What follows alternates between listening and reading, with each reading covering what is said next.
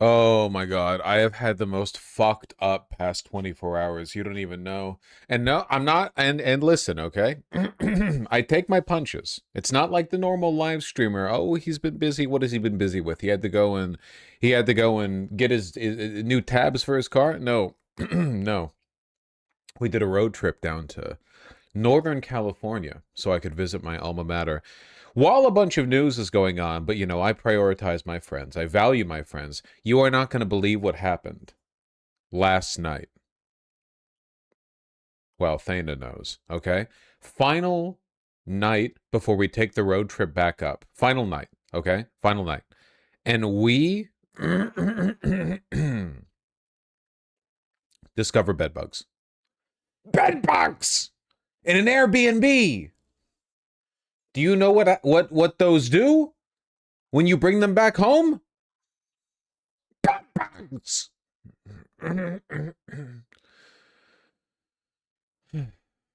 Right before we were supposed to leave. So I didn't get any sleep. There was no sleeping. Immediately we start packing. Um organizing, separating everything into little bags. We drove up, 11-hour drive, no sleep. So many fucked up things happen, man.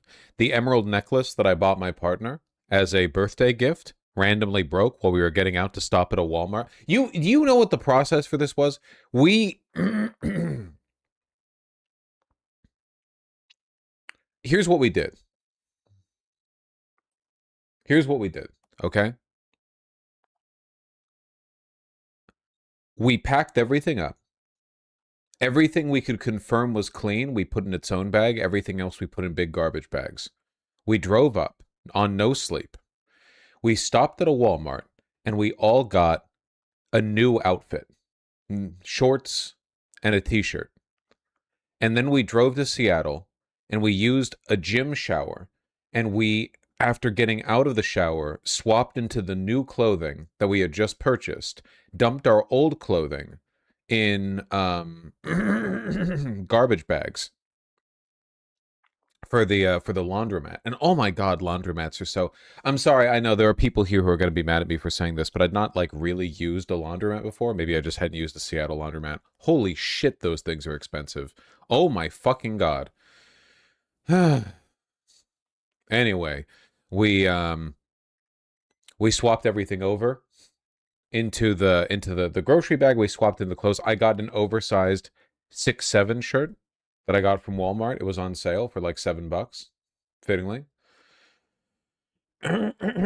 And we skedaddled. We had a friend pick up the people who were clean, who were in the newly purchased clothing that they had just swapped into from the gym shower, and drive them back over. And then I, along with my beautiful partner, the car's at risk of infestation too. I know the car we rented that we took down and then back up, we covered it in garbage bags and then sat and delivered the car back after this tedious process of buying multiple containers to like hide the clean stuff in, like, because if you put the bag full of clean stuff in the potentially infected car, then the bag isn't clean now. So you have to like remove the clean stuff from the bag. I didn't get to sleep until like midnight last night. I had no sleep the previous night. It's so fucked up, man. I'm so tired. Not to mention this morning I woke up to a oh, fucking everything's like not even packed. Like we still have a bunch of stuff in bags that we have to take care of. There is one plus side.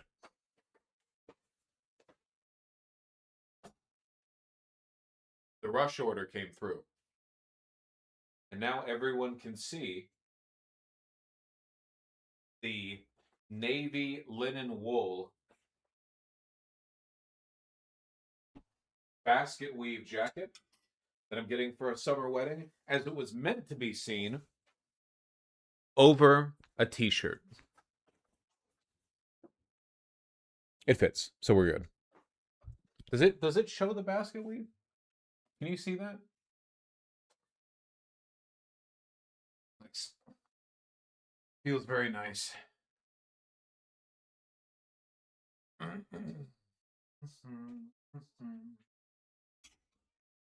So I'll have to put this away. Sleeves have to be finished, of course. Vents have to be cut.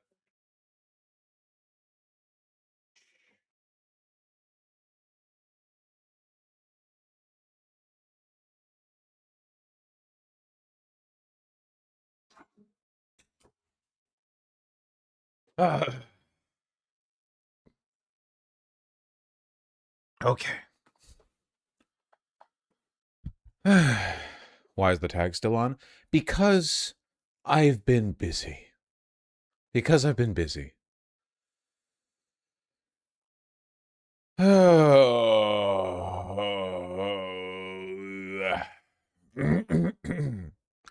So the new Professor Dave. Shut up! I don't know what you're talking about.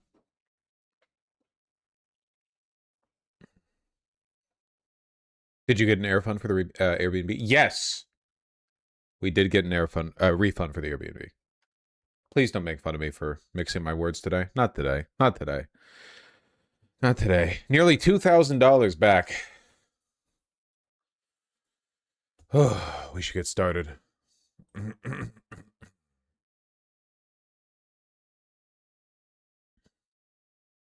Worth it?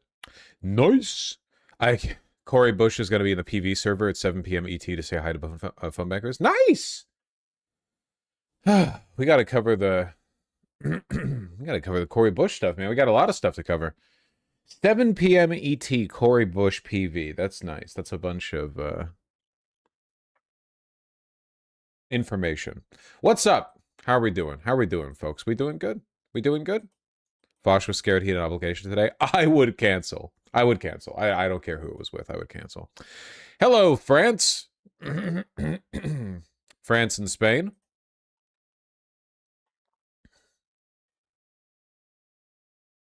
Restarting. As you're looking at it, right back here, there's actually two levels of fires. There's one right here, and then behind me, even farther, is another round of fires. You can see the clouds of white smoke behind me. Airplanes are coming in and dropping water and dropping more fire, as evidenced by the color of that thing coming out of them. Retardant on the fires to put them out. And this is just yet another example of it's Tuesday afternoon, and firefighters are still managing and battling the fires that keep popping up. Do you think Americans are going to do that thing they do on this as well? They're like, it's 98 degrees in Britain. I'm going to point out that where I live, Phoenix, Arizona, it's 110. Oh, you have wildfires? What, in France? We have wildfires all the time over here in Oregon. Not a big deal. Les pompiers, avec l'espoir de pouvoir arriver. 5 days on, the major fires burning near Madrid remain out of control. Mami, míralo cómo está todo. Y ya no puedo más. Spooky, I would say, like from some strange science fiction movie scene or so. It felt totally unreal. I don't think Europe is safe anywhere pretty much now. You know, we're living in a different world. Well, over the next 10 minutes or so, we'll have all you need to know, including what a fire cloud is and the essential information if you're planning to travel on holiday to France or to Spain. But first, why are they not just putting ACs in their forests? Yeah, honestly. Honestly. Questions is, where are the wildfires? Well, the main ones are around Bordeaux in France, as well as near Madrid and Valencia in Spain. But I want to show you some maps from NASA that show the real scale and the number of fires. First, this is the area around Bordeaux, and it shows all the active fires in the last 24 hours. The larger red blocks are all made up of lots of smaller red dots representing fires. To Spain next. It's to get to the short of it, it's really not good. This is not an area typically affected by gigantic wildfires.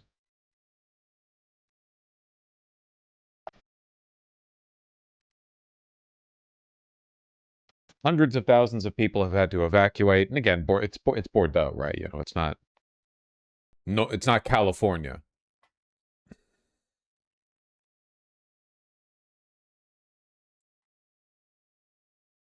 Not Bordeaux, the only good part of France. What about Lyon? What about Lyon? Why are we fighting the fires instead of letting them burn naturally? For one, letting them burn naturally kills people. Now, for two, this is not an issue of like piled up forest debris or whatever. This is an issue of temperature. The problem is that it's too dang hot. This is a climate change thing. Yeah. Heat dome is drying everything out. It's not about like, these are not areas through which you would normally have natural cleansing forest fires. A lot of these places aren't even forests, as you can see. It's just grassland. That's just completely burning out of control. Tonight, tens of thousands more people evacuated as You see those satellite photos over how the heat dome over France over the course of 1 month turned the entire country from orbit, like from a satellite photo, from green into brown because everything had dried up? This is what happens after. This wildfires continue to rage across Europe. Outside the French city of Bordeaux, authorities going door to door overnight to get people out. As farmers in the famous wine region step up, using their tractors and water tanks to help firefighters battle the erratic flames. Here's Sky News' Sadia Chowdhury reporting in the area. These firefighters from Paris, among the huge number of firefighters that are here today from all over France, we know that more than 70 of them have been injured tackling this blaze. In central Spain, the view from above. As firefighters face similar conditions, new videos show the wall. You have a video of it? Here, hold on. Of what the multiple consecutive heat domes have done. Just look at the color. Turning off the sound. I couldn't turn off the sound. I turned off the sound. Look at that. That's the 25th of June, too. Not even July. This is just a 1 month difference from May to June. So if you can imagine how much worse it's gotten because there have been heat domes after this. Not great. So yeah, these areas aren't meant to be ravaged by fires. You know, they're not like dense forests through which fires occasionally burn and clean up the debris on the ground. We're talking about, you know, like areas you're not supposed to have giant fires. And they're big. They're big. Tens of thousands of people are fleeing wildfires in France and Spain. In Spain, the government declared a national emergency as more than 19,000 people were forced from their homes near Madrid. This blaze in the Castellan province. What is this background music? Hundreds of thousands of people evacuated now. Province burned so violently that firefighters said they could not fight it head on. The fire has spread into a national park and now has a perimeter of more than 13 miles.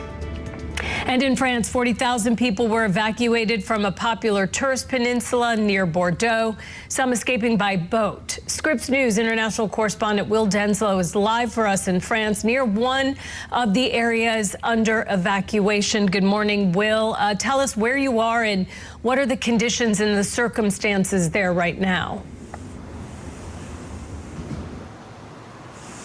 Well, Holly, we're in the town of Mios that received its evacuation order on Sunday. Behind me, you can see law enforcement blocking off roads, stopping people. Don't forget they're about to get hit by a new 40°C heat wave soon. Okay, I'm being so fucking for real right now. Seriously?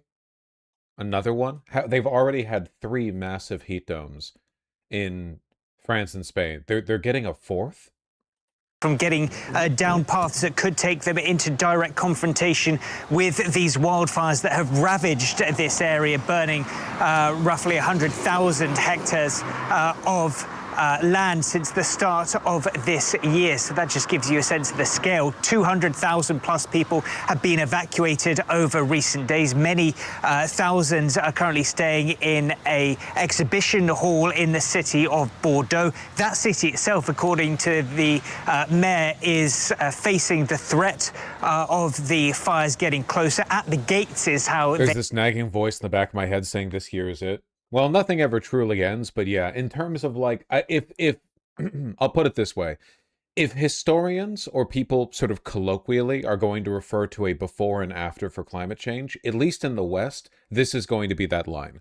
This year and the coming El Nino. Maybe if you lived in like the Philippines or India, you would put it a couple of years before or after. Like it depends And there could be disasters in the future so bad that maybe we set the line down that point. But this is definitely a strong contender for being that point. Yeah, new 40 degrees Celsius heat wave flaring up for France. Jesus Christ, it's going to burn the entire country to the ground. Everything is going to be dry.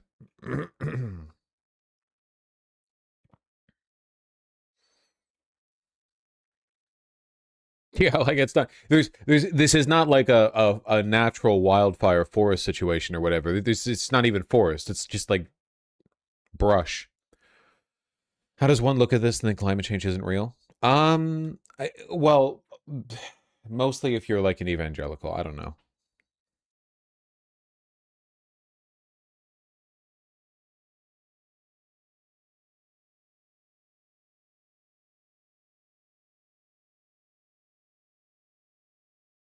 Old people call it summer. Boomers will still be posting like that as their bodies are ravaged by the flames. Their legs could be getting turned into two crispy black charred sticks that crumble underneath them, and they'll still be tweeting out like, "Back in my day, we just called these summers, fucking kids," as they crumble like an ashen tree into the ground. Could this be as influential as the plague? Climate change? Yeah, it'll be way bigger than the Black Plague. Just give it time. Black Plague lasted like 200 years. Even the camels are dying of heat. Yeesh.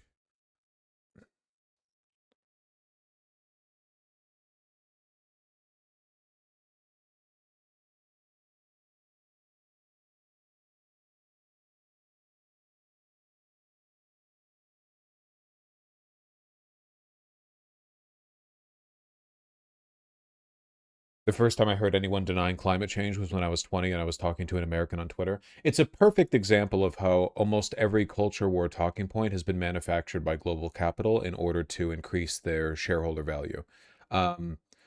Mass anthropogenic climate change denial only became a thing because it was mass rebroadcasted by conservative news organizations, talk radio, Fox News. And the reason they did this is because they had very close ties to the fossil fuel industry that benefited from people downplaying the impact that oil, coal, so on had on the environment. Seriously, the global, there's no anthropogenic climate change movement is headed by America and in America by fossil fuel companies. There are fossil fuel companies in other countries, like France, Germany, they have fossil fuel companies. But the difference is that here in America, they saw a ripe opportunity, taking advantage of both a relatively unparalleled control of certain sectors of media and the, we'll say, openness to persuasion certain religious groups in America have to whatever arguments pitched their way. But really, it's the same for everything, you know? Racial politics, trans bathrooms, all of it stems fundamentally from capital. The conservative movement invents problems for it to address in an effort to distract people from the one real problem.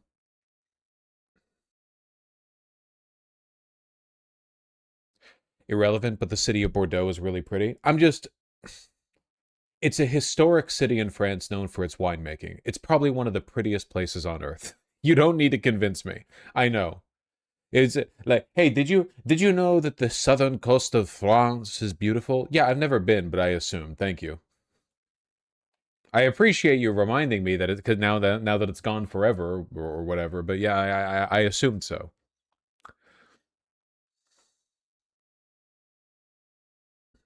Was beautiful, yeah. God. Got a booked a holiday there. It might be, for instance, you booked a camping holiday that cannot possibly go ahead. But if you booked components separately, so that you've got your flights or ferry and accommodation through different providers, the accommodation place may say, yeah, well, obviously you can't have your holiday, have your money back. But airlines and ferry companies may say, sorry, you booked your flight, that can still go ahead. You're not getting any refund. Presumably, we don't yet have guidance for people who are booked for 2-3 weeks out from here. Semi-serious question. Do you think the people who invented capital knew what they were doing? Nobody invented capital. It's not a thing that invents. It's a set of conditions that materialize given the right material and social incentives. You know, I'll put it this way. Absolutely nobody at any point in history could have seen what was coming or knew their part in it. The people most capable of seeing the long arc have done so from a distance. It's easier to see the trajectory of a ball when you're not on it. No capital holder, no member of the aristocracy or the bourgeoisie could truly see what was coming. Marx did a pretty dang good job, but he did it from the outside. No, at no point has capital as a, amorphous social class ever truly understood what they were doing or what the consequences would be. What about Adam Smith? Not even close.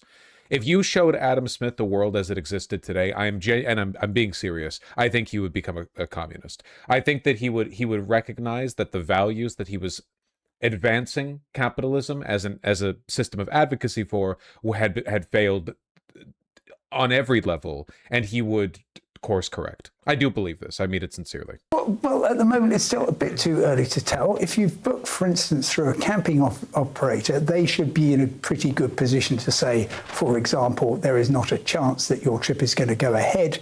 If it's a proper package holiday, then you can have your money back, or we'll offer you an alternative location somewhere else.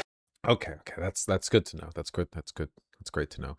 Lots of tourists here.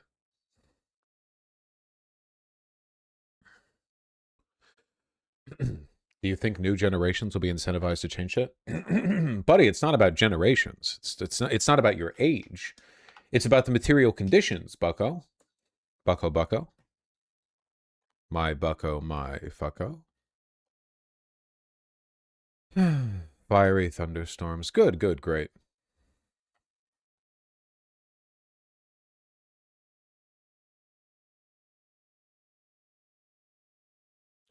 It actually pisses me off this has been going on for so long. I was just watching an old sitcom with my mom. I think it aired in the late 80s. One of the characters in that old show was just a recurring character to be annoying about climate change while everyone else ignored her and called her crazy. So, and I'm being serious here. I understand this might make me sound like a genuine schizophrenic, but in a lot of cases, characters like those were genuinely pitched by fossil fuel. To be a little bit more specific, the Hollywood has close ties to basically every industry for a wide variety of reasons. A good sub-example of this is that Michael Bay movies typically depict the U.S. Army in a positive light because doing so allows him to use U.S. Army vehicles for his shots. Like, he has a deal with them, or had a deal with them in the Transformers movies. I don't know about now. But when you see characters that seem like weird propaganda, that's because they are. There's no law against that. Why do you think the fossil fuel companies, with their billions and billions of dollars, wouldn't, pitch agencies or directors or studios and say, hey, we think it'd be really cool if you could add a character like this. Here's some money. There's nothing illegal about that. They co-sponsor cultural production all the time, in the same way Saudi Arabia co-sponsors a fuck ton of American sporting events. If you've seen a character that seems like propaganda, odds are they are.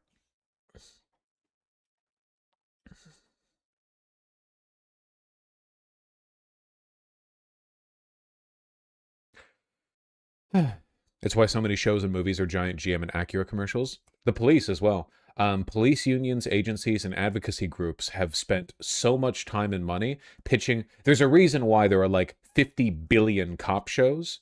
It's all the propaganda. It's not propaganda. It's it's accidental. No. It's literally pro-cop propaganda. That's the pitch. Money is spent on this.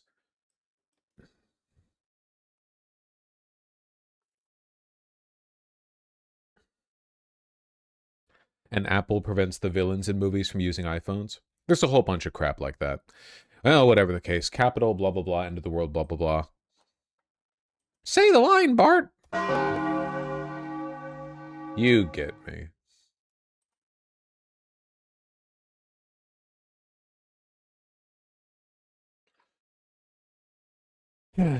Cowabunga, dude.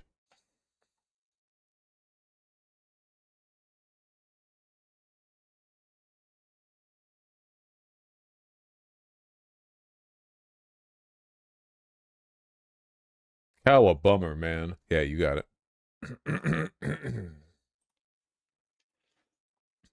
Did you see the big trees on your road trip?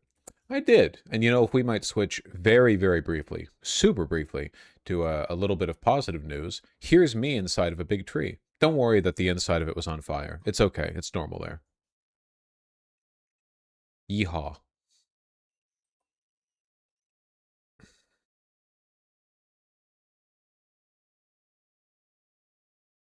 Big old tree. All right, hold on.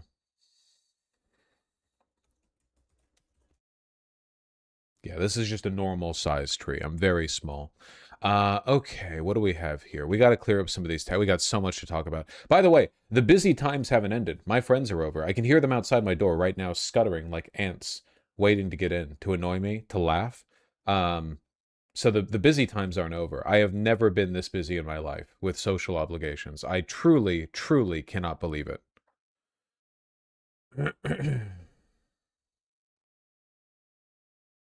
This MF streaming. Yeah, believe it or not, my longtime friends who have known me since college don't actually have a tremendous amount of respect for my important profession. Can you believe it? They're not actually like, oh my God, you're so important. You've touched the lives of hundreds of thousands of people. You get millions of unique views every month. Well, you're so cool. You're so special. Your disposable income impresses us so much. They mostly just make fun of me.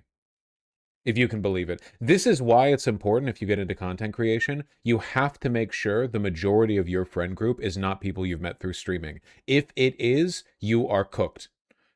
If all of your friends are other content creators, you're down. You're like 8 anchors all bolted together.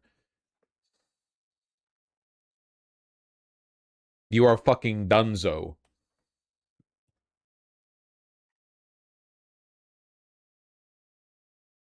All right, what is this? Theodore, Charles, Eleanor, and Lucy were among the top baby names in Washington, D.C. last year, which sounds more like a roll call of 19th century senators and their wives than a list of babies born in one of the country's most progressive cities in 2025. I mean, they say, I don't know. It sounds like names to me, but okay. Upper middle class professionals often talk a big game about openness, inclusion, and social experimentation. Wait, what? But despite their professed openness, they know safe names tend to confer benefits in the real world. Research has found that people with unusual or hard to pronounce names can face penalties. An analysis of 500...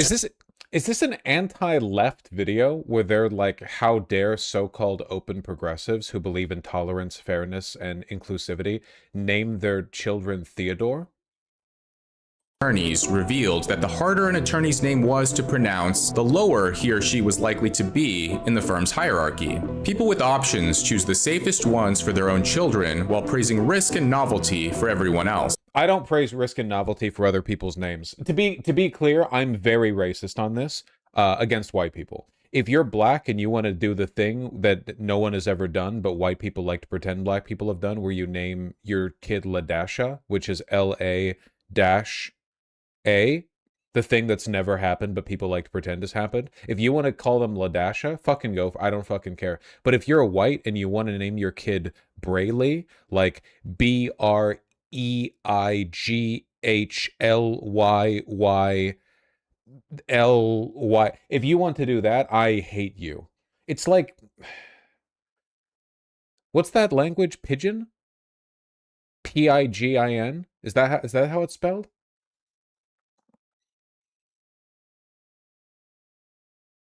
With a D, P-I-D-G-I-N. Yeah. They talk the 60s and walk the 50s. What the hypocritical left? Pidgin isn't a language, it's a type of language. Yeah, but isn't Pidgin like English but not, because of a bunch of informal rule changes that developed as part of the relationship between the colonized and I'm sorry, I'm not a pigeon's a bird. A pigeon's a fucking bird. They're the fucking birds that go croo, croo. Oh, fuck. Oh, I'm so tired. You're right. I'm sorry. In my journey from foster care to Yale, I coined a term for this pattern: luxury beliefs. Who the fuck are you? What the fuck? What? In my journey from baby to, I don't know, insufferable... I coined a term for this pattern: luxury beliefs. These are ideas that confer status on the affluent while imposing costs on people further down the socioeconomic ladder. Names fit the pattern. An educated professional in a blue city may celebrate creative or unusual names or claim that no name is better than any other. She might even go so far as... This is so far. It is literally like, here's why conservative ruroids name their kids retarded shit. Here's why you should blame the left.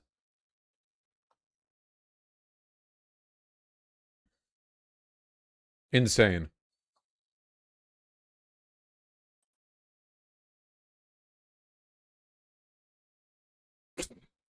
Yeah, no, exactly. So happy to have welcomed my twin babies in the world today. Fahrenheit Douglas and Celsius Ren were born at 10:23 and 10:37 respectively. No. Listen, it's fine.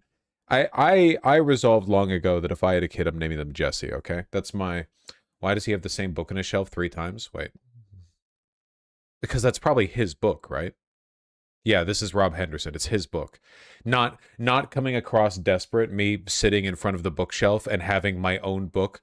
It's from foster care to Ivy League. It's the story that he was alluding to a second ago. Troubled by Henderson. Troubled Henderson. A memoir of foster care, family, and social class. Education at Yale and Cambridge. Oh, he enrolled in the military. How nice.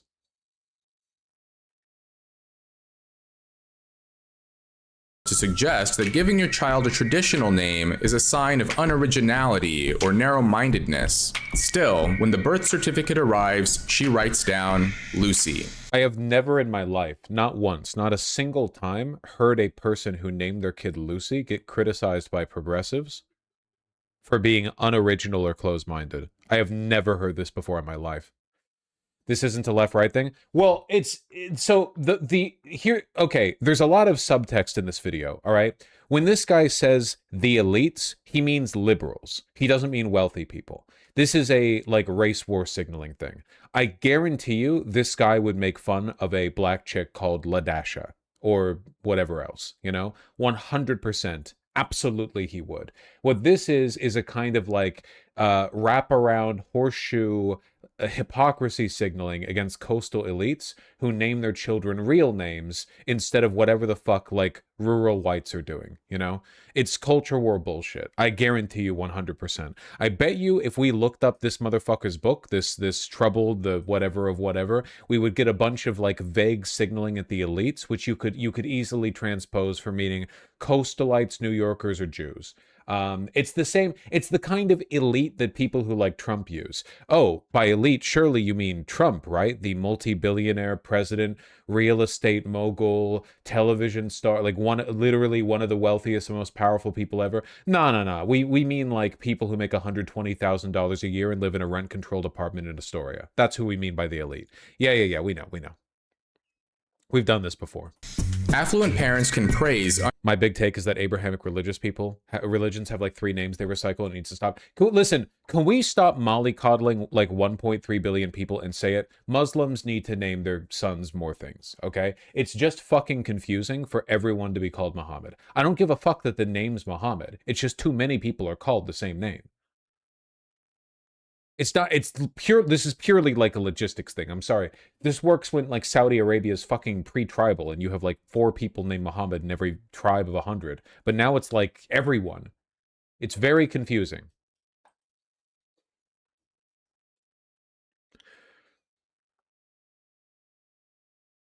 Unconventionality in public because they have already made the conventional choice in private.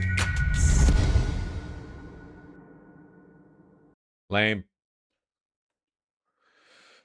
Could be worse. You could be an Ian. That's true.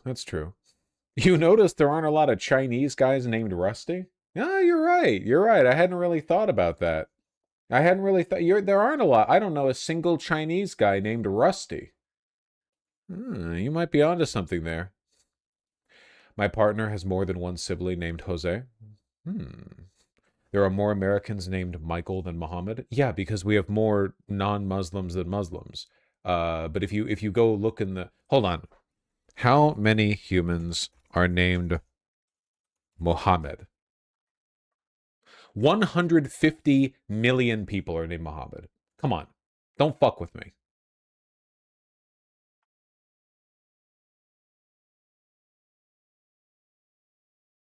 that we know of.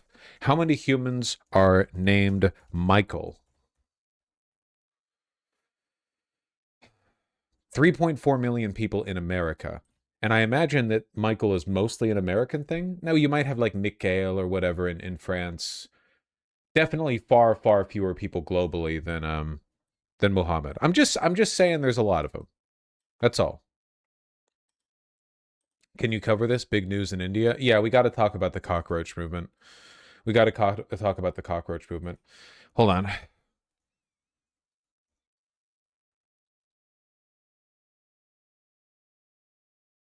Let's blame the left for conservatives choosing retarded names. No, for conservatives giving their kids retarded names.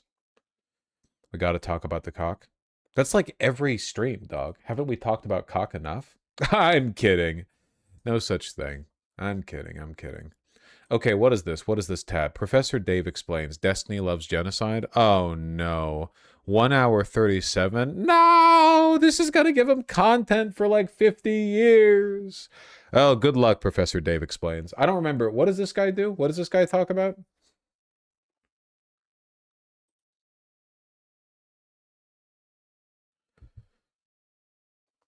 Physics?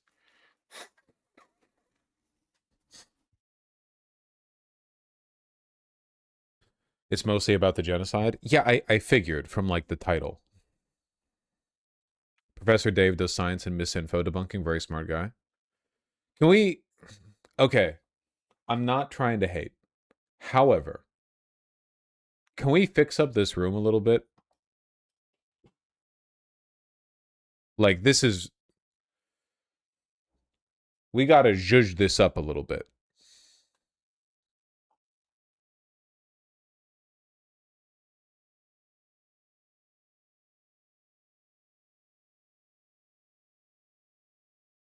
Why you got to do bro like that? He said you helped him learn more about trans issues. I'm sorry! I'm sorry, I have a bad memory! Flashback to me saying, I've never talked to Denims, and people being like, dog, you talked to Denims multiple times. She was at your birthday stream. She was at like your 200K celebration stream. What are you talking about? And I'm like, I don't remember. It's... The fucked up thing now is that now that we're talking about this, I'm starting to remember covering Professor Dave in a positive context, and now I feel like an asshole because bringing it up makes it seem insincere. Dog, Professor Dave's your neighbor. Fuck! That dude, Professor Dave is literally your fucking stepbrother! Ah! Not getting invited to the cookout. Spending Thanksgiving alone.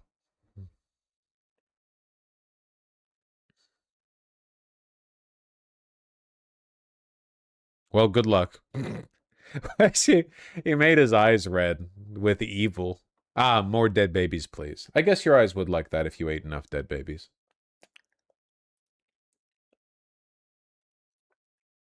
I'm sure the video is good. Dave make fun of his bed bugs. I took care of them.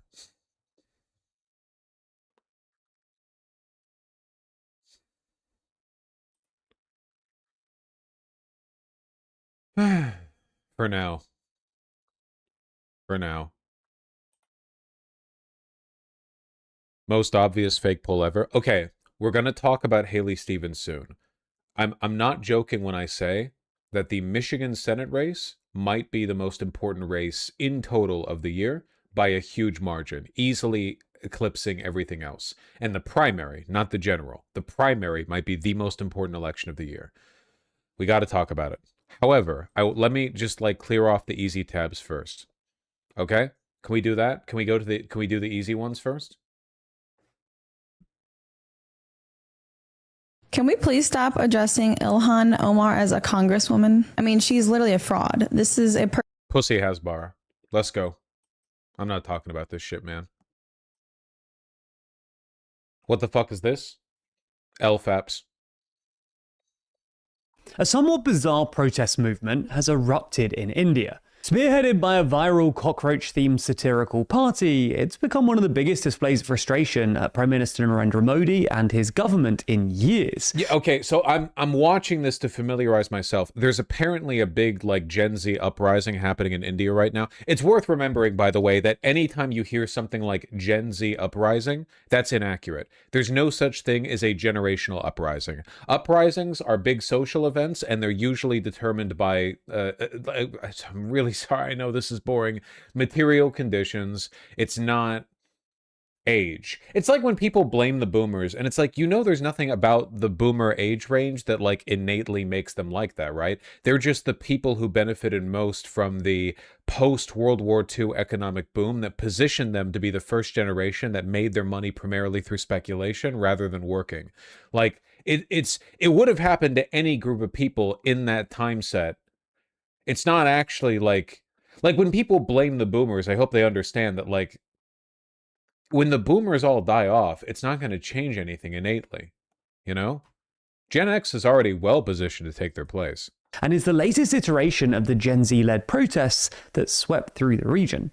Sparked by offensive comments by the Chief Justice, fueled by dysfunction in the examination system, and galvanized by a heavy police response on Monday, the Cockroach Movement, or CJP, is posing a major challenge to Modi and his BJP. So in this video, we're going to explain the cockroach protests and just how much of a threat they pose to Modi.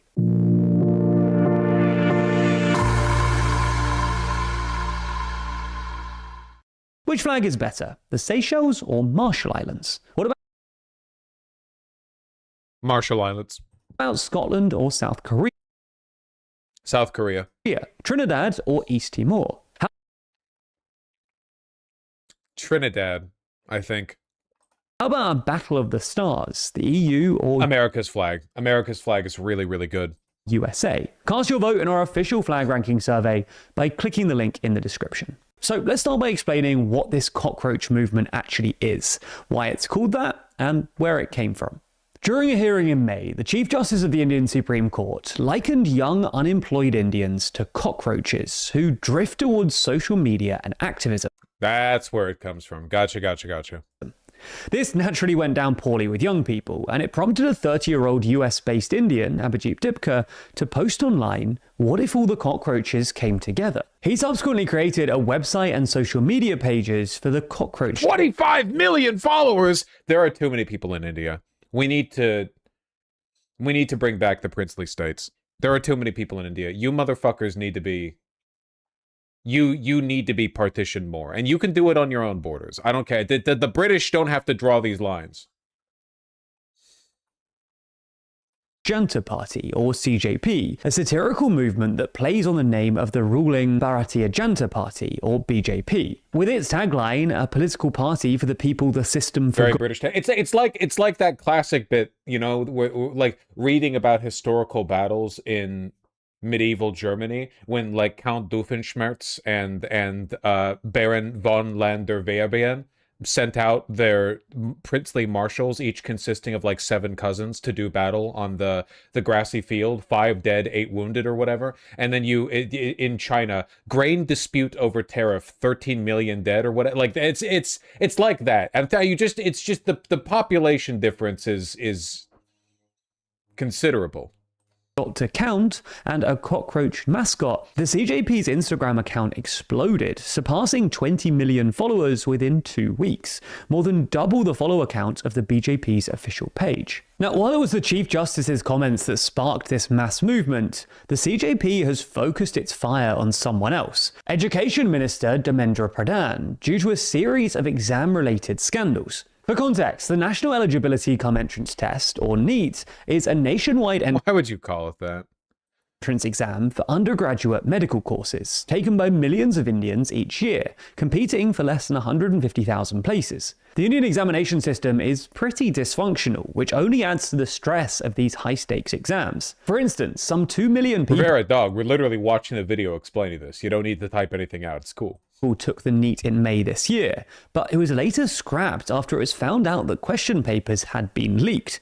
And tragically, there were reports of more than a dozen suicides related to the events. Leaks like these, cancellations, reschedulings, and alleged marking irregularities have fueled youth frustration at the system. So they want Education Minister Pradhan to resign, as well as broader reforms to the exam system. It's such a it's such a fucked up consequence of globalism, essentially, of internationalism. Like, the number one best route to escape poverty in India is for your kid to do really good in comp sci so they can get an H-1B visa in America and send over like 80% of their income in remittances, thus making you like a small nobleman in your village. If you live in like a small rural Indian community and your comp sci kid is sending over H-1B wages, you're like you have like 18 slaves, you know?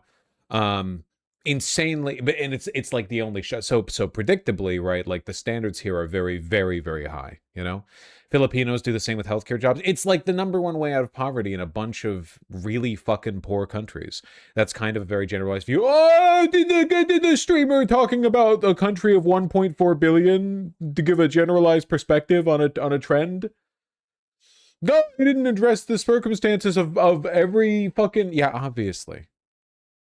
The viral online cockroach movement soon spilled out onto the streets, with physical protests beginning in early June in New Delhi, with Deepika, the founder of the CJP, returning to India to organize and take part. These early protests were attended by hundreds, but have since swelled to thousands and tens of thousands as the movement has... The US benefits from India's poverty in certain ways? In certain ways, in an enormous number of ways. But keep in mind, it's not the United States that benefits from India's poverty. It's capital in the United States. Capital benefits from H-1B visas because you get extremely talented workers, literally the best workers out of a country of 1.4 billion people coming over here whose ability to make money for their family is completely dependent on maintaining their visa, and they know they're replaceable, so they'll do anything. It's the reason why after Elon took over Twitter, the only people left were H-1B visa holders. So America broadly does not benefit. I do not benefit from poverty in India, but a very small group of capital holders do. So 1.4 billion people must suffer, I guess. Traction. One factor that fueled its growth is the involvement of the well-known activist and educator Sonam Wangchuk, who began a hunger strike in support of the movement on the 28th of June. He was forcibly taken to hospital by police on the 18th of July, a move that only escalated tensions further. The biggest demonstration so far... Isn't that the case literally everywhere? Well, in terms of like capital being the one that benefits from extreme poverty. There's a lot of historical examples for this. By the way, it's one of the reasons why I've always been clear. I don't think white supremacy benefits white people. I don't think white Americans benefited from slavery. A couple white Americans did, like the really wealthy slaveholders. But overall, society adjusted it such a way, its prices, its wages, everything, so that the only people who were true beneficiaries of the system were the people at the very top. A really, really good historical example of this is Spain.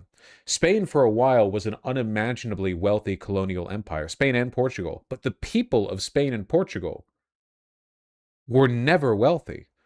The nations were never wealthy. All of the Spanish supremacy in the world did not make those motherfuckers wealthy. They were dirt poor. Spain and Portugal were dirt poor. The average Briton during the Victorian era was dirt poor. The average Briton! They were on top of the world!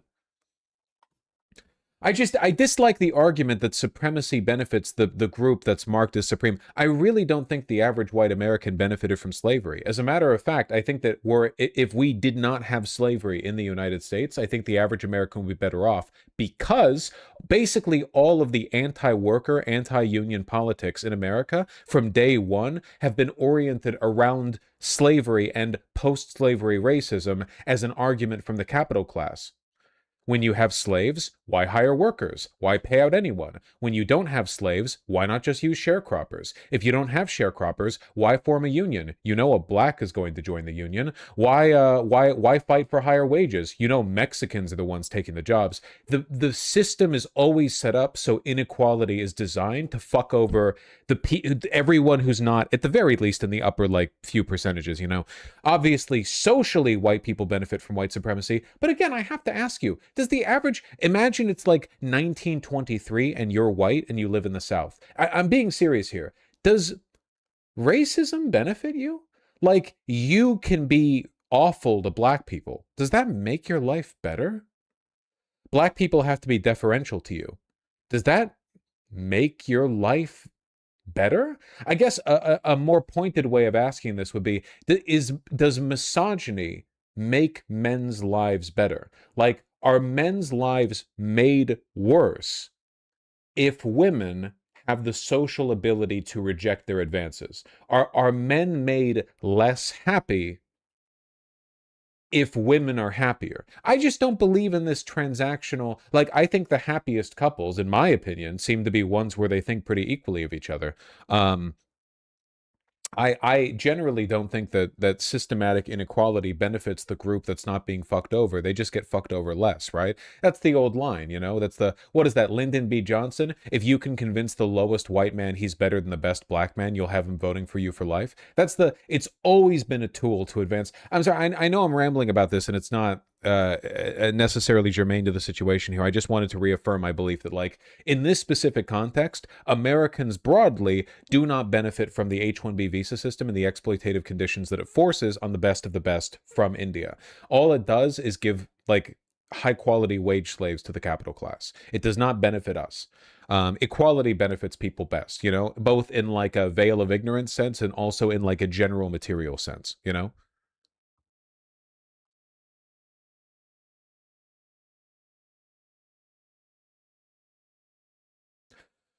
But Vosh people do benefit from India being dirt poor. How do you think people can afford jeans for 15 euros over here at the New Yorker? I guess, like, my position is that I don't actually think that benefits us.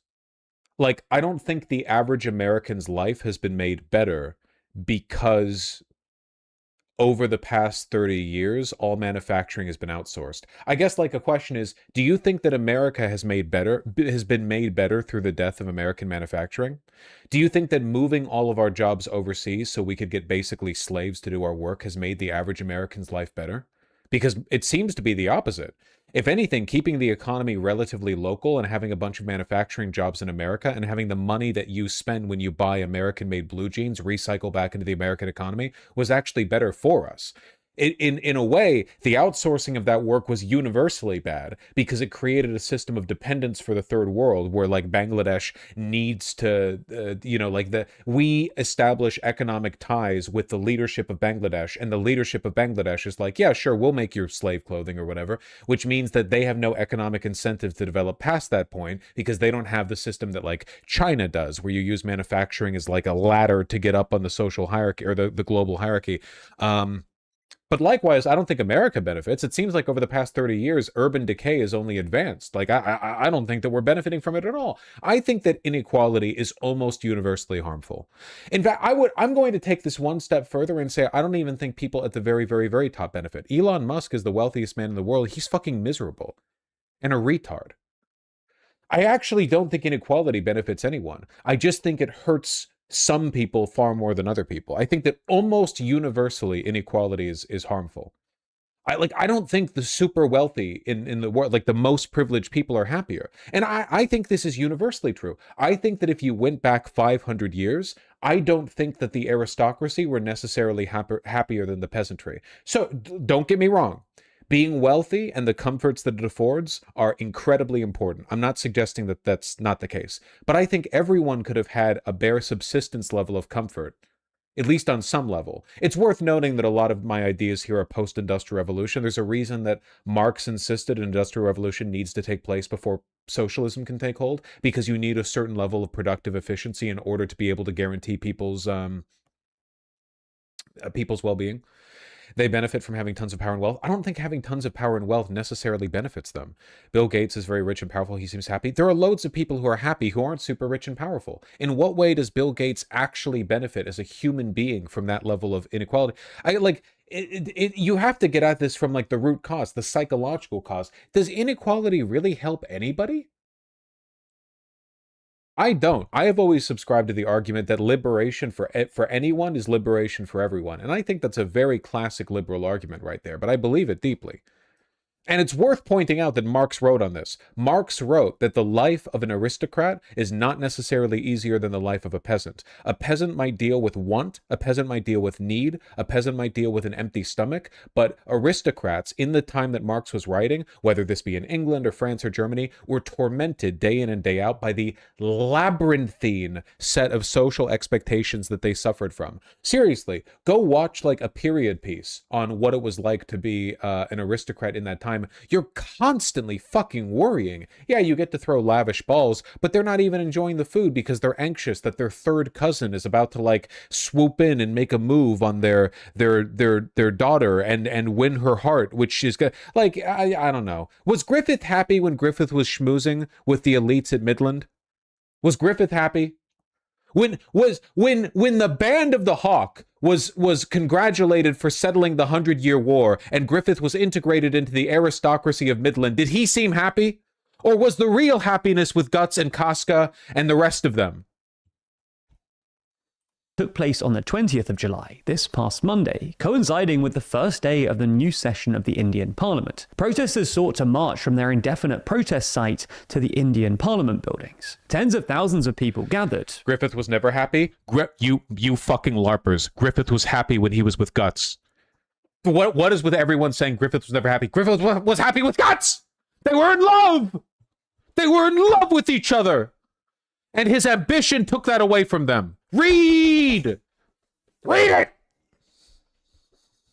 Mostly, but not exclusively young people, but police had refused them permission to march on Parliament and had erected barriers across roads and blocked the internet. As protesters marched in defiance, the police responded with kettling, batons and tear gas. It was one of the largest demonstrations against the government of Narendra Modi in recent years. The movement has exposed a deep... Feels like it was one-sided love. No! Griffith was too ambitious. He couldn't stand looking at Guts as an equal, but Guts wanted to be seen as an equal by Griffith, so Guts left because he wanted to come back having developed a dream of his own. But by the time he went out, he was aimless because Guts is naturally a wanderer, and then he returned and Griffith's ambition had led him down the path of ruin. Griffith was so in love with Guts that Guts left and Griffith immediately killed himself. Guts left and Griffith was like, I'm gonna commit suicide by fucking the princess. And getting caught immediately 5 minutes after Guts left. What are we talking about? I'm gonna lose my shit. I'm gonna lose my fucking mind at you people. Are you fucking kidding me? The current of youth dissatisfaction with the system as a whole, and can be seen as the latest iteration of the Gen Z protests that swept through countries across the world, but particularly in South and Southeast Asia over the past few years, something we reviewed at length in the latest issue of our magazine, Too Long. While the organisers have said that they won't march on Parliament again in order to avoid police violence, they have vowed to continue protesting, and its leader, Deepika, has now demanded Modi's resignation. Through Tuesday and Wednesday, more than 1,000 protesters remained camped out in the protest site in central Delhi. While the grassroots movement was formed and has grown outside of India's party political structure, the main opposition, Congress Party, has come out in support of the movement. Its leader, Rahul Gandhi, alongside other opposition politicians, held their own protest outside Prime Minister Modi's residence, demanding that Modi and his education minister resign, and accusing Modi of destroying the future of India's youth. Gandhi was even detained by police. The video does not make a good job of explaining the problems of the youth in India, IMO. The despair is palpable, and most of my Indian friends, they're the ones who actually managed to escape. I think it's unique to India, as China has a little bit less laissez-faire capitalism. Well, the difference is that China's government, the CCP, sees itself as like stewards of the state. Like, there is a reason why China was able to lift 50 trillion people out of poverty, and India has not really managed to do that. And it's in large part because, hey, wow, hey, do we see a recurring pattern? What's that? The leadership of India uses cultural issues as a distraction from class liberation? Hindu nationalism? Whoa! What an interesting pattern that the rhetoric and policy associated with ethnic supremacy in India is being used as a pretext for avoiding like difficult conversations about the liberation of the working class in India. To be fair, China's starting to do that more and more. Well, the main reason China doesn't do that predominantly is because they've already Han-ified so fucking many of their of their subservient ethnic groups. Like it wasn't always Han Chinese, but over time the Han have just like fucking the enormous expansion of the Han Chinese is a political move. For millennia, it's been a deliberate political goal. But India is super, super diverse.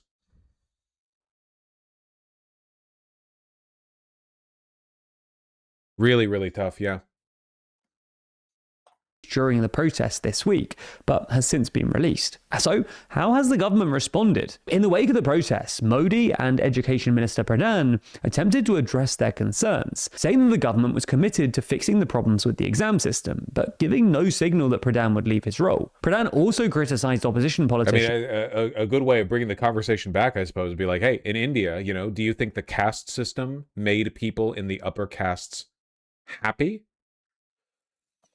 I feel like there's probably a reason why one of the most enduring stories in all of human mythology ever is a princess of the upper class falls in love with a poor man and her life is ruined because of it. I feel like there's a lesson to be learned here a little bit, you know? Like Gandhi for their involvement, which he described as a political spectacle. At the time of writing, there have been some moves towards talks between the CJP's leaders and the government, represented by Health Minister JP Nadda, although the CJP's leader Dipka said that the government must come to them, not the other way around. So just how serious a threat is all of this to Modi? Well, it's the most significant display of public dissent against Modi for years and presents him with a major challenge. Most worrying for him is that, much like the successful Gen Z protests elsewhere in the region, the protest movement started with a focus on a single issue, but is morphing into a more general anti-government movement, fueled by broader economic and social frustration, and the perception that the political class responds to their concerns with indifference or worse, contempt. Now, we're not saying that Modi will go the same way as Bangladesh or Nepal's ousted leaders, but we shouldn't downplay the significance of this moment. While Modi has faced significant protest movements during his premiership, for example, the 2019 Citizenship Amendment Act protests or the 2020-21 farmers protests, Indian journalist Surbhi Gupta argues that these were largely rooted in the grievances of specific constituencies. What makes the cockroach protest movement notable is that it seemingly cuts across different groups, as education, seen as the primary route to economic... You know what I'm curious about? I wonder how countries like India, where so much of their social order is sort of built on the hope that some of their most talented people can get jobs in America or whatever. I wonder how they're going to do when America is no longer able to provide those jobs. Like, in China, they said the rich families send their students abroad for education over at American universities. What's going to happen when a system where like the 1 in 1,000 chance of escaping poverty dries up? Are you going to focus more on domestic internal issues? You're going to pivot more to the EU? I mean, they already go to the EU, of course, but like, I wonder. Yeah, I don't know. Weird stuff. I would hope they start investing in their own country.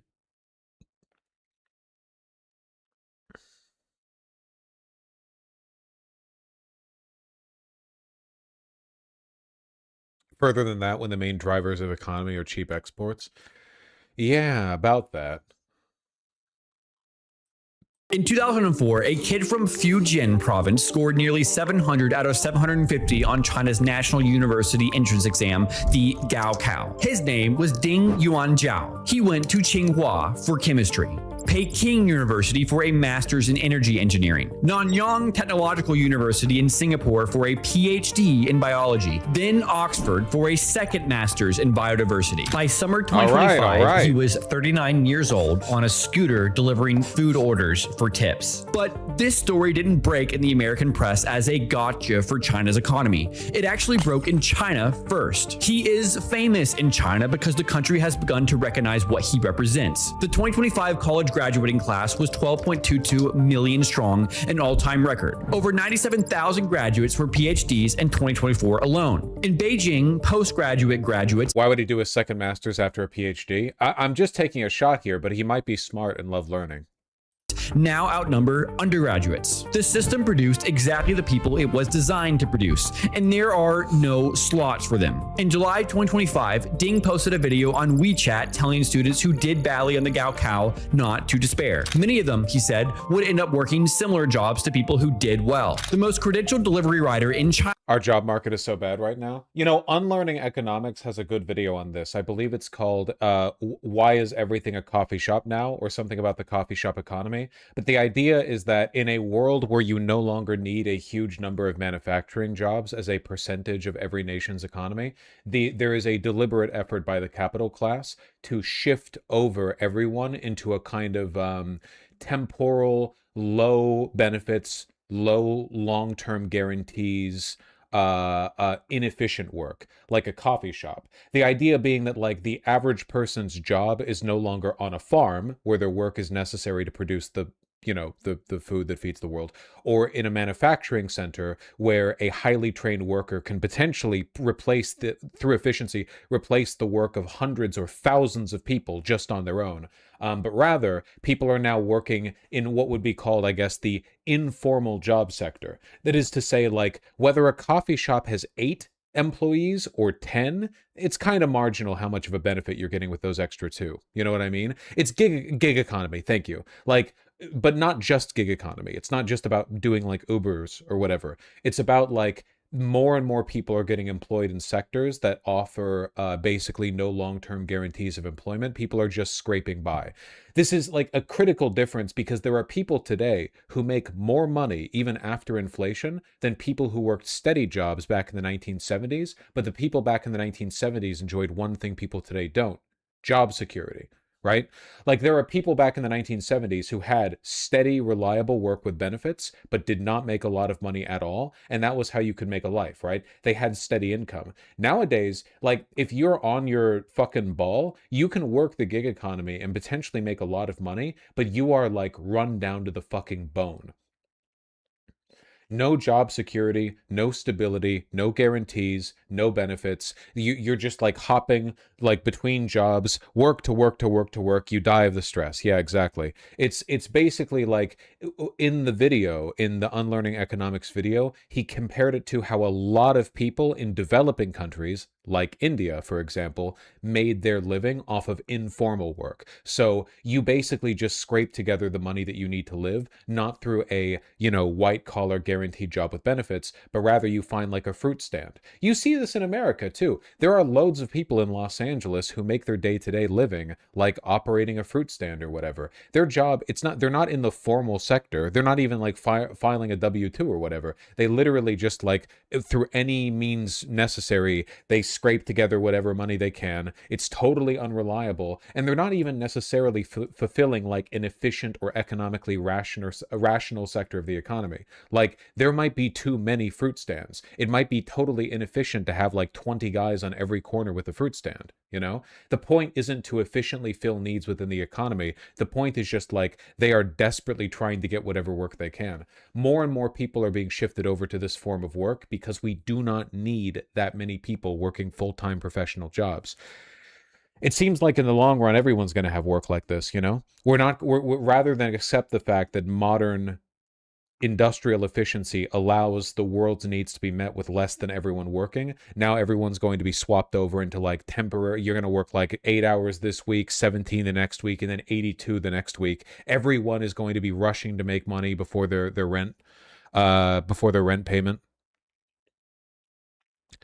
Is streaming an informal job? Yeah, of course. What I do absolutely counts as this. I might be successful, but keep in mind that for every one of me, there are literally thousands of people who work as live streamers, as sex workers, like OnlyFans, or in anything like in the informal sector of content creation, who legitimately are like barely scraping by. The average person who makes a living off of YouTube or Twitch streaming or OnlyFans or whatever is just barely scraping by. And that's only the people making a living. For every person able to make a living off of it, there are 1,000 people who have tried but can't.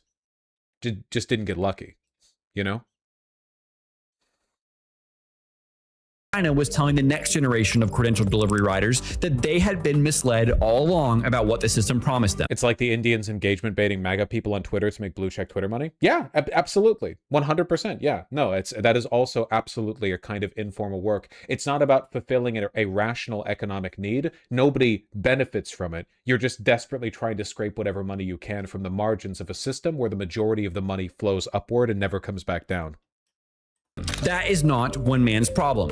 That is a system admitting through the mouth of its best student that it no longer knows what it is selecting for. Do you think you have some special talent that other streamers don't, or were you just lucky? I was just lucky. I am now, I would like to think, a pretty good streamer, but if you see how I was back in 2019, I don't think I was anything special. I think I lucked out through adjacency to Destiny, and then since then I developed the skill set, you know?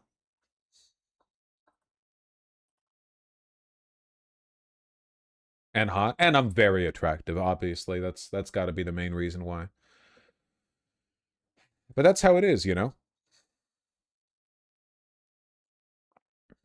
Now, I think you were charismatic from the beginning. Look, I don't want to talk down to myself because I've got a pretty high opinion of myself, but it's worth remembering that, like, basically everyone who is able to make a living off of content creation, luck is like 99% of it. The remaining 1% might be the skill. That might be a necessary part of it, but there are loads of uncharismatic successful streamers. A lot of it is really just inertia. It is a deeply unfair system. A lot of everything is luck, but unfortunately the problem is that over time luck is getting to be more and more of the game. You know, like in order for you to enjoy a basic, reliable, consistent, like subsistence living, you are limited. There are so many lines you have to cross, so many fences you have to fall on the right side of. And over time, it's only going to get worse. Fewer and fewer people over time are getting that reliable work.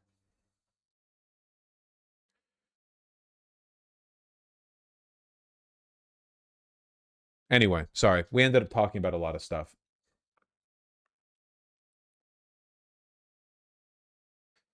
India and the coffee shop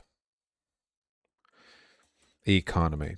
It's worth remembering that whenever you're comparing wages now to wages before directly, it's worth remembering that the biggest thing that's been lost over the past 50 years is just that, stability. We went from the average person who worked in America being like a guy with a job that you showed up at and worked full time and you got the paycheck bi-weekly and then you went home and you weren't on the clock when you were off the clock. That was the average job back then. But now, if you're a tech worker, congratulations. You might work from home. You're probably getting calls at all hours of the day. If you're a truck driver, and millions of people are, you have an insanely variable schedule. The only people who get the same kind of like reliable job, who enjoy that like 70s standards of benefits and work hours, for the most part, are government workers or people in like white collar office jobs. That's it.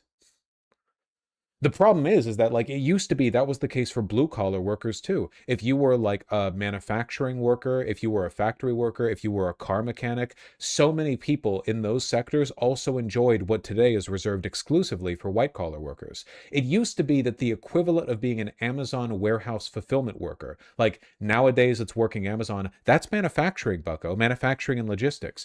The equivalent of that job back in the 1970s was a stable, reliable paycheck where you had rights and benefits and a union, and even if you didn't make a lot of money, you might not make very much money at all, you had the stability, and when you were off hours, you were off hours. You might even be able to buy a house. But now, if you're an Amazon warehouse fulfillment center worker, dog, your life fucking...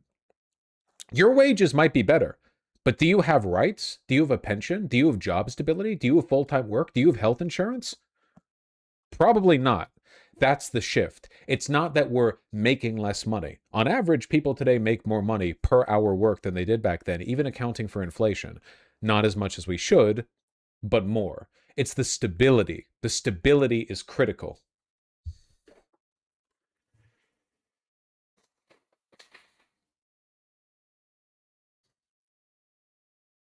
The education minister did resign in the end. Well, it's not over.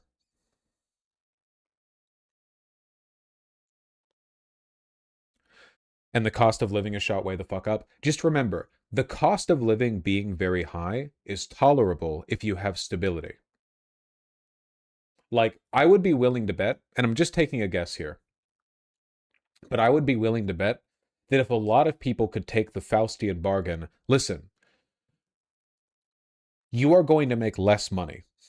However, you are going to get a pension, a union, benefits, health insurance, and you are guaranteed to work this job until you retire. And in exchange, you get a, let's say, 30% reduction to your purchasing power parity. So flippant vacations, eating out, it's not happening.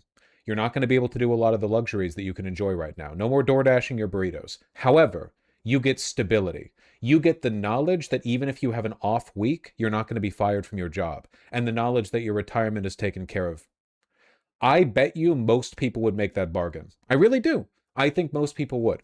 I think most people are like, yeah, I would rather live very, very modestly, but know that that would be my I'm fine. No matter what happens, you're fine. If you have a medical incident, you have health insurance. If you have a bad week or whatever, dog, you're like a union worker. You're not losing your job because of like a week of bad performance or whatever. You don't need to worry about a managerial change or anything. I think people would trade that. The stability is the main thing that's been lost in the shift from formalized capitalist employment to informalized developing world employment, where people are like coffee shop workers or whatever. We're like, yeah, a coffee shop worker or a waiter can make a lot of money off of tips or even just the wage. Plenty of baristas make lots of money. There are waiters who take home hundreds of dollars after a basic 8-hour shift, but they don't have the stability.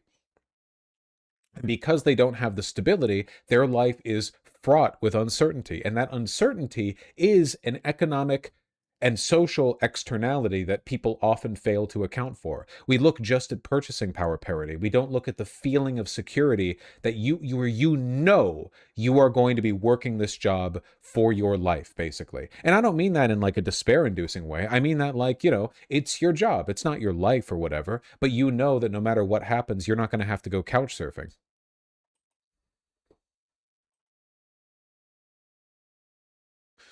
Anyway.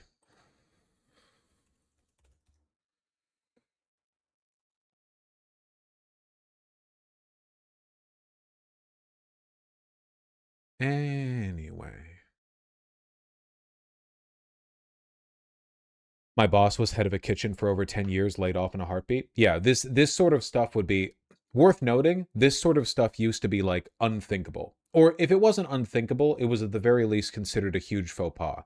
Back in the 1960s or the 1970s, if you gave your life to a company and then you lost your job basically for no reason, this was like rare. If you were a professional worker and you lost your job just like that, like, oop, just gone or whatever, this is a very sympathetic story. This is something people would freak out over. You know what I mean? Nowadays, it's like, yeah, that's like the only way you lose a job. Wait, oh, you lost your job suddenly without warning? Yeah, it's called losing your job. Everyone's had it happen to them.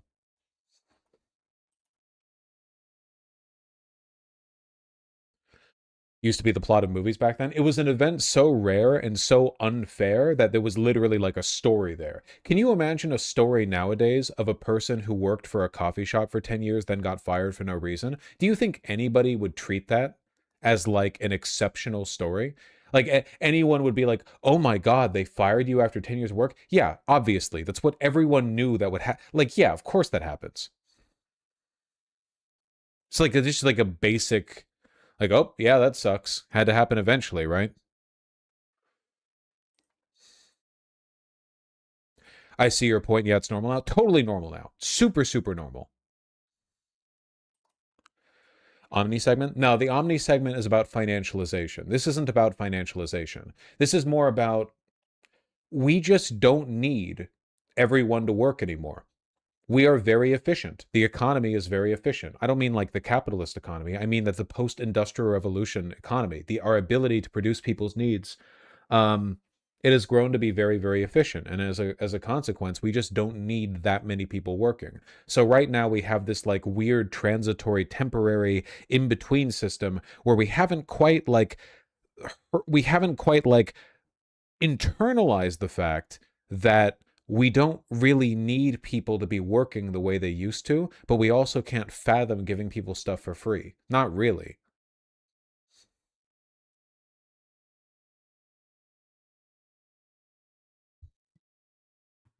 It does loop into financialization, but I think it's a distinct enough topic. Anyway, let's move on.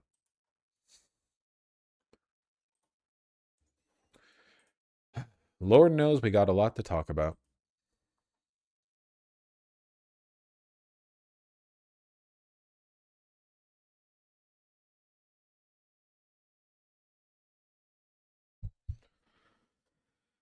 Take a look at her body language in this clip. It's really cool. Really funny stuff. She looks like such a fucking freak, dog. Okay, some of you have seen, you know, there's those cool kids on the internet. They're doing the cool kid chatter. Some of them might be the coastal elites, making fun of how I talk. Not okay, says my governor. But let's be real. They're making fun of Michigan. They're thinking they're better than us. This is such a cool way for a like paid off career politician to cynically appeal to people in a purple state. Just go up there and look like a fucking retard hunchback. My apologies for being ableist. And then say that if anyone makes fun of you, they're making fun of like the state. You know what I mean? Duh, I'm a Michigander, and if they make fun of me, I'm sorry, I'm being very ableist right now, but like, what am I supposed to do with this? Her accent is fake. Her mannerisms are fake. Everything she's doing is fake. She's a corporate candidate with no real backing who did all of this, who put on this affect because she fucking hates Michigan. She hates American people. She hates people. It's like genuinely, do you have any idea how cynical they have to be in their back end, like, you know, everyone's like smoking a cigar, their meetings, where they're like, we need you to appeal to Michiganders in order to win this Senate race. Can you sound like a fucking idiot? Can you make up this voice that no one has ever heard before? Please? And what they don't know is I am your voice. And their jokes and their criticism only makes me fight harder.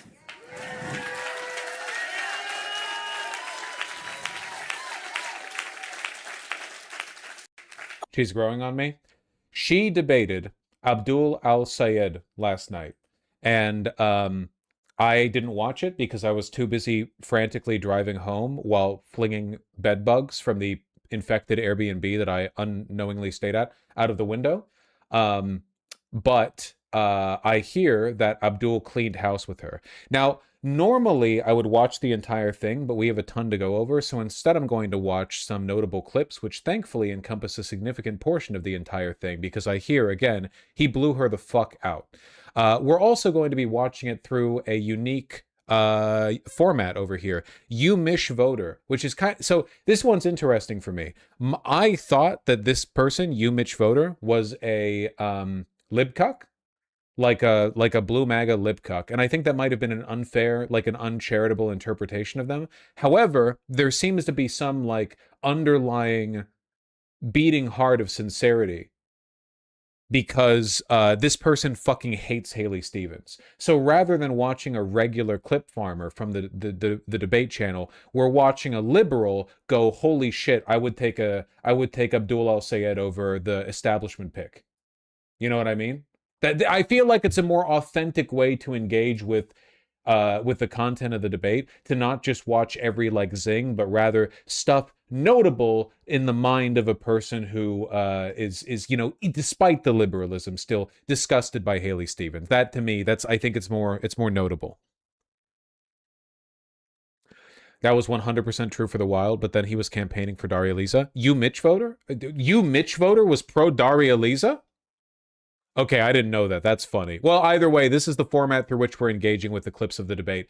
Oh, you're so right, though. We absolutely need to take a look at this, okay? The clip where Haley Stevens hears human rights and walks the fuck away. That's awesome. One, I did already vote, early voted. Somebody is going to win. I do not want Mike Rogers to win. And whoever it is, like I said, it's not an issue. It's not a candidate issue. It's a human rights issue. Yeah, right. Jai, what's your full name? Jai, J-A-I. Singletary, S-I-N-G. All right now, guys. See you. Bye. See you tonight.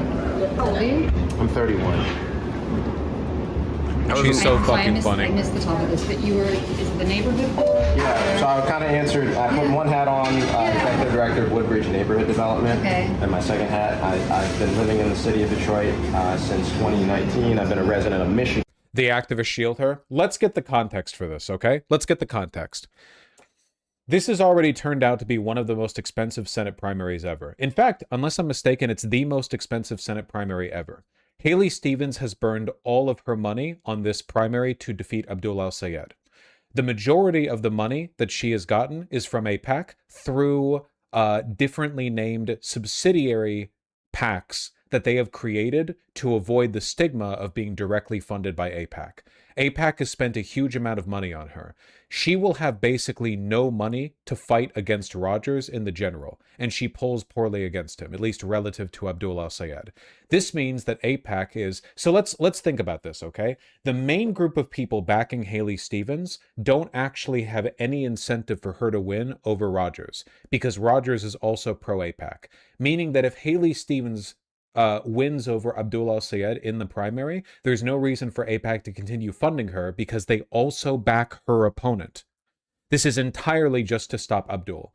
For that reason, Abdul has to win 2 elections, whereas AIPAC has to only win 1. If Haley Stevens wins, AIPAC wins, because whether Haley Stevens or Rogers wins in the general, AIPAC wins. They're both AIPAC candidates. Thus, Abdul El-Sayed must win 2.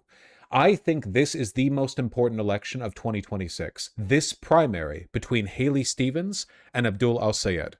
The reason for that is because this is the final gasp, the final hurdle for AIPAC money. If those delusional freak fascist Zionists can't win here, then they're basically going to give up on the Democratic Party. They have spent so much money to get her to win over Abdul El-Sayed. They have blanketed the entire state in pro-Haley Stevens ads. They have been insanely disingenuous. They have been insanely racist. They have non-stop disingenuous, cynical attacks against Abdul El-Sayed. A lot of weird shit. There was a Haley Stevens event recently in which one of their big shields against Abdul El-Sayed, local black voters, said essentially like really racist shit about Abdul El-Sayed, really heinous racist shit, which Haley Stevens has not directly denounced, even though it was at her party event. There's so much shit happening, man. Basically, Haley Stevens represents the absolute worst of the Democratic Party, bar none. I think she might be the worst person alive. I'm not sure. I haven't done the math. Abdul El-Sayed isn't even a perfect candidate. I don't think he's a perfect candidate. I just think he's a really good candidate, and I think he's up against, like, he is up against the worst elements of the Democratic Party, elements so bad that she might as well be a Republican. There's basically no difference. She's literally primarily backed by people who are also backing the Republican in this race. Sure, just let me take a look at this. I haven't seen this clip. I've been talking to a lot of Jewish voters here in Michigan who are big supporters of you. They say that if you do not make the primary, they would instead fundraise for Mike Rogers. You talk often about how important it is to beat Mike Rogers. What do you think of that? Well, look, I'm also deeply proud to have a ton of support here in the city of Detroit, and frankly, even across the state of Michigan, as we well know. You know, I've been endorsed by the mayor of Grand Rapids, the mayor of Lansing, mayors across the Metro Detroit area, and I'm on the team. I'm on the Democratic team. I'm on the Beat Mike Rogers team.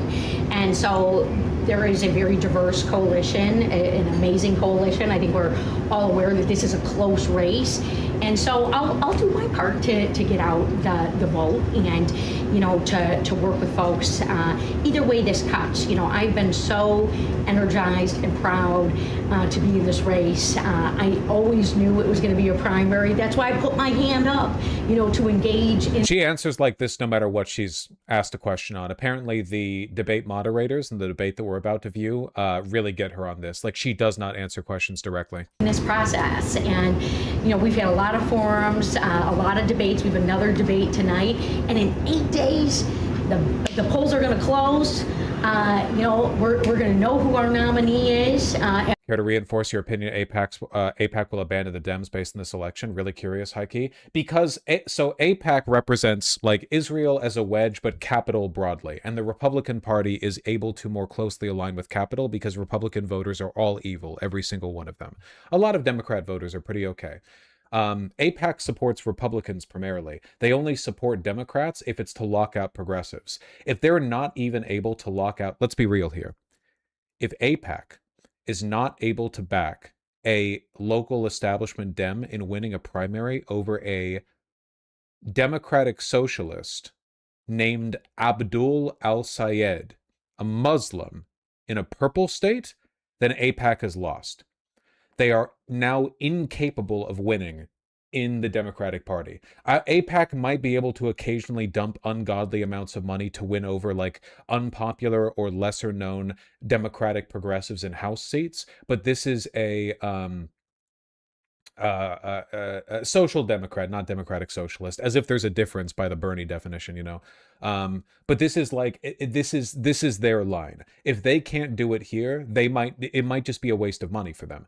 Keep in mind, like AIPAC might have an ungodly amount of money, but nobody likes to waste money, right? If AIPAC dumps tens of millions of dollars into helping Haley Stevens and then Haley Stevens loses, like that is from their perspective wasted money. They don't like it in the same way that donors in the Democratic Party don't like the fact that their money is currently being wasted by Ken Martin and that they're deeply in debt. So it might be the final nail for them. Yeah, it's the most money AIPAC has ever spent in a race in a huge margin, and it's a primary, not even the general. It's the last stand for them. I agree completely. After all the ballots have been counted, and then it's off to the races. And, you know, unfortunately, Mike Rogers can't say the same. You know, he's been endorsed by Donald Trump. He is trailing in the polls. He's barely been campaigning. It's not even clear what he's campaigning on or really, you know, why he's running for United States Senate, albeit to maybe go. So fucking funny for her to say, considering the fact that she doesn't have a single policy position. Okay, let's get started with the debate, or at least the clips of the debate. And travel a difference of 10 years difference in life expectancy.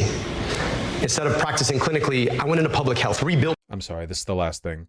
Did you see the story where the DNC borrowed $15 million against their own building as collateral? Yeah, they effectively mortgaged their headquarters. That's how broke the Democratic Party is nationally. Ken Martin has done such a bad job of appealing to donors that they had to fucking essentially mortgage their headquarters. It is dire in the National Democratic Party. Really, really dire. Why? Because nobody wants to donate. Why does nobody want to donate? Because nobody thinks the National Democratic Party can win an election. Hideously incompetent. Ken Martin has to go. Like yesterday, Ken Martin has to go. The lessons, though? Oh, I know. The lessons. Yeah, I know. Keep in mind, there are Democratic candidates who have gotten lots and lots of money, like Abdul al-Sayed. But there's a difference between donating to a candidate and donating to a party. And the party right now is in bad shape because nobody, not even donors, not even like centrist donors, have faith that the Democratic Party is able to use that money effectively. Detroit's health department led Wayne County's Department of Health, Human and Veteran Services. We did things like put glasses on kids, took on corporate polluters, made sure that our kids weren't breathing the worst coming out of smokestacks, and eliminated medical debt. But I'm running because it just shouldn't be this hard. I've been down to 110 different cities, 475 public events. I could go to a living room in Lansing. I could be in a church in Detroit. No matter where I go, people tell me I need to be able to afford my groceries. I need to be able to afford my gas. I need to be able to see a doctor when I get sick. My friend is going to frame this race about me and her. It's not about that. It's about you. It's about what you deserve. It's about you deserving a politics that's not bought off by the same corporations picking your pocket at every single turn. I'm looking forward to the conversation about how we get money out of politics, put money in your pocket, and pass Medicare for all. Good opener. Again, we're watching these clips. We simply don't have time to watch the whole thing, but there are a lot of clips. tonight. As we know, the stakes of this race couldn't be higher. Costs continue from her opening statement to go up. Our health care, voting rights, civil rights, it's all on the line, in addition to Social Security and Medicare. And if Mike Rogers wins this race, all goes by the wayside. Look, Michigan deserves a senator who can win and who can deliver. I'm the only one on this stage who electability arguments, even though she polls beneath Abdul El-Sayed against Rogers, who has flipped a Republican seat, and I was named Michigan's most effective Democratic lawmaker in Congress because my only she's not, even by liberal standards, even like by her own metrics, she has been a bad congressperson. She has always been like a slop nothing candidate with no policy positions backed by AIPAC. She's always been like this. She's one of their chosen vessels. Focus is you. Abdul is running for celebrity. Republicans are propping up his campaign. And Mike Rogers just the other day said in a secret phone call that what has she done in her career before this? Nothing. She's a career politician. She's always been like this. She's always just been an empty puppet for capital. It's rare to find people like her in the Democratic Party. People like her are a dime a dozen in the Republican Party. People who believe literally nothing and will just take money. That's it. But in the Democratic Party, they're actually relatively uncommon. They're more common in states like California and New York, where you're very close to the money. But in a state like Michigan, I think the average Democrat, even like national Democrats, people in Congress, are generally motivated by at least some internal belief. That's the reason why AIPAC is dumping so much into her, because they know that she is it represents nothing, just a skin suit, you know? He makes it easier for him to win, that he's the one he wants to run against. Look, this isn't about the DC or New York influencer crowd. This is about putting Michigan first, and I've got the receipts to do that, which is why Governor Whitmer and so many others are joining my campaign to win in November. I didn't even get a chance to talk about this because I was on vacation, but yes, Gretchen Whitmer, in a pathetic and suicidal effort to prop up Haley Stevens' campaign, endorsed her. Incredibly inappropriate, in my opinion, for a governor to endorse in a heated primary like this, especially considering the fact that Whitmer is now unpopular. Remember, Whitmer has done a bunch of unpopular shit lately, from admitting on Hot Mic that the best way to get data centers through is just force it through, don't ask permission. She's been cooperating with the Trump administration, hid her face behind that binder while a photo was taken at the Oval Office. Where's that clip of Whitmer? Hold on. Whitmer, Hot Mic, data center. One of the most egregious look at this.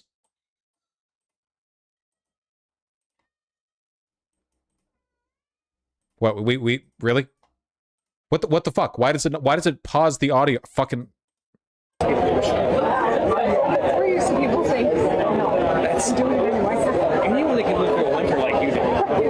It's like they have people have a lot of confidence. God damn it, that audio is really bad. Let me find this with cleaned up audio. 1 second. Centrist audio? No kidding.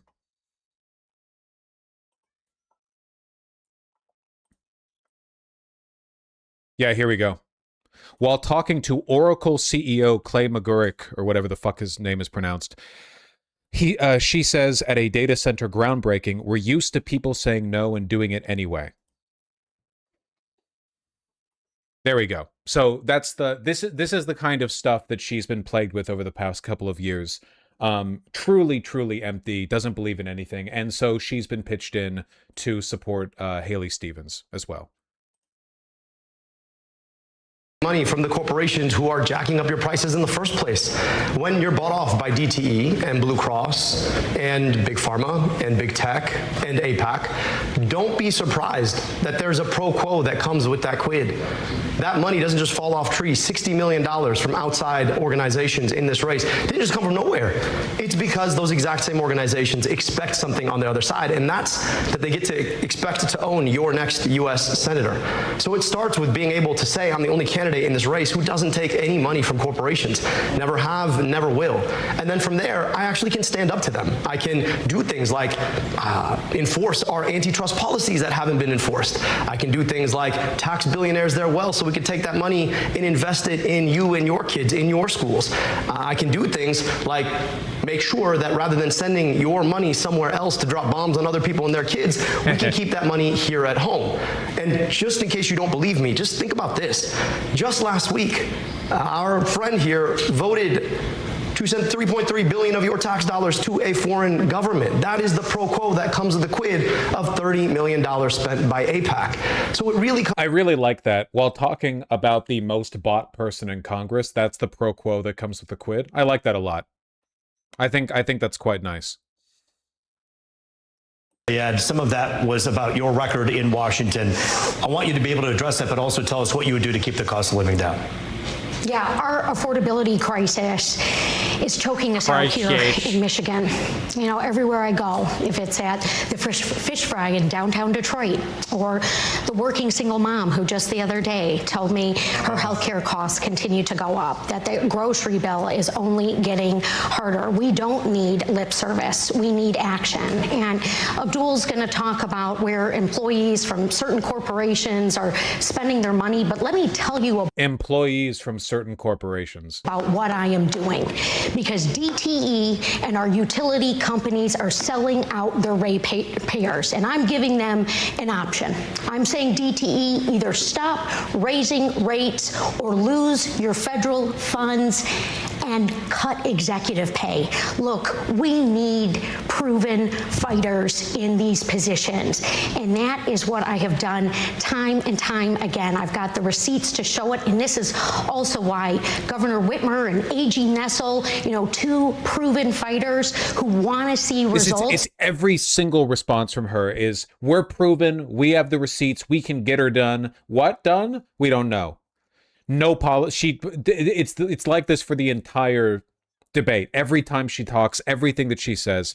For context, DTE sucks and is universally hated. Didn't she get a lot of flack after this for her answer here? Hold on one second. This is the only clip that I've seen prior to the stream relating to the debate. This took place after the debate. Hold on. It's really, really good. Like, she really melts down here. Congresswoman, you said today you didn't take money from utilities, but you got checks from consumers in DTE a month before you entered the Senate race. Yeah, he asked specifically about the Senate race. It was transferred to your Senate committee, I believe. Yeah, he just asked about my current campaign. Yeah, Sam, did you have something? Will you take donations from consumers in DTE if you look? I'm running to beat Mike Rogers, you know, and you heard tonight my opponent, you know, make all these wild accusations. It's also, I want you to pay attention to this language, because over the past decade, the deference to electability has completely consumed politics itself within the Democratic Party. It makes absolutely no sense to admit that you are running to beat a candidate. Okay, beat them and do what? What does it mean if you beat them? You have to beat them to do something. Right now, you're in the primary against Abdul Al-Sayed. So your only argument is that you would beat Mike Rogers? Abdul Al-Sayed outpolls you against Mike Rogers. The non-stop deference to electability politics is like an acknowledgement that you represent nothing. And we saw this back in 2020 as well, to a large extent. The biggest argument in favor of Biden was that he was the electability candidate. He was the candidate who would win against Trump. But in exchange, we got a candidate with bad policy, except for on union workers' rights stuff. And as a consequence of that, we ended up losing dramatically in 2024. It makes no sense to admit you're running for politics just to win. Isn't when you say you're running to beat a candidate, isn't that the same as you're running to win? What does that say about the democracy that you're in? You're running to win? Okay, imagine that. Imagine like running in a school election, like for class president, and your pitch is you're running to win. Who would vote for you? It doesn't even make any sense. What do you mean? Definitionally, you run to win. That's part of running. Nobody runs to lose. Of course you're running to win. What does that mean? Are you just like a narcissist? What are you talking about? Talking about how employee monies that come from corporations are the root of the problem, except I'm leading the charge to take on DTE right now. I am leading the charge to say that you are screwing over your ratepayers, and I am going to strip your federal funds and force you to cut executive pay. I think that is damn good for the people of Michigan and what they need right now. But will you Thank you. take money Thank you. from Thank you. You're not answering. Yeah. Look, I'm trying to get to the United States Senate. Look at this every time. Like, you can keep pushing me. You can keep pushing me. I have no idea, if we're going to be able to do these major reforms, but Jesus Christ, look at this. They need right now. But will you Thank take you. money Thank you. from them? Thank you. You're not answering. Yeah. Look, I'm trying to get to the United States Senate. Like, you can keep pushing me. I have no idea, if we're going to be able to do these major reforms, but Total acknowledgement that none of these reforms are the purpose of her running. They're just something she says to deflect off the DTE accusations. Like, she's not even good at this, man. I'm sorry. She's just so fucking unlikable. Have endorsed me in this race because Michigan, it needs a workhorse in the United States Senate. Sleeves rolled up, ready to tackle our problems on day one. 15. And I'm not just stopping there. Let's lower the cost of groceries with my bill. No tariffs on groceries. Jesus Christ. Mom Donnie slop. Like how Hillary Clinton started to try to talk like Bernie when she realized his policies were way more popular than hers in 2016. And from DTE consumers. No, but let me say this, Roop. I have been transparent.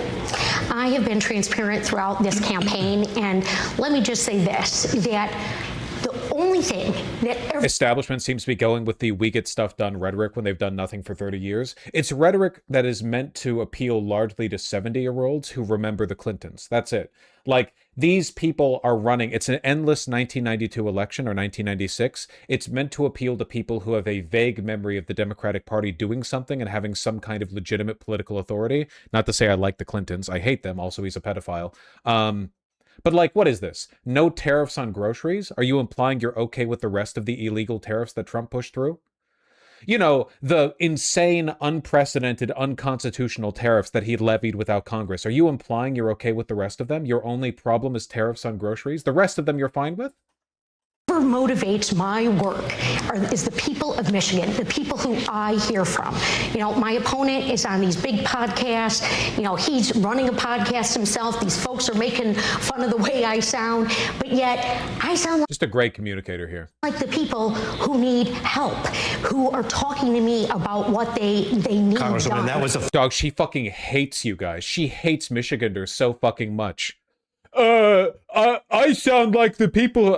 Again, this is all fake. Her accent's fake. It's fake. It's somewhere in some APAC consultancy meeting, she was told to sound like an idiot because she needs idiots voting for her. It's completely 100% fake. It's so fucking funny for her to be like, oh, the reason I sound like this is because this is what you sound like, Michigan. I've heard Michiganders, okay? They just sound Canadian. They don't sound like fucking Bobby Hill. Follow-up to ask the direct question, whether you're taking money from utilities or not. No. The answer is no. Thank you. Dr. El-Sayed, I'm asking you the same question. Any money from anyone that we don't know about? No and never, but then $40,000 in direct receipts to her campaign from DTE's corporate PAC.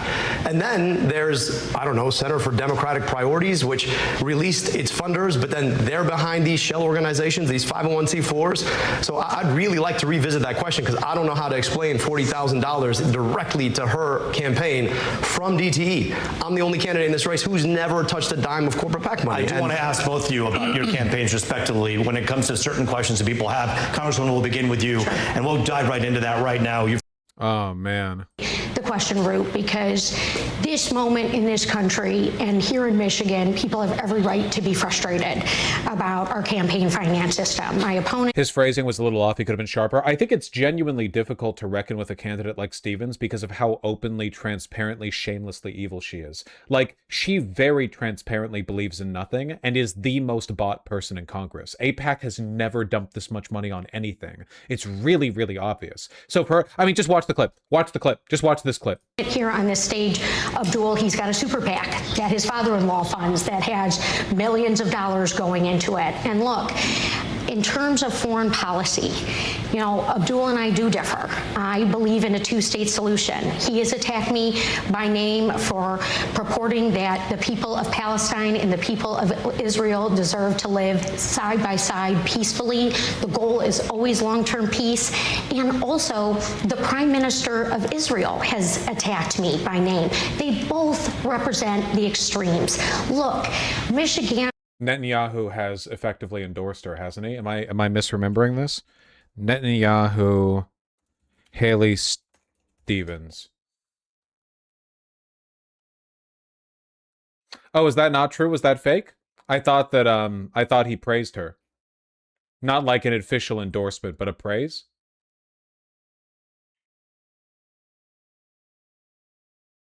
No, it's not true. Okay. It seems like that was fake. All right, good to know. Want peace. They deserve to see peace. It makes sense. Netanyahu wants Stevens to win, or wants Rogers to win. It doesn't matter from his perspective, but probably understands that any kind of publicly supportive statement of Stevens would be used against her in her run. And that is where I have always cast my vote, and that is the work that I want to do for Michigan and the U.S. Senate. Specifically about AIPAC money, more than $46 million has been spent on AIPAC spending to back your campaign. A lot of people wonder if that... Huge, by the way, I cannot overstate how much I appreciate this guy calling it AIPAC funding. Remember, AIPAC isn't directly funding her, they're using subsidiary PACs. What are they called, like Workers for Democracy PAC or whatever? AIPAC created differently named PACs so that technically it's not AIPAC funding her, it's AIPAC funding these other PACs that fund her. So I appreciate him cutting through the bullshit. It's still AIPAC funding. Is something where you're going to do their bidding when should you win this seat. Is that something people should be concerned about? And if not, why not? Absolutely not, Roop. Look, I have been very clear, consistent, and transparent, and I have continued to be. I want to see long-term peace. I want to see a two-state solution. I am deeply proud to represent one of the largest Jewish populations in a congressional district in the country.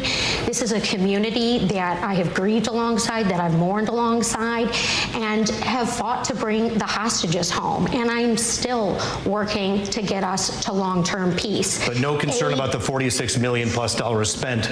I like her response to like, hey, are you an AIPAC candidate? Is no, of course I'm not an AIPAC candidate. However, I'm deeply, deeply, deeply, deeply sympathetic to the concerns of Israel. I'd say it's like my number one concern, really. On the behalf of AIPAC that should worry people about perhaps you doing their bidding should you win the seat? Well, I don't think there's much difference between super PACs going in for Abdul or super PACs going in for me. We have a problem with campaign finance reform in this country. I have an A grading from End Citizens United. I have been endorsed by Defend the Vote. I have voted consistently, and I'm going to stop Mike Rogers from getting anywhere close to the United States Senate, which is why he... You know, it'd be a really good question. Do you have any criticism for Mike Rogers' positions and statements on Israel? That'd be a really good one. Doesn't want to run against me, and which is why somebody like Governor Whitmer is supporting me in this race. Congresswoman Stevens, weight that we all feel in this community, which is about the Israel-Palestine issue. It obviously has colored this election greatly. It colors the Democratic Party. How do you see yourself moving forward, should you become a senator here, handling the situation with Iran, Israel, and Hamas? So I just want to say the difference between us is $46 million of AIPAC spending. They've set a record in this race to help elect my opponent because they know that she'll be a reliable vote, just like she... As Abdul has said, if you need a $50 million crutch to win in a primary, you are not the right candidate for the general. What a fucking insane thing to... Like, is this not an acknowledgement of weakness? If outside corporate, like, special interest money has to prop you up this much, only for you to still be behind him in the polling, you're clearly not the electability candidate. The electability arguments are obviously completely insincere, but even if they were sincere, they would still represent, like, an abandonment of democratic principles. You shouldn't elect candidates just because they can get elected. That makes no sense.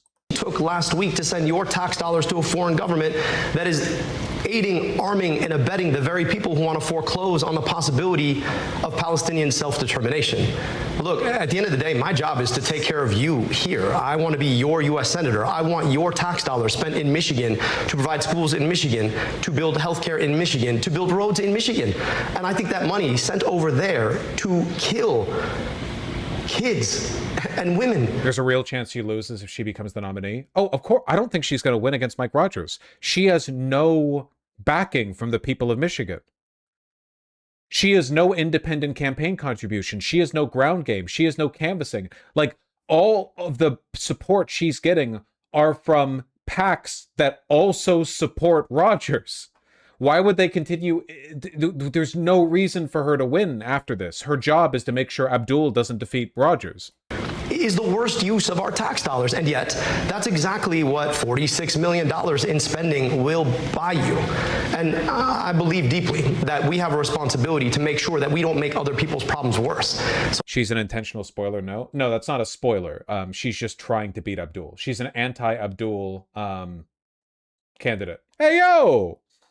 I believe in equal rights to peace, dignity, and self-determination for Palestinians and Jewish Israelis alike. I believe that we should not be fighting stupid wars that AIPAC wants us to fight in the first place. And I believe we have a responsibility to keep our money here, to invest here. That really is the difference. We're being outspent in this race 12-1. Chances are you're going to see an ad, probably 2 of them, on behalf of AIPAC for my opponent in the next commercial break. That's what that buys you, lying about a record around. What a good line. What a good line. Yeah, anyone watching this live on TV is probably going to get peppered with an AIPAC bot Haley Stevens ad during the commercial break. So to remind them that this is actually a sign against her, really, really smart. President Obama's endorsement or lying about me and my character. But that's exactly what happens when you stand up and say, maybe Palestinians should have rights too, and maybe we should have rights to our tax dollars here at home. Dr. El-Sayed, I'm going to give Congresswoman... Banger argument. Hold on, I hear this is a banger clip.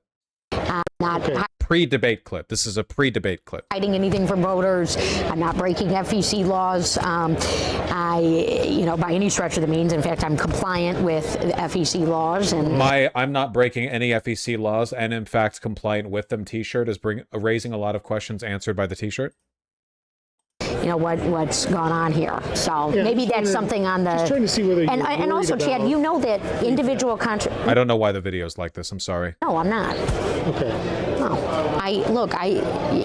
you're asking me. Why would you ask me that question? First of all. Well, I'm asking because they're your opponents or me are going to hanging it as one of their big issues they're going to try to use against you here in the next 3 months.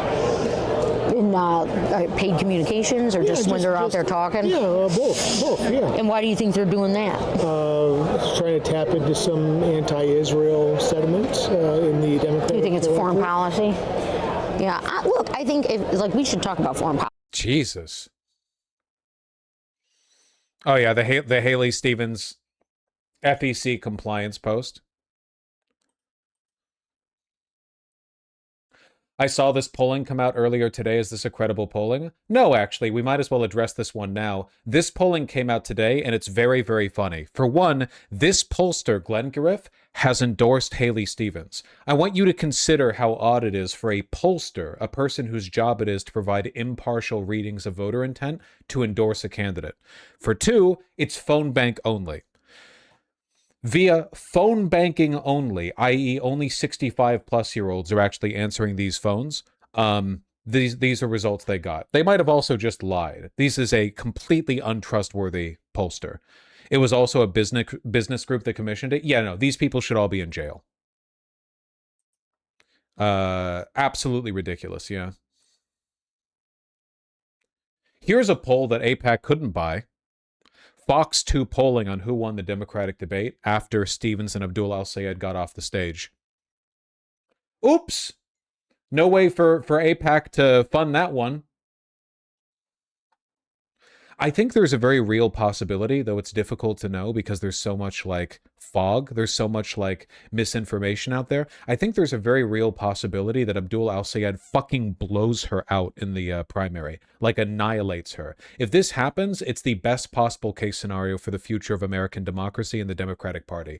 Abdul El-Sayed is fighting a holy war right now against the forces of evil, of the Republican Party, of anti-democracy, of capital on the Democratic Party. It is genuinely impossible to overstate how important this primary is. AIPAC would be dead? No, they would continue to fund the Republican Party, but they might well be dead within the Democratic Party.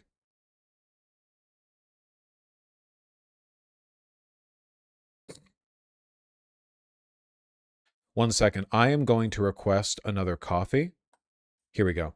We have a lot more debate to watch. Hello, my friend.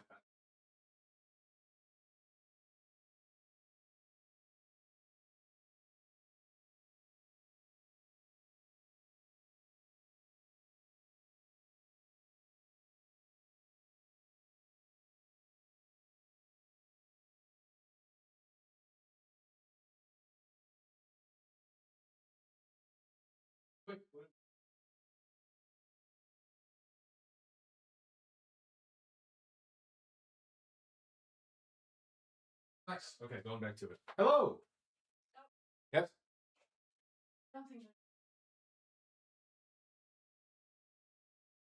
It's astonishingly unlikely, like unfathomably.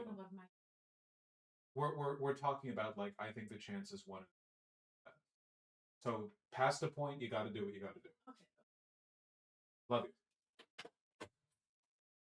God, bed bugs are fucking awful. I'm sorry.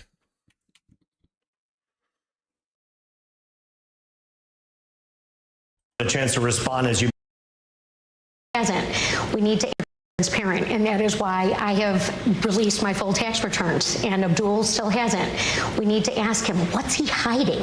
What are the Republicans going to uncover in the general election? Oh, the tax returns that she's referring to, apparently Abdul's wife owns real estate in Dubai or something like that, which is really, really funny. That they will use against him. I am the only non-millionaire in this race. I have been recognized as an effective Democratic lawmaker who, yes, governs in a clear, consistent way on complex challenges. I am beholden to the people of Michigan, the people who I hear from when I am in the grocery store line, people who've broken down in tears, asking me how we can address this affordability crisis. And that is what I am doing. That is what I will do on day one. And I have the receipts to prove it. Is she really pretending it's suspicious that a doctor's well off? Yeah. The money that Abdul Al-Sayed makes seems to largely be because he's a successful doctor. It's not relevant. I gotta say, listen, I am so unconcerned with these like arguments of personal wealth. I literally don't care. I don't care who's a millionaire. I don't care who's a billionaire. I have supported very, very wealthy people running for office. I've supported Pritzker. I've supported Tom Steyer. The idea that like individual wealth is the relevant characteristic, this is a distraction. I remember them making a big fuss over Bernie Sanders. Bernie Sanders had a home in Vermont, and then he got a home in DC, and then he like inherited a family home, and everyone was like, he owns 3 homes. Dog, he's a socialist, and he was running against people who are fucking kids on Epstein's Island. I'm not like this is a distraction. I will never ever hear these arguments seriously. This like inane deference to, well, I can't challenge you on your positions or the ethics of your beliefs, so I'm going to act as though you're committing some kind of like moral crime by being well off. I don't care. I don't care. Across the country. Just earlier this week, we heard that there was some kind of a Zoom call in which you had referenced an opponent as ogre on a pike, and so many people took offense to that, and it really pointed in reference to Fetterman, which is true. To the bigger question about the tone and tenor that you've been accused of having in this campaign. Do you regret any of the comments that you've made? And do you think that this race could take a more productive and a more substantive tone if we kept those personal slams out? Look, I took to Twitter last week and said that the tone in which people talk about my opponent is unkind. And I asked anybody who supported me to not talk about her that way. In fact, when she got booed on the stage at the Michigan Democratic Party convention, I called her personally and said that that was unkind. My supporters had nothing to do with it, but I don't think that that's the way we want to do politics. I was referring to a guy named John Fetterman, who's a senator from Pennsylvania, who has done terrible things, got elected on a set of values, and is now completely throwing those values in the mud. And I do think it's important for any senator in Michigan to have a relationship with folks who are in the U.S. Senate. And if those folks are not actually acting in accordance with what they got elected on, I think it's important for all of us to have an honest opinion about what we're going to do to make sure that our Senate looks like the people it represents. But when we talk about unkindness, I also just want to speak to the fact that on behalf of my opponent, UDP, another name for AIPAC, has been running attack ad after attack ad after attack ad on my character. I'm the father of 2 daughters. I'm raising them to be stronger than any man. One of the big and really, really cynical attacks against him is the narrative that Abdul Al-Sayed is sexist because he's been up against Haley Stevens and also McMorrow, both of whom are women. Has he said anything sexist? No. Has he done anything sexist? No. It's a reheating of the Bernie bro rhetoric where Bernie Sanders got criticized for being misogynistic, even though he never did or said anything even remotely misogynistic, and has been a stalwart advocate for women's rights for longer than basically anyone here has been alive. But because a lot of his supporters were men, I mean, half of the world's population is men, you know, gonna happen eventually. Can't really win an election just with women's support. You know, you can create this narrative. As always, a cynical deference to IDPOL. Yes, it's also racist for sure, 100%. My wife is a doctor. My mother was the first tenured professor of engineering at her university. I was raised by strong women. To say that somehow, because I wrote an op-ed 15 years ago about First Lady Michelle Obama, or I ran against Governor Whitmer, that somehow I'm disrespecting anybody is just inconsistent with the truth. So I really think it's important for my opponent to speak to why she thinks it's okay to spend $10 million of AIPAC money coming after my character. I'd love to understand that, because I went on Twitter and I said that those comments are unkind. I'd like to see the same thing. Congresswoman, we're going to get to some questions.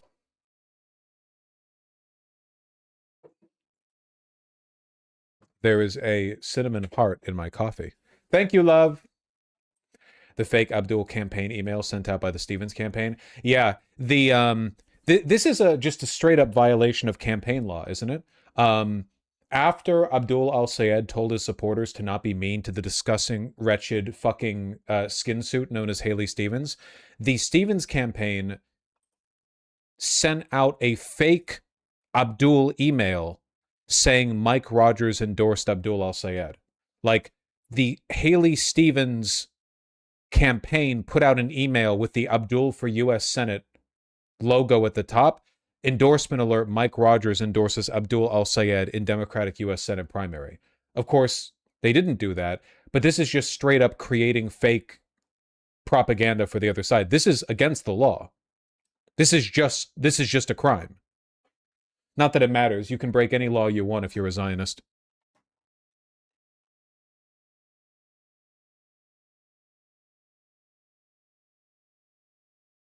That the ads that you see on television, whether you paid for them or whether someone else paid for them, do you think they're doing an injustice to voters by just filling the room with vitriol and hate and not getting to the issues? Well, look, there was something else that was revealed in the phone call that Abdul was mentioning, which is that he said that he's not going to be able to get much done, that he's not focused on policy for the first 2 years that he is in the United States Senate, that he's going to be focused on national politics.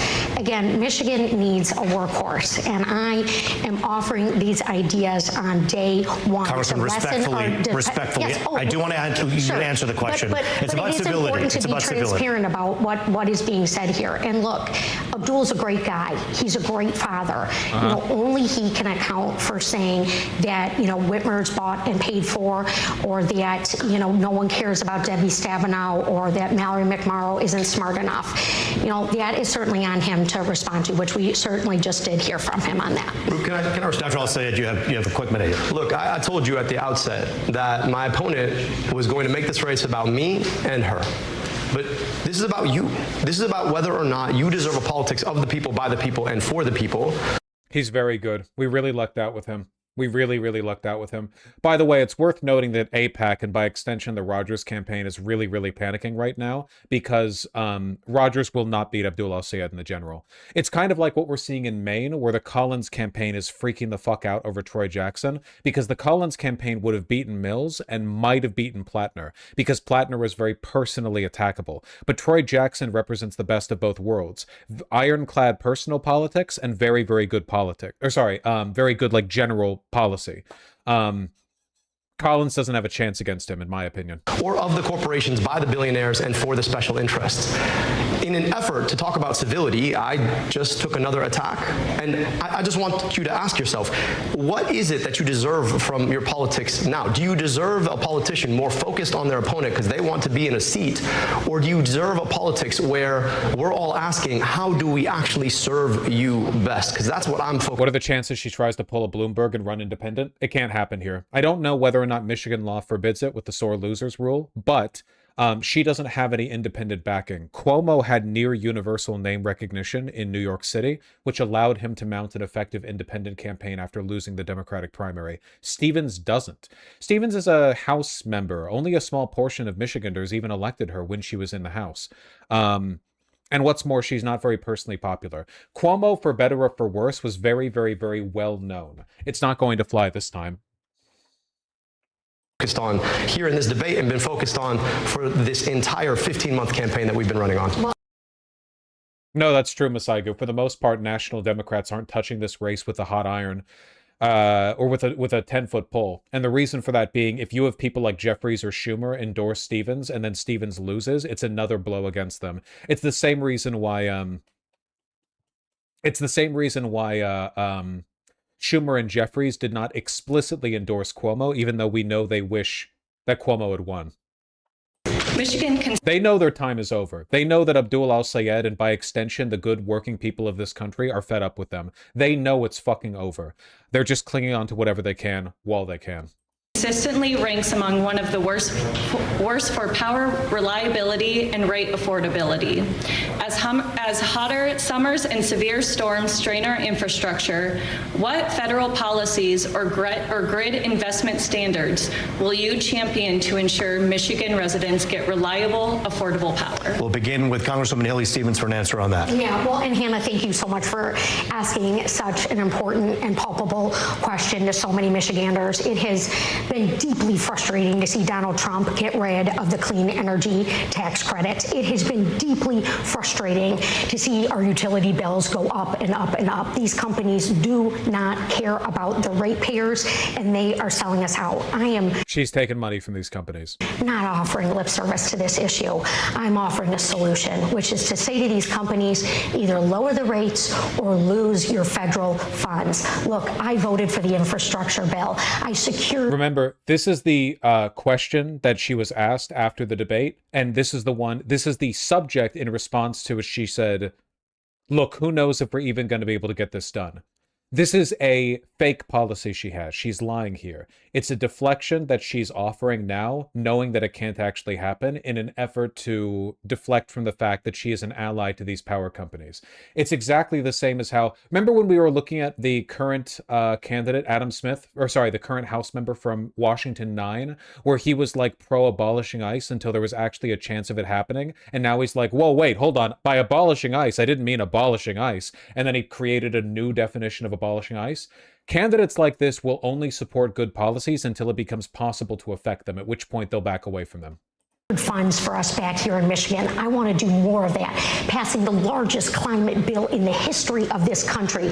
Donald Trump's trying to erase it. We need a science-forward agenda, delivering for us, meeting the moment for who our families are, what our children deserve, and that's why I'm running for United States Senate.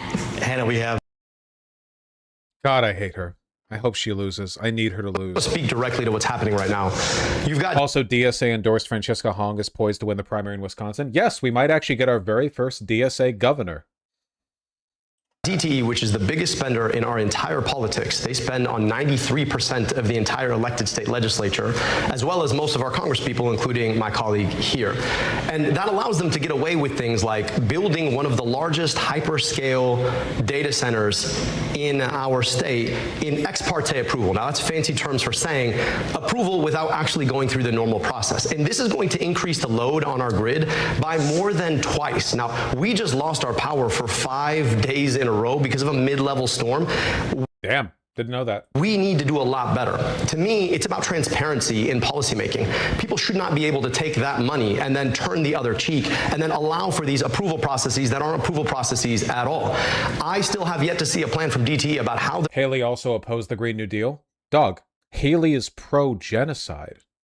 She would kill you if she could. If she was told by AIPAC that in order to receive their support, she needed to find you and kill you and your family in your house, she would do it. You have no fucking idea how evil these people are. they're going to improve our reliability while doubling, more so, the amount of electricity they're expected to provide for a data center that nobody asked for. I put out a terms of engagement because these data centers, that was one of 15 that proposed last year alone. We need to be serious about the incoming threat that's going to make all of this so much worse. Thank you both. In this particular race. But when you go to a rally, and we've covered so many of them are from that organization. Who are you when it comes to your political stripes? Many people call you progressive. Some have accused you of being a socialist. Not that that's a bad word, but people have you said seen people criticizing Ossoff for not supporting the Green New Deal and other progressive policies in 2020? Look, I'm not a huge Ossoff head, but it is worth remembering the state Ossoff was running in. He was the first Democrat to win a national election there in what, decades? I do think there's a major difference here, and there's also a difference between politics then and now. But yeah, I'm not a huge Ossoff head, for sure. But also, it's worth remembering that Ossoff is like literally 50 orders of magnitude less evil than Haley Stevens. Like, Ossoff is not really a progressive. Haley Stevens is a fucking demon. that about you. Where do you stand on your politics? How would you describe your politics? Roop, I'm a doctor and a scientist. I want policy endorsement. Well, that was quite a cutoff there. Rebuilding a health department in the city of Detroit, leading Wayne County's Department of Health, Human and Veteran Services. We had to go in there and work with a diverse community to be asking what are the challenges we face and how do we actually solve them? We were able to identify the fact that our county ranked number 8 for medical debt nationwide, and we could eliminate. I know y'all have a past, but Mike from PA raised $50,000 for Hong on a stream with her. Pretty based. I've congratulated Destiny when he's raised canvassing funds for Democratic candidates over Republicans. I just don't base my politics out of personal spite all that much. Like, Mike from PA is a goofball. That's putting it very, very lightly. But the country's dying right now. It's being raped to death by the worst people alive. A unified effort to push back against that, even, it is always going to require like a motley crew. I don't care. Liberals, obnoxious fake socialists, tankies, whatever. Listen, the DSA has to win here for the future of America and for the future of the Democratic Party. I don't really think there's any breaking out of the party duopoly in America right now today in like America's current system. I don't really think independents can make that much of a sway. Even when independents won, they basically have to caucus with one of the two major parties. But like, goddamn, dude, people like Haley Stevens really do represent the fucking death of this party. Not even because of their policies, but because of how openly contemptuous they are of the democratic process overall. At least like Republicans, as anti-democratic as they are, create and then respond to voter demand. Haley Stevens just try to gaslight you into like she's not even good at it. I need people to keep believing in democracy. The DSA must win. Eliminate that for a penny on the dollar. So we set aside $7 million to erase up to $700 million in medical debt. When kids couldn't get glasses, 30% of them would get tested positive for needing glasses and wouldn't get a pair. We put optometrists on vans outside of schools so that as soon as a kid got a positive test, they go out, get a full optometric exam, and get a pair of glasses delivered within 2 weeks of a vision test. Now, working with a diverse community of people, you come to realize that not every solution fits the same way. You've got to be thinking about a solution in the right way. When it comes to the question of socialism, I'm not a socialist. I'm just a capitalist who understands how capitalism works. The biggest threat to capitalism was never the idea of government regulation. It was always monopoly. I want you to think about the stuff that you have to buy, whether it's your groceries and the number of stores you can go to. Cringe, but okay. Keep in mind that like every single person running is a capitalist. Even candidates like Daria Lisa still have to effect their reforms in the context of capitalism. I don't have a problem with this. Like you could be the biggest socialist in the world. I could run, and it's not like my policy would be like day one abolish capitalism. It can't even be done. We have to crash. We have to hit the cliff. We have to go over the waterfall first.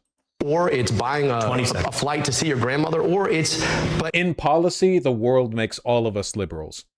There are people who have tried to beat that, and at the end they've lost. Lenin was not a liberal, and where is Russia today?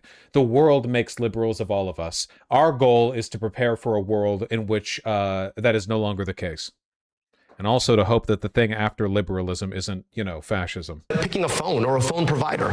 You have like 2 or 3 options, and that shouldn't be legal, but that's the way our economy works right now. So I think government ought to be there to regulate on monopolies and oligopolies so that everybody can actually participate in an economy without having to be forced to pay more or get paid less for the work they do.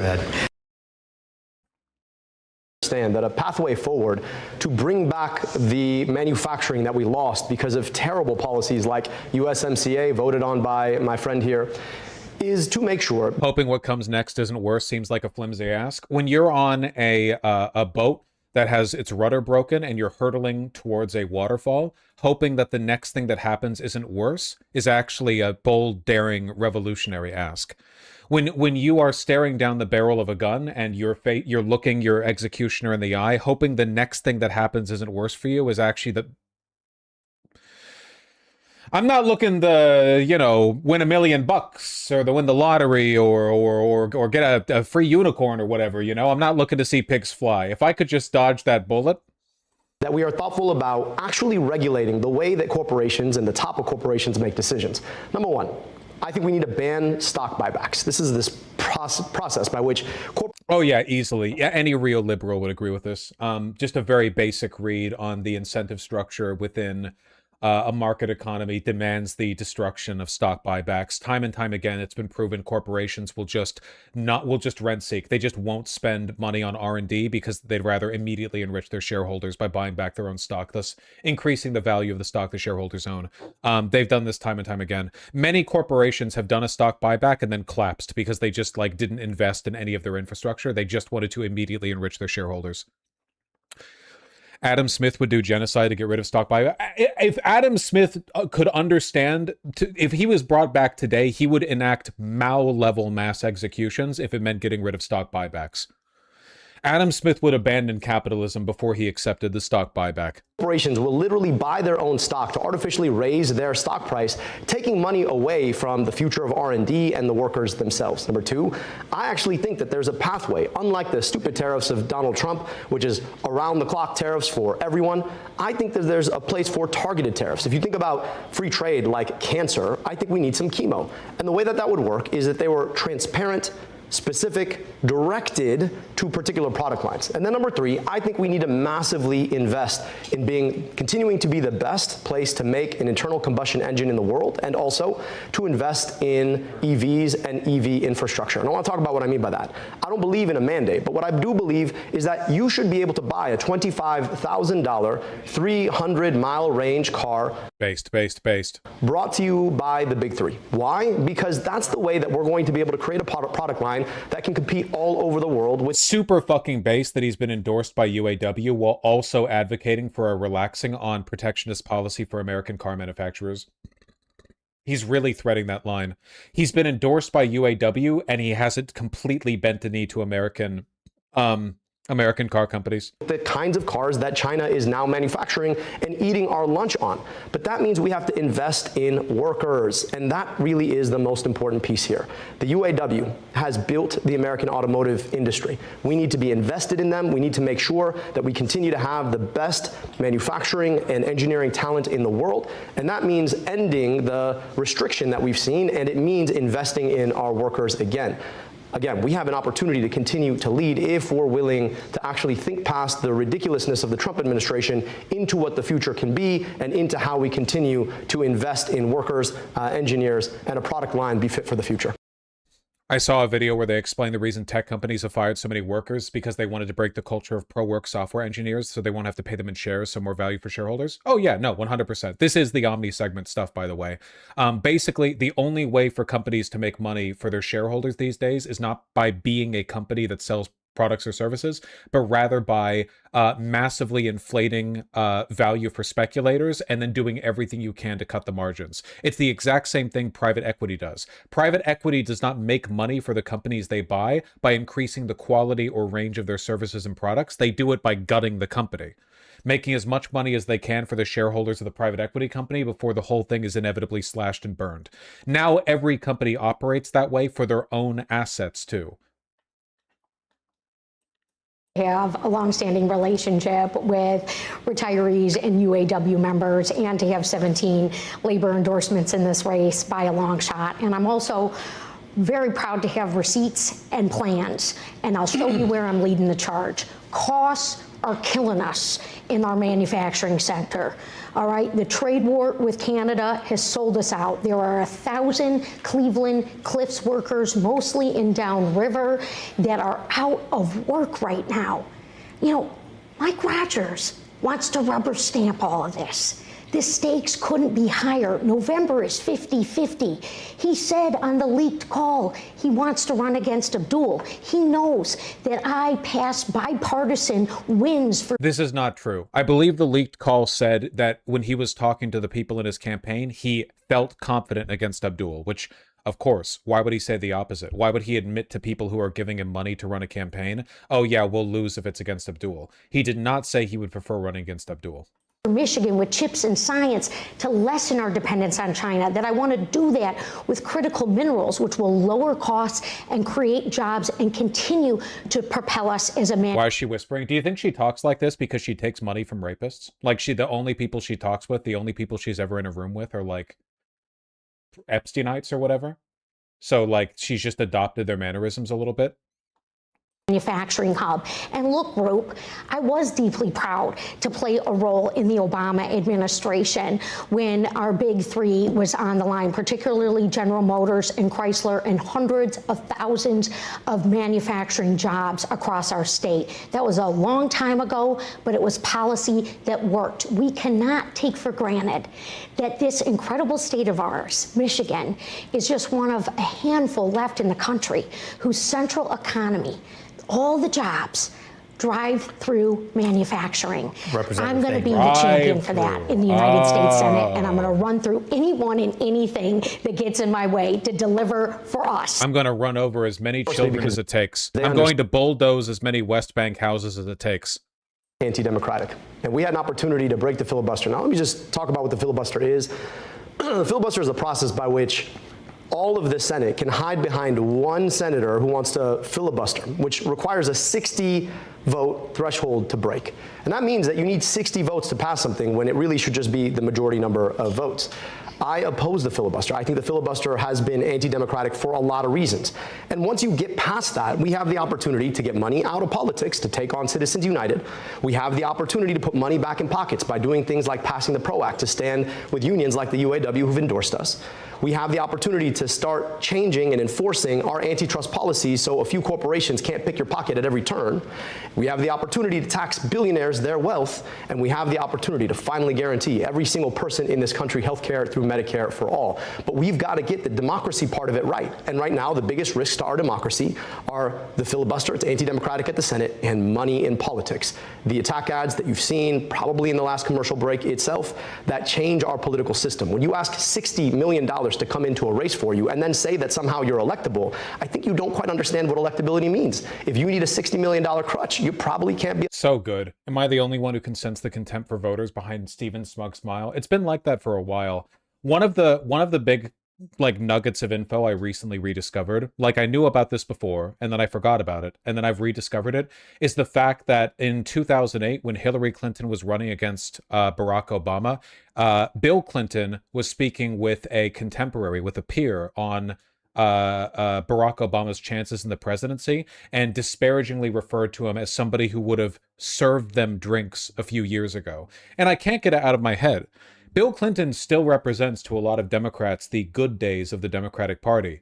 And like, even then, the Epsteinite, like, overwhelming contempt for the working class. Because again, like, you know, Barack Obama might have been like a constitutional lawyer, but the critical thing is here, like the meaningful distinction is that the Clintons were big money Wall Street Epstein folks. So to them, you know, to them, Barack Obama is just like a cutesy, well-educated black kid from Hawaii or whatever, you know, like it's that's their to him. Oh, he's like, oh, isn't he cute? Isn't he special? Like the class contempt is so overwhelming.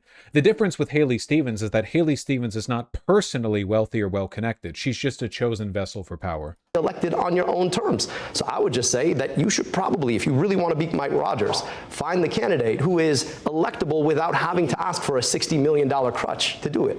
Congresswoman.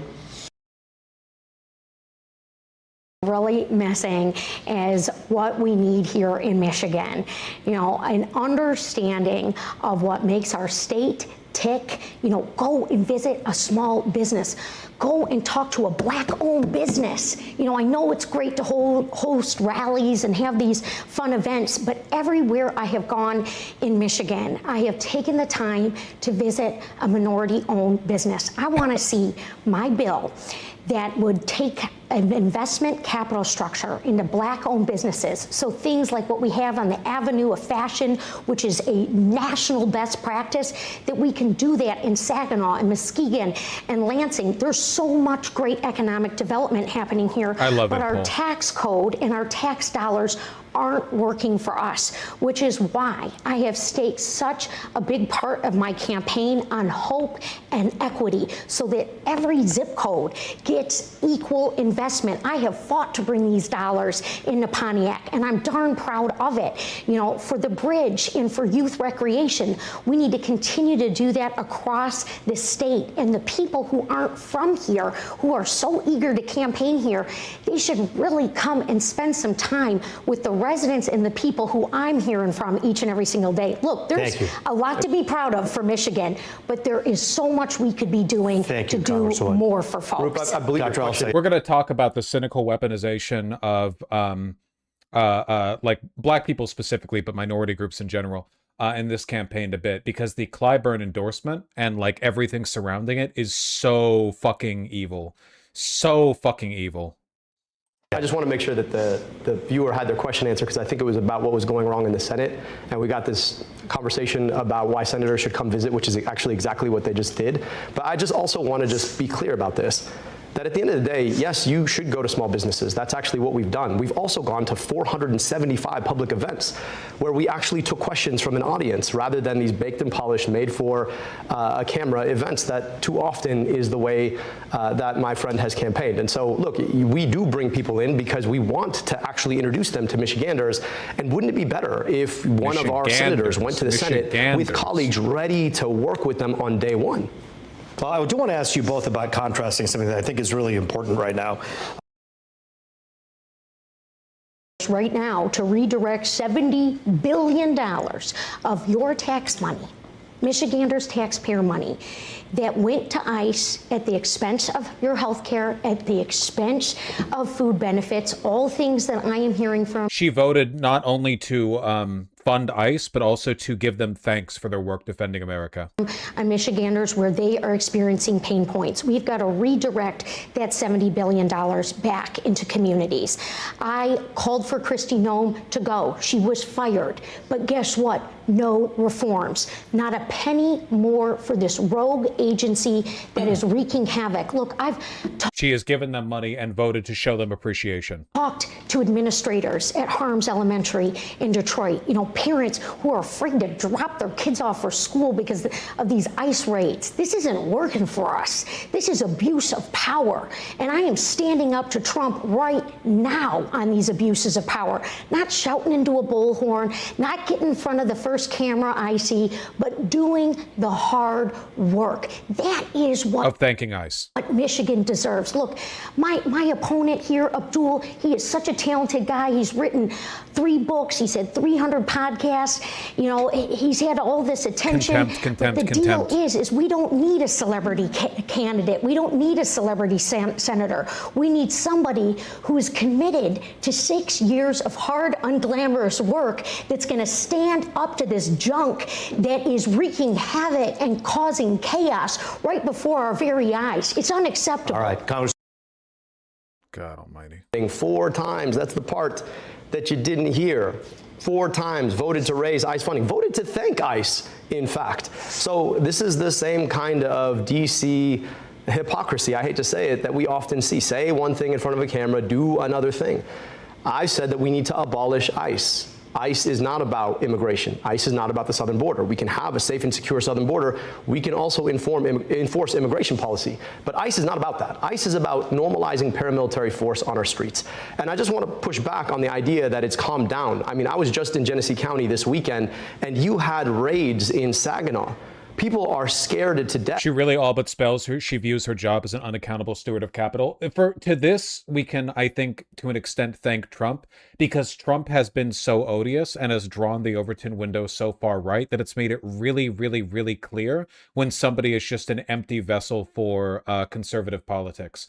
Like, if we lived in the Obama era, it'd be much, much easier for people like Haley Stevens to lie, because it wouldn't be possible for them to have to defend positions that are so bad. But thanks to Trump and October 7th, Haley Stevens has to be out here being a cheerleader for an active genocide rather than, like, I don't know, a passive cheerleader for a mere active settler colonial project. You know what I mean? Like, it's gotten much harder to defend Israel to Democrats, or to Americans in general, after October 7th.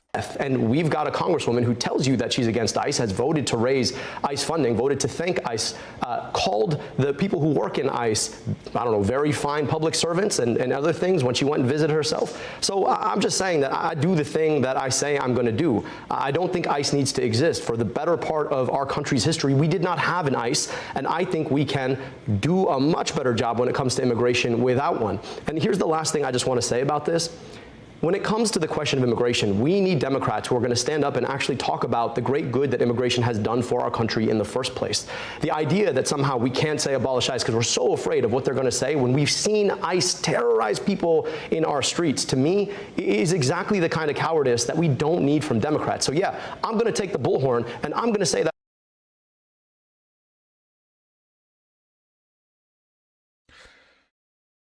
But she can't even do politics disingenuously. How is thanking ICE at all a good move for somebody running in a Dem primary? Because you can't lie infinitely.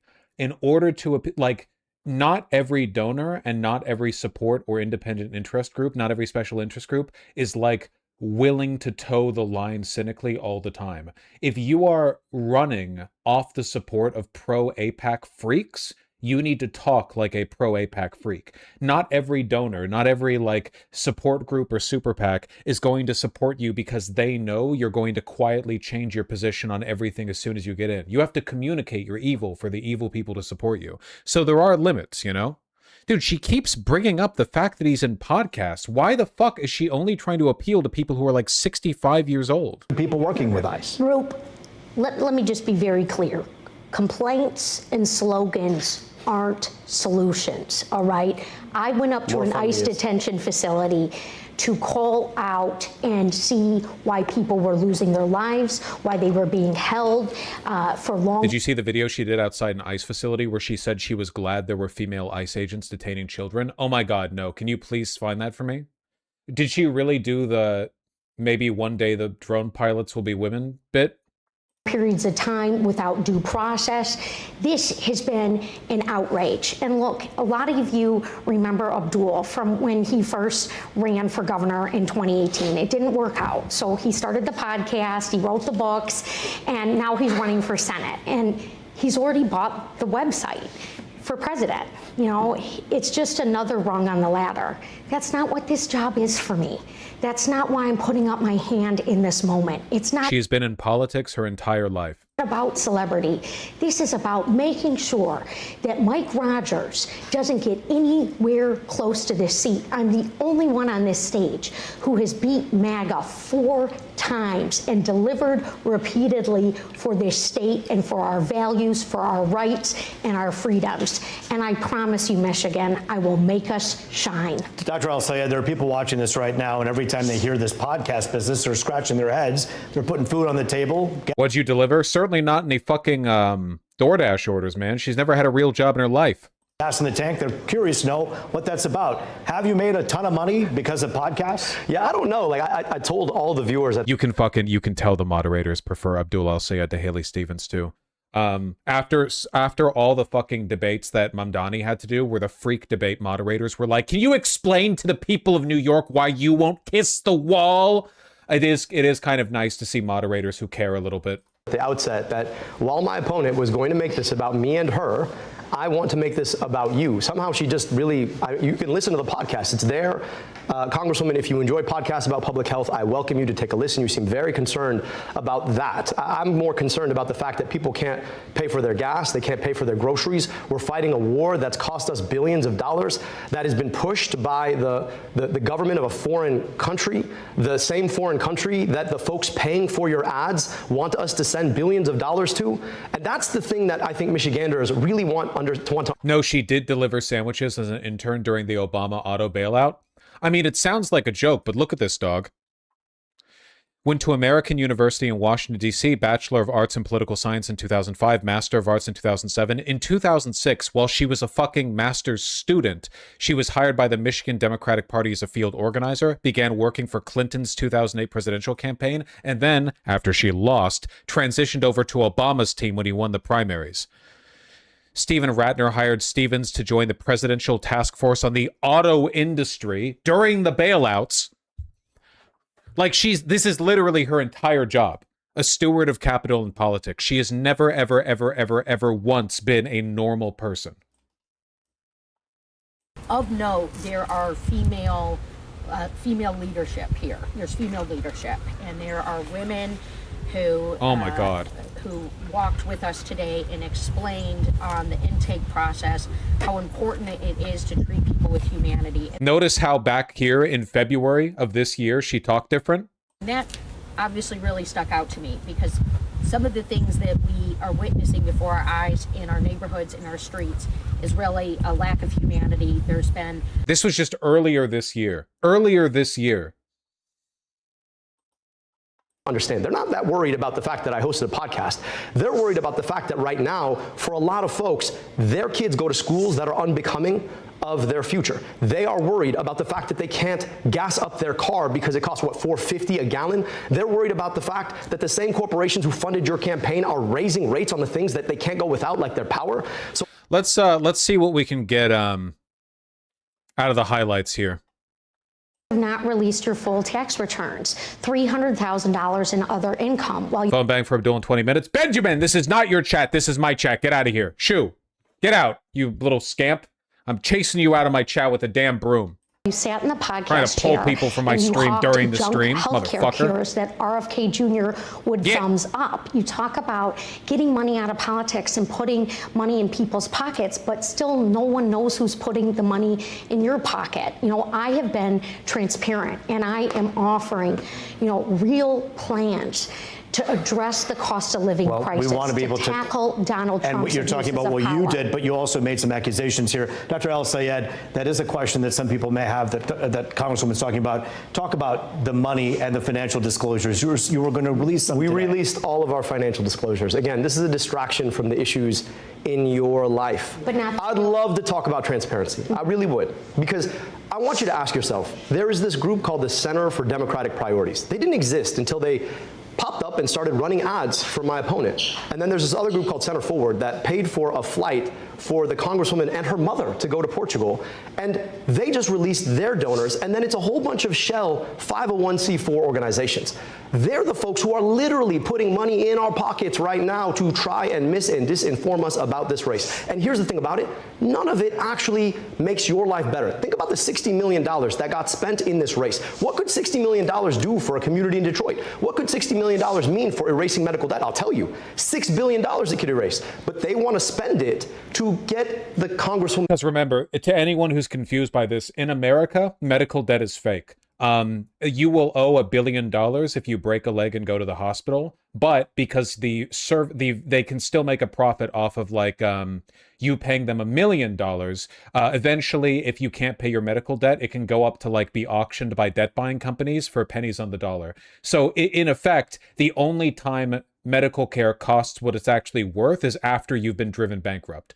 That's the reason why it's possible to pay off billions in medical debt with millions. Elected. Why? Because at the end of the day, they know that they're going to have a safe seat doing their bidding instead of yours. Every single dollar that DTE is spending is a down payment on knowing that they can raise your rates. Every single dollar that Blue Cross Blue Shield spends in this race is a down payment on raising your premium. All right. Every single dollar. Thank you, Dr. El-Sayed. I want to ask some more. God almighty.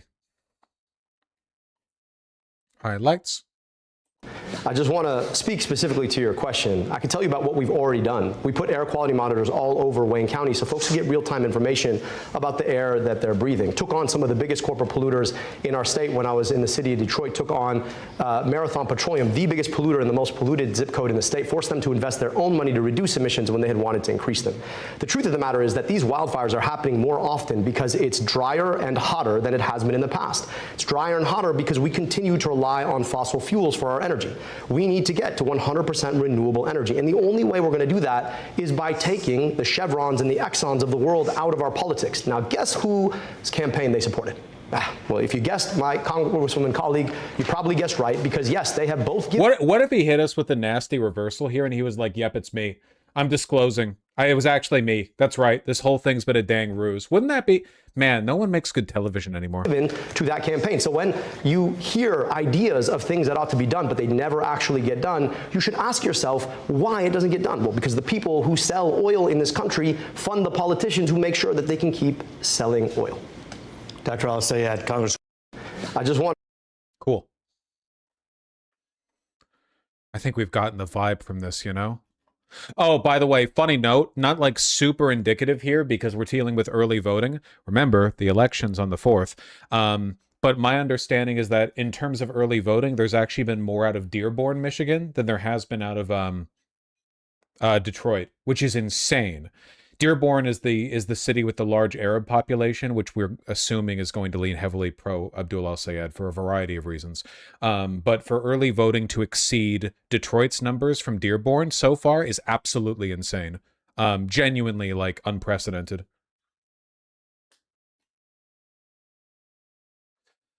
Day 3. Oh, no, day 3, Detroit more than Dearborn. Maybe it was, like, as a percentage? I could be wrong on that. I did see that for a time Dearborn was beating out Detroit on early voting. Is Abdul part of the DSA? No, he is not DSA. Though obviously, like, you know, the DSA likes him. Francesco Hong.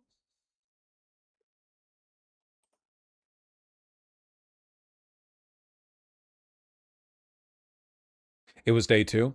Day 2 was more Dearborn. Yes, here we go. Yeah, day 2 of early voting. Ann Arbor number 1, Dearborn over Detroit, which is pretty impressive. Oh, okay. Okay. Listen, can we sum this all up? I know that it's been a long coverage. I think that this is the most important election of 2026, the primary between Stevens and Abdul Al-Sayed, because it is a final showdown between AIPAC and democracy, a showdown between managed democracy, where everyone involved in endorsement for Haley Stevens is totally inauthentic and bought. It is a showdown between politics as we understand it, people promising good policies and being supported because people believe in them, versus democracy as managed by AIPAC and their capital allies. A fake democracy, a shambling zombie democracy, where support is driven entirely by enormous super PAC spending, and people are won over just through sheer dogged, determined, buyouts, essentially. Just name recognition and nothing else. I really cannot overstate how much a person who is generally pretty cynical about voting at this point, how much despair I will feel if Stevens wins out over Abdul Al-Sayed. This is something I'm willing to stake my emotional well-being on. I still think this country is going to fall, but if it is going to fall no matter what, I would rather it fall with people like Abdul Al-Sayed at the head, a person who represents the best of democracy, that is to say democracy at all, existing democracy, over a person like Stevens, which might as well be like the pro Zio slave rape candidate, just shambling towards the apocalypse thoughtlessly like cattle. The larger a margin Sayed wins by, the better we are looking. So please God, vote for Abdul Al-Sayed and phone bank and canvas. I mean it.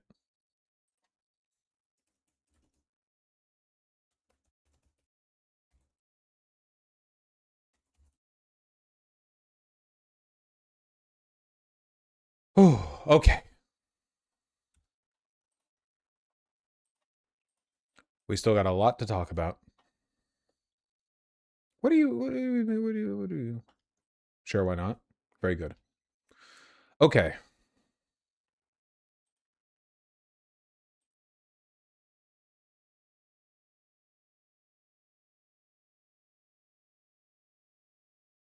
Are you doing a media segment on the new Avatar? I am going to crush you into a small sphere, and I am going to throw you into a river.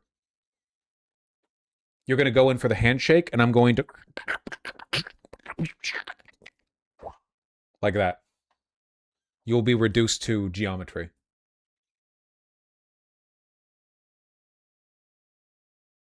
Okay. So this is heavily connected to Haley Stevens' campaign because Jim Clyburn just endorsed her. Jim Clyburn is one of the great villains of the Democratic Party, an architect of the employment of IDPOL as a way of distracting from real issues. This ties back to the Congressional Black Caucus, which is it's exactly what it sounds like. Look, I've talked about this a lot before. I've talked about like IDPOL as a weapon here. The important thing is that, as I've said many, many, many times, cultural issues, identity politics has been weaponized by the capital class in an effort to distract people from more fundamental issues. We've talked about this a lot in relation to like worker politics, right? The existence of slaves in America, black slaves, we brought them from Africa and then they, had sex and had kids here, whatever. Like their existence has been used as a wedge, not only against their own well-being, but against the well-being of the white working class for as long as America has existed. The most obvious examples of this are the competition between sharecroppers and free non-sharecropping farmers. The fact that sharecroppers were subjected to incredibly exploitative employment terms meant that you could undercut non-sharecropping farmers. In the North, unions were busted in part due to a widespread propaganda campaign from capital owners that the white working class should not bump shoulders with blacks, Irish, Italians, and so on when forming unions, that it denigrated the ability for white workers to negotiate for their well-being and for their pay raises by joining organizations that were so low they would accept blacks, Italians, Irish, so on and so forth. The most common modern version of this is the complaint that Hispanics are taking our jobs, when if wages are low, it's because the capital class is not paying you enough, Always, racism has been a specter weaponized by the capital class in order to serve their interests. The Congressional Black Caucus has done this to a large extent as well, as part of a long-running and very recently hyped up campaign to try to psyop Black American voters into being anti-Palestine and pro-Israel. How many times have you guys seen some version of a black Democratic moderate on social media say, why should I care about the Palestinians? What have they done for us? I've seen it quite a few times. I think oftentimes these people are paid agitators, but not always.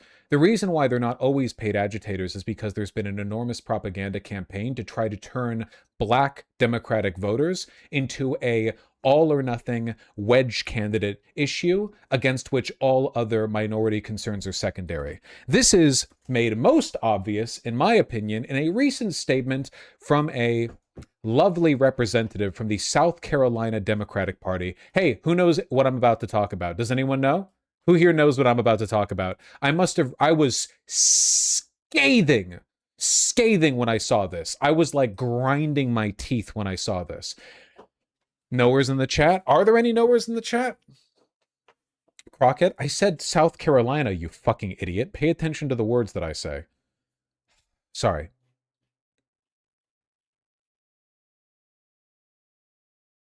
Let me find the clip. For reasons I'm not going to get into right now because it's a little bit complicated, the gist of it is that the Democratic Party was determining what order to do its primaries in what states, for the 2028 presidential election. And we went with South Carolina first, even though South Carolina is not a swing state and is not broadly diverse in a way that represents the broader American population. There's a whole bunch of complicated arguments for and against this, but I'm going to boil it down to the statement made from South Carolina Democratic Party Chairwoman Christale Spain. Because the argument was, should South Carolina be first? Or should Nevada be first? Here is the argument that she made, and this is going to become relevant in a second, okay? If Nevada gets elevated over South Carolina, it would be because of their Latino vote. So you would be telling black voters that you matter less than brown voters. And I refuse to believe that our party wants to send any type of message like that. Now, what do you think that means? The explicit statement here is that black voters matter more than brown voters. That is unambiguously her argument here. And she's doing this like mob boss idpol rhetoric. You know, oh, that's a nice Democratic primary you got there. It would be a shame if somebody implied that your priorities were being motivated by a disinterest in representing the voice of black people, you know? Like, it's you know what I'm talking about here? It's a very like threatening statement. You wouldn't want me to call you racist, would you? Hey, you wouldn't want me to throw the South Carolina Democratic Party into disarray by accusing the National Democratic Party of being racist, would you? I recognize this rhetoric in large part because I saw it from Hillary Clinton's campaign, and also I saw it from Jasmine Crockett. Jasmine Crockett is also currently engaged in a campaign of vaguely gesturing at the Democratic Party being racist because they didn't prioritize her over Tallarico. In other words, it's racial grievance politics. I'm just going to say this really, really flatly, okay? I think the average black person in America is just probably about as motivated by racial grievances as any other racial group. Hispanics, Asian people, white people. That is to say, racial grievance politics plays a big role in their community, but the extent to which it plays a role is largely based on which political forces best appeal to them. I don't think that white grievance politics are that relevant to an individual white voter, even a Trump voter, on a case-by-case basis. But I think that as a group, white people are very susceptible to arguments that are oriented around white racial grievance politics. I think black people, Asian people, and Hispanic people are the same. For the most part, I think they're ordinary. I think that if they are appealed to heavily by candidates or causes that weaponize those racial grievance politics, things can get out of hand pretty quickly. Does that make sense? Does everyone understand the angle from which I'm coming at it? The problem is that black people in the higher ranks of the Democratic Party are essentially weaponizing black racial grievance politics as a cudgel against progressives. It's a form of ethno-narcissism that would be considered unacceptable in any other context. Can you imagine a white person saying this? Like, imagine the white head of the Vermont Democratic Party saying, you'd be telling white people they matter less than brown voters if you don't select us as first for the 2028 presidential primary. That would be insane. GOP says it. The GOP does occasionally say it, and we do call them racist, in fairness. Or New Hampshire, for a real example. Well, because New Hampshire is also a red state the way South Carolina is. Sorry. Does everyone understand the point that I'm making here? Rhetoric like this is unacceptable because it promotes racial infighting. It turns what should be a tactical consideration, how we structure the 2028 presidential primaries, into a politics of racial grievance, into an argument between which group matters most. This is very, very cynical and is largely being done to prop up these people's careers. Black people in America do not in any way, shape, or form benefit from South Carolina going first in the primary ticket. This is this woman's effort to weaponize race baiting as a way of promoting her career and her interests. Like, she benefits if South Carolina gets chosen first. Not the black people in South Carolina, but she personally. Does everyone understand what I'm getting at? Ethno-narcissism being weaponized by Democratic leaders, cynically weaponizing IDPOL in an effort to promote their wedge causes in a way that sounds like it's anti-racism but really isn't. Very, very, very, very bad. Jasmine Crockett does this all the time. Jasmine Crockett right now is implying that the Tallarico Democratic Senate campaign is racist. She's vague posting about it. This is really bad because if she manages to depress even a few percentage points of black turnout in Texas, it would be really, really bad for Tallarico. Now, Tallarico has not run a racist campaign. The people of Texas chose him over her because she fucking sucks. And we all know that if Tallarico had lost, he would not be sitting the campaign out and implying that she was an anti-white racist, even though she probably is. Definitely is, actually, I should say. Those comments she's made about white and brown people, pretty fucking bad. Certainly Tallarico's not said anything like that. But what she's engaging in ethno-narcissism, right? A cynical appeal to her own racial identity as a marginalized person in an effort to throw off the Democrats' chances in the general. That's what I'm talking about here. So with all of that being said, all of that lead up, and it's worth pointing out, by the way, I am now often accused of being like far left for pointing this out, but the stuff that I'm saying right now is identical to what I got in trouble for talking about back in 2020 and 21 when I was talking about black separatists or black nationalists who were doing the exact same thing, cynically weaponizing ethno-narcissism as a justification for abysmal politics and then accusing you of being racist if you pointed them out. This is that infamous Professor Flowers conversation where my position was no matter what, no ethnic group should be able to lead an ethnic cleansing of another ethnic group, which was my position. I still hold it to this day. But back then, I was accused of being right-wing for saying this. Basically, what I'm saying is that ethnic grievance politics gives you room to make really, really, really bad arguments, regardless of which side you're on. It allows you to ignore the typical avenue of making political arguments in favor of cynically weaponizing accusations of bigotry as a way of like ad homing your way past the argument. Oh, you don't think South Carolina should go first? You're a racist. Oh, you don't think South African black people should be able to ethnically displace 6 million white Afrikaners? Oh, because you're racist. It's not a right or a left-wing thing. Ethno-narcissism is just bad. You should not make political arguments off of the idea. You shouldn't be basing your political argumentation off of like appealing towards racial infighting within a group. Okay. It's exactly like Zionism? Yes. Zionism right now is, in America, the most prominent and most cynically weaponized example of ethno-narcissism, where far-right Jewish nationalists and ethno-supremacists can go on media and just straightforwardly make arguments like, we have a right to this land because of the Torah, our religious right gives us the ability to kill, and people will treat it like a normal argument, and you're anti-Jewish if you disagree. Chuck Schumer himself, Democratic Senate Minority Leader, said that the reason for the fighting between Palestinians and Jews is because the Palestinians won't accept the Torah grants that land to Jews. Like, it's just racism, you know? It's just racism. Anyway, I'm sorry. That was a lot of lead up. So here's Jim Clyburn blaming black Americans for the 2024 presidential election. Remember, it's impossible for the Democratic establishment to fail voters. The voters can only fail the Democratic centrist establishment. What lessons did you take from the Biden administration? Like political lessons. Like, was there any political lesson you think there is to take from an administration whose central goal was to stop Donald Trump's return? And here we are. And he stopped it.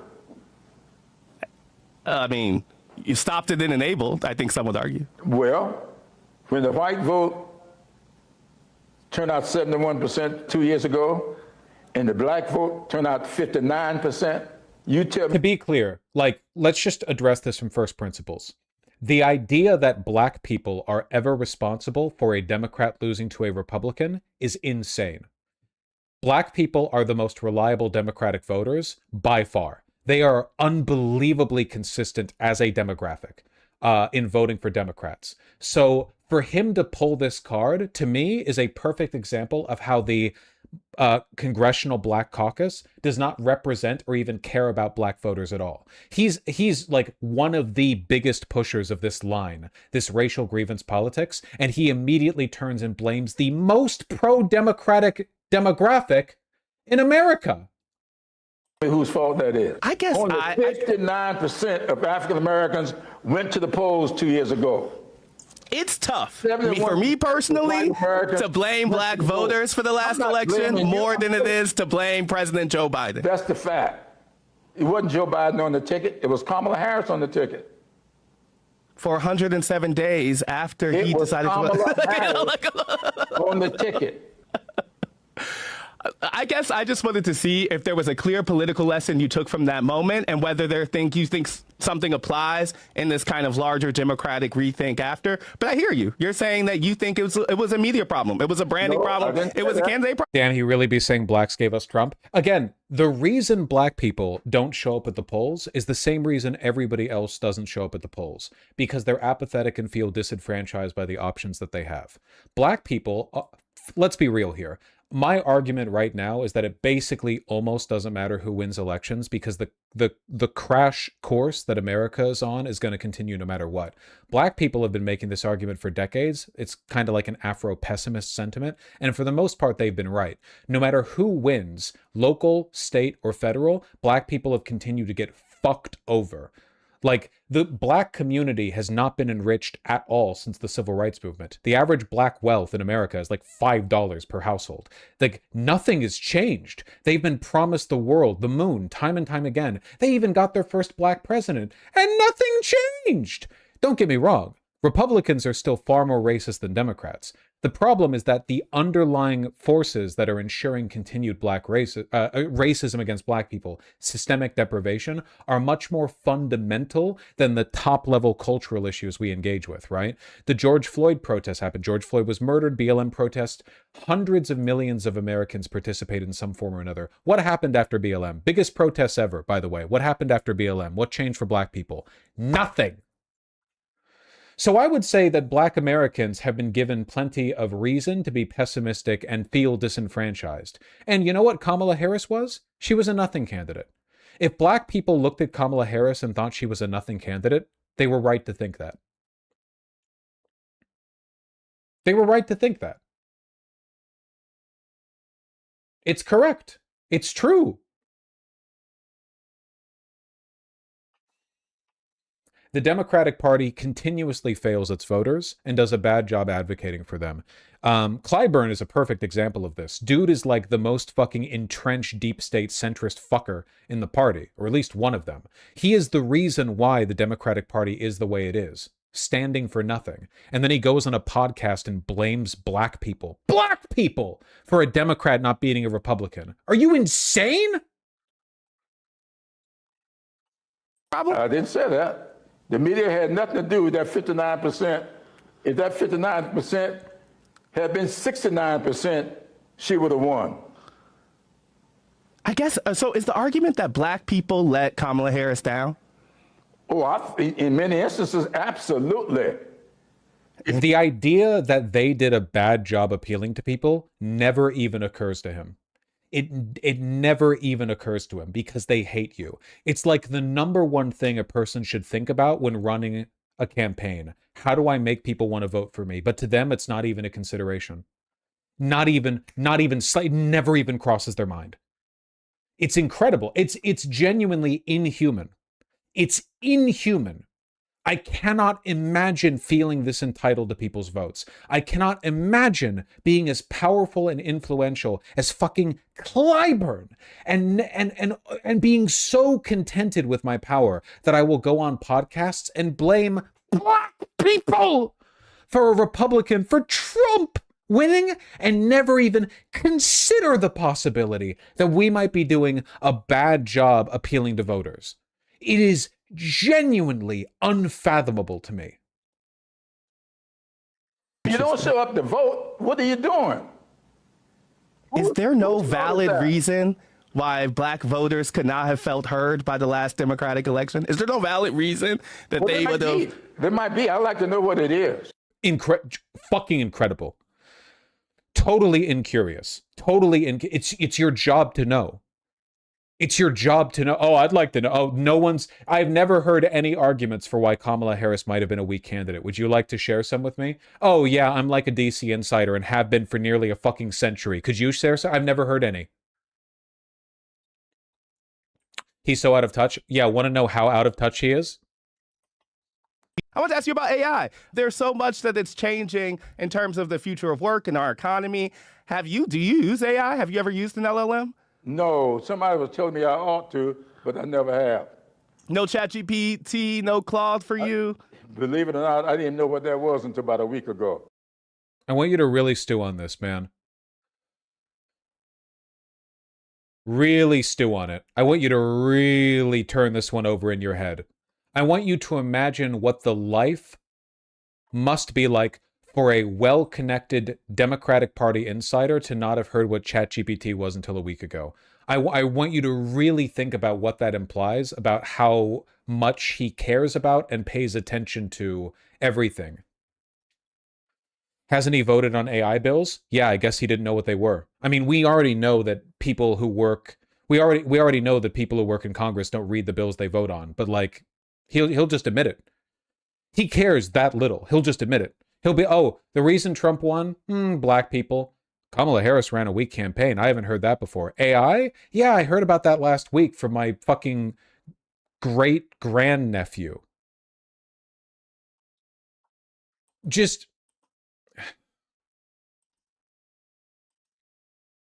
It's unbelievable. It really is. It's shocking. That means they watch zero news and probably don't look at any intel or info. I've told you this before, but like people like this, a significant number of like very old senior Democratic insiders, mostly senators, they don't watch the news. They get all of their info from the consultants and special interest groups they've developed decades-long friendships with. They literally don't watch they don't watch the news. They don't know anything that's going on. Their bewilderment at the real world is in part sincere. They don't pay attention at all. They are not people like us. They are not normal people. Which one? Chat GPT or whatever it is. You didn't know till a week ago. Wow, I'm jealous. You've got yourself in a bubble. That may sound strange to you. I don't know. I didn't know what that was. Okay, have you been to a data center or anything like that? Or no? Okay. I guess I'm wondering, like, with the speed of technological changes right now, with how much people are anxious about the ways AI and work might change because of it, how do you effectively legislate as a member who is distant from some of those technological shifts that are affecting folks' lives right now? I have a great staff. You know, I wish I could know everything. Mm-hmm. I don't know everything. And I don't spend my time trying to learn everything.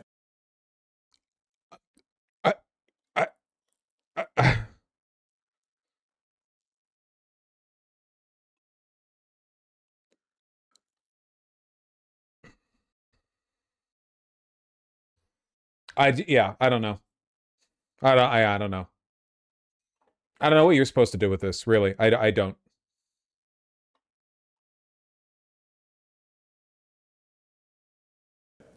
Mm-hmm. What I spend my time doing is trying to surround myself with people who do those stuff.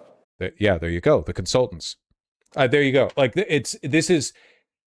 he's so removed from reality that he doesn't even realize what he's admitting. It doesn't even occur to him that the average person might find it repellent, that he doesn't know what he's voting on and just surrounds himself with insiders who tell him what to believe. Yeah, he has no idea how bad this looks. He has no idea. He has no clue whatsoever. It's not even, just totally different world. Like, this is the bourgeois capital democratic equivalent of an aristocrat walking through a village and talking to proles or peasants and just asking them about how they enjoyed their last feast or whatever. Oh, it's the summer, it's the summer solstice. Did you not enjoy the festivities? Oh, surely you laid out a golden pheasant for everyone at your house to do. Talking to people who are wearing like linen potato sacks for clothing or whatever. Like, that's the equivalent of this. And you mock and you laugh, and then all the peasants stew in their hatred, but no, there's nothing they can do about it. But like, this is that. The difference is that old-timey aristocrat really didn't have much of a choice but to interact with other people in a social class. Whereas Clyburn can just open a computer and learn about the whole world, and he chooses not to. It is worse than the aristocrats. I know how to legislate. I know how to build relationships. And I hire people to bring knowledge into the game that I can put to practice.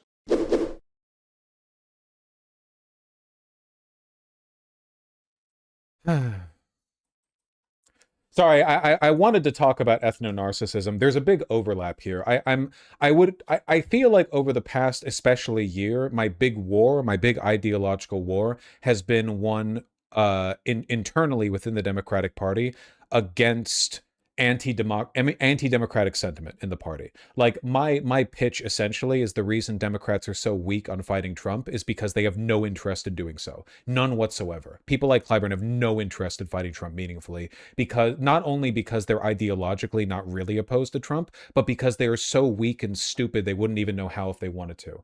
In my mind, what I'm fighting for is a return to liberal democracy as opposed to just like managed corporate democracy, a system where people get in on patronage, seniority, and cynical appeals to ethnic politics. You know, I feel like I'm basically like championing liberal values here to an extent, to a democratic system that does what it says on the tin.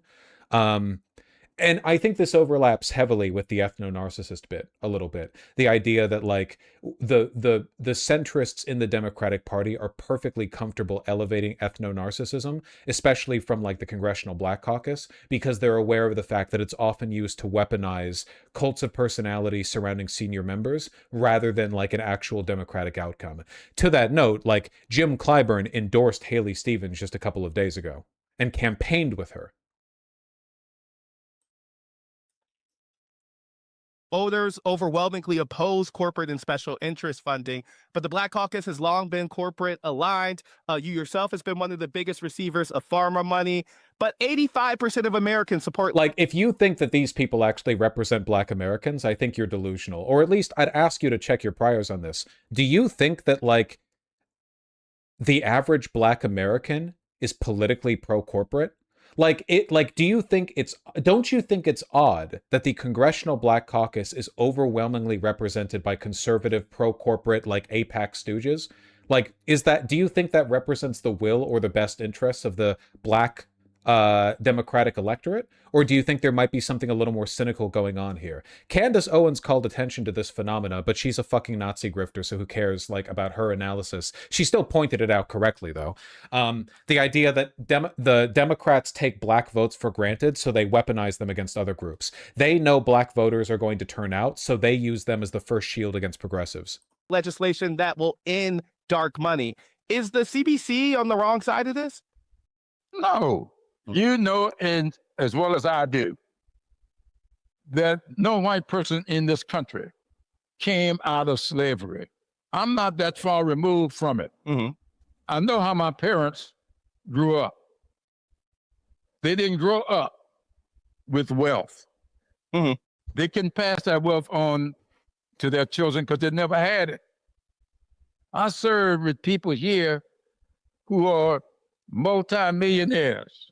Why do you take so much PAC money? Because we were slaves or something, type shit. What does this have to do with anything? You know, with racial grievance politics, anything can be your argument.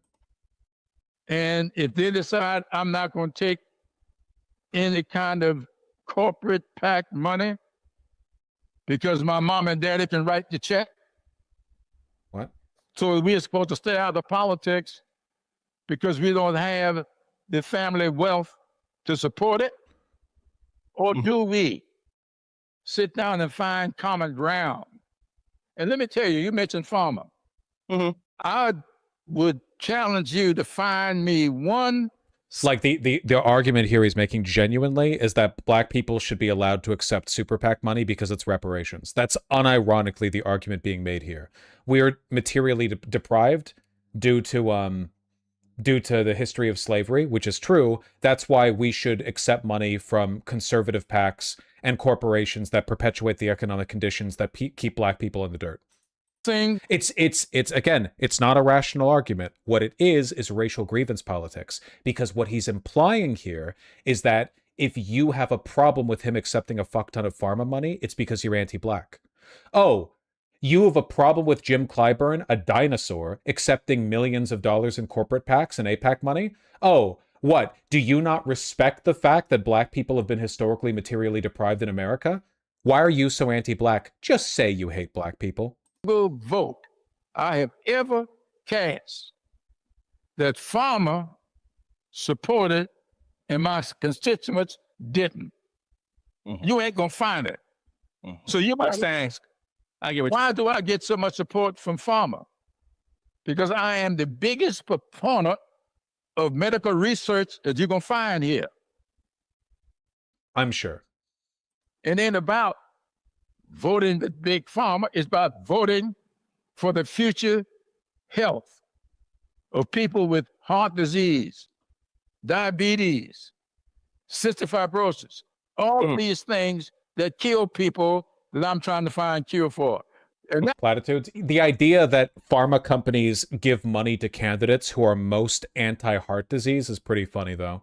Like, oh, why have massive pharma? Why is like Moderna and Pfizer giving you so much money? Oh, it's because I'm anti-heart disease. That's the reason why. That's totally the policy they're giving me money to support. The anti-heart disease policy. That's what's happening here. That's all it is. Yeah, you're saying there's no daylight between your constituents and those votes you were taking. But I do want to go back to your earlier point, because it is important to say, and I want to acknowledge that Black candidates often do not come from the same amounts of personal wealth. Not often. Yeah, that a lot of other members of Congress have. I think that's an important true point. The ability to raise money is often more difficult. But I mean, theoretically, you know, the CBC or others could advocate for public funding of elections. They could advocate for small dollar numbers and people raising money through that. Like, it's not just, you know, you could just like believe in democracy. You could raise your money through grassroots donations by soliciting the support of the voters. Nah. Saying, like, aren't there other avenues that they could take that will put them more aligned with a Democratic base that's increasingly against corporate money? We do. Okay. All right. I hear you. Phenomenal. Truly phenomenal. Look at the donor list to his foundation. Listen, man, he's just anti-heart disease, okay? He's just anti-heart disease.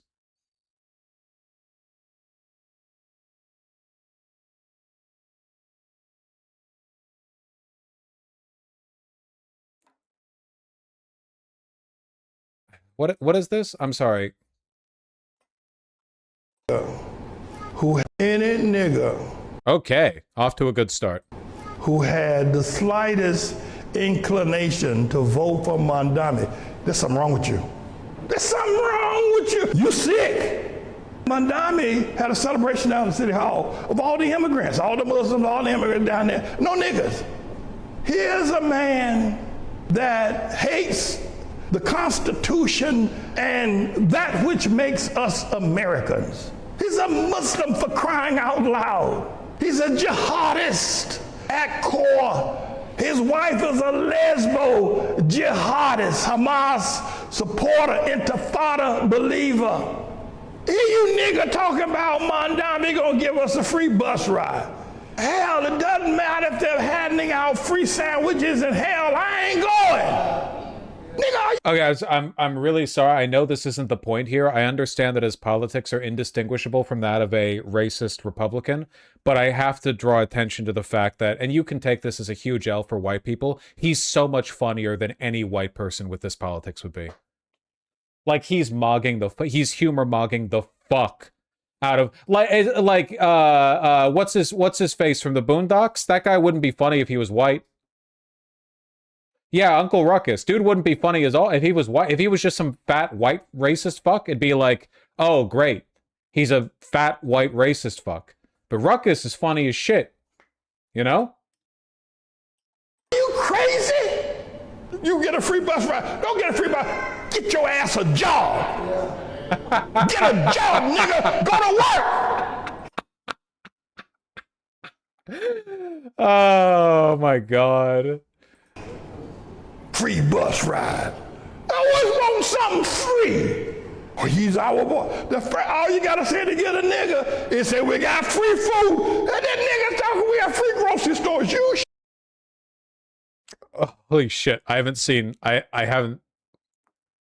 Holy fuck, this guy's so fucking funny, dude. Holy shit. He's ulting. Should have seen the niggas jumping up and down. Oh, won't fuck. Work, don't got a job, can't hold a job, ain't got no money, don't have no security. But Mondami gonna give us a free food. Damn! I don't need you to give me no free food. I buy my own. There's something wrong with black folk. This got Moses in trouble. You think I shopped him? Sell out. Oh my fucking god. I'm sorry. I don't even know if that was relevant to the segment that we're doing right here. God, that's, oh my god. I'm sorry. I'm trying really hard to take, because like this is all really, really bad politically. By the way, Clyburn endorsed Clarence Thomas for the Supreme Court. Did he really? Wait, did he really? Clarence Thomas, the most Hitlerite Supreme Court justice? Commissioner Clyburn. Thank you, Mr. Chairman. It's a pleasure for me to be here today to present testimony in favor of my good friend Clarence Thomas. Jesus Christ. I'm sorry, I actually didn't know that.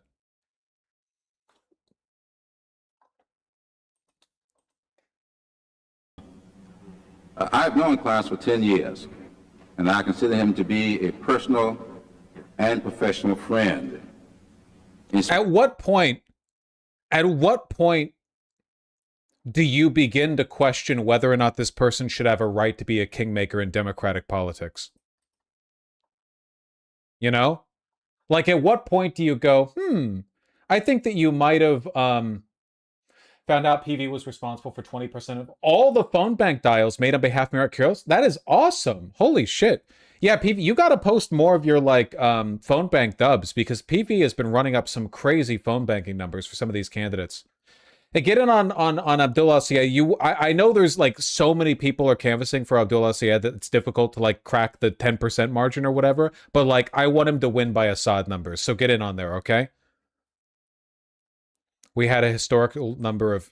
Don't read that aloud, but I can't call it anything else. Mr. Wynn, you can't say that. We assume if you are black and you are in chat, I know you want to say really funny shit, but you have to remember that everyone is assumed white in the live streaming political... If I was like a black YouTuber doing watch-alongs to Naruto episodes, you could say N-word soft A in chat because everyone would assume you're black. But this is a very white boy political live streaming news coverage channel. You are all assumed white. I know it's not fair. I know it's not fair. I know it's not fair. You can't say it. You can't say it. Oh my god, man. I'm sorry. I didn't realize he fucking called Clarence Thomas his good friend. Well, okay. Let's round this off. Hold on. Let's round this off with a clip that got so many people. Clarence Thomas also weaponized Deadpool. Yep. His campaign called the sexual harassment allegations against him high-tech lynching, so Clyburn's right at home here. Listen, my position on this has been consistent for as long as I've been a live streamer, okay? If a person is using their demographic identity as a way of skirting past legitimate arguments, that is a massive red flag. The average person, the average regular human being, does not have consistent political views. People have biases, people have emotions, people have irrational beliefs that they construct political arguments around. People don't discover normative ethics and then build up their positions from first principles. It's very rare that people do this. Almost everyone just has a set of vague, generalized notions that they then build arguments around like a cocoon, okay? Most people are like this, politician or otherwise.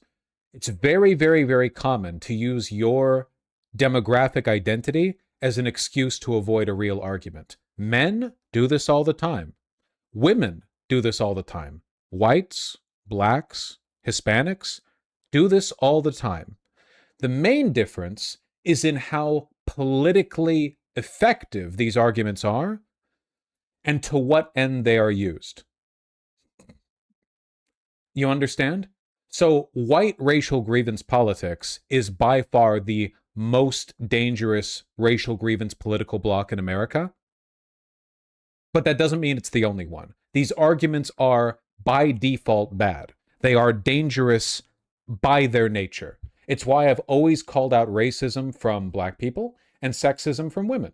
Because I think the arguments themselves are bad.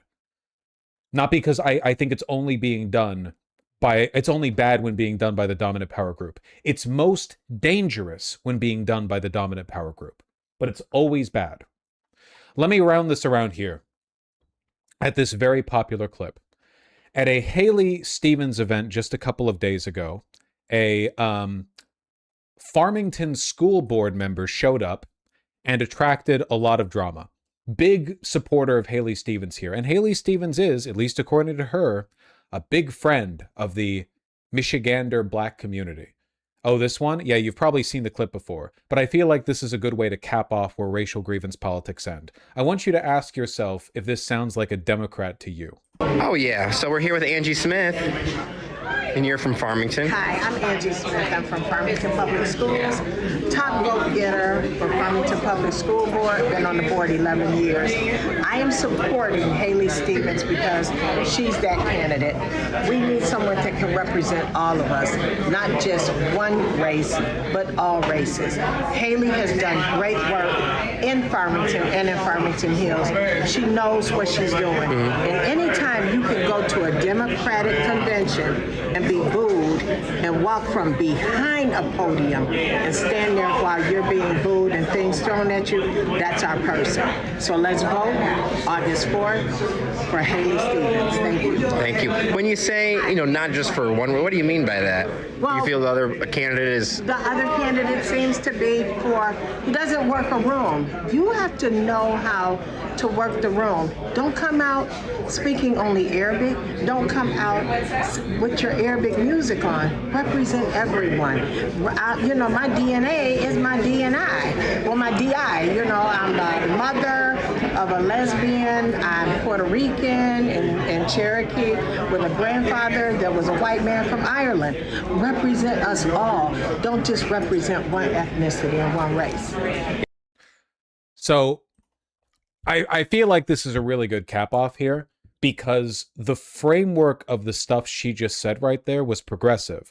Don't just prioritize one race, advocate for everyone. Don't just prioritize one race. That's nominally progressive rhetoric. But the shit she actually said was racist as fuck. Don't just come out here speaking Arabic with your Arab music. What the fuck are you talking about? What the fuck do you... I don't even know if I've ever heard Abdullah Syed speak Arabic. I don't even... Maybe at some point. I don't... Like, what an insane... Yeah, it is the picture-perfect equivalent of Fox News broadcasters saying, I don't support racism. I support anti-racism. Just pull your fucking pants up like the rest of us. It's 1-to-1. 1-to-1. Yeah. Last one, this guy's insanely racist. It's a photo, so obviously we can't keep looking at Too Raw, Too Real. The dude is literally a Mossad psyop, okay?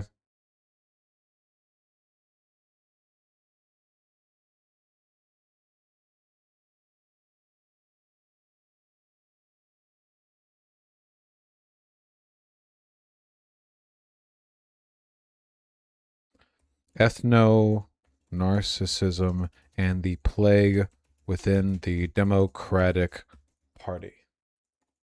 Whew.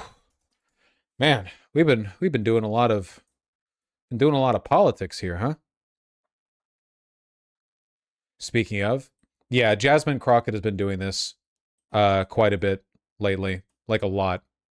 It sure seems like many people on the far left throw the term establishment around when they'd rather be using the N-word instead. From Jasmine Crockett, clap, clap, clap, clap. Jamie Harrison, the extremely ineffective, always failing upwards AIPAC shill, who was the DNC chair up until being replaced recently, was also making this argument that if you criticize the Democratic establishment, you're actually criticizing old black women.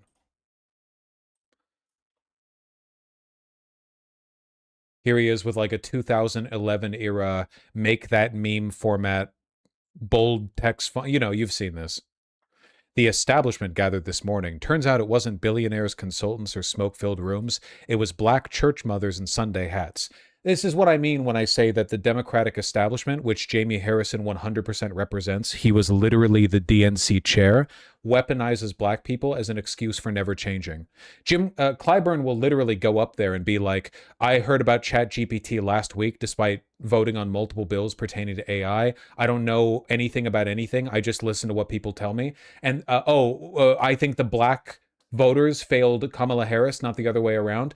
They're aware of the fact that racial grievance is a tool that they can use to deflect from real criticisms of the party. This rhetoric is doing to black people what Israel's doing to Jewish people on Malding. You might notice, by the way, an almost 1-to-1 like Venn diagram overlap between people who cynically weaponize the rights and needs of Jewish people as an excuse to defend genocidal monsters in Israel, and people who do the same thing for black people.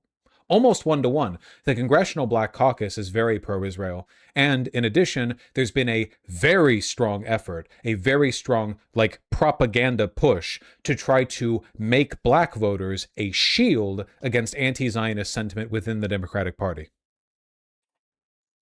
Really nasty stuff. Nasty, anti-democratic, disingenuous, cynical, bad for America, bad for the Democratic Party. Okay, I gotta calm down a little bit. I'm ranting and raving today, and I'm actually starting to get like a little bit sweaty in here. I'm like, really? Here, let's see something nice to like buffer it out. I think Daria Lisa recently did an interview. I would like to buffer out like all the bad politics with a bit of good politics.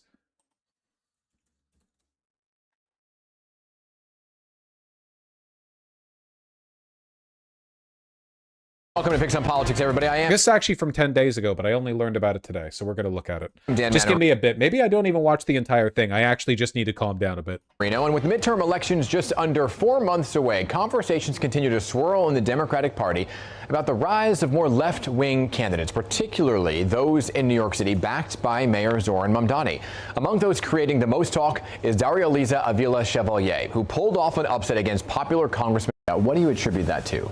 You know, I'm so deeply grateful and honored to have earned the support of so many people across this district, to know that we won the youth vote across all racial and ethnic backgrounds, that folks in Harlem, in particular black folks, came out and supported this campaign in a time where the Voting Rights Act is being gutted. And they decided that they wanted to have these values around making sure we have dignified. There's also, I want to add on to what I said previously, like genuinely a lot of money in the propaganda campaign. I would fairly call it Hezbollah. I do think a lot of this is genuinely a Mossad operation. We know that Israel spends millions and millions of dollars doing this, the same way Russia does. But like, as I was talking about this woman right here, here's an account that was made, let me see, how many minutes ago? 3 minutes ago. The previous lady was right about the Arab stuff, and I'm tired of pretending she's not. This is a very, very common phrase from these people, by the way, from like this like cynical id pol shield. Tired of pretending she's not. It's a fundamentally conservative phrase because it defers to the myth of the silent majority. Everyone was pretending to be upset with what she said. We were pretending to find this woman racist.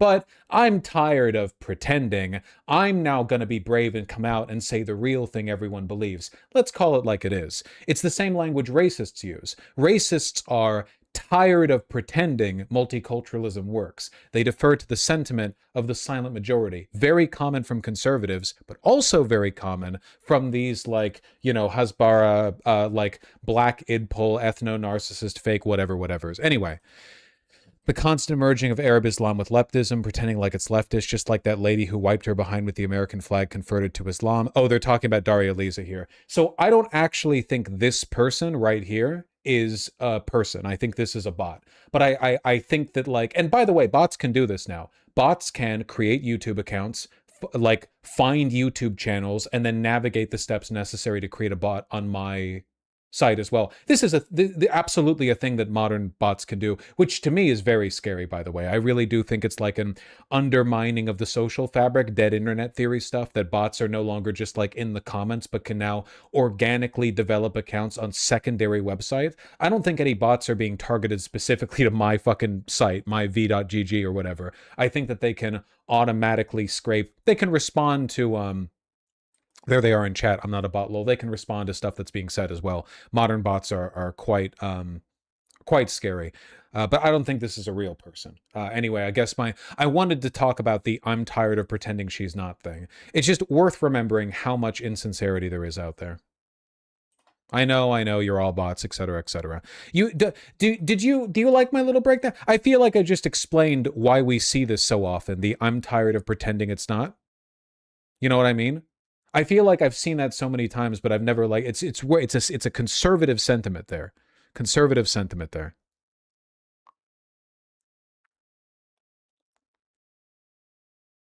housing, making sure our tax dollars are coming and investing in our children and not in wars abroad, and making sure that we are fighting back against the immigration enforcement that we're seeing across the country. Yeah. And I'm just so honored to everyone who was part of this campaign and grateful to each and every one of them, because it was really the work of organizing that helped us get to where we are. I think so often we're told that entrenched power is untouchable, and to know that people came out and talked to their neighbors and helped build that people power to help us get across the finish line is what's... I'm glad you're explaining the actual thinking behind their positions and rhetoric. I feel like you glaze over it a lot. Well, the reason I often glaze over it is because I think it's fundamentally insincere. I don't think that real people really believe this. This is the reason why I don't really believe in democracy anymore. I feel like technology and capital control over media have advanced to a point where the overwhelming body of presented information is not only insincere, but insincere in a very coordinated and directed way.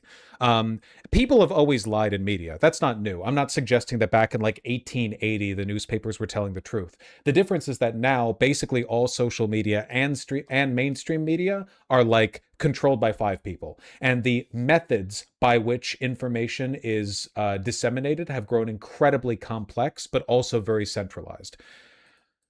So heartening to me.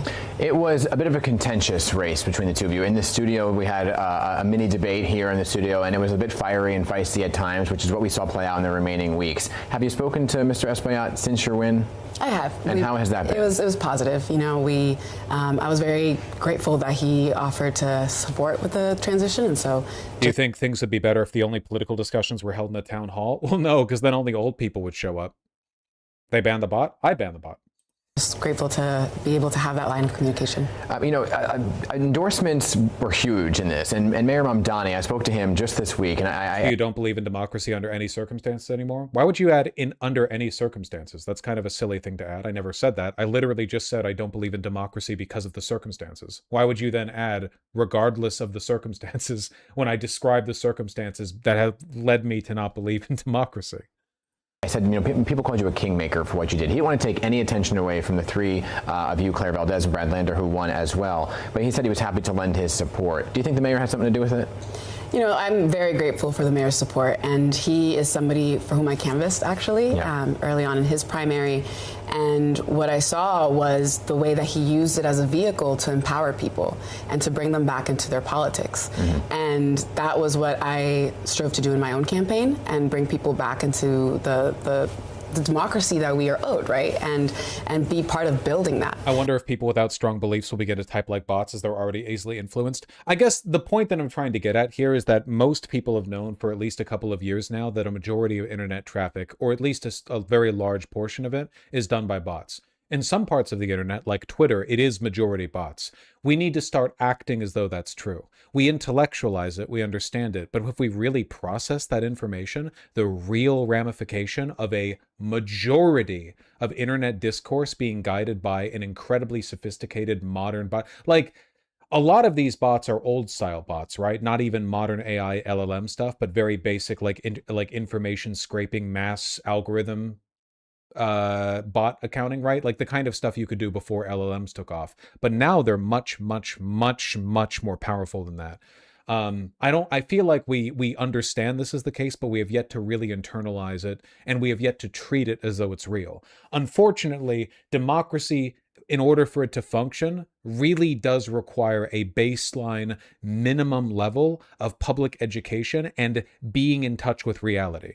And like those conditions have really been eroded. I don't support democracy under all conditions. For example, I certainly wouldn't support democracy for all in a system where nobody's literate. Do you have any idea how bad that would be? Imagine implementing a democracy in like 1100s England. First order, which witches are we burning? What do you like? What like just imagine if you gave limitless political power to illiterate, superstitious peasants. It would be fucking insane.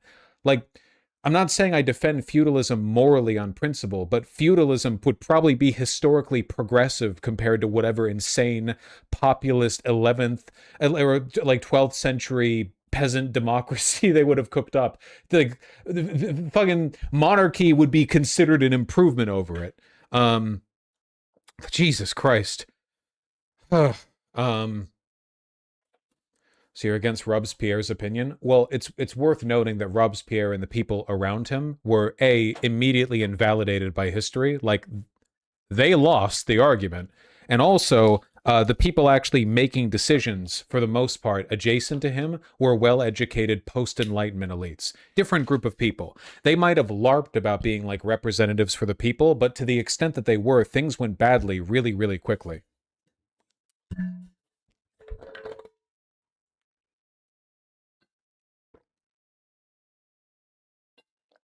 Oh yeah, they LARPed.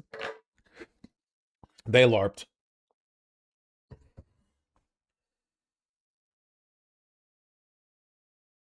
Unironically promoting mandatory voter education intelligence testing? Yeah. Yeah, yes. Yeah, you're suggesting that as though like it's a get. I've been publicly in favor of this for a while. I do not think the baseline conditions that allow democracy to produce outcomes are present anymore. I think they could be, but they are not right now. I really do think the fact that this country elected Trump twice is a fundamental indictment of democracy in a way that a lot of people are not, like, willing to reconcile or willing to work with. You know what I mean? Like, I don't think it's just aberrant. I think it actually invalidates the premise. The whole point of democracy is that it's supposed to produce better outcomes than the alternative. Certainly we're not getting the outcomes we were promised. If this is the direction things are going in, I don't think so, buddy. I don't think so.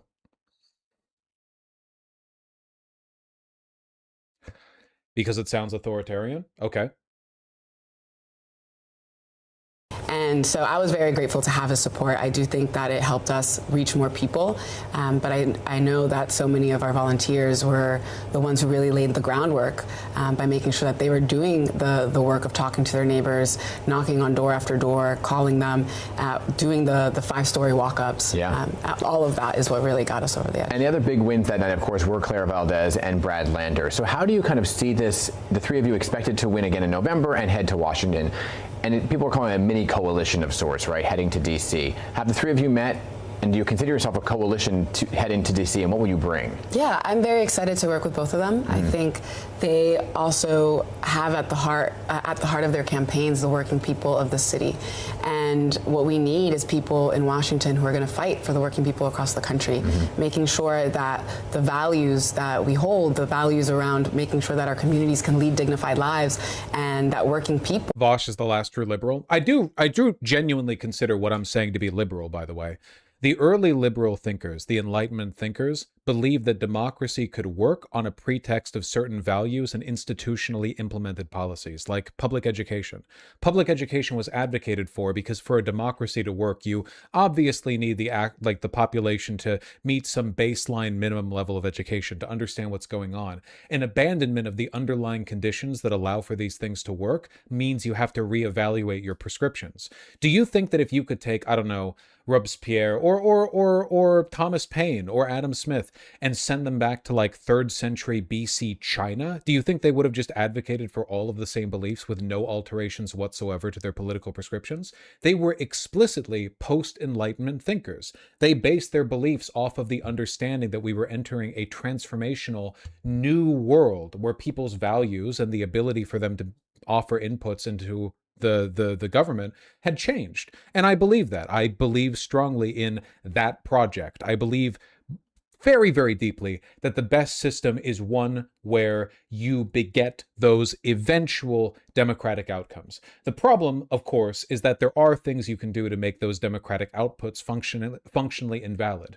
I think most people would agree that you can't really call a country a democracy if the only place people get any information is through state media that is deeply propagandistic, right? Like, that's a very 101. Like, if you have a country where the only way you can legally obtain news is through the state and the state lies nonstop, I think most people would like legitimately acknowledge that's not really a democracy, right? The people voting at that point is just theater. People voting is a like a play. It's like a rote procedural theatrical process. It's KFAB, right? We're LARPing because the democratic input, the voting, gives legitimacy to the intended outcome. People vote in North Korea, but like, we all know that's not fair. People voted for Hitler. But if you voted no, there were Nazi Party officials watching you do it. It's not like, you know, rocket science. We know there are conditions under which a democratic output is invalid. I would just argue that we've reached a point in this country where the outputs are largely invalid. It's one of the reasons why I don't really care that much if Elon Musk helped Trump cheat in 2024. You know what I mean? Like, maybe the numbers were fiddled with. In my mind, the real number fiddling is the fact that Elon bought Twitter and then immediately, like, changed the algorithms in it, banned a bunch of left-leaning journalists, and changed it. Like, is that not also illegitimate? Let me put it this way. Here, this is the fundamental question that I ask you, and I really want you to reconcile with this, okay? Everyone knows that it's cheating if a billionaire uses their money to alter a system and flip a vote. Like, you vote for a Democrat and then the billionaire, through their machinations, flips that vote from a Democrat to a Republican. Everyone knows that's cheating. Is it not also cheating if that billionaire uses the exact same amount of money and effort to instead blanket the news waves with a bunch of lies that convinces a person to vote for a Republican when they would have voted for a Democrat? The outcome is the same. The money invested, the relationship between money, power, and outcome is the same. The only difference is that it's done through a so-called legitimate output. My argument is that legally these two are distinct things. I recognize legally they're always going to be distinct, but in terms of outcome, they aren't. They're the same. They're exactly the same. The input and output are the same. The only difference is the method, and the method in this case is relevant only as a legal technicality that you can use to determine whether you can go after somebody in like a court of law. The input and output are the same, therefore functionally they are the same to me in terms of them existing as an indictment on the legitimacy of democracy. I think that the airwaves are largely bought out, and as a consequence you can basically treat tens of millions of votes as, well, not legally fraudulent, but ethically fraudulent in the sense that they're a product of dishonesty. I'm sorry, I'm rambling here. I'm rambling. In medical practice, there's a thing called informed consent. A patient must have full and clear information to be responsible as a decision. I think that's a good way of framing it, that we might have consent technically in a democracy, but not informed consent. That in order for a medical practice to be legitimate, the doctor can't lie to you about what it's going to do. Like, if a doctor says, do you consent to this procedure? And then they do a totally different procedure to you, and they lied to you about it, that's obviously not informed consent. If you went in for a root canal and then they took out your liver, that's obviously not informed consent. And I think that in you know, democracy, it's more or less the same thing, right? It's not a problem that you can fix perfectly. I'm not saying you could ever build a system where nobody ever lied in politics, but I think there are a lot of systemic factors weighing on the outcome here. Really bad ones. Sorry, I know that I've rambled about this a lot in the past. I just want people to understand that I'm acting out of what I consider to be a deference towards and respect for liberal democracy. And by liberal democracy, I mean liberal politically, capital L liberal democracy. In spite of everything, I do revere to a large extent the Enlightenment thinkers and their beliefs, their optimism that an average person could, for the first time in human history, get to decide for themselves what government would do. It is a radical proposition now, even now, and it definitely was back then. Anyway, sorry, I guess I've gotten my my refresher a little bit. I'll just take a look at this. I'll just take a look at the clip. Where's the Daria Lisa clip? The clip we were looking at, not the, oh, it's gone forever, whatever. Have their rights protected around democracy, around, you know, being able to stay in their homes. Yeah. That, I think, is at the core of the fight that we're waging in Washington. I'm excited to fight with them. And before I get to some issues, I want to ask you about other Democrats who were quick to react about what happened on primary night, right? For example, Josh Gottheimer was one of them. In the past, Tom Suozzi, a Democrat from Long Island, had DSA should have their own party. What do you make of other Democrats now coming out and saying, well, this isn't representative of us as a whole? Well, I'm very excited to be the Democratic nominee. I'm very excited to know that the working people of this district voted for the things that we were running on, right? Around affordable housing, around making sure that we were abolishing ICE, making sure that we're investing our tax dollars in our children here. And those are the values of the Democratic base, not only here in New York, but across the country. And we see that with election after election across the country, whether that was with Chris Rabb in Philadelphia, Dr. Hamawi in New Jersey, or with Melat Kiros in Denver. And there are so many more races like Donovan McKinney's in Michigan that I'm very excited to watch closely, and Justin Pearson's in Tennessee. I think what we're seeing is more and more Americans coming out to say this is what Democrats want. But how do you envision yourself and what you view as your views? When I'm listening carefully, is it far off from the Democratic Party, or do you believe that they were outliers and shouldn't have said those things? I think the Democratic base, like so many, like myself included, So nationalizing social media and the news should be added to the DSA platform? I don't think nationalizing these things are going to fix them. Do you think that nationalizing the news and allowing Trump to control it directly would improve things?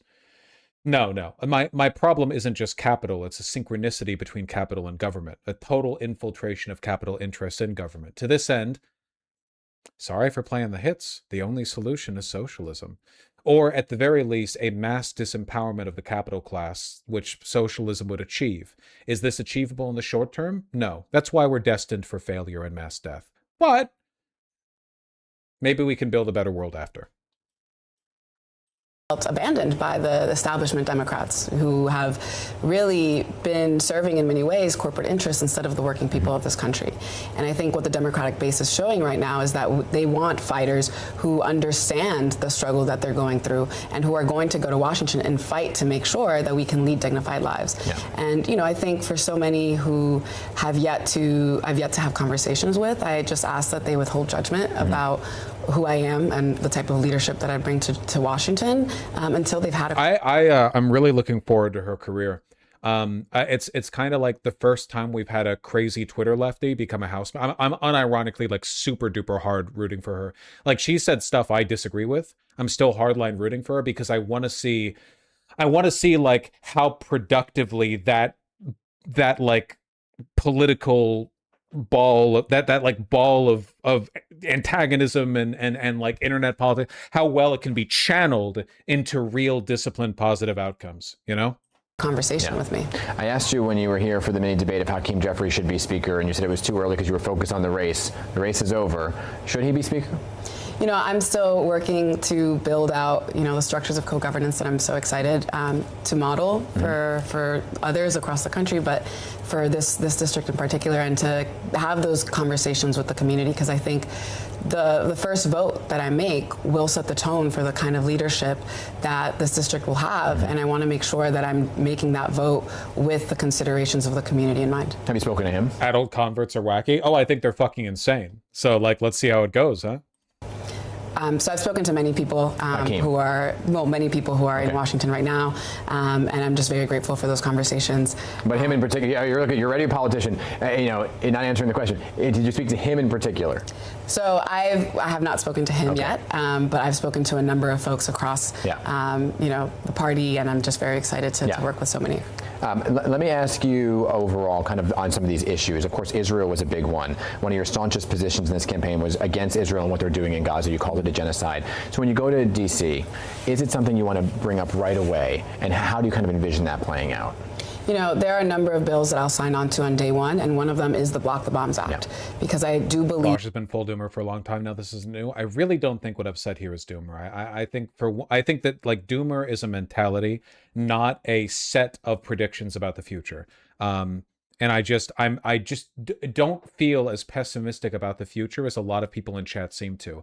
I think the real danger is engaging in behavior represented by like some of the more, let's be real here, like Zionist aligned centrist Democrat channels. You like Pacman or Brian Tyler Cohen or some of the people in Midas Touch and Pod Saves, where you like lure people along with a chain of Donald Trump has finally met his match. It's over for him. And then then like you do years and years of that coverage. It rakes up views because people, you know, people want like news about the enemy getting epically owned or whatever, you know, makes you angry, makes you feel like righteous or whatever. And then like everything gets worse anyway. How many like Trump is finished videos have you seen being pushed by these channels? Hundreds, maybe thousands? And what happens? The country gets raped to death anyway. Trump is right now like molesting kids on Little St. James too. No end to it, you know? I think that the real like doomer is what happens to people when they realize they've been lied to like that. Like the real doomer is when you get strung along by that narrative, the idea, oh, don't worry, people will wake up soon, everyone's going to come to their senses soon, and then you realize, wait, hold on, no they're not. No they're not. This isn't getting fixed. And then you realize this whole time no one ever had a plan, and then you just crash the fuck out and you're apathetic. That to me is the real doomer. It's what happens when you embrace apathy because no one's offered you a solution. I tell you what I do and don't believe in, what I do and don't think is worth doing. I'm not apathetic. I believe that what's happening is a genocide, and I believe that it's a moral injury to the American people that our tax dollars are being used to enact this genocide. And so I think that this plays out in every single policy decision that we will make, right? If you value life, that is going to reflect in how you think about health policy. That's going to play out in how you think about housing. That's going to play out in how you think about childcare. And so if you cannot stand against a genocide, right, it makes me wonder whether you can stand for the things that working people in this country need, whether that's healthcare, housing, a Green New Deal. All of those things are deeply important to the American people. And housing is a huge one here locally, of course, in New York City. And there was a study that came out this week that New York City is more expensive than ever. And people were really hoping for the mayor to change that. He's 6 months in. Many people saying give him a chance. How can Congress get involved in kind of bringing down the cost of housing? How would you do so specifically for folks in your district? You know, one of the other bills that I'm really excited to sign on to on day one is the Tenant Rights to Organize Act, because currently only NYCHA residents have the federally protected right to organize. And we know that when folks have the right to organize, they are more... Yeah, we know she's based. Sorry. I don't even remember what I was talking about. I'm so out of it. It's so hot in this room right now.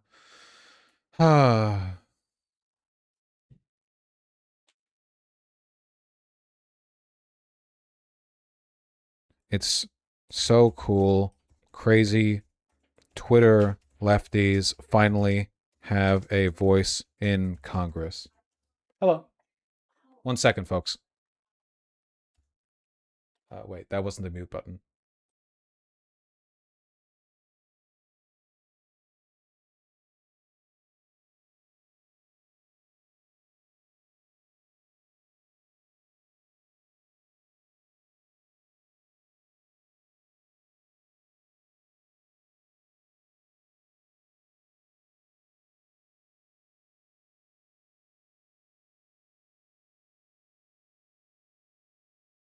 My friends are going to go hang out without me because unfortunately I have job obligations.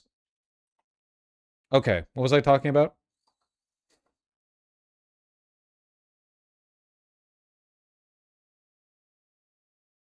Loser? I know. Hold on, somebody link this. Why is Kshama Sawant attacking Mamdani? She's done this before. Unfortunately, she's a little wacky. She would absolutely be better than the person she's replacing, Adam Smith, the aforementioned believes in nothing deep state corporate piece of shit freak in Washington. What is it? Washington 8? Washington 9? I forget.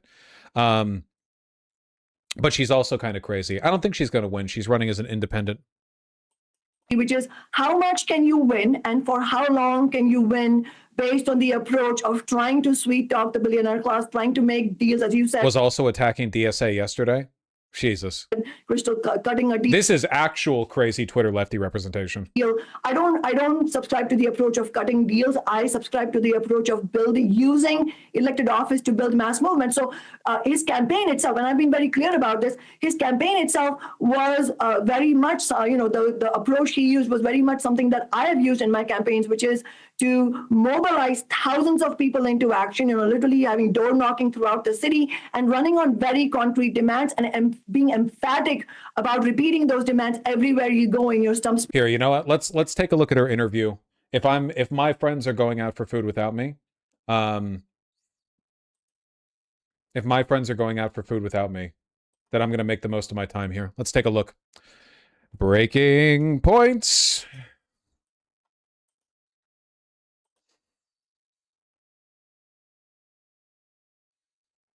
Where is Kshama Sawant in these interviews? Here we go. Damn, 40 minutes? I don't know if we can watch all that.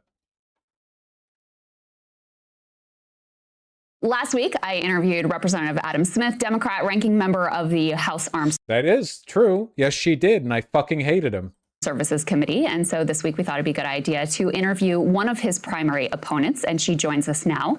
Kshama Sawant is an independent socialist running in the Jungle primary against Representative Adam Smith. Welcome to the show. Thank you so much for having me. Yeah, of course. And so in just a second, I'd love for you to give people a little bit of your background, what you're able to accomplish on the Seattle City Council. But first, I wanted to give you a chance to react to some of that interview with Representative Adam Smith. Let's go ahead and take a look. This is when I was asking him if he had changed any of his views with regard to Israel specifically, because he's taken some interesting votes recently. She's a dipshit contrarian campus theater leftist. This is all 100% true, and I dislike her. However, she's still better than the guy who's running. If she wins, she would be so fucking funny in office. I guess a better way of putting it is that her winning can only really positively contribute to a couple of like key flank issues within the Democratic Party. But Adam Smith winning is a contribution to like the rot that makes the Democratic Party completely ineffective.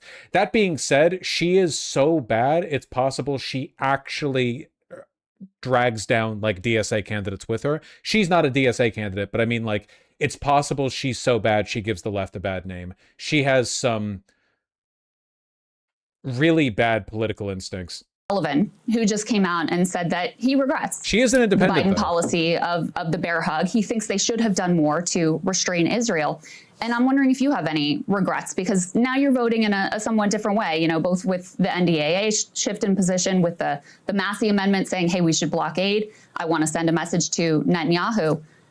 At the peak of the Gaza onslaught, you had a complete siege. You had entire neighborhoods that were leveled. They created the largest population of child amputees.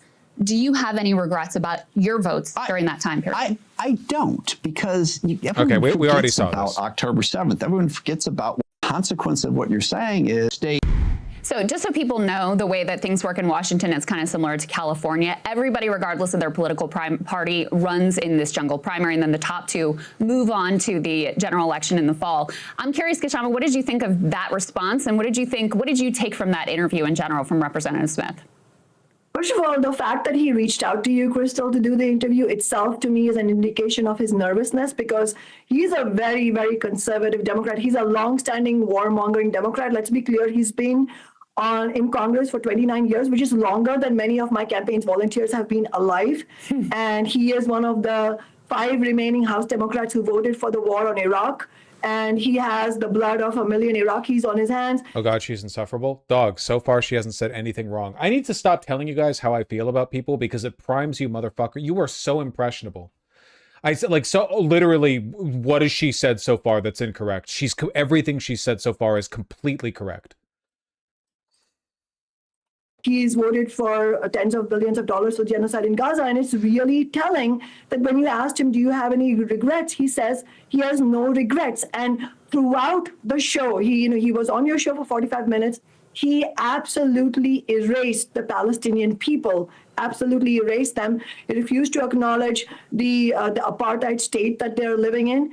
And she could use a better microphone. Moves he's made right now to pivot away from, or seemingly to pivot away from, his blood-drenched record is, in my view, entirely because of the pressure he's feeling from our campaign. I mean, obviously, the Democratic Party as a whole, the establishment as a whole, is feeling real pressure from the recent victories against the establishment Democrats in New York City and Colorado State. But as far as Adam Smith personally is concerned, he is an AIPAC darling. He's bankrolled by the billionaires who profit from corporations, warmongering, war profiteering corporations like Palantir and Lockheed Martin, all of that. So, he's very much... Like, it's all true. Adam Smith, the rep from Washington 9, is been contributed to extensively by MIC donors, huge piece of shit supporter of war and brutality overseas. an entrenched warmongering Democrat. He's a general among the warmongers. And any pivot he's making is precisely because he is actually specifically being threatened by our campaign. And that is why he literally voted no on his own bill to give Trump $1 trillion for war. I mean, who votes against your own bill? When it's only when you're nervous about your opponent. And I don't know if you heard right now, just a few days ago, he said, oh, I think we need $15 an hour federal minimum wage. I mean, it's like newsflash for you, dude. We won $15 an hour in Seattle in 2014, and that Seattle has spread, that $15 has spread to many cities and states because working people organize around it. And these guys are so behind. The federal minimum wage is $7.25 an hour still. And so can you set the stage a little bit, tell people who aren't familiar with your career about your kind of first 2013 run and how it is that you got to where you are now? Yeah, I ran as an independent socialist in 2013. That was our first campaign. And I say our and we because it wasn't just me. It was a whole group of revolutionary socialists who ran that campaign together. And we ran on our flagship demand of $15 an hour. She has some ambitious policies. Well, I mean, my main problem with her, in addition to the bad political instincts in general, is the fact that for some reason she keeps attacking Mamdani. She basically keeps attacking Mamdani and other DSA candidates as being like corporate sellouts or whatever. They're not radical enough for her. She really is like campus Twitter made candidate, you know? Really, also, like, in my opinion, God, I don't know. And also on taxing the rich. Corporations like Amazon, Starbucks, T-Mobile, you know, these are all corporations that are headquartered in Seattle, and also for renters' rights and rent control. And at that time, I was widely mocked for calling for $15 an hour. Nobody thought it was going to happen. All the corporate media said it was utopian. But it was precisely because it was an independent socialist campaign and because we were running not on personality or personal narrative, or I wasn't running to make my own personal career. We were running very clearly on working class demands that the campaign actually won. Even though we were the absolute underdog, it was a long shot, we still won. And then after I took office in January 2014, two of the most powerful Democrats on the city council came to my office, sat me. Gives me 2016 Tulsi Gabbard vibes. I can see where you're coming from with that, though it's worth noting Kshama Sawant is sincere. She's not like hiding some nefarious, at least not to my knowledge, some nefarious like backed by Russia bullshit in the background or whatever. She's been like this for a long time, and she seems sincere. Down and said that it's all well and good that you rabble-rouse your way into the city council, but we are here to tell you that City Hall runs on our terms and you're not going to win any minimum wage, let alone 15. And less than 6 months later, we had won $15 an hour. We made Seattle the first major city to win 15. And the way we did it was not by me sweet talking other Democrats or morally persuading them, but by using my office to build mass movement. She's just a narcissist. I don't think she's a narcissist. I just think she's a campist. And that's the basis on which we won the Amazon tax and renters' rights. And that's the same principle we're using in this congressional campaign as well, to end all military aid to Israel and to win free healthcare. And so after that victory, you then had the 2015 and 2016. What's her opinion on Ukraine? Okay, I know this without even checking. She thinks NATO is responsible for Russia's invasion of Ukraine. That's like a very easy call on my part. 100%. Bernie Sanders campaign, which led to this kind of influx in membership for Democratic Socialists of America. And if we can put up F4, people can see the chart here. You know, it ticks down a little bit, and then boom, you see the campaign of New York Mayor Zohran Mamdani, and you see DSA membership surging again. He effectively, challenged 3 incumbent Democrats in New York City, knocked 2 incumbent Democrats out, knocked out a kind of head of the Brooklyn party who was backed by the outgoing incumbent. Then the DSA wins out in Denver, Colorado. They have a couple campaigns coming in Michigan as well, Detroit in particular. But talk to us a little bit about what your... She calls it an inter-imperialist conflict. Gotcha. ...view is of DSA, which has become the kind of big story. I've seen you make an argument that their strategy overall is flawed. How do you square, how you understand the DSA with, how they've done over the last several months and years? I think it's really, really important what's happening. I agree with you that these are historic defeats of entrenched Democrats like Adriano Espaillat and Diana DeGette, in New York City and Colorado, respectively. I mean, these were seemingly invincible Democrats, incumbents, and they were defeated. And it is a decisive repudiation of the Zionist agenda, of the pro-billionaire agenda that the Democratic establishment subscribes to. And, it's really. I do wish she would get a better mic, though. She has money to put people all the fuck over Seattle 24/7. Fucking at every event, at every farmer's market, people there.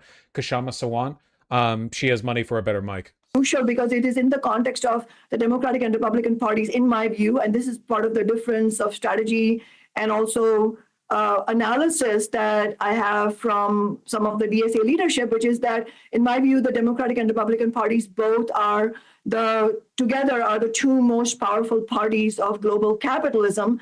And but the recent primary victories of the Democratic Socialists of America shows that, first of all, that tens of millions of working class people in the United States are angry. They are really angry at the status quo. They're angry about the genocide in Gaza, about the forever wars. And many of the people who voted for Trump are also angry because, remember, Trump ran on the agenda of ending the wars, and now he's become the warmonger in chief.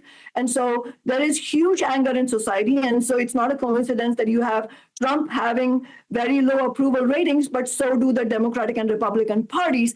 And in this context, the opposition to the establishment's agenda is winning victories. And so it is a confirmation. She's not answering the question. No, she seems a little bit temperamental about criticizing Mamdani and the DSA. Of the dramatic shift in consciousness. I think all of that needs to then be translated into actual outcomes. And this is where, just to explain, my metric of success is not whether I win the election. Obviously, I have won 4 elections. So, and it was only because I won my first election, first of all, that we won $15 an hour, because at that time, the overwhelming majority of the labor leadership was opposed to 15. They were forced to get on board because of my election victory and because the majority of union members and non-unionized workers were excited about 15 and wanted to fight for it. And the labor leadership would have been exposed at that time if they didn't support it. So in that sense, election victories are absolutely crucial. But in my view, election victories are not an end in themselves. It's a vehicle. Winning an office, in my view, is a vehicle to build mass movements. Mm-hmm. And so the concrete questions will be some similar questions. I was kind of hoping she would answer the question a little bit more directly about Mamdani and the DSA, though. What was the Twitter account that was shit-talking her? Post Left Watch, I think? Post Left Watch, yeah.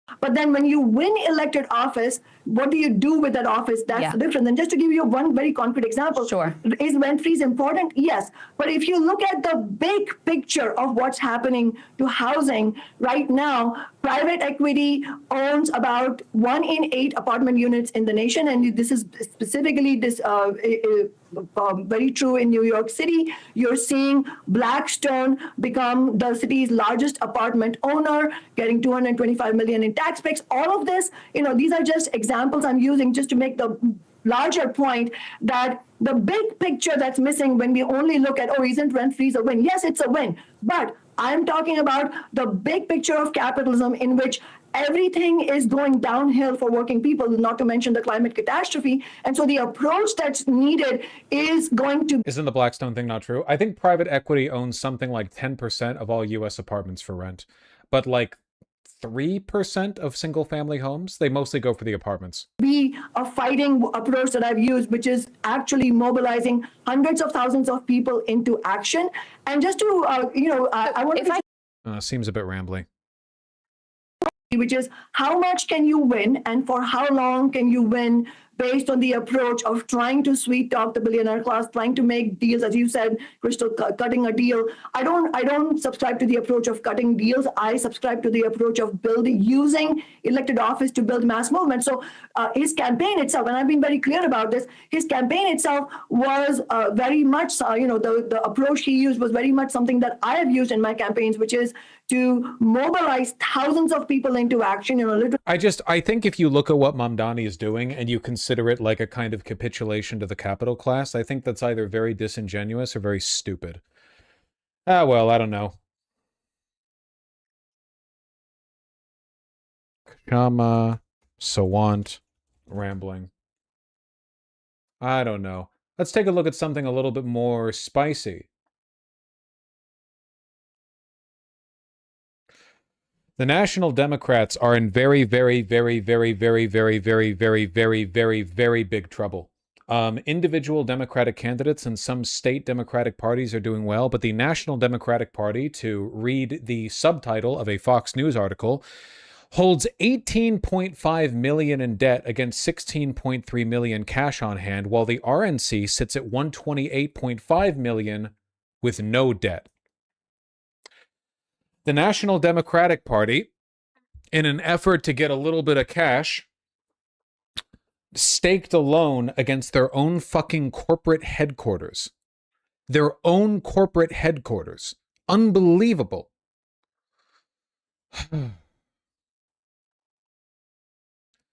They're using their own headquarters as collateral for a $15 million loan. Just $15 million, too. Like, so little by the... Hold on. DNC headquarters. What is this? Wes Austin? Who the fuck is this? Is anyone talking about this? Imagine losing the White House, Congress, and then your actual house. Democratic leadership just announced a new fundraising plan to secure their future. They're putting their own DC headquarters up as collateral for a $15 million loan. If only instead of spending $1.5 billion I think this guy might be on the Kamala Harris campaign, you only spent $1.485 billion.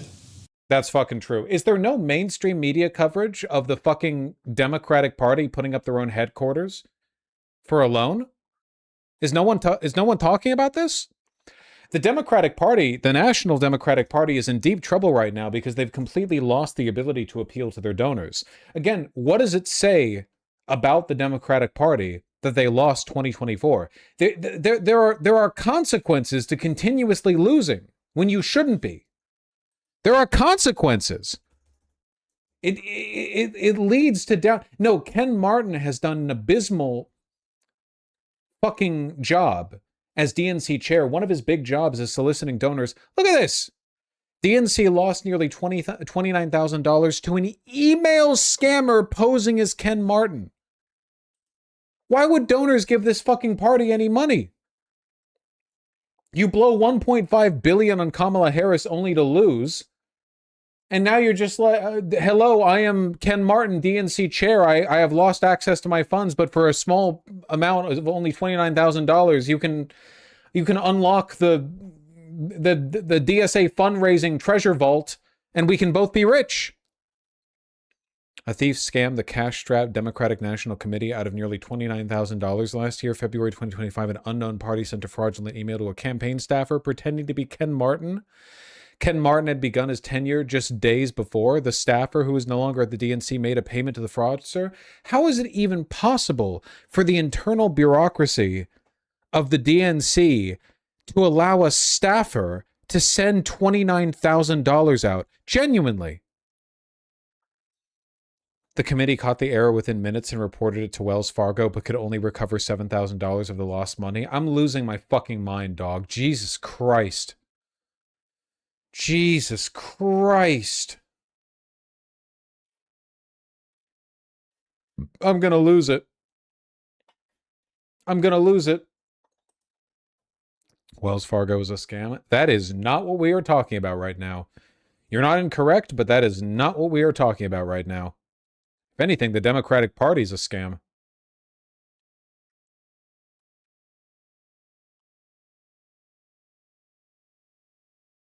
Hold on, where's the fucking UI thing? How do I do this again? Split controls. Oh, here we go. There we go. A lot of negative attention has been drawn. Yeah, thank you, Hayden F4. A lot of negative attention has been drawn towards Ken Martin lately because he's just completely failed in this job here. The whole point of the DNC is to raise and coordinate funding and to try to establish and reinforce a cohesive identity as a party. They aren't the candidates. They don't control the candidates, but they do direct the, general ambition and effort of the party. He's just a boy failure. I mean, definitionally he's a boy failure, absolutely. That's for fucking sure.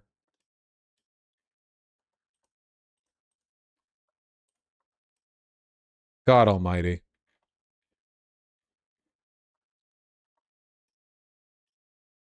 Career consultant. He's so fucking disappointing, man. Anyway. Do you think he also cried when he got scammed out of 30K? Well, he didn't get scammed out of it. Remember when he, despite campaigning on releasing an autopsy of the 2024 election, when he got in power, he said, "No, we're not going to do it." And then it turns out the so-called autopsy was just like a AI written report by one guy who didn't even touch on the topics relevant to the 2024 election. Dude, that was depressing. It is depressing, and it's also kind of the worst case scenario, because rather than the Democratic Party's incompetence being the product of some like internal scheming or cynical dishonesty, it was actually just that everyone involved was mildly corrupt and extremely incompetent. Like it wasn't some big dramatic story of like a Zionist-led effort to destroy internal scrutiny or whatever, some big dramatic thing that could be uncovered and unwound. Rather, it was just the people involved are stupid and like corrupt. It's worse. Because if it was a big scheme, you could at least appeal to the competence of the people inside the party. You could work with their competence. But it's just everyone's stupid and weak. He's stupid and weak. The individual state chairs are often stupid and weak. Everyone's just stupid and weak. And they're malicious too. Don't get me wrong. They're still evil. But even if they weren't evil, they're still stupid and weak. At least if a person is evil but competent, you can appeal to their self-interest. At least then you have the ability to make an argument to them. A failing upwards organization. Jamie Harrison, Ken Martin's predecessor, was even more incompetent. He was more incompetent, but you know what he did? He could fundraise. Ken Martin can't even do that. The Democratic Party is so... Oh my God, I didn't even read this first paragraph. The Democratic Party is so short on cash that leaders at its headquarters have undertaken a new gambit to mask the severity of the problems, asking vendors to not send bills until after the midterm elections. Jesus fucking Christ. You hold an event and you're like, hey, the guy who, the people who like bust for the event, the event organizers, the fucking, the caterers, can you not send us a bill until like a little bit later, man, please? Could you please not send us a bill until a little bit later? Can you hold off on sending us the bill? I'm begging you, man. I get paid on the 14th. Can you please not send the bill?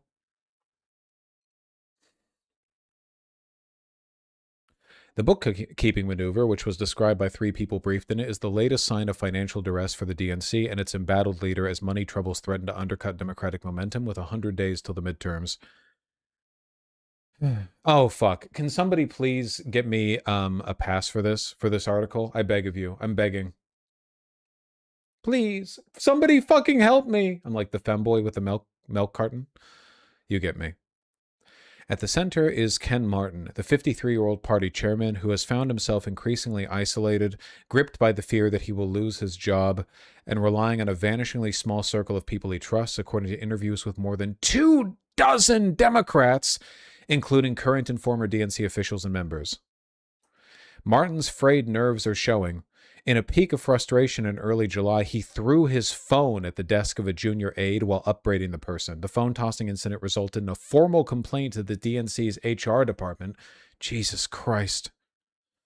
The fallout from the phone throwing episode was described by half a dozen people familiar with the incident who spoke in the condition of anonymity.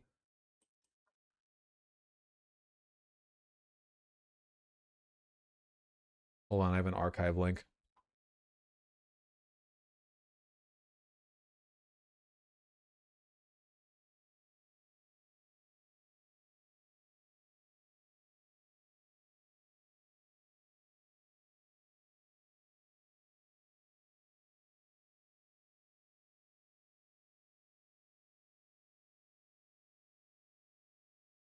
Ted Martin just sucks. At his job, yeah. In addition to, like, as a person. The Democratic Party and its allies are far behind Republicans when it comes to money. Trump controls a $400 million super PAC, and the RNC is sitting on nearly $130 million. Martin's DNC is $2 million in debt.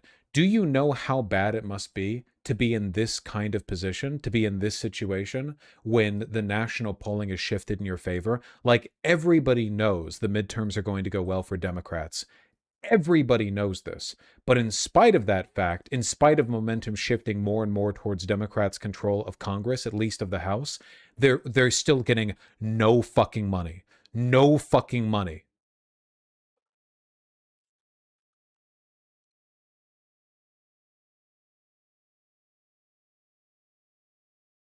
Even supporters acknowledge Martin's growing sense of paranoia. He confronted the party's finance director this spring over what he thought was a budding coup. And before he met with the top congressional Democrats, Chuck Schumer and Hakeem Jeffries, assurances were given to an ally of Mr. Martin's. The two party leaders did not plan to use the gathering to call for his resignation. Fuck.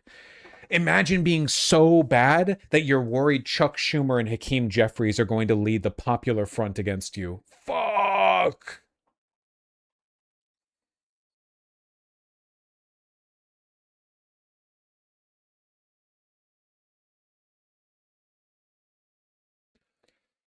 Trust in Mr. Martin was sapped by his handling of the long-promised autopsy of the 2024 election. Martin is paralyzed by the idea of leaks and surrounded by them. He admitted times were tough and chided his team for revealing to reporters what was happening inside party headquarters. This is a fucking disaster, dude. I'm so fucking tired of the DNC being an organization that relies on failing upward. Like, just, it's all they fucking do. It's all they do. Every fucking time progressive runs within the Democratic Party, Voltron of every failure establishment hog who does nothing but lead the party towards disaster assembles to tut them and block them from power. Thankfully, now they seem to be losing, but like, Jesus Christ, read the writing on the wall, man.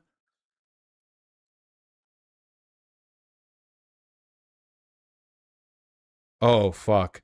Mr. Martin, at said meeting with his team, said he saw, quote, a lot of down faces and, quote, people hanging their heads. He urged, keep your head up, keep a smile on your face. My success is your success, he added. So the weaker I am, the weaker all of you are. I genuinely think this level of contempt for the people of this country should be met with legal charges. I really think he should be in jail. Treating, seriously, every fucking leader in the Democratic Party is like this, totally self-interested. No interest in doing better by the voters, just like, hey guys, remember, we're all in this together. If they go after me, they go after you. We're all just treating this like a regular job. They act like they're just a regular corporate job. They act like there's some underperforming department in a massive mega corporation that just needs to keep their chin up and maybe we can avoid getting the firing, you know? Maybe we can avoid the layoffs. And not, you know, a representation of not the representatives of the party that is literally like on the line for saving the planet right now.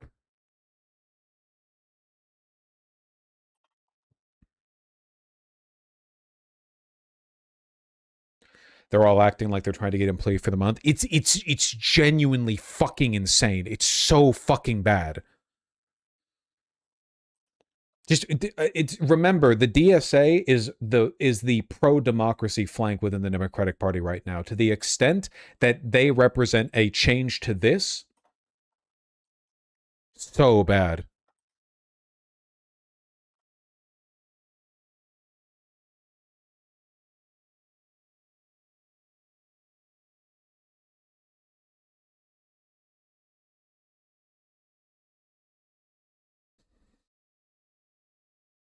DSA establishment where they come. Hey, listen, the DSA is literally right now better at raising money than the DNC is. Have you seen Deepak arguing against DSA these days? Not surprising. Deepak and people like him are representations of the media wing of the DNC as it exists now. A vestigial, patronage-driven organization whose job it is to enforce the status quo and make sure the party doesn't improve. It's like a war against the will of the Democratic Party as a constituency, the voters. The relevance of DSA people is the irrelevance of people like Deepak, who represent the decay of this country and a sort of prolonged handover to voter apathy. None of these people care about this country or Democratic voters.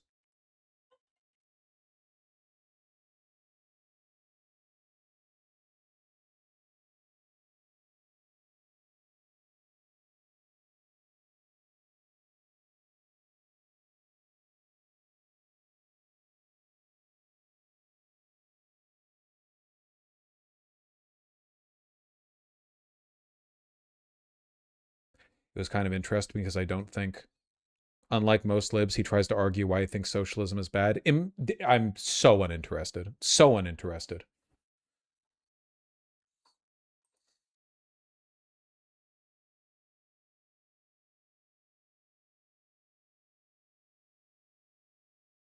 None of these people believe in anything. It's like reading an Iglesias article or looking at Ezra Klein making his spirited 400,000th defense of the status quo. These people's jobs are to shore up and represent this wing of do-nothing democratic politics. Better things aren't possible. Anyone running on a progressive flank or to oust like do-nothing Democrats or to fight against the system of patronage and ethnic resentment that dominates internal politics in the Democratic Party, all of these people are the enemy. The real way to champion the will of the Democratic Party is to subscribe to my fucking Substack.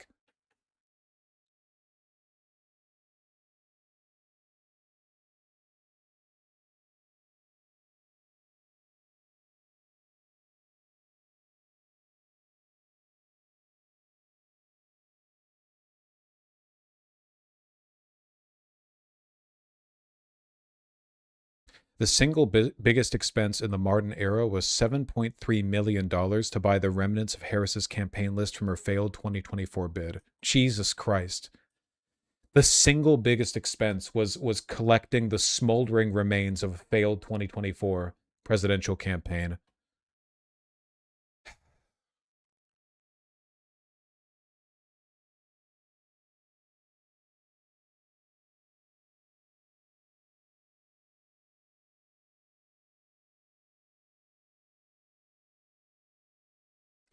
The DNC is so broke, they're leveraging their own headquarters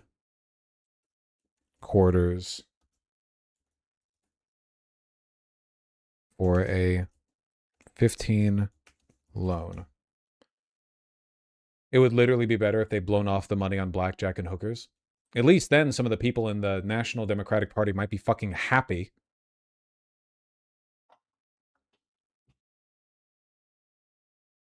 At least then we might have some positive spirit, some good attitude. We've been covering the data center debate in Metro Detroit for nearly a year now, but there are still few local examples of what it's like when they're up and running.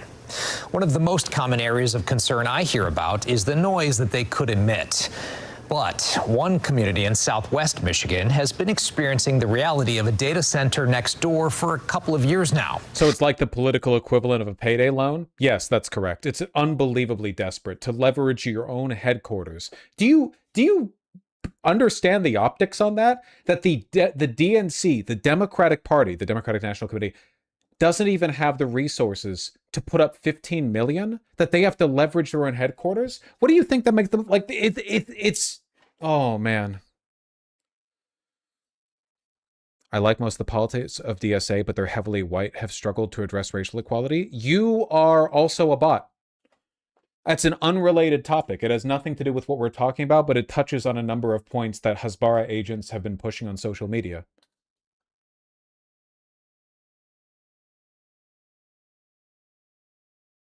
Wait, you already said that. You actually are a bot. You're not a real person. What the fuck? Dude, there's so much of this. These people don't watch me and they don't agree with a single thing. Oh, wait, hold on. They've been posting for a while. What were you posting like back in 2021?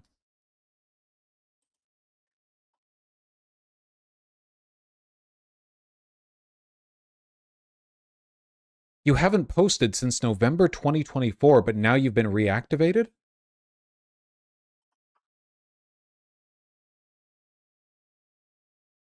A Lichtman supporter? Maybe they always were a bot. Did you see Professor Dave Goss on Destiny Zionism? No, and I don't think it's relevant. The tides of history are already in favor of us. The average Democratic voter understands that Israel is fucking evil. The only reason he's pro-Israel is because it's like a wedge argument that you can carve out a niche for. And like, I'm sorry. I am so, it's like the Deepak thing. I don't fucking care about positions people take because everyone's trying to carve out their own little wing or whatever.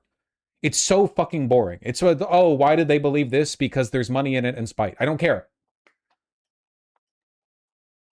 No more, no, no more, genuinely, like, you don't see me arguing with Holocaust deniers anymore.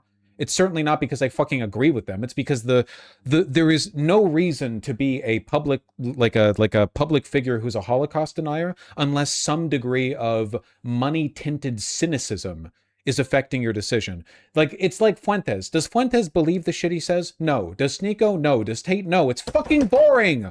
All of them have a set of positions that they take in public because there's money to be made in fronting these arguments. All of them. Same with Asmongold. All of them. Everyone in it's independent media is just as fucking bought as mainstream media. It's so fucking boring. It's really incredibly fucking boring to me. It's so boring. Probably an old account that got acquired by a company running bots. That's possible. Yeah, I don't really know.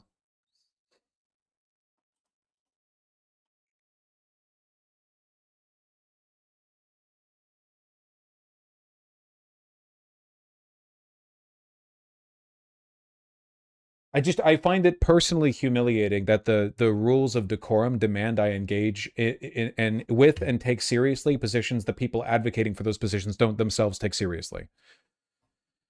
It's like, well, it's like, why? Can we move on? And they say the sound has changed their lives. Cool. What would you say to people who've never experienced this for themselves? It sounds like someone set up a vacuum, like in your living room, and the vacuum is just, that thing needs to be cleaned. Like the filter is clogged up, so it's a high pitch whining, and they just left it on and walked out. You've seen movies and stuff where they have somebody in a cell torture them with sound. And that's basically what it is. Lindy Valenzuela and Marjorie and Billy Finn are neighbors who all live directly across the street from a data center in Dowagiac, Michigan. The data center is known by residents as Hyperscale Data.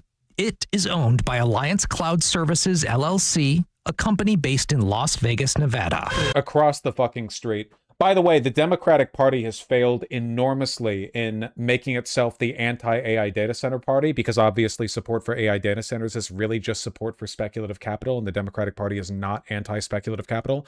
But like, the voters don't even consider Democrats any better on AI data centers than they do Republicans. Individual Democrats do well when they campaign against AI data center, but the average voter doesn't think of the Democratic Party as being broadly anti-data center, which is insane because, like, Jesus Christ, look at this. Case in point, Gretchen Whitmer. Yeah, Gretchen, just do it whether or not they complain about it, Whitmer. Gretchen rapist Whitmer, yeah. They tell me that for the past couple of years, it has been emitting a high-pitched sound 24 hours a day, 7 days a week.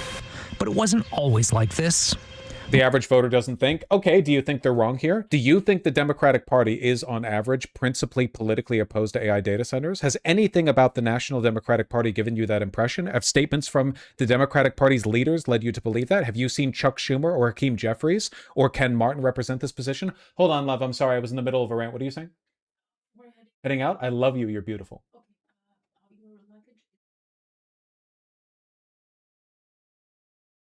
Gotcha. Okay. Marjorie tells me the house has been in her family for nearly 100 years. I love this house because it has so much feel of my past. All our friends are here, all our support systems here. They explained to me that life on their dead-end street, Louise Avenue, was mostly quiet and peaceful. Dead end? Is that the term the term has multiple implications. Even though for decades, there had always been an industrial building across the street behind a row of pine trees. They say in 2018, things began to change drastically. The trees came out, a loading dock went in, and around 2021, a cryptocurrency... It means the street ends? I'm aware that it means the street ends. I just feel like it's not really relevant to the narrative and the news story that it ends at a dead end, but to say dead end while talking about a neighborhood being beset by an AI data center conveys an implication. Like, dead end doesn't just mean the end of the road, it also kind of means, you know, dead end. In the same way that the end of the road doesn't literally only mean when a road ends, it can also mean, you know, when something's over. Mining operation began. In 2024, they say the noise from the building began around the clock. How would you characterize life on your street before the data center and after? It's different as night and day to me. Even if it's cooler out, we can't open our windows like we used to. It's just amazing how much it's changed our life. In March, Dowagiac city leaders adopted the first ever industrial noise ordinance for the city. It sets a daytime decibel limit of 65 and a nighttime limit of 55. According to the city manager, they fined Hyperscale Data for violating the ordinance. Hyperscale is challenging the city's readings and methodology. For months, Hyperscale Data has been touting plans for expansion, despite city leaders... Is your legitimate position that you're 100% against data centers?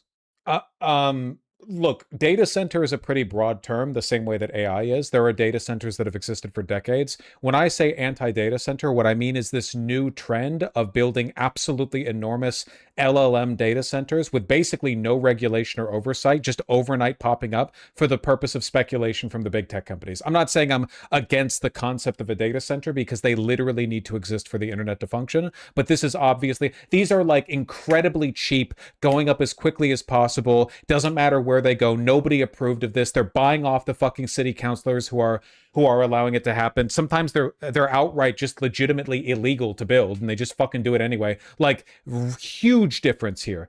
Basically all voters are against this. Like, everyone's against this, especially people adjacent to it. But for some reason, I know the reason, the Democratic Party is not putting any effort into distinguishing itself from Republicans, probably because the National Democratic Party is still, for the most part, servile to capital, and capital is very committed to the AI bubble. Saying they were left in the dark and that no expansion permits had been submitted. Last week, at the invitation of Dowagiac's mayor, the CEO of Hyperscale Data, William Horn, spoke directly to city residents at a special council meeting.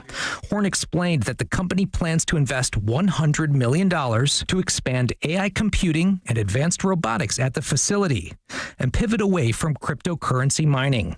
He also said they would make multiple efforts to reduce sound levels. And for residents on Louise Avenue, if they still aren't happy and feel that their home isn't enjoyable, then we'll buy their property from them. Dozens of residents spoke out passionately at the meeting, none in support of Hyperscale. Why didn't you consider the residents when the noise continues to get louder and louder and louder? The bottom line is that you are not your neighbors.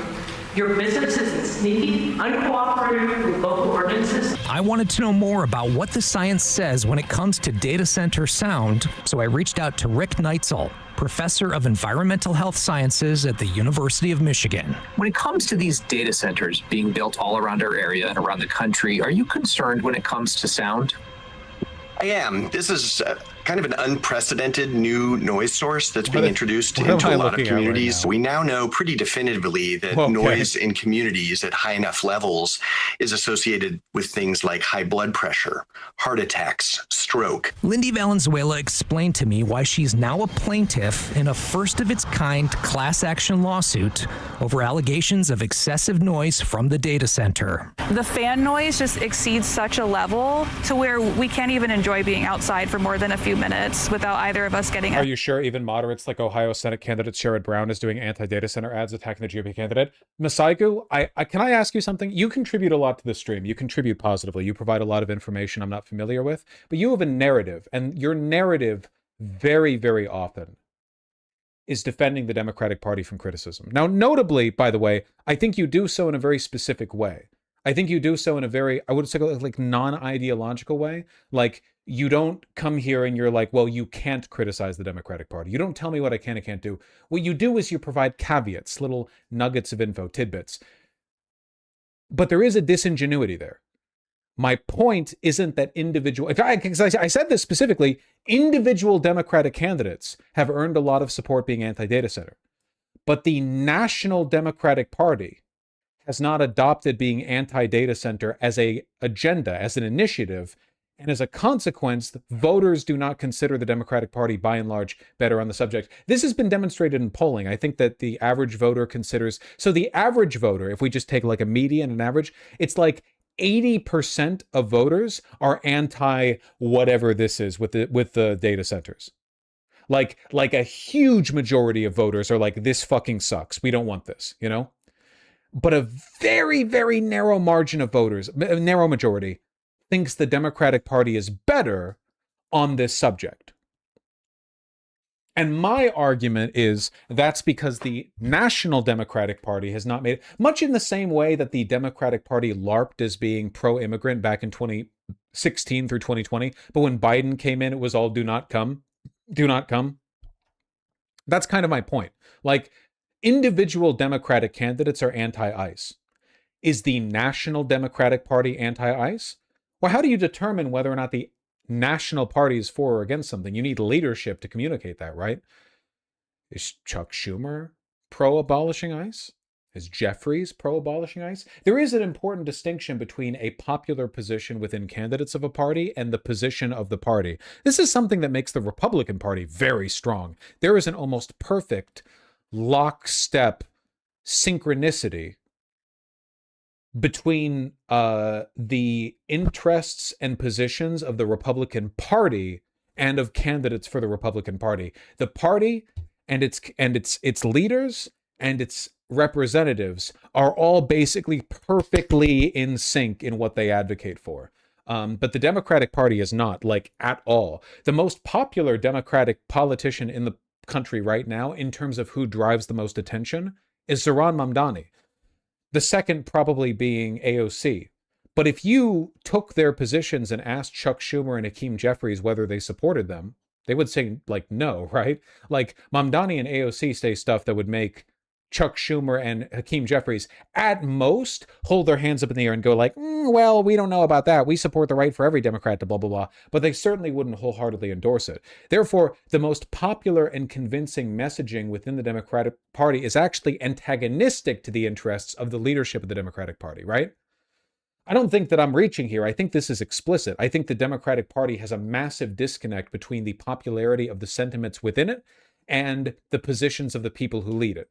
So to that end, I would say the National Democratic Party has done a wretched job representing itself as the party that believes in these popular positions. Headache. She's currently pregnant and has a 17-month-old boy. His nursery is on the side of the house that faces the data center. Oof. When we're putting him down for bed at night, you can hear the fans coming in through the window. You can hear it in his crib.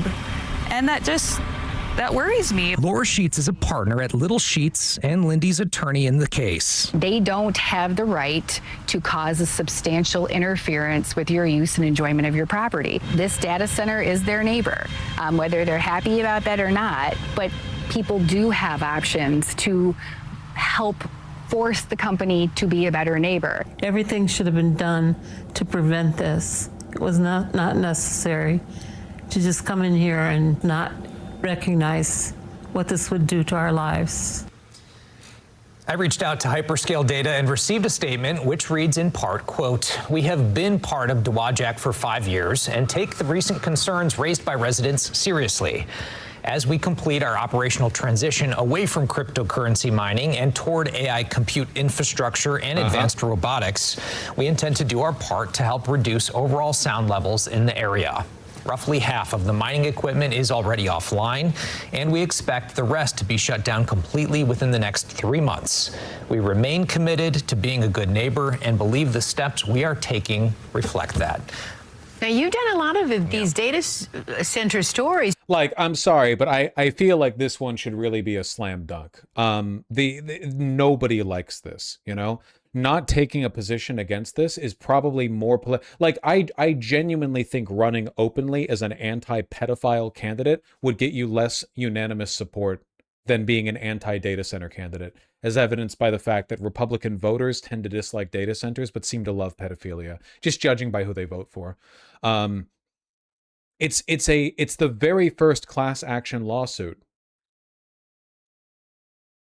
here on the harm a data center has done.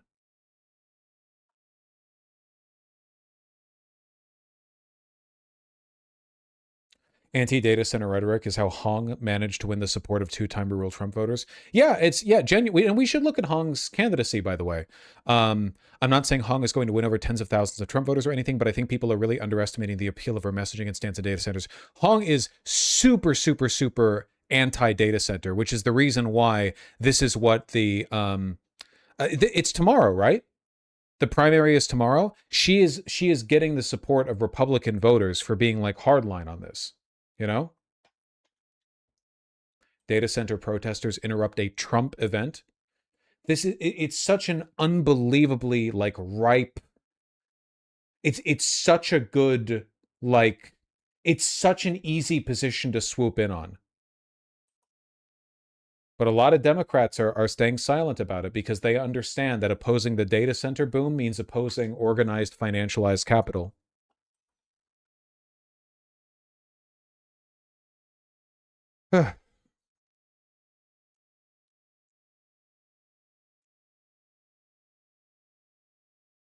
Oh, Wisconsin primaries August 11th. Isn't there an event tomorrow? Am I thinking of like a debate perhaps? Are we watching the Wisconsin debate? I don't know. Are you watching it? What's happening? Hello?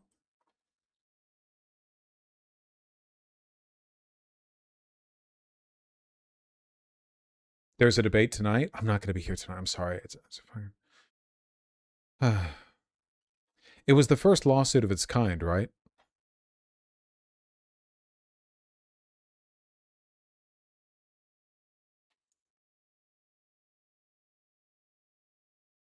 Class action lawsuit.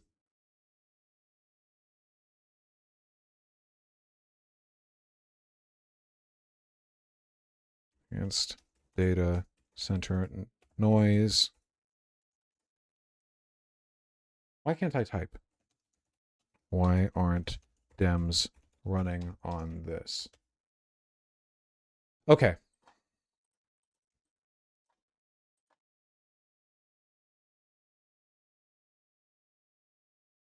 Let's take a look at Francesca Hong. Typing.com is super helpful. It's not happening.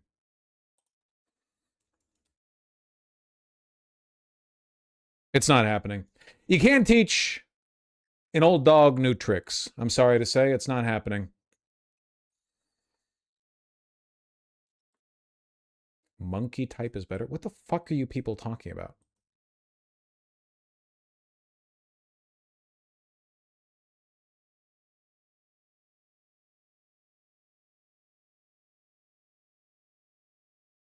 People sound crazy. Monkey type. It's at 7 Central. It's just not likely that I'm going to be able to take a look at it.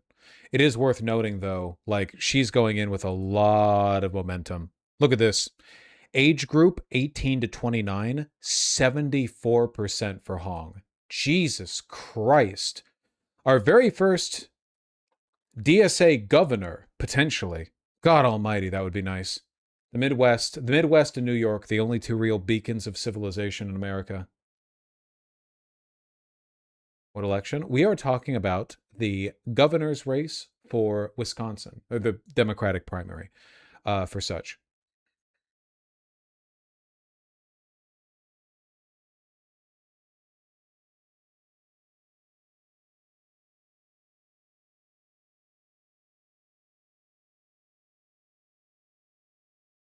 Boy, I wish I had a subscription to every single news site. A Democratic Socialist bartender rattles party elite and run for Wisconsin governor. Far-left candidate Francesca Hong leads polling in the state, which delivered the narrowest 2024 presidential outcome. A dues-paying member of the DSA has establishment Democrats rattled ahead of an August 11th primary for governor that has showcased the party's division and disarray. I would love to see more on this. It seems basically inevitable that she wins in her primary. I can't imagine some turn of events changing things. The first DSA governor. Let's listen to her. We basically paid no attention to this race because I'm bad at my job. Let's try to correct for that, huh? Did you know that the ultra-rich and mega corporations pay a lower tax rate than everyday Wisconsinites like you and me? So when we say tax the ultra-rich, we mean fairness, fiscal responsibility, funding our future, and fixing a rigged system. That is Wisconsin State Representative and self-described Democratic Socialist Francesca Hong, who last year launched what many would consider a long-shot candidacy for Wisconsin governor. But early polls show her as one of the front-runners ahead of the Democratic Party on August 11th. The front-runner now. Representative Hong joins us now, and I'll refer to you as Francesca. So you are a chef, a bartender, single mom. You've served as a state rep since 2020. Your platform's described as deeply progressive. You advocate for universal child care, rolling back school vouchers, raising teachers' salaries and the minimum wage, taxing corporations and high earners, just to name a few. What is it about you think your story and your message that you think is resonating with primary voters, Francesca? Many working class people. There's a lot of drama behind the scenes in this race that I haven't covered for the aforementioned I'm bad at my job reason. Like, my understanding is she actually didn't initially have that strong of a chance, but a less progressive candidate ended up getting sidelined in the governor's race because the establishment Democrats wanted to like rat fuck her, and as a consequence the rat fucking gave rise to Hong. Am I correct in that? Maybe am I like misremembering or transposing the events of another primary onto this? I remember there being some drama where meddling from centrists ended up like promoting her. Felt left behind, and to know that there is someone who is a working class person right now fighting for these very practical policies, that's resonating with folks all across the state. Well, as you know, Democratic Socialist Zohran Mamdani won the New York City mayoral race last year. In the Los Angeles mayoral race, two of the candidates, Spencer Pratt and Nithya Raman, they differ politically, but they both say that the establishment incumbent Karen Bass failed their city. Do you think this is a new brand of politics, and do you see yourself in that mold? A brand of politics that is centering working class people, I think, is a brand of politics that we should all be fighting for. And as the state representative for a very progressive district, I've carried my message to rural, urban, and suburban areas, and it's resonating. I think that this is what folks demand. Bosch obsession with the rat fuck joke seems like a self-report. I don't know what you're talking about, but I mentioned your YouTube comment because I wanted to ask chat. Is rat fucking, is that term from a joke? Because we say like rat fuck Warren, rat fucked Bernie, Democratic Party, rat fucks progressive, so on and so forth. Is it a joke? Does this come from a joke, or is this just like a term to? Are you're what is that root from? I actually don't know. It's from fucking rats. Oh, gotcha. Political term, but where does it come from? There's got to be like an origin, right? As the term rat fucking was commonplace in Southern California and other college slang from the late 1550s, meaning a prank. RF for royal flush is a contemporary college colloquialism for a clever prank. Okay, so it was like a play on at USC future Watergate participants, members of the Trojan for representative government, something USC crowd, rat fuck. Okay. College term that got okay. And deserve from their government. Some establishment Democrats worry the elevation of such candidates could bite them in the general. What do you say to that? I think it's more dangerous to underestimate our voters, to appear out of touch. There is a lot of frustration with the establishment and the status quo. To not fight for transformative change, I think, would be irresponsible. The Milwaukee Journal-Sentinel reported that Capital One sued you for nearly $30,000 in credit card debt last month. A spokesperson for your campaign told the publication it's paid. What's your response to someone who questions whether you can manage the state budget? I wish we lived in a society that would see the fact that so many people across this country have credit card debt, as well as, instead of having a honest personal financial mistakes be a reflection of what the budget process would be for a governor like me. I think it's important that folks see themselves in their leadership and know that I'm one of them fighting for them. So in that vein, we've seen Maine Democratic Senate candidate Graham Plattner embroiled in controversy, yet he's likely to become the nominee. Do you think in 20... Oh, how old is this? Oh, this is from 1 month ago. I'm sorry. I thought I had pulled an interview that was a little bit more recent. Here, let's go a little more recent. A new snapshot into the Democratic field. A new Marquette Law School poll out this afternoon. 12 News political director Matt Smith joining us now. New numbers in a dizzying primary race on the Democratic side. And it's going to be dizzying even more now until Election Day. The final poll set to be released before our exclusive primetime debate with the 5 candidates, set for Tuesday night right here in WISN 12. It's important to note today's poll does not include Milwaukee County Executive David Crowley, who dropped out of the race and rejoined last week.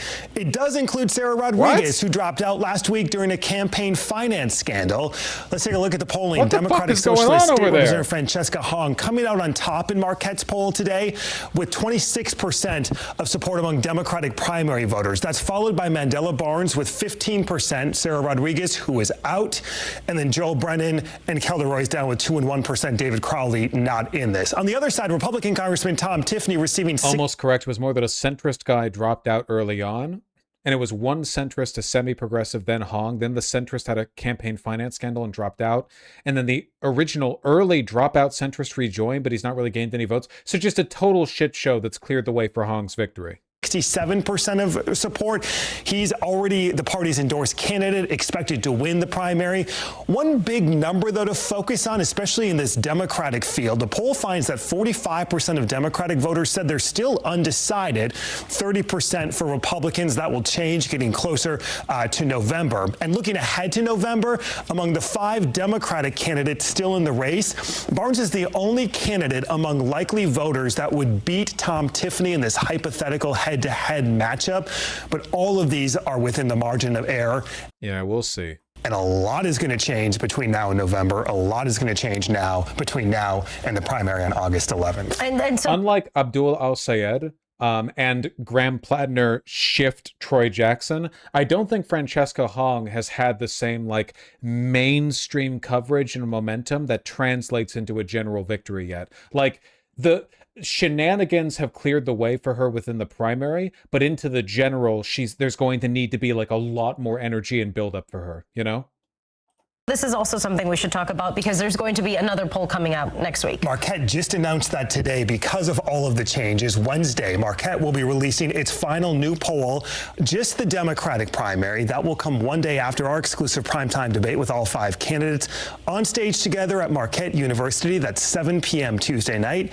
Darren Jordan and myself will moderate right here in WISN 12 and streaming on all our platforms. All right, looking forward to that conversation and those numbers. That's beginning in an hour, but I don't think I'm going to be able to I am going to keep streaming today until my friends break into my studio and drag me away to hang out with them, because I have friends visiting and staying at my place, but I told them to go out earlier today without me because I have a job to do, because I just came back from a fucking road trip. So we will see how long I can be here.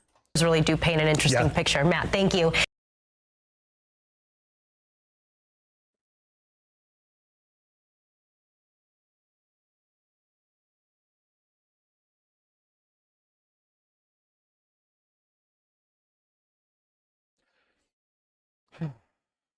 I don't suppose somebody could get me this, could they?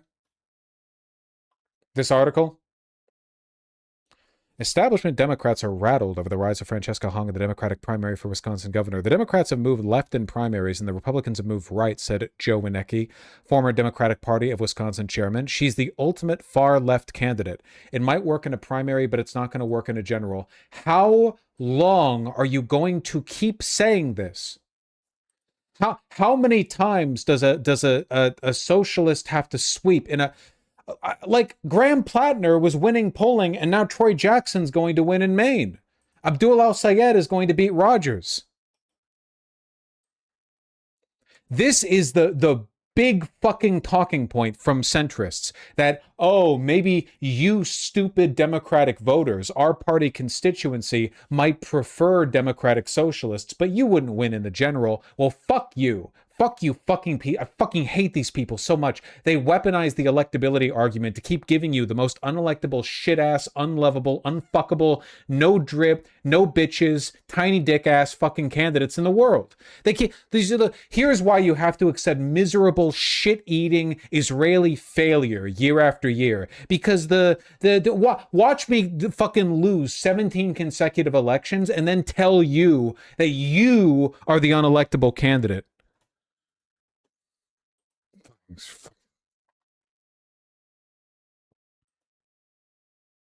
So fucking much.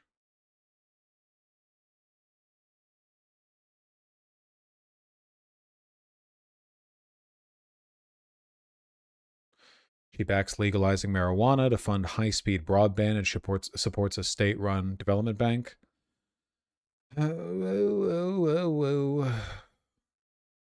Restoring voting rights to felons, abolishing ICE. Well, she'll be a governor, so she won't be able to abolish ICE, but she can at least oppose them locally.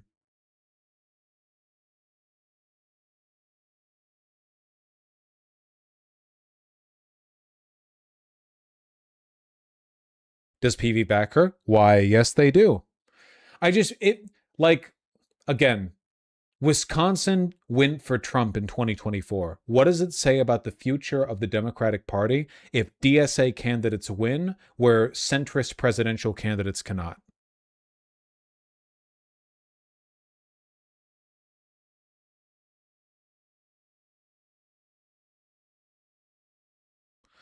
David Axelrod, known loser, a Democratic commentator who works as a top strategist on Barack Obama's presidential campaigns. It turns out it's a lot harder. To win elections when your centrist politics align you with modern day Zionist dipshits rather than Barack fucking Obama, the like lightning in a bottle, unbelievably charismatic post George W. Bush Democratic candidate. Sure does suck. You're now in a position where you have to align yourself with uncharismatic candidates and can't shift over to the functional charismatic ones. It's a lot easier to get away with centrism when Obama's the fucking mascot for it.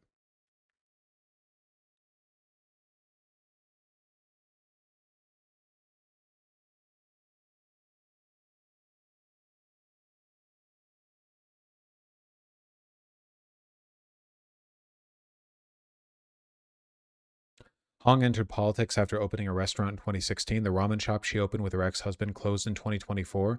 The failure strained her finances. Capital One sued her earlier this year for nearly $30,000 unpaid. Holy shit. Okay, she's been in the trenches. If she becomes governor, she's going to weaponize the fucking... She's going to deploy the National Guard against Capital One. Holy shit. This is what I love. Why did Billy Butcher pick the protagonist in The Boys? I wanted someone who felt that hate personally. This is not an intellectually motivated democratic socialist. This is somebody who wants to personally engage Capital One in single one-on-one combat. It's personal.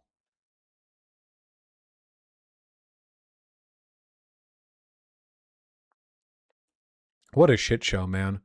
One top contender, Lieutenant Governor Sarah Rodriguez, ended her candidacy after mismanagement of her campaign finances. Milwaukee County Executive David Crowley dropped out July 8th and endorsed Rodriguez before jumping back in July 18th with the sudden endorsement of Evers. What the fuck, man? Do you think it's like Cuomo, where they obviously got pitched in by centrist Democrats?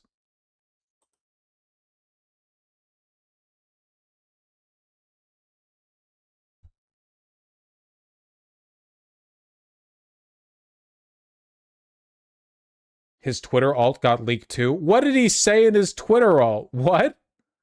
What happened with his Twitter alt?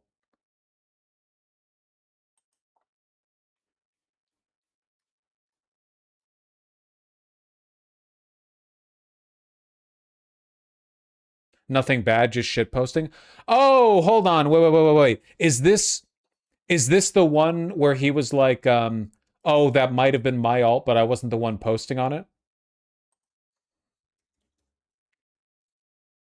Like, I owned the alt, but other people were posting on it, and the guy who posted on it went to a different school. He blamed his dead friend. Yes.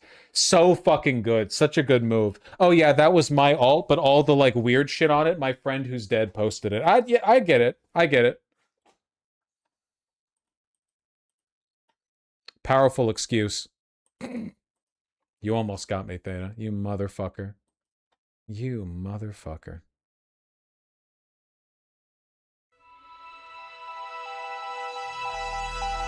Independent journalism on Substack at The Anthony Davis. Although polling also suggests that a large share of Democrats voters are undecided. Just from your perspective, how's the race from where you're sitting? The race is dramatic, but we are staying focused on talking to voters.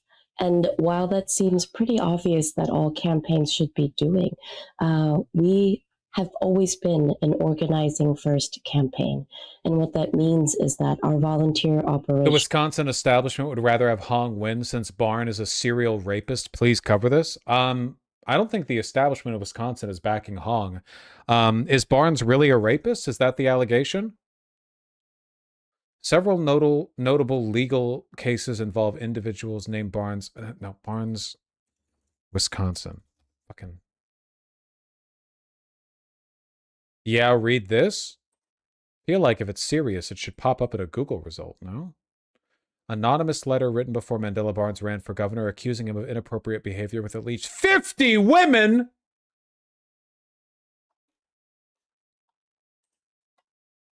Well, past a point, it just demonstrates a work ethic. I'm just joking. Rape is bad. I don't even know that many women. I couldn't even name that many women.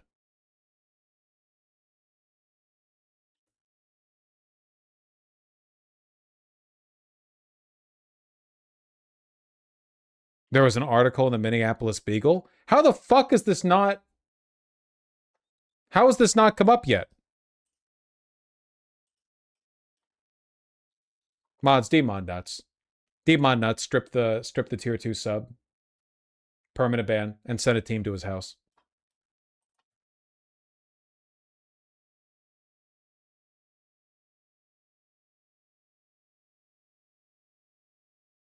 Jesus Christ.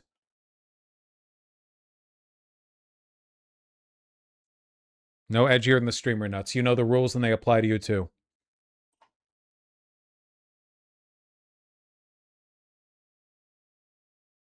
Huh. Wonder why this hasn't gotten national coverage, apart from the whole, like,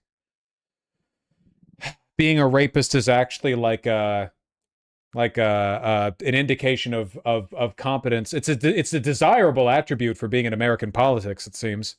His PAC just hoards money. What the fuck? Dem governor candidate Mandela Barnes created a PAC in 2023 to, quote, invest in working class candidates, young candidates, candidates of color, and LGBTQ candidates. It is distributed less than 15% to boost candidates. Holy shit. Oh my God. Man, I need to start a PAC. Holy fuck.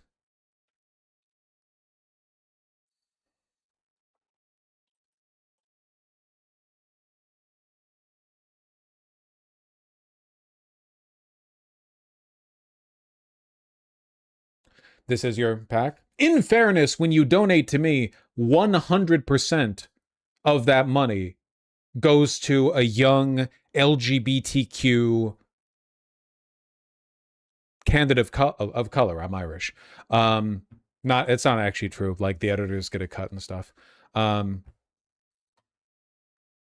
they gay? I don't know. Who knows? I mean, yes. I know. I actually know if my editors are gay or not.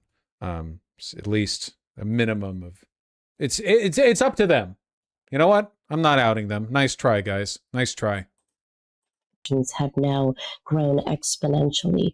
And it has been so exciting to hear what the actual conversations are like at the doors, that we continue to focus on meeting voters where they are.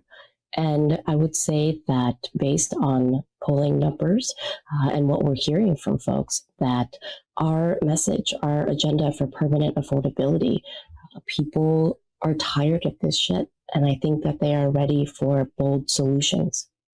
Democrats are often referred to as sitting in a quite a large tent, and I've often struggled to kind of get my head around that. But I suppose, in its simplest language, it's that there is such a broad range of views, especially when you compare it to Republicans, who seem to have just like 4 things that they're really interested in, and tend to hammer those messages very clearly. You know, they don't like immigrants, they don't particularly like women, and they don't like people of color, and they don't really want to pay any tax. I mean, that's kind of like that's that bunch.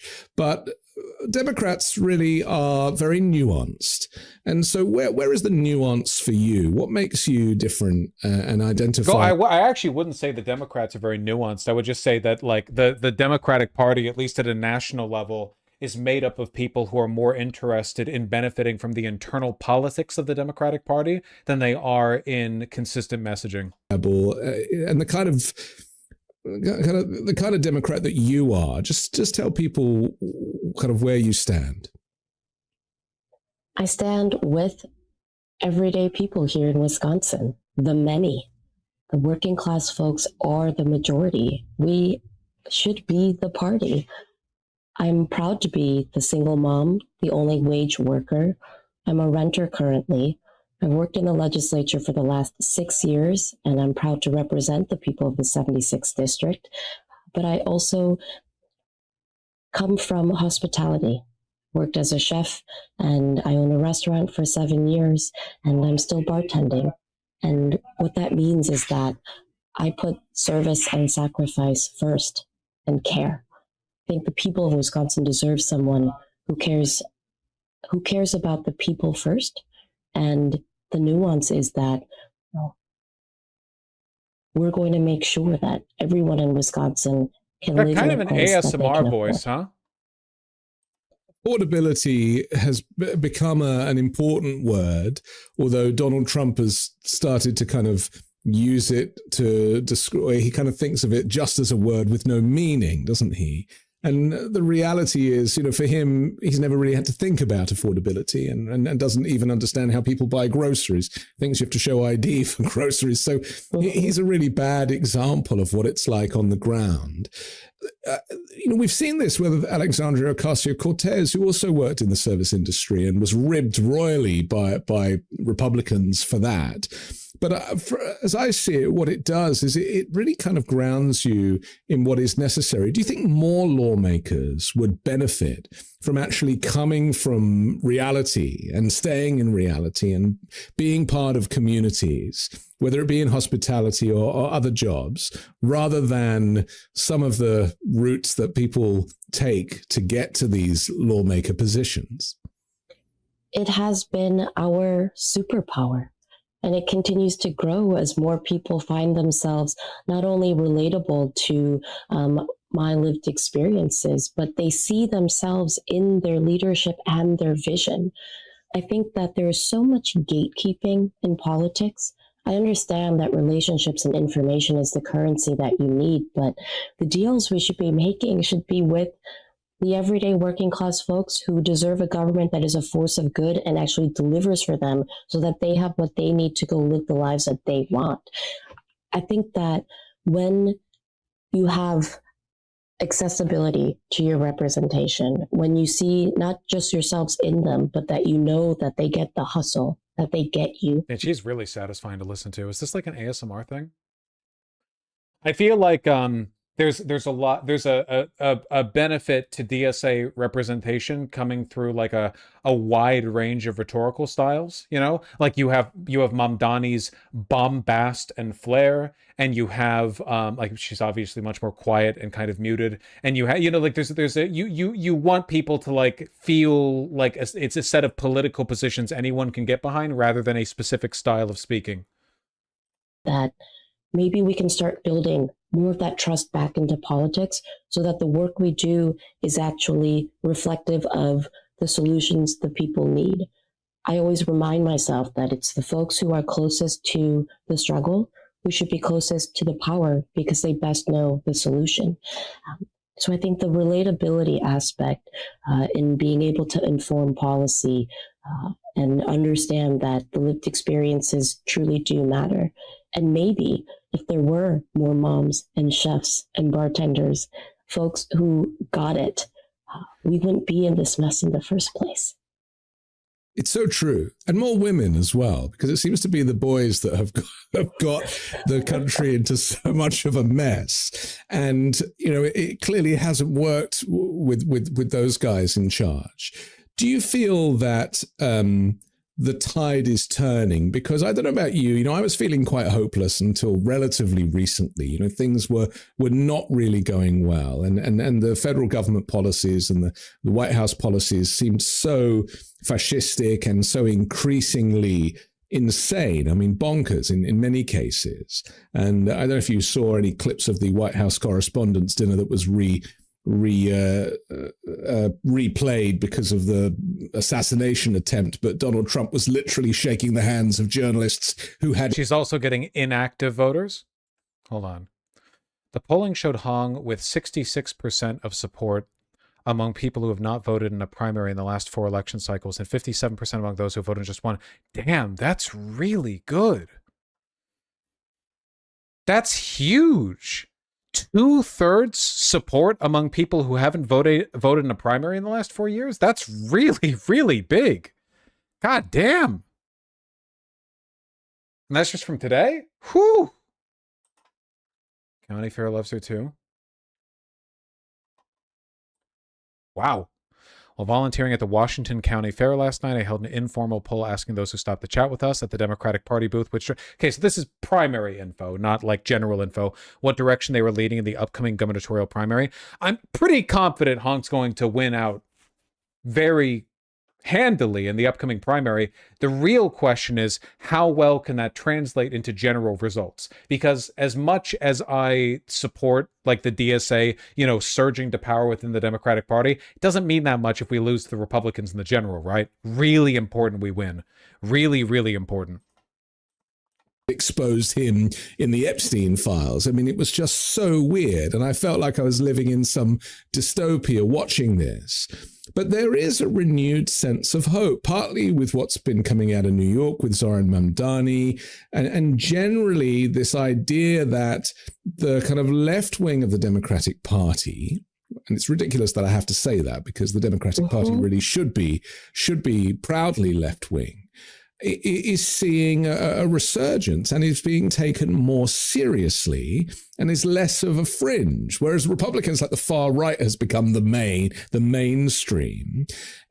A similar thing is happening to Democrats both on a national level and certainly locally. Do you feel a swing state DSA governor would be such a narrative disruptor of the corpos? It would also be like they really wouldn't have any arguments against it. I feel like they're already preparing to cope when Troy Jackson beats Collins in November, but like to get a purple state Senate seat pickup, okay, sure, great. You know, to beat Collins, a famously resilient Republican senator, great.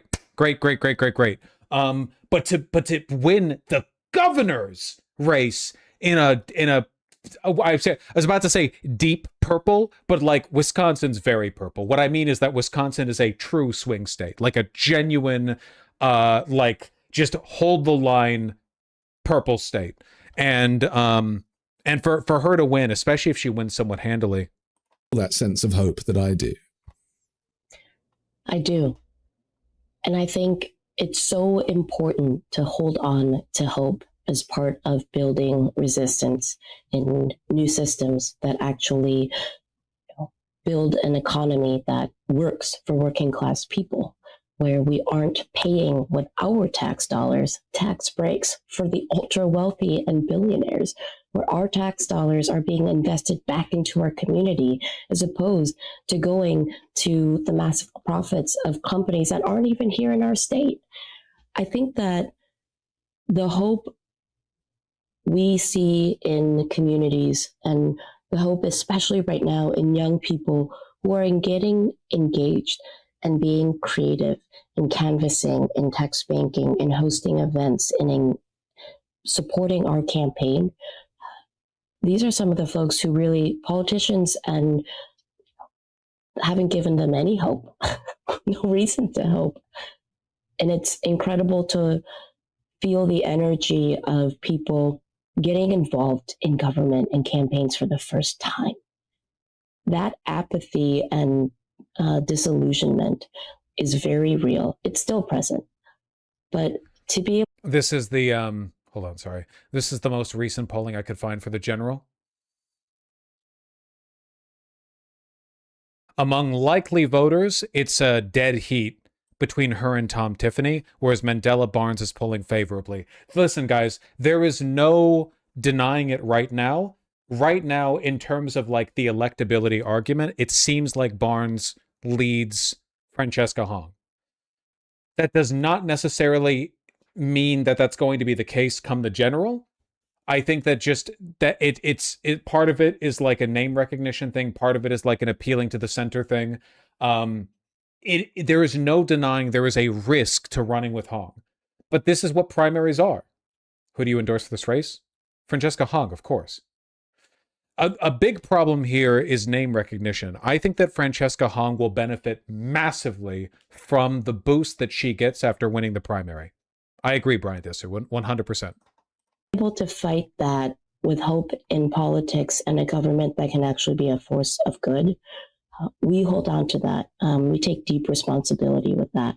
And I think that's what encourages me to fight even harder alongside folks to make sure that we get this right, that we win this for the people, and that we actually deliver. There's a lot of noise around ideology or labels, and I understand that, especially in different, especially in a very online world. But that's why I think canvassing and having these in-person conversations with your neighbors, some neighbors that you never expect might have been talking to you about politics all of a sudden. Hold on, this is the Democratic Party. We don't talk about the voters here.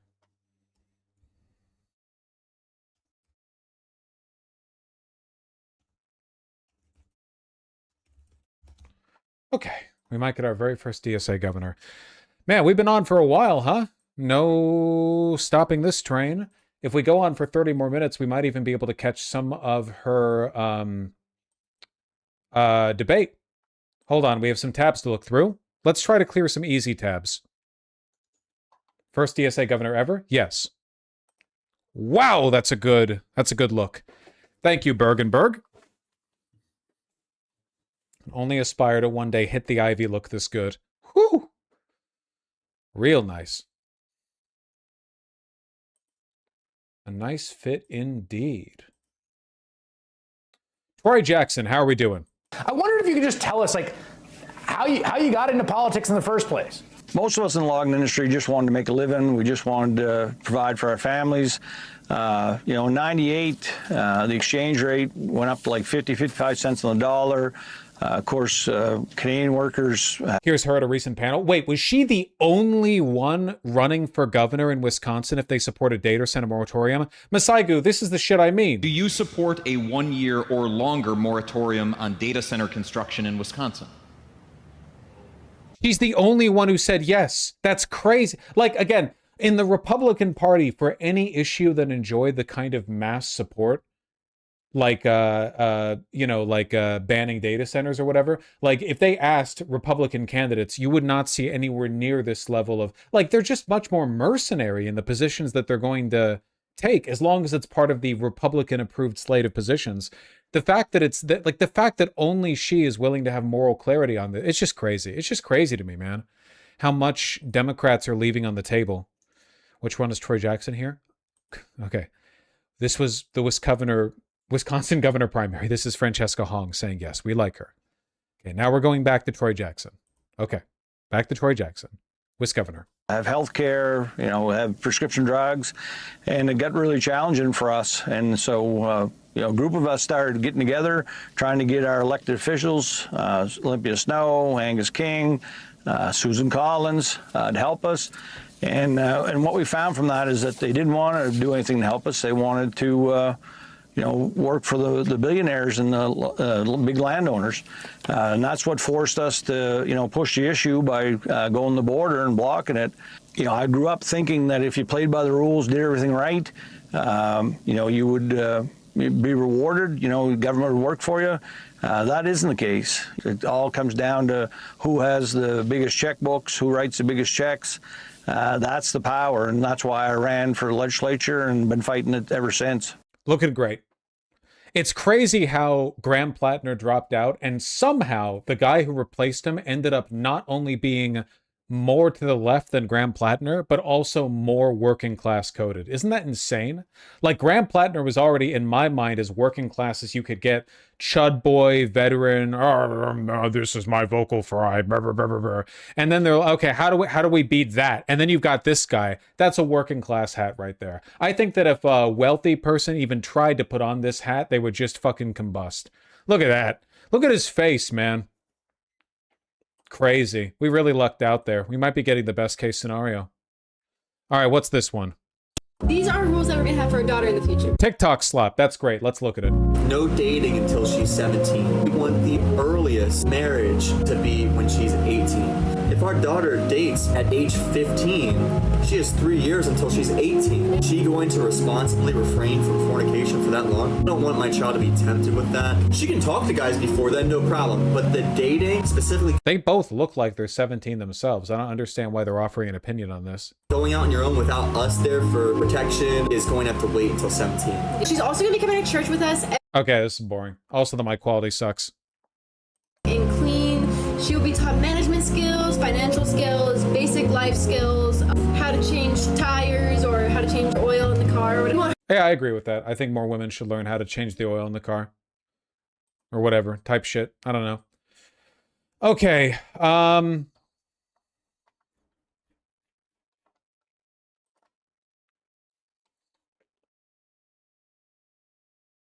Man, this topic is actually depressing enough that I feel like I don't want to cover it. I don't really know how extensively I want to cover it because it's very important, but it's also like there's just nothing good to say about it. How do I like summarize this?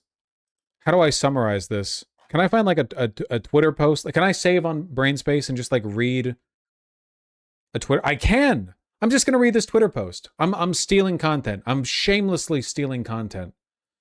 Fahrenheit 451. It's actually more depressing than if they were just burning the books.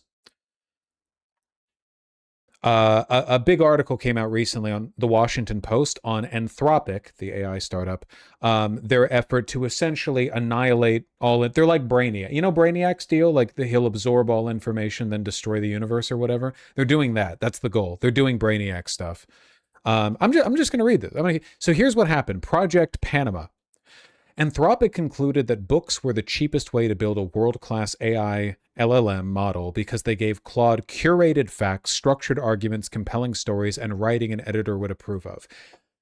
Basically, like if you take a look at Grok or whatever, or ChatGPT, a lot of the bad outcomes that you get from the LLM is because it's being fed data from unreliable sources. Like if you're scraping data from social media to train an LLM, you're going to get a retarded LLM. You get me? Once Anthropic decided it needed books at an enormous scale, its first solution was piracy.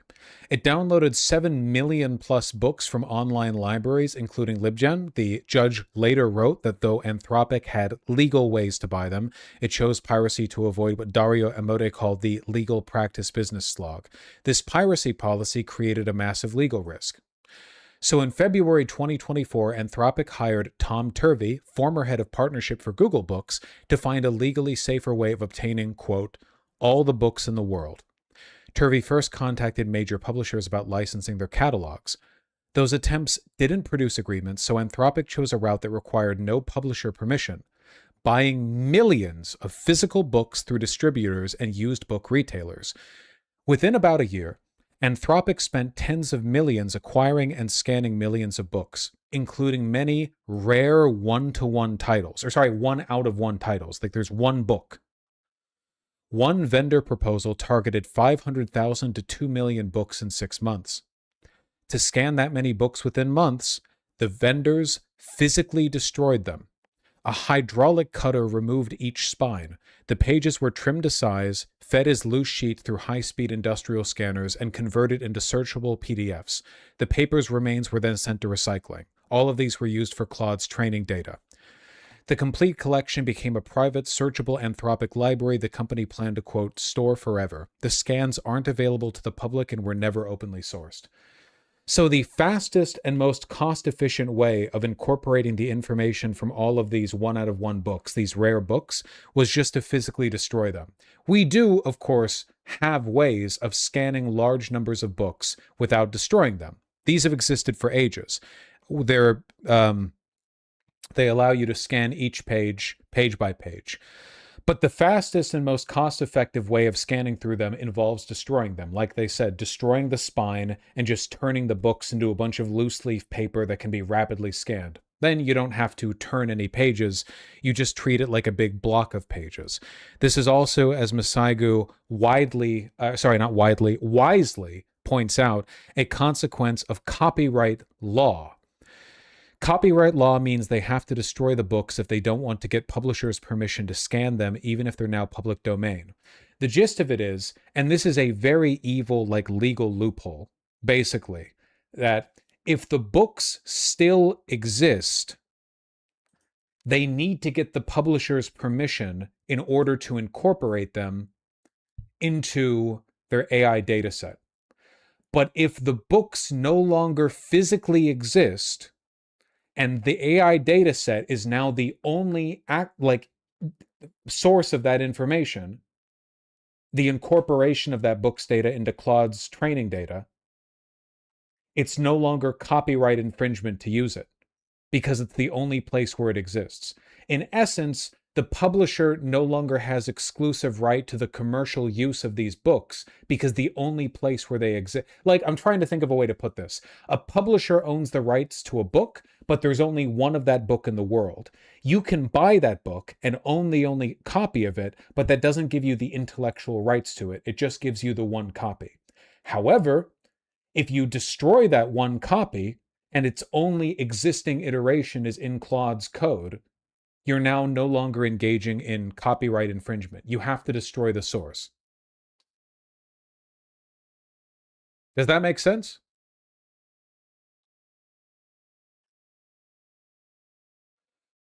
Wouldn't they only have to purchase one unique copy of every book? Yeah, but there are a lot of rare books out there, and there are books for which there is only one published copy. A lot of them are rare. Don't get me wrong. I mean, obviously they're rare if there's only one of them. I'm not going to pretend that all of these books are like, you know, critical human art or whatever, but I want you to really reflect on what this looks like.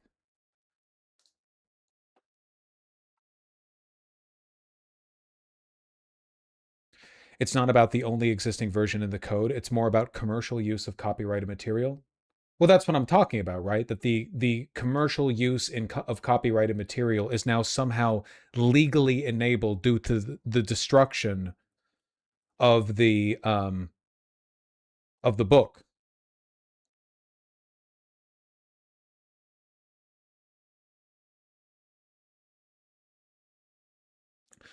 In early 2024, executives at AI startup Anthropic ran an ambitious project they sought to keep quiet. Project Panama is our effort to destructively scan all the books in the world, an internal planning document unsealed in legal filings last week. We don't want it to be known we're working on this. Pretty straightforward. Within about a year, according to filings, I'd be surprised if they use single copy books. Why? What's an example of a book they would use in this project? All books. They want to scan every book. They're trying to create the best. They're trying to create the best AI training model. They want to scan all books. Every book. It's not that it's legally enabled, it's that destroying the copies means destroying the evidence the books were ever used.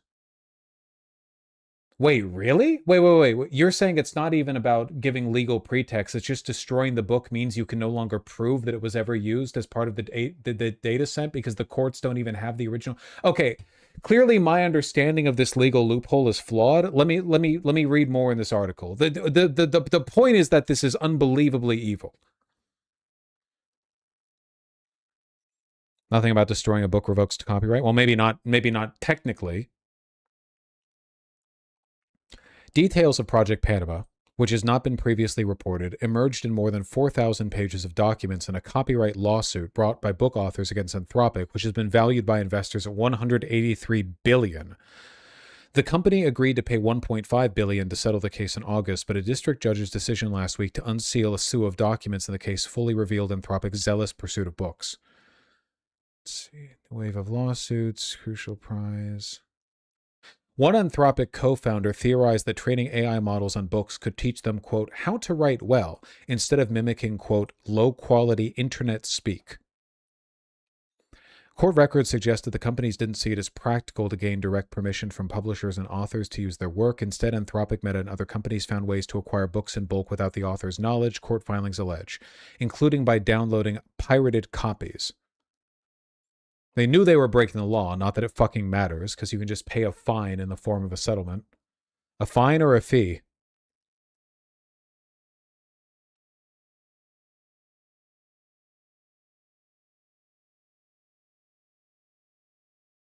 Man hailed the July 2022 debut of a new website called the Pirate Library Mirror, which claims to have a massive database of books, and it stated, quote, we deliberately violate the copyright law in most countries.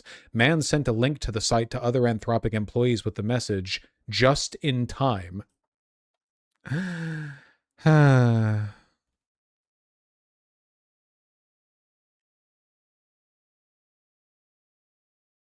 Laws don't matter if you can pay your way through them? Yup.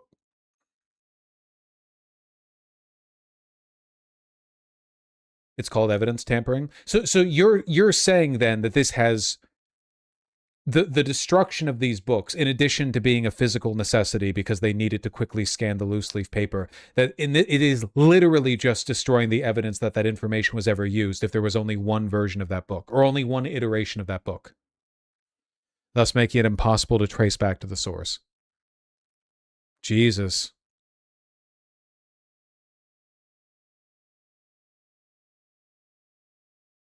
Paid $1.5 billion without admitting wrongdoing.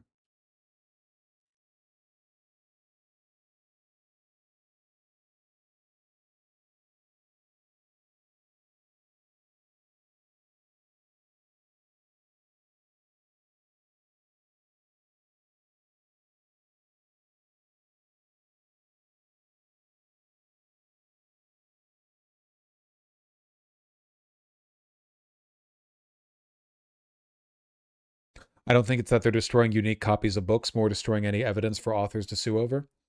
Yeah, but if there is only one of that book, then it's sort of one and the same.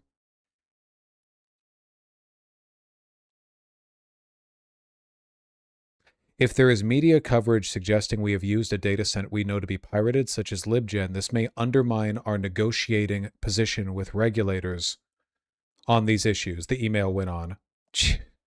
I don't know how, like, what does this say about our system? I'm sorry, I feel like I'm pontificating in the most, like, sophomore, like the most, like, hey guys, did you know that there's a two-tier justice system? But what does it say when you have, like, leaked emails where everyone here is like, we are breaking the law. We know we're breaking the law, but the only legal consequences are a civil suit you can just pay a settlement for to not admit fault? Like, what do you, at what point does it,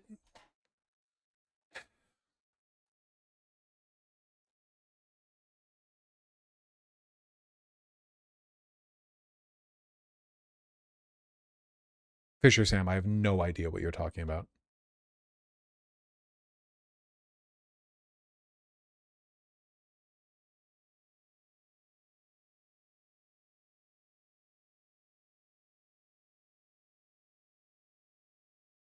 Anthropic's decision to begin acquiring and scanning physical books instead of downloading shadow libraries turned out to be a smart call. This would be a good example of the company taking a more restrained approach in achieving legal compliance.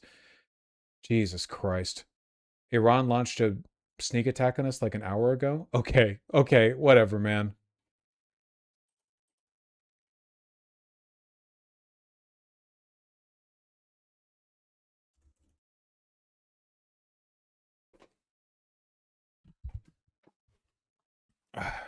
When an algorithm is trained on data, you can't unblur it. Yeah. It makes it easy to get away with piracy because you can't prove whatever.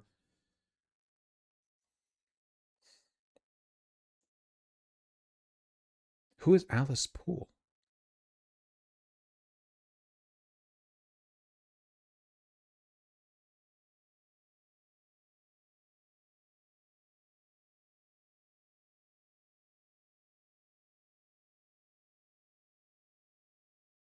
Saudi Aramco has shut down its Jazan plant. Jazan? Hold on.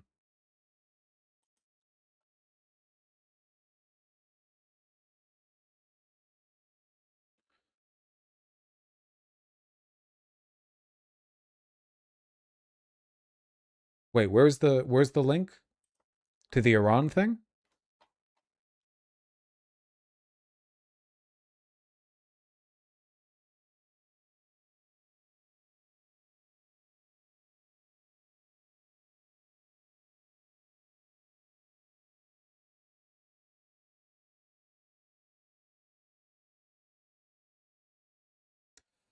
Buying from secondhand warehouses also mean it's less likely original authors or publishers will get any hint of what they're doing, which is why they do it. Yeah.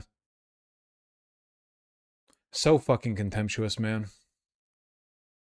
Iran launches surprise attack on U.S. forces in the Middle East. I thought we had reached another period of like detente, didn't we? I'm sorry. What?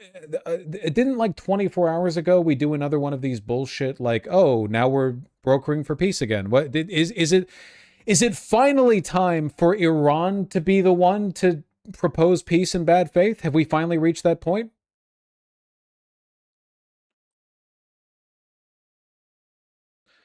Markets are closed. It's wartime. Call back at 9 a.m. EST. Yup. All of Iran's missiles were intercepted. Which base did they fire at? Was it Kuwait? No, in Jordan. Okay, 4 ballistic missiles were fired. Well, that's pretty expensive. 4 ballistic missiles. That's pretty expensive. Okay, just a little peppering. Gotcha. Just having a little fun with it. No need to worry. Surprise ballistic missile. But they intercepted it. Okay. Saudi Aramco shuts down Jazan oil refinery after attack. IIR note shows.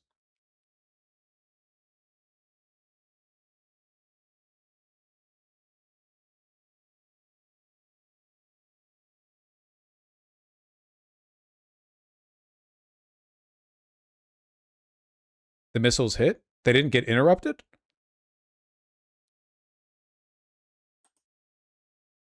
Where's the... No, the missiles were all shot down. Yeah, right here. Different strike. There's a lot of stuff going on right now.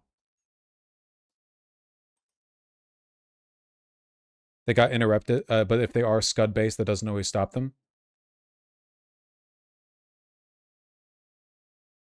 So wait, did these get hit? Did the Jazan oil refinery get hit?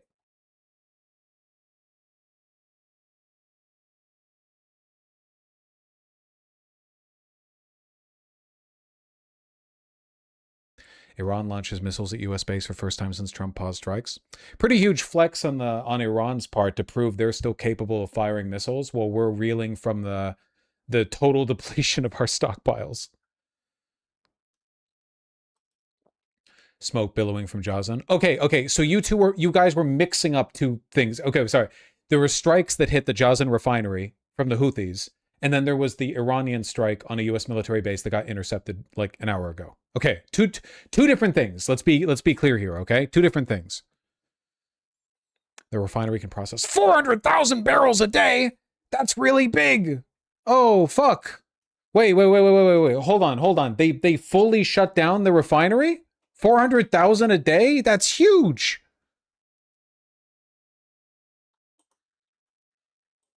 Video of Jazan. Holy shit, the Houthis just like single-handedly turning the stakes up. Oh my god.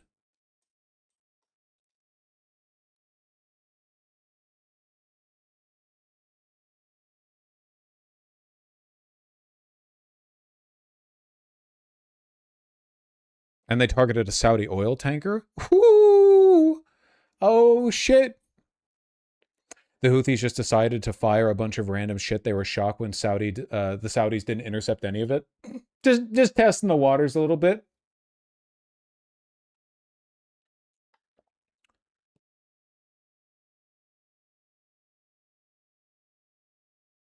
Huh. Houthis will allow Chinese ships. They're so shrewd. That happened yesterday? Well, in fairness, I wasn't live yesterday.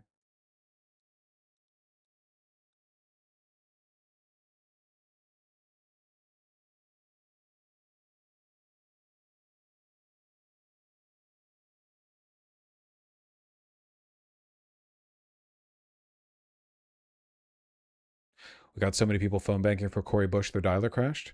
Nice. Hell yeah. Did you see the Laura Loomer Zelensky interview? What? No. What? Why would Laura Loomer interview Zelensky? What the fuck is happening?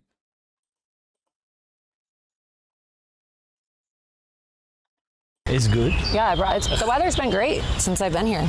So, are you planning on releasing this interview, or can I release the interview? What the fuck is going on here? It's very unexpected. She's I was hoping to ask you pro-Ukrainian to do now. a sit-down interview, but this is actually the perfect location to do it. So, I'd be happy to release the interview in full if you allow me to. I don't know. I think that with dogs, with animals. So It was very sad. yeah, But it's really shocking to me, and I guess I've been to Israel, so I've seen, people in other countries respond this way as well. It's just how resilient the people of Ukraine are, because if that were to happen in the United States, the police would block. Why is the audio so bad?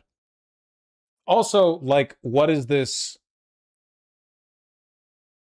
Does this have something to do with Zelensky, like, turning on Iran? Didn't he, like, strike an Iranian ship or something? What happened there? Ukraine striking an Iranian ship could bring two wars closer? Yep. No.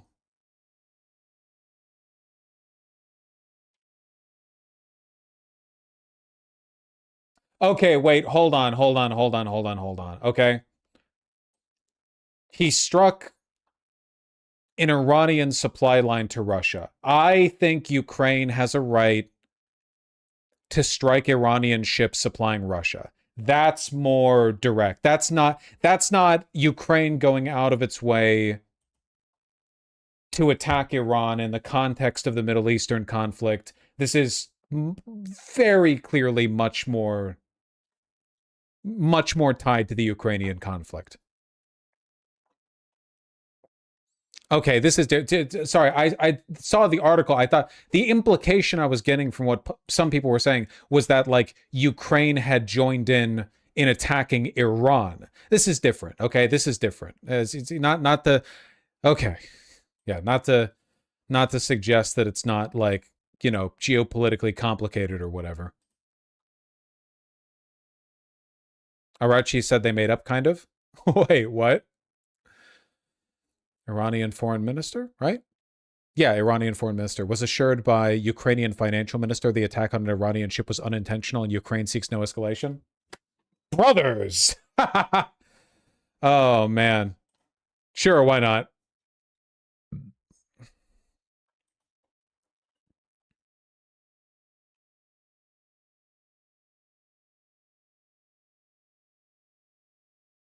I'm so confused. Dog, I don't know what the fuck geopolitics is these days. I don't know what's going on. I don't understand it. Nobody has a theory for this. Laura Loomer's really fighting other conservatives for Ukraine. I don't really fucking care what Laura Loomer's her only consistent political position is being a Zionazi. Literally everything else she does and believes in and advocates for seems to orient around that. Like, she was I don't know if you guys remember, she was a hardline far-right person, like totally orthodox far-right on everything until after October 7th, at which point it became more difficult to simultaneously appeal to the alt-right while also being a hardline Zionist. Like, the schism between her and the mainstream far-right political bloc only really happened because it became politically unfashionable to be pro-Israel in that block. She called Kamala Harris Shaniqua. She's a fucking Nazi. She's a miserable, wretched, ugly ass bitch.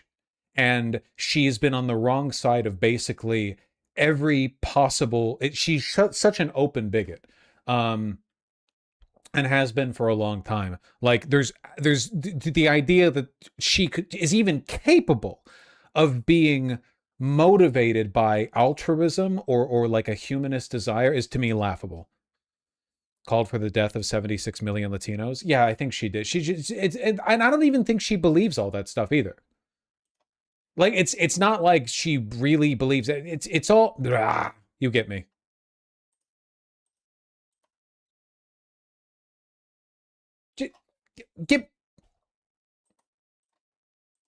Give me the Wisconsin debate link. Give me the Wisconsin debate link.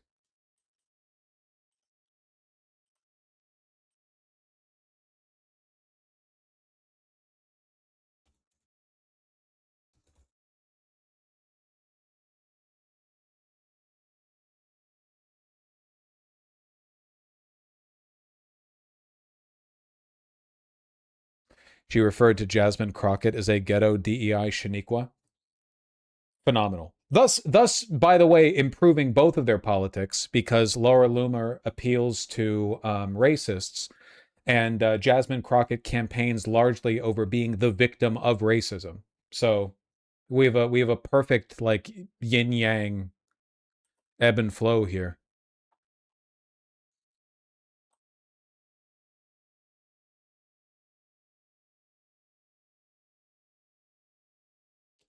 I've never met an actual black woman named Shaniqua where that stereotype comes from. Can I be real? It's one of those totally fucking inscrutable bits of racism where people will be like, oh, Tyrone and Shaniqua, as though like either of those are bad names.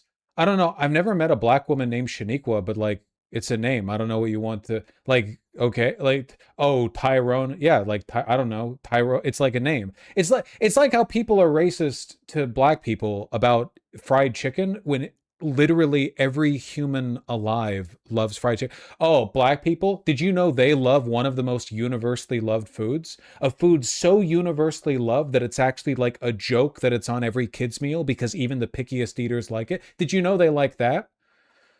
Watermelons. Did you know they enjoy the popular summer fruit that many people enjoy? I don't know. Like, it's weird to me because a whole bunch of racism against black people seems to be pointing at them and going, hey, you hold a popular position. It's, hey, you like the thing everyone likes?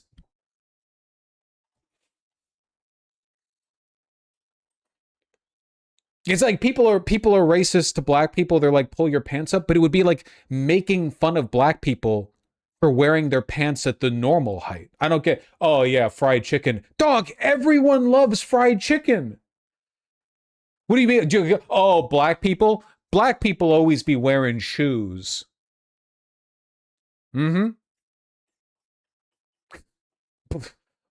Black people, yeah.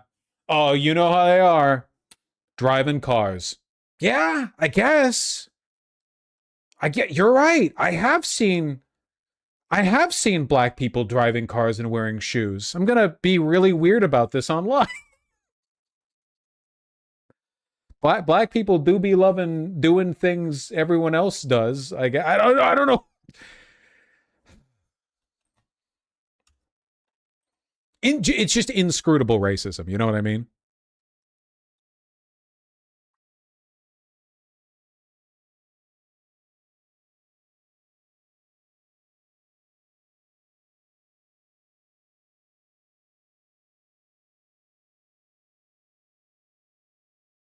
Oh, wait, fuck. Where's the Wisconsin governor's race?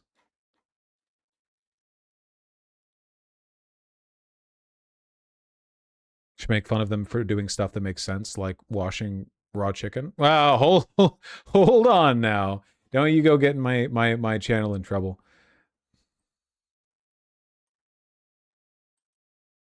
Hold up now. The debate's supposed to be on Wisconsin 12, but it doesn't have a live link yet. Okay, well, it only just started. It's only 5 now. It only just turned 5 p.m. PT / 7 p.m. CT, so We'll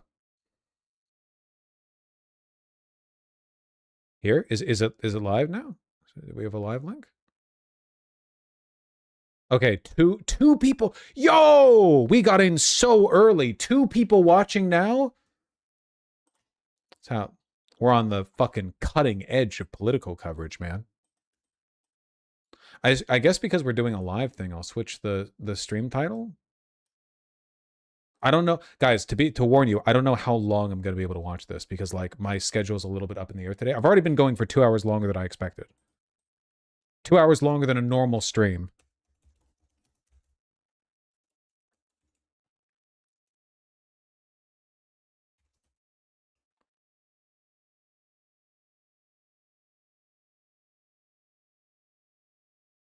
Could be kidnapped by my friends at any moment.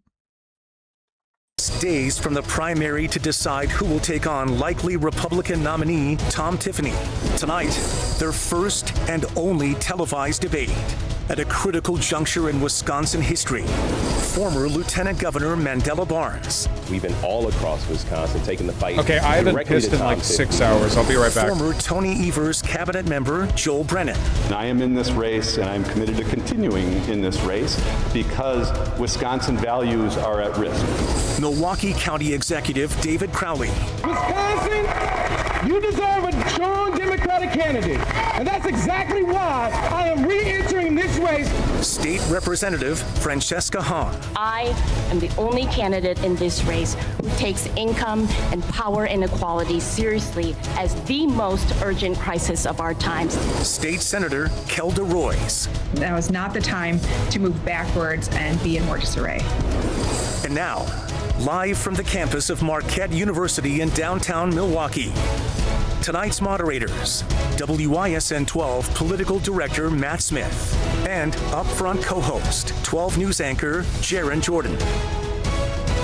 Good evening, everyone, and welcome. We are live tonight from the Marquette University campus. We thank our audience across Wisconsin for joining us for the first and only televised debate between the Democratic candidates in the primary for Wisconsin governor.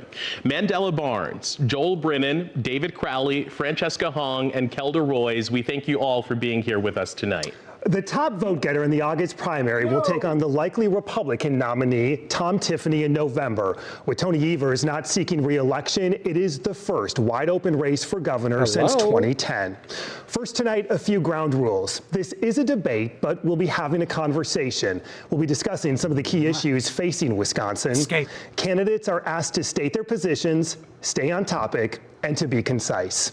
The candidates may speak to each other, but we will manage the time on any given topic and move the conversation along if necessary. At the end, each candidate will make a brief closing statement. It is fair to say that this race has been chaotic over the last few weeks, so let's get right to it. Mr. Crowley, 3 weeks ago, you dropped out of this race saying you couldn't see a path to victory. No idea what you're talking 11 days ago, the primary upended when Sarah Rodriguez dropped out, and you made the unprecedented move of re-entering the race with an immediate endorsement from Governor Tony Evers. Yeah, that's pretty Since weird. Then, you have been linked to a social media account that includes offensive posts. You said you didn't write any of those, and some have accused you of being the latest prop for the Democratic establishment. So, are you? Holy and why shit, should what an voters now opener. trust your judgment Also, and ability people to are win? calling you fucking ugly, dog. Well, first and foremost, thank you for having us. You're But I was busted. never born into the establishment. I was actually born into struggle. He's actually I grew quite up in the handsome. 53206 zip code where I had to work extremely hard for everything that I have. And so I'm not here to protect the establishment. I'm here to deliver real results for Wisconsin. I noticed this isn't an answer. And I like to make decisions based off of the data, based off of facts. And we learned ever since that day that a lot of things have changed and we were going off of false data. And so we know that the stakes are too high this upcoming election. And that's why I got back into this race. And I'm honored to not only have the endorsement of Governor Tony Evers, but labor unions and leaders all across this state who believe in my leadership. And I'm looking forward to delivering for all of Wisconsin. Ms. Hong, you are the Democratic Socialist who is leading in all of the polls, yet some Democrats are attempting to stop you from winning, fearful that you cannot beat Republican Tom Tiffany. Just this weekend, the co-chair of the Democratic Socialist of America, which you are a member, reaffirmed the DSA's position of abolishing the Senate, prisons, and replacing the presidency and the Supreme Court as we know it. Do you fully back the DSA platform, and why should primary voters trust your judgment and your ability to win statewide? Well, first, thank you so much to the team at WISN and Marquette University for hosting this important debate. I do not support the full platform of the National DSA, and I'm not endorsed by DSA National. What democratic socialism is a form of government that puts working class people first, that puts work first. The policies that we have been working on, permanent affordability, has broad bipartisan support in every corner of the state. Back a little bit. Things like fully funding our public schools, ensuring that we are doing right by our kids and cutting property taxes, taxing the ultra wealthy and mega corporations, ensuring that we can invest in free childcare and that everyone has access to affordable housing. And we are the only campaign to support a moratorium on AI data centers, and we have found broad bipartisan support. I am looking forward to helping the Democrats become the big tent party that they've aimed to be for many years. Mr. Barnes, you were once seen as the clear frontrunner in this race. You previously lost a statewide election for U.S. Senate when the field cleared for you. In fact, last year, the Milwaukee Courier said, "We need a candidate who can unite this state and win." Mandela Barnes already showed us he can't. And Governor Tony Evers recently endorsed David Crowley over you. So why should primary voters now trust you that you can win statewide this time? Well, thanks so much for the question, and thanks so much for having me. There's not a single person on this stage who's united all shades of blue of the Democratic Party as I have before. Now, that race in 2022, it was the closest U.S. Senate race in the state in over 100 years. It was the closest challenge to any incumbent across the entire country. No incumbent lost statewide. Now, while D.C. insiders like Chuck Schumer didn't see the race as winnable, Republican billionaires certainly did.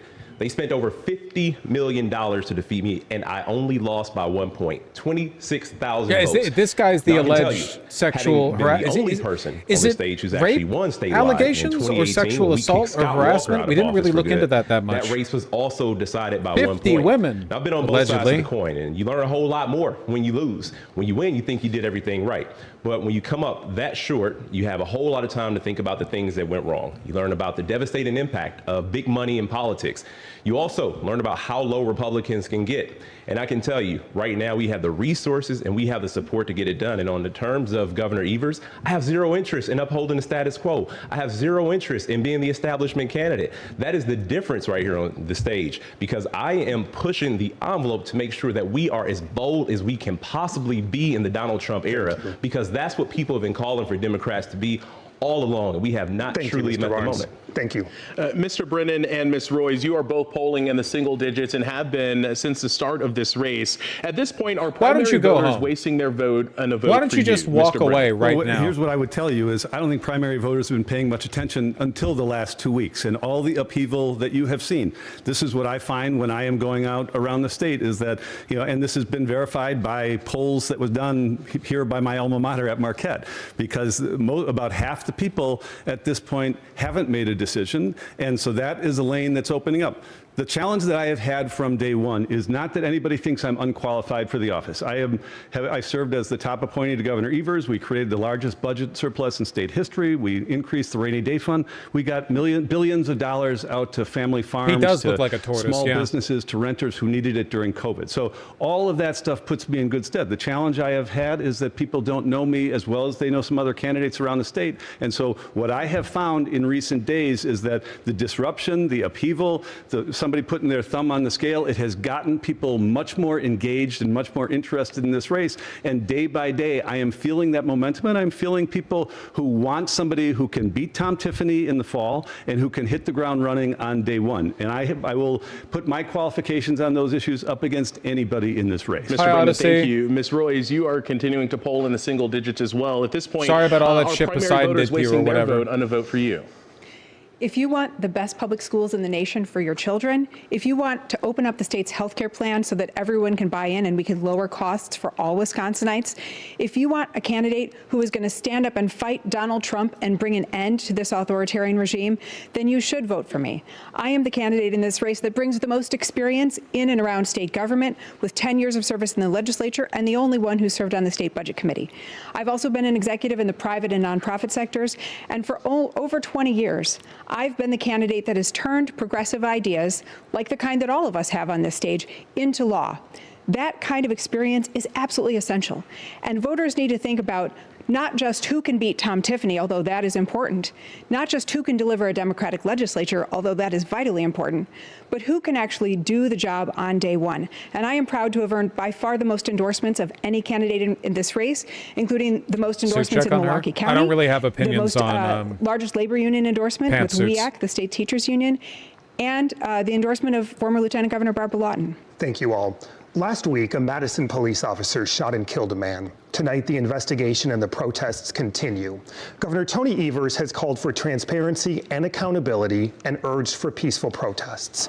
Ms. Hong, in the hours following the shooting, standing alongside protesters, you said, quote, "The state-sanctioned violence was an execution." Would you make those immediate declarations as governor, even though an investigation had not yet started?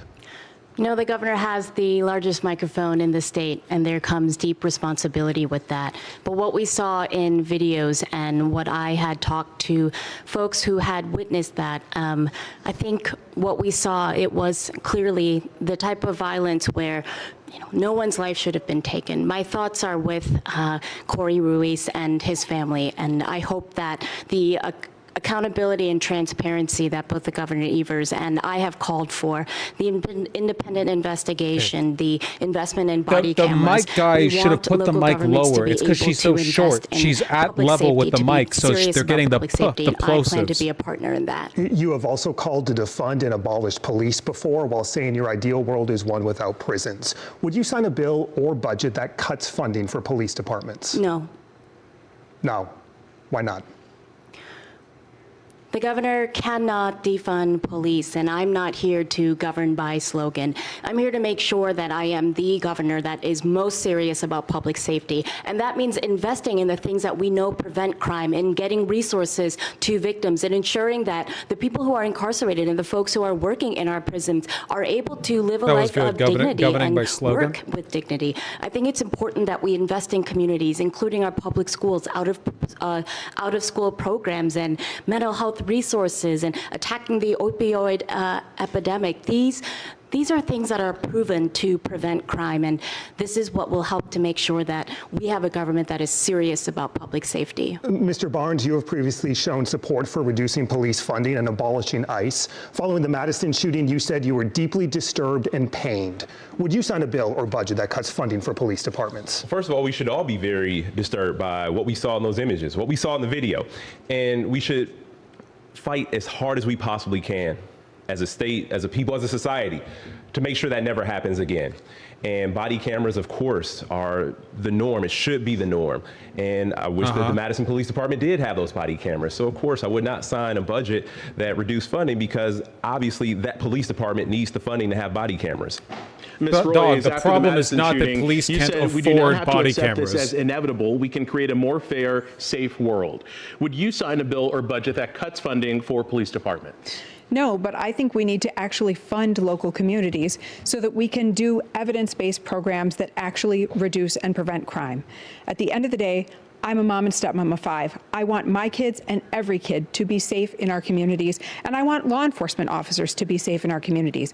That means that we have to invest in proven strategies that actually do that, unlike what Republicans like Tom Tiffany have done, which is cut funding to local governments and take away local control so that communities don't have the resources to be able to actually solve these problems effectively.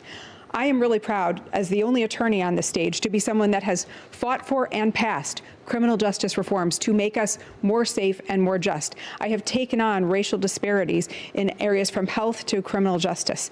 And I believe that Wisconsin can be a place where everyone has the freedom to thrive, but not if we aren't willing to tackle these really tough issues. Mr. Brennan, after the shooting in Madison, you are also calling for a full DOJ investigation. Would you sign a bill or a budget that cuts funding for police departments? Of course I wouldn't. And I think, as others have said here, there's been a generation of disinvestment and a broken system between the state, the broken partnership between state and local government. And so we need to make sure that we're robustly funding that. It has been demonstrated this 115-year-old contract that we have had between state and local government worked pretty well for the first 80 years, and then the Republicans just turned off the spigot and stopped funding local government. So we need to make sure we do that. On the larger issue of criminal justice reform, we need to look a little bit to our neighbors to the west. In Minnesota, they spend about $215 per capita on criminal criminal justice in that state. They're about the same size. They have about the same crime rate. We have about 3 times as many people incarcerated. In Wisconsin, we spend about $315 per capita on that.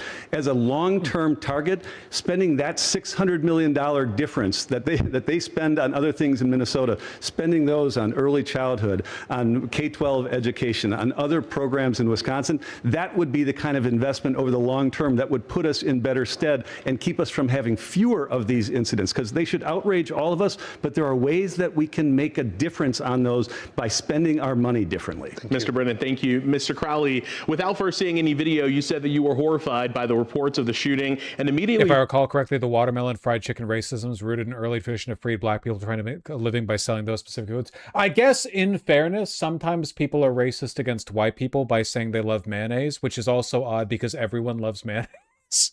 Maybe that's just how food-based racism is. You just make fun of a racial group for being associated with shit everyone likes.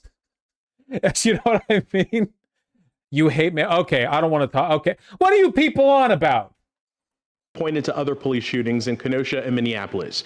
Did you rush to judgment with your comments, and would you sign a bill or budget that cuts funding for police departments? Isn't that beautiful in a way that food-based racism is like, fuck you and your good-ass food. Fuck you and all that shit you do that everyone likes. No, I did not rush to judgment with my comments. My thoughts and prayers are not just with Corey and his family and friends, but with the entire Madison community and everybody who's been affected and re-traumatized by this. Again, we have seen these types of incidents happening here locally with Jacob Blake, as well as George Floyd in Minnesota. And so it's extremely important that we have transparency. We cannot defund the police. We should be investing in public safety. And that doesn't mean more money to police officers. That's like investing in systems like the community violence interruption. Milwaukee County, we have been a leader in actually helping to reduce violent crime here in Milwaukee County, working directly hand in hand with not just police departments, but also community organizations. And so we have to focus on not just investing upstream, but making sure we wrap around services around families so they don't have to go down the road of criminality in the first place. Madison police currently do not have police body cameras. Raise your hand if, as governor, you would sign legislation requiring all police and sheriff's departments in Wisconsin to have body cameras. Okay. All of you. All candidates.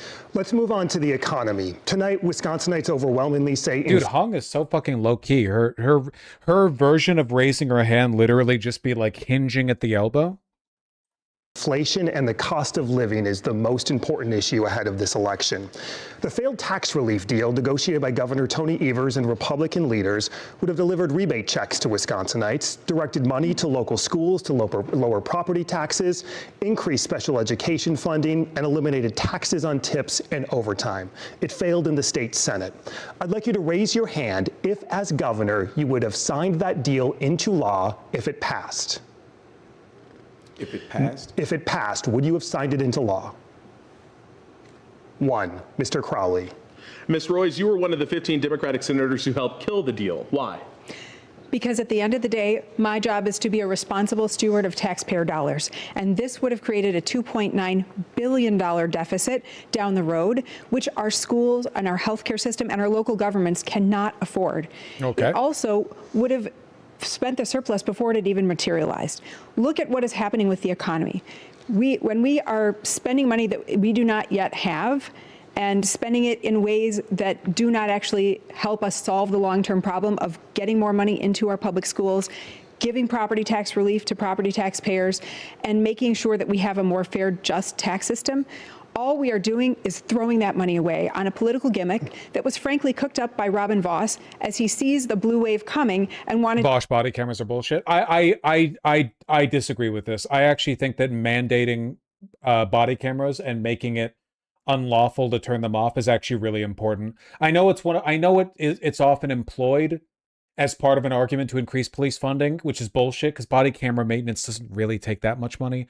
But it's pretty important. There is a reason cops don't like wearing body cams.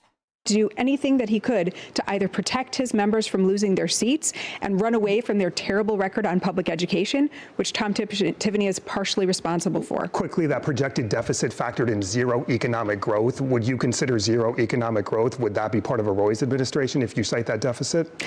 I'm looking at having a president who is hell-bent on making things as expensive and challenging for families across the state. And congressman running for governor who has done nothing but rubber stamp Trump's agenda 100%. Thank you. Mr. Crowley, you were the only one who raised your hand to sign the deal. Why would you have signed it into law? Well, I would have signed it into law because we would have gotten a bipartisan deal actually done. I think folks understand here in the state of Wisconsin, when you have divided government, it can be a bit chaotic. Were there things in this bill that I did not like? Absolutely. I love the fact that we were going to give relief to our schools and property tax relief, and there are other things in this bill that I didn't like.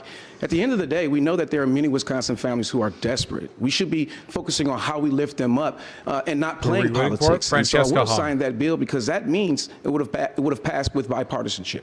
Congressman Tom Tiffany is campaigning on the fact that he would return the entire surplus, he says, to taxpayers.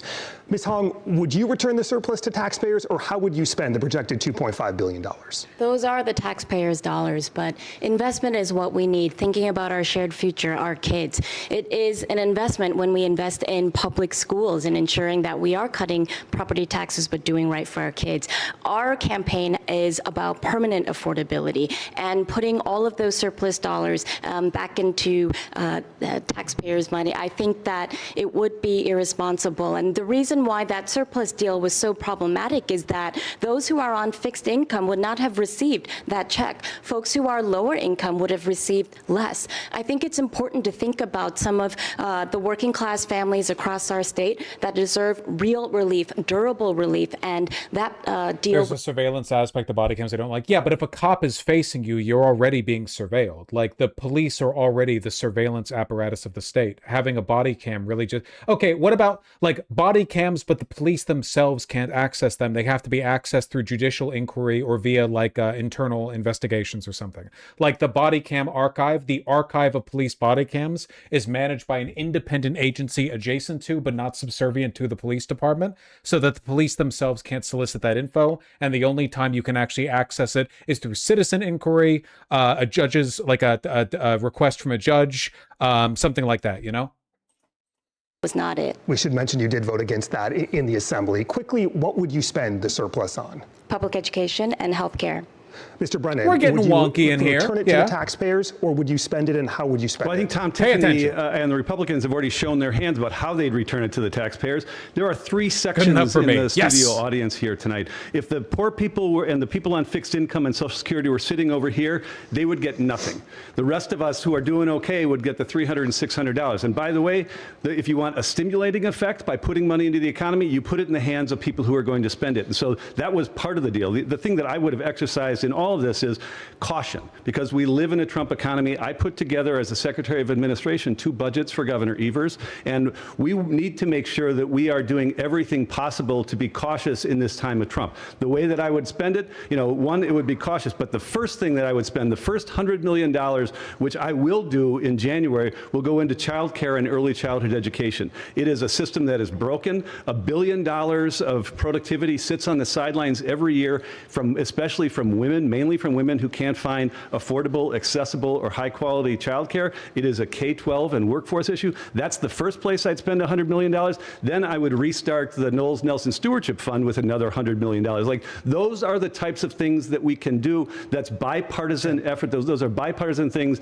that have been successful. The Knowles Nelson Stewardship Fund, 90% of us live within a mile of a project that's been enhanced by that over the last 40 years. It's as bipartisan as it gets, and it now, as of July 1, doesn't exist anymore. Those are the types of things that we should be investing in. Thank you. Mr. Barnes, would you send it back to taxpayers or spend it, and how would you spend it? Well, let's first talk about how we got here. Now, the reason there is a surplus is because Republicans in the legislature have failed the people of Wisconsin. Our school districts are going to referendum every single year just to keep the lights on. And we also see gaps in healthcare because we are one of 10 states that has yet to expand our Medicaid program under the Affordable Care Act. We are in a world of trouble, and Robin Vos has never been a good negotiating partner. So no, I certainly wouldn't have signed the deal, but the way we give more money back to people, the way we actually return money to folks, is by taxing the wealthy, taxing the billionaires, taxing these corporations that have been getting over on us, making money hand over fist while communities continue to starve for resources. This is how we can most Be warned of fake progressivism. There's a reason Hong is the DSA candidate. effectively return money back to folks. And on the issue of affordability, the best way we can close the affordability gap is to put more money in the pockets of hardworking people. Our minimum wage is still $7.25. The childcare debate always bums me out. Legitimately, I have yet to see any argument for why childcare should not be completely free and paid by the state. It's half the reason that public education is free, so that if you have 2 working adults in a home, you can drop your kid off, or they can take a bus or whatever, and there's more or less an alignment between your work hours and their school hours. But like the unbelievable expense of childcare just obliterates that. It's like a complete failing, like just a civilizational breakdown during that interim period that makes it so difficult to raise a kid as a dual income household. Have gone up, wages have not, but returning that money to the people, that means making the right investments in public education, making the investments in healthcare, taxing the wealthy, and implementing a working class tax cut for folks who work hard every single day and don't get the benefits that corporations get. So quickly, what are you doing with the surplus? Well, with the surplus, like I said, it's just reinvesting back into education. And also now, and also because of Trump's big ugly bill, there's going to be some stresses when it comes to expanding Badger Care, which I still support. It is the right thing to do for us. So many folks are staring down medical debt, medical bankruptcy. We're going to move on. Put money into healthcare. We're going to move on to taxes. We did bring up taxes, so let's move on to taxes. You all, in some degree, have used phrases like making the wealthy pay their fair share and discussed raising taxes on the rich to fund your priorities. Wisconsin already has the second highest top. Everyone wants to raise taxes on the rich. Are you brave enough to raise taxes on the working class? That's what I want to know. Tax rate in the Midwest at 7.65%. So we want to know what all of you define as rich. So Mr. Barnes, under your plan, what is the specific income level where taxes would go up, and what percentage would that top tax bracket pay? Yeah, so I think that incomes over $1 million should be taxed a little bit higher, even if it's temporary. The fact is we are in a real crisis right now, and our necessities have not been seeing the resources, have not been seeing the funding. Again, there's no reason these school districts should be going to referendum every single year just to fund basic services. And if we increase that tax rate by less than 1%, 0.9%, 0.8%, we do a great deal to be able to provide much more funding to our school districts and also help close the share revenue. Is that what you're proposing, 0.8 or 0.9%? Well, I'm saying this is all, I'm happy to negotiate. This is what we need to negotiate, but this is the arena where I'm in right now. Ms. Hong, the income over $10, fuck you people for being rich. Literally impale all people with over 20 real in their pocket. You know, communism. Well, that you would raise taxes and how much? Those who are making the $1,000,001, I think that the billion as well, to increase that to 0.9%. It is incredibly disappointing that some of our lowest income earners are paying a higher tax rate than some of our highest income earners. We need to return to a progressive income tax rate. It is how we build sustainable revenue and ensure that we're able to actually increase our tax base across the state as more working class people are going to be attracted to coming to Wisconsin to live, work, and play here. I think that the legislation that I introduced that would tax the billionaire and add a millionaire tax bracket would lower property taxes by up to 44%, and we could put that funding into special education funding, which we have neglected to actually honor the budget amount, and we must bring that back up to 90% reimbursement. And the percentage for those millionaires? I would increase that by about 1%. You would increase that to about 8.65. Correct. To re-promote Unlearning Economics, my favorite economics channel, he's talked about wealth taxes and the difficulty in implementing them. But I think that one major political benefit to the implementation of a wealth tax, which by the way would be a grueling, difficult, time-consuming, and bureaucratic process to even be able to track people's wealth in a way that matters. One benefit is that you set up that infrastructure, because the difficulty in implementing a wealth tax is mitigated in future wealth taxes. You set up the infrastructure, you try to close loopholes, you create concrete legal definitions of wealth, and if you've done that once, it makes it much easier to implement down the line. Mr. Crowley, your income level and how much would you tax them?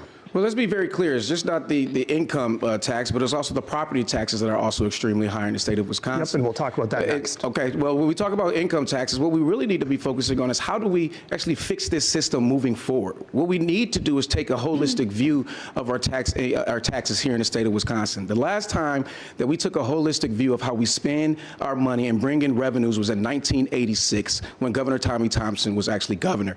And so we need to bring academics, we need to bring labor, we need to bring business owners and community members to the table, and let's actually have a real discussion about the entire system. I don't think that we should be just focusing on how we can increase taxes just particular for certain income earners when we haven't looked at the entire system. When it comes down to those who are making hand over fist, we absolutely need to tax the ultra wealthy, but we need to be smart about how we're doing things long term. Do you have an income level or a percentage for that?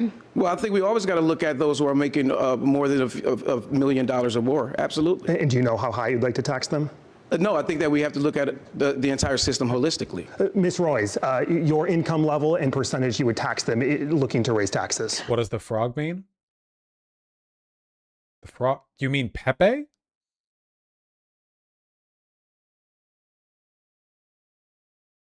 I'm not sure if anyone's found out yet. I agree with my colleagues that anyone who's earning I'm very new. It's just a funny face. over $1 million a year should pay a slightly higher tax rate. But we also need to look at the corporate tax giveaways that have run rampant over the last 15 years of Republican rule. We have rolled out the red carpet for Foxconn. The AI data center tax breaks are estimated to cost us $2 billion. All that at a time when we are... AI data center tax breaks, man. If Hong keeps running with the anti-data center line, I really think she can win this. Spending $0 on early childhood education. Okay, that was cute. A weird consequence of me being a primary YouTube political streamer is that a lot of people are very unfamiliar with streaming culture when they watch me. Like, we're talking about people for whom the most, like, politics live streaming stuff they've seen is maybe the Majority Report. And then they watch me and it's like, why are there people... Why are there frogs on screen? And I find it very charming.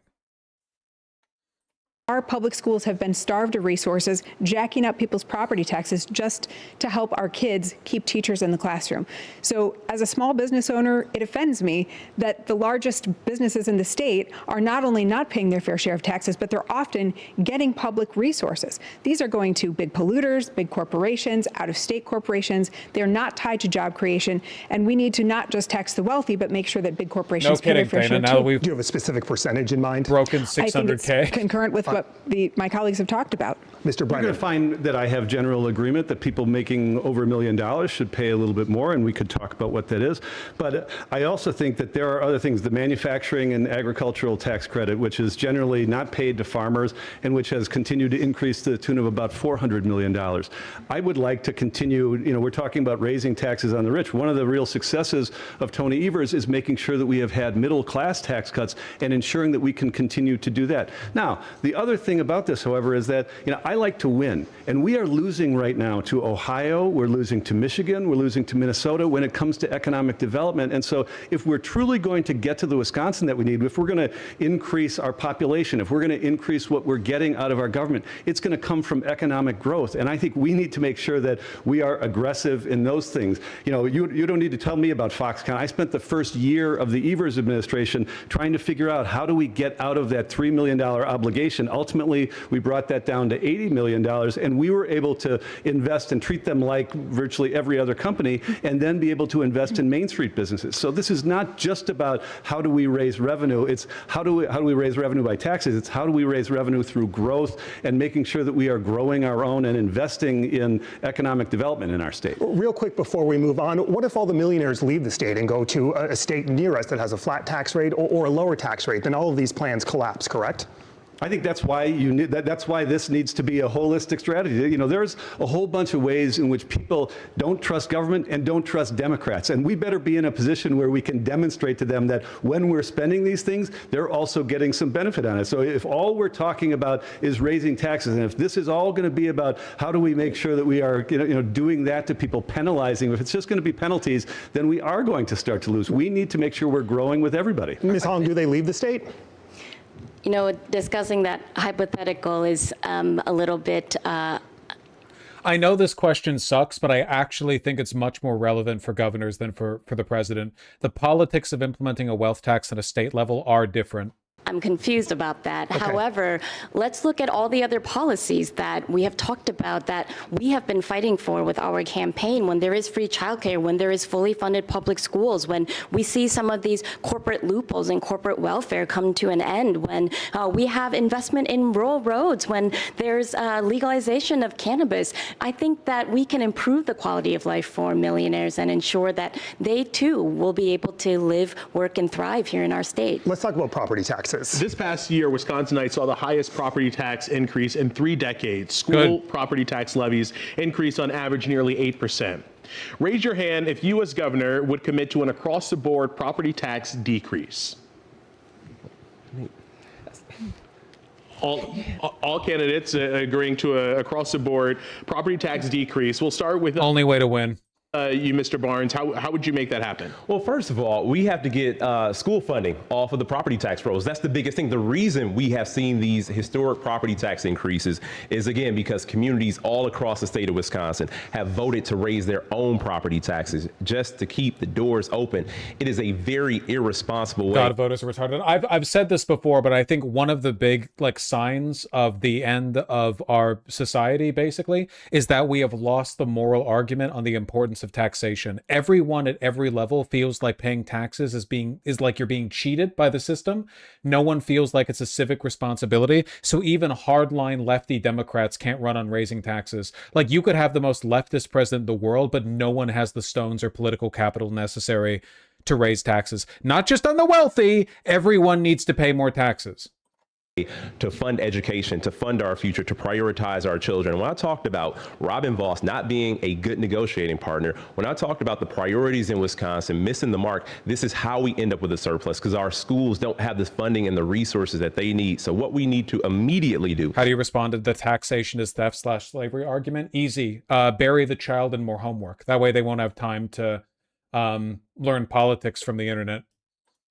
Is get to the state's constitutional commitment of 2/3 funding. Round them. We have to make sure our schools are fully funded. When our schools are fully funded, that burden doesn't fall on the property tax rolls. And then gradually over time, we'll be able to decrease property taxes. We are there right now at 2/3 roughly? We're not there yet. We're not there yet. We're not there yet. Mr. Brennan, how do you make an across-the-board property tax increase happen? It was mentioned a little bit by Mandela, but this spring when we all celebrated Chris Taylor's win, that same night, 72 school districts went to referendum, 60 of them for operations, just to keep the lights on, not to build a new middle school, not to build a new science classroom. That is as big a condemnation as we can get in Wisconsin. And so I would immediately scrap that funding formula, which is under lawsuit right now, but it's probably going to take 3 years for that to work its way through the courts. Our kids don't have 3 more years to wait. I would create a child-centric formula where every kid has value regardless of where you live. You add on for special needs. You add on for urban-rural poverty.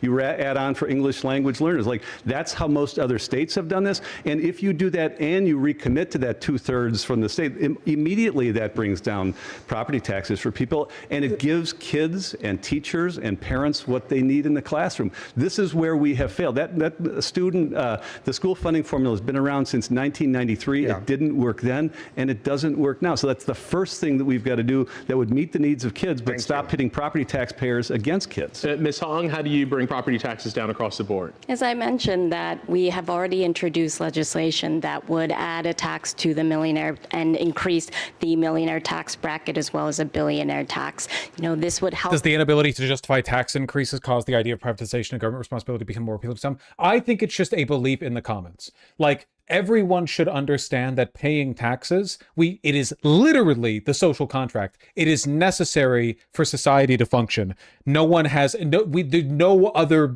like, that is why currency exists, to facilitate commerce, but it has to be recycled through the state that issues the currency. It's literally a necessary, it's a prerequisite of how the system works. So, like, the fact that nobody believes this anymore and everyone just thinks of it as this, like, oh, the government's fucking you over, whatever. It's just such a juvenile antisocial mindset. It's really, really, really damaging socially, and it opens the doors to a bunch of other arguments. If you don't think your taxes are good for anything, why would you be in favor of taxing billionaires? Like, if you think that paying taxes is just a waste. What's the argument in favor of taxing billionaires? It seems like people don't even understand why we have taxes or what their taxes can be used to do.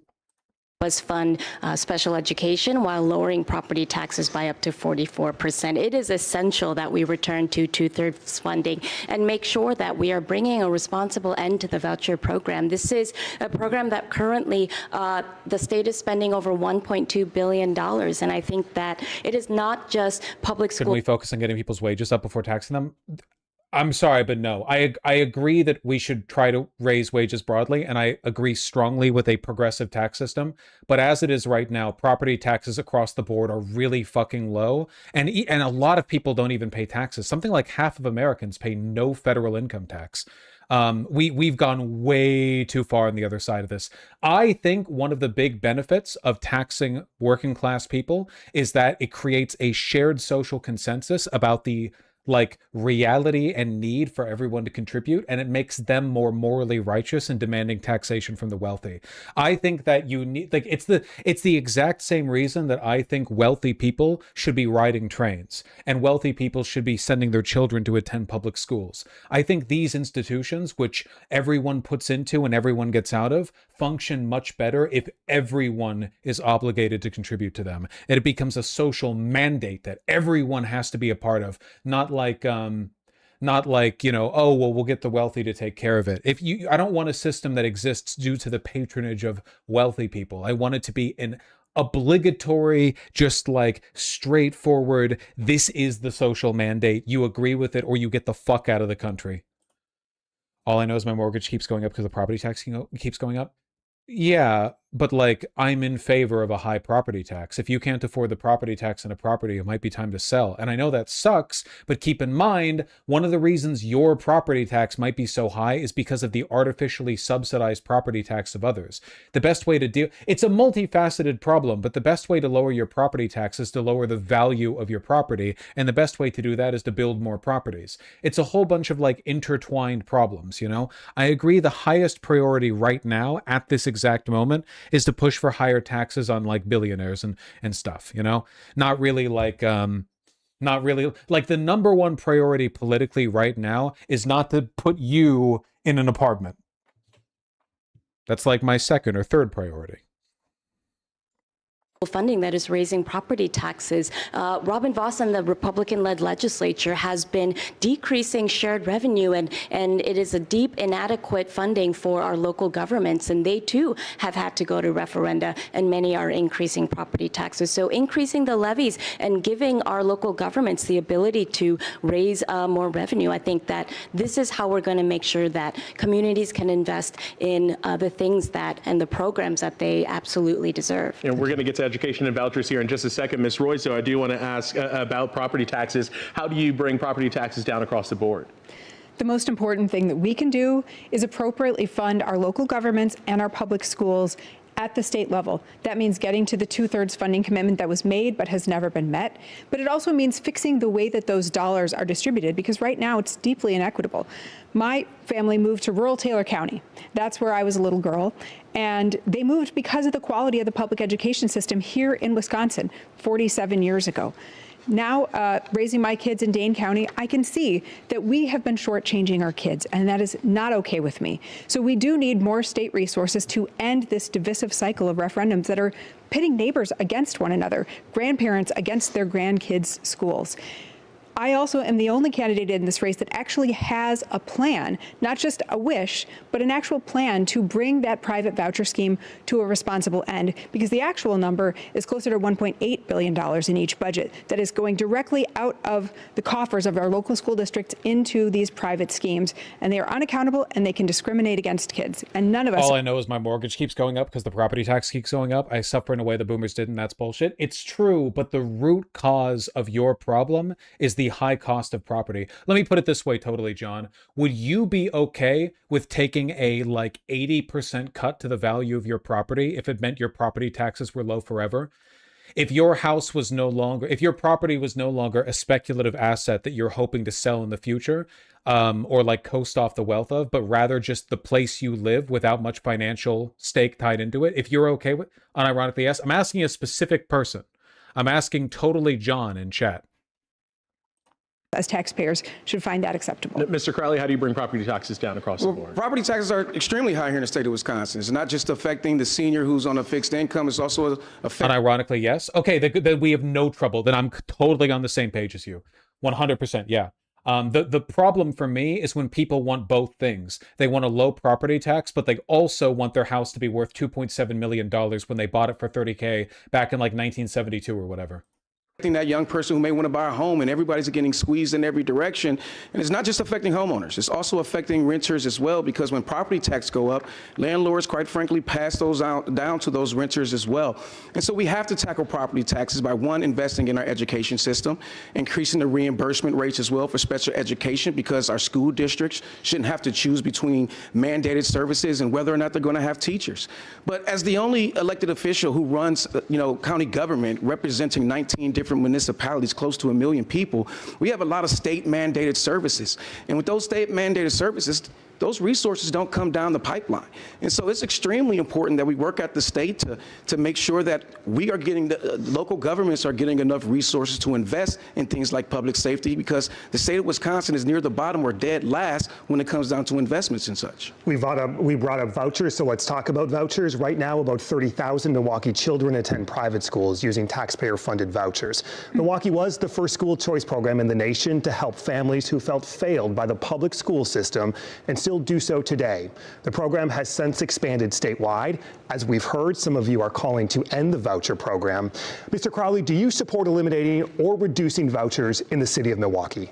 Look, I am a proud MPS graduate. Went to Milwaukee Public Schools. All three of my daughters go to public schools, so I believe in the power of our public education. I think to say that we're going to fully eliminate the voucher system overnight really doesn't take into account the impact towards our family, towards our teachers, and quite frankly, toward the public school system. We've talked about how we went to referendum to make sure our public schools have what they need. And if we're going to referendum for the current capacity of students that they have now, the argument against private schools and school voucher programs is basically the same as the argument for Medicare for all, which is that if you have a public option, like you can choose between being covered by government insurance versus having your own private insurance, the inevitable outcome there is that high-risk, low-income people will choose the public option, whereas high-income, low-risk people typically will choose the private insurance options, meaning that proportionally more money and less risk will go to the private companies, whereas the government public option will be burdened with poorer and higher risk clients. Like, you'll have a system that's going to be taxed massively or that's going to be enormously costly because it's going to be primarily used by like zero income, cancer, diabetic, super duper fucked people, whereas the private insurance companies are going to be able to offer better options, higher quality of care, and will make much more money because they're going to be used by wealthy or young people. And as a consequence, you get this runaway effect where where the public option ends up getting defunded. This is what's happened to our private schools. I went to Beverly Hills High School, which is a good, not university, sorry, a good high school. And I won't complain about the education that I got there, but it's worth remembering, when I went to Beverly High, they were having funding issues the whole time. A bunch of my professors had to fight every year to keep their classes because the school wanted to cut them because they had funding issues. Why? Because the wealthy parents in Beverly Hills send their kids to private schools. In a neighborhood like Beverly Hills, even though Beverly High got a lot of money via property taxes, a ton of money ended up getting diverted over to because the wealthy parents would send their children to private schools, which means that you proportionally defund the public school because you have less wealth and like common contribution to the public school. Will we be able to bring on those students and make sure that we have great public schools moving forward? And so I don't think the question is whether or not we should have vouchers. Did you call your K-12 professors, K-12 teachers professors? What are you making fun of me for right now? Genuine question. What are you making fun of? What? Yeah, I called them professors. My bad. They're called teachers. What are you making fun of me right? What are you doing? Give me money. Should be, how do we continue to invest in our public schools to make sure that they are the school of choice? So would you sign a bill that eliminated or reduced vouchers in Milwaukee? to eliminate or reduce vouchers? No, but I don't believe in expanding vouchers in the state of Wisconsin. Mr. Barnes, you're proposing a multi-year sunset of the program as you've described it. What does that look like specifically in the city of Milwaukee? Well, let's first talk about the reason why parents feel failed by public schools. This all goes back to the lack of funding. This goes back to the state not meeting its 2/3 funding requirement, and schools have been starved of resources. So it will only be natural for parents to feel that way. I am also a proud Milwaukee Public School graduate, but I know, having gone to a school that was starved of resources, what that impact meant on a lot of my classmates. And I was very fortunate to know where I was going to go home at night. I was very fortunate to not have to worry about where my next meal came from. But that's not the reality that far too many of our students face. What do you think about abolishing property tax on owner-occupied homes and shifting the burden onto stock? No, I'm sorry. I'm with the Georgists on this one. Property tax is absolutely necessary. There is a finite amount of land and property. It is like a non-fungible thing, right? Like there's, unlike many other forms of abstract wealth that are interchangeable and can be like shifted between forms, the land next to like a high density downtown area, like Manhattan or whatever, like the land in Manhattan is a permanently finite asset. So as a consequence, like there is a value there that is distinct and should be treated as such through tax code. I think that's very necessary. And when we're talking about education, we truly have to talk about the societal factors that impact how... Do you agree with Hassan's take on the debate? I don't know. I'm still watching it. The Wisconsin debate seems to be set up to have all the other candidates try to present themselves to be as close to Francesca Hong's platform as possible. This is definitely a competition for who can feign being progressive the most. That is for sure. It seems to me like the people here understand Francesca Hong is far and away the most popular candidate within the Democratic primary here for governor in Wisconsin, and as a consequence, everyone else is trying to sound like her. That seems to be the case, yeah. Our students do or do not learn. If we have these exorbitant rates of child poverty, it is going to impact the way that they learn. And as I have talked... Would there be property taxes with fully decommodified housing? No, because then you wouldn't need the property tax because they'd be owned by the government. So you could use different enforcement mechanisms to drive positive outcomes and use and efficiency in necessary areas. You could achieve those outcomes in more refined ways. About vouchers. The main line is accountability, because we have seen horror stories where voucher operators close doors overnight. Yeah. These operators move to Florida on the public dime. And so we have to first get the bad actors out of the system. Now, I believe public dollars belong in public schools. And if you receive a dime of public money as a private school operator, you should have to operate by a uniform set of standards. That means public governance, that means public accountability, public scrutiny. And if you cannot meet those standards, you should be taken out of the system. And I can tell you... But do vouchers go down, or are they eliminated in the city of Milwaukee? Well, I think that the income caps being lifted is a travesty, because that is what makes it a scheme. This no longer becomes a program for lower income parents to put their children in private schools. So there could be less vouchers in Milwaukee. It becomes a handout, and we can no longer, there's no justification for expansion of vouchers or lifting the caps if we have not fully funded our public schools. So yes, I would sign a bill that reduced them, because we have seen so much chaos with this system. We have seen, and look, a lot of students, and this is not an overnight thing by any means, but we do have to get serious about the delivery of education, specifically here in Milwaukee, but we also have to get serious about the societal issues that continue to plague our systems. We always have the conversation about education, but never about poverty. Thank you, Mr. Barnes. Ms. Royce, at what point in your plan do vouchers go away for tens of millions of children in Milwaukee, tens of thousands of children in Milwaukee? No student in Milwaukee or Racine who is currently enrolled in a voucher program and is happy there will be displaced, and they will be allowed to continue their education until they graduate, as will their siblings. However, all programs that take public money need to be subject to the same rules and regulations that public schools are. Right now, you can do corporal punishment in a voucher school. You don't have to have licensed teachers that undergo background checks. You can discriminate against teachers and against students, including cherry-picking students. I was so wrong. Earlier I said Francesca Hong was Chinese, but yeah, she's Korean. Is that true? Is Hong a Korean surname? I thought that was a Chinese surname. Yeah, I mean, I didn't know. Both? Okay, there's an overlap. Gotcha. Saying, no, we don't want a student with a disability. I think that's totally unacceptable. There's overlap? No, I figured. Okay, I figured. I mean, I guess like anything which there's overlap between Korean and Chinese, it's likely people would associate it with Chinese because there's just so many more Chinese people. Like you would hear about more Chinese people being named Hong than Korean people just by virtue of the population. That makes sense. Okay, yeah, I didn't know. I just knew she was East Asian. As a taxpayer and certainly as a parent, every single child deserves a high quality public education. And what we have with the statewide expansion is essentially a program that has subsidized the private choices of wealthy parents. The vast majority of students in the statewide expansion were already in private school at their parents' expense before taxpayers started picking up the tab. I believe that public dollars belong in public schools, and if you take even $1 of public money, you need to be subject to accountability. And yes, over time, I am going to bring the private voucher scheme to an end as we increase the quality and the capacity of our public schools, because the most important thing to me as a parent, and what I hope my legacy will be as governor, is to restore Wisconsin in our rightful place as the best public education state in the nation. So a 3-year-old child, for example, in the city of Milwaukee would not qualify for a voucher under your plan? Correct, unless they were enrolled in a 3K program or if their sibling was already in one. Thank you. Mr. Brennan, do you support ending or dialing back the state's voucher? Bosch trying to defend himself after being racist. I know you're joking. I'm not like responding to you, but I actually do think that the liberal fear of coming across as uncultured actually sometimes wraps around into being racist because it means you're publicly incurious about other cultures. Like I try to be open. I don't know much about like tons of cultures and different ethnic groups or languages or whatever, religions. And I think that like being open and asking questions leads you down much better roads than just like staying quiet because you never want to, like, it's like, no, people are like, I don't know much about Nigerian culture. I bet most Americans don't know much about Nigerian culture, but I feel like a lot of people would feel awkward acknowledging it. Like they're somehow endorsing American chauvinism or international ignorance when, like, I don't know, man.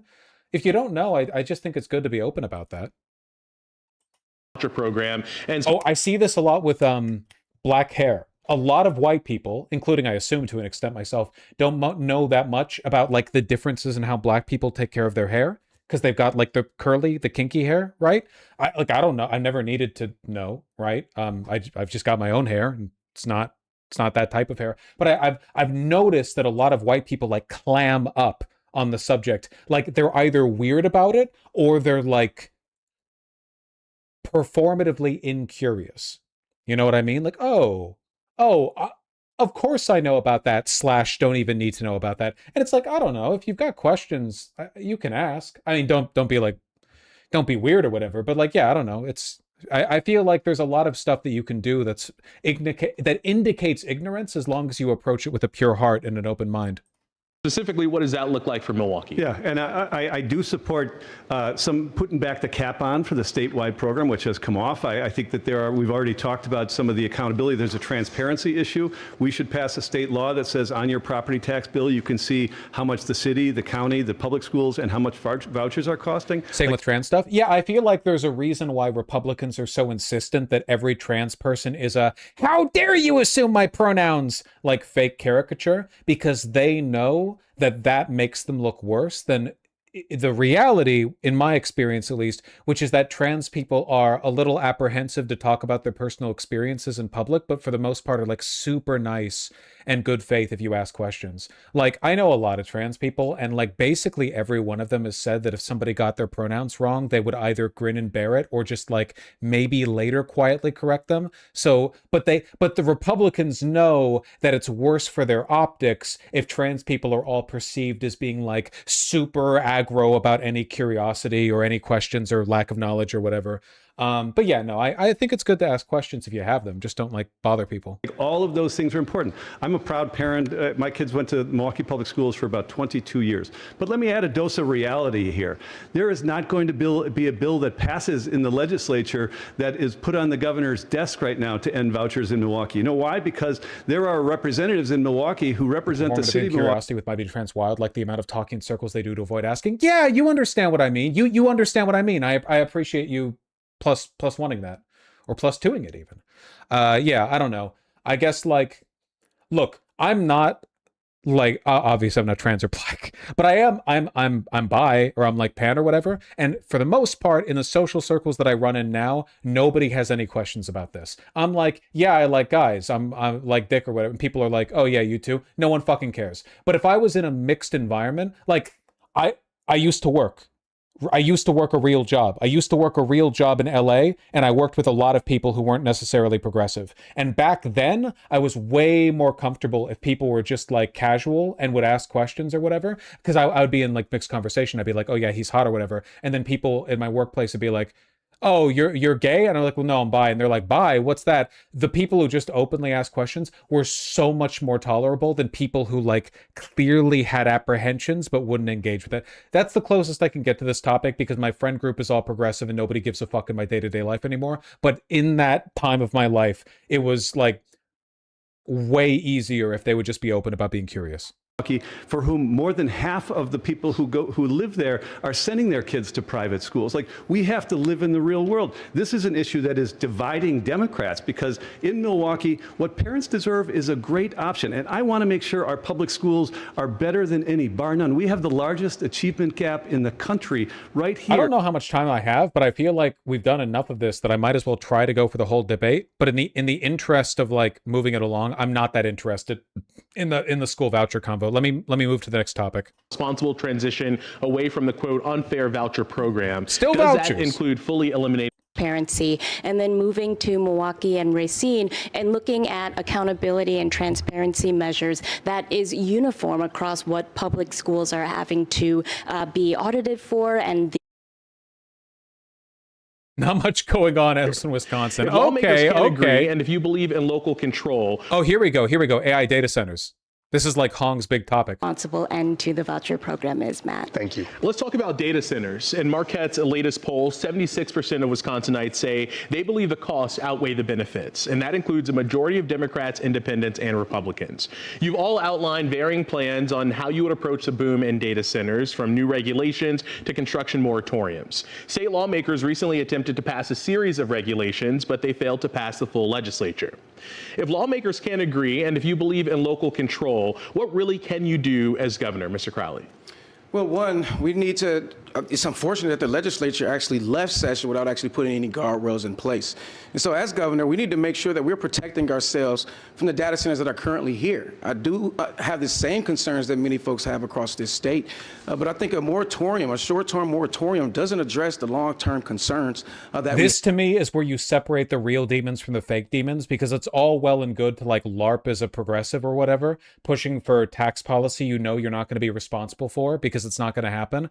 But this is the big one, because this is like a very clear like red flag in the air. I do not support speculative capital. I will not let my state be raped. I will not let the citizens of my state be raped by AI companies' desperate efforts to scrounge up every fucking dollar they can get before the whole bubble pops. have. And so as governor, we will make sure that we hold these data centers accountable, that they pay for the energy use, they pay for the grid upgrades, and they bring the Beyonce approach, bring your own new clean energy. We need these data centers to be as close to 100% renewable energy as much as possible. But they can go anywhere in this country. But we have to understand that our clean air, our clean water, it doesn't stop at the borders of Wisconsin. And so as county executive, we have put in place a climate action plan to reduce our carbon emissions, and we're 50% of the way there. And we need to make sure that we're having that same level of accountability here in the state of Wisconsin. But if they are going to be here, let's make sure we're utilizing union labor. Let's see project labor agreements, prevailing wage, and community benefit agreements across the entire state, because we're all going to be affected. And I believe they should be subsidizing our energy use if they're going to be here. You said they could go anywhere. Do you want them here? I couldn't hear you. You said they could go anywhere. Do you want them here in Wisconsin? Well, we need to make sure that we have a framework in place to protect ourselves moving Can't answer it. forward, because right now we don't have any. Can't answer it, because even if he didn't want to ban them, he could still say, nah, I don't want them, but I think that it's like free commerce or whatever. But he can't even say it. Can't even say it. Thing right now with what's already here. Ms. Hong, if lawmakers, they can't agree on any regulations, and if you believe in local control, what can you really do as governor?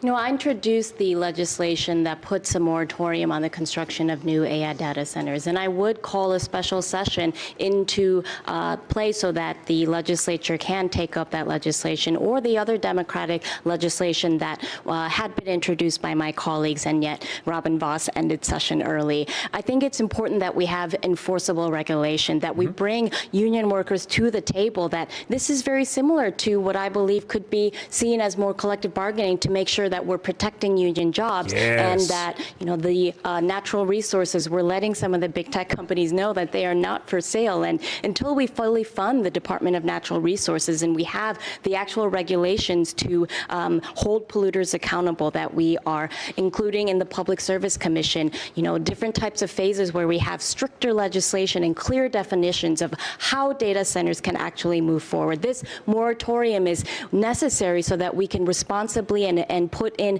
enforcement mechanisms to protect communities and seeing. I think this is completely fair, 100% fair, and is not even like an anti-free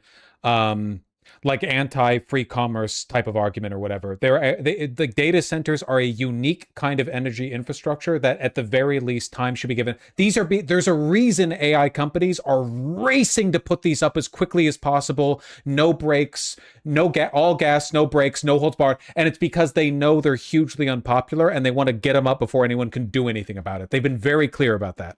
Local governments already put moratoriums into play. We want people to have local control, but we also want to make sure that there are the guards. Imagine if a company was bragging about how it was very, very quickly using an untested chemical in its new food products because they wanted to race it out because they knew as soon as everyone realized how bad it would be for them, there would be huge blowback and they would get regulated.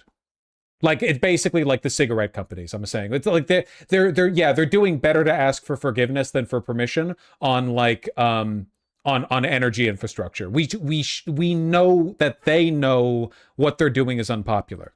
Rails, the legal resources, and that if data centers are going to come here in our state, that they pay their own way and actually pay up front. And I think it's important to say that, the data centers that currently exist in our state, there is a sales tax exemption with over $2.1 billion that could go back into infrastructure for clean, renewable energy, green union jobs. Thank you. Mr. Brennan, if lawmakers can't agree and you believe in local control, what can you do to address the boom of data centers? 3 words to start with: get new lawmakers. That's why the stakes are so important this year. That's why we need a nominee who's going to win down ballot and make sure we can have a majority in the state assembly and the state senate. Once we do that, what people think about when they think about data centers, they are angry. They're angry because government has failed them. The state got into the data center game and they put no guardrails on. And I have not called for a moratorium, but I have said that I would put a pause on the construction of new data centers, not for a year, but in the first 100 days, we can do 4 things. We can make sure that nobody watching tonight pays for the construction, the operation, the transmission, the ultimate retirement of these. Make sure that there are real teeth in the environmental regulations, making sure that they're having to do renewables. Make sure that there are Wisconsin union workers who are building these if they happen here.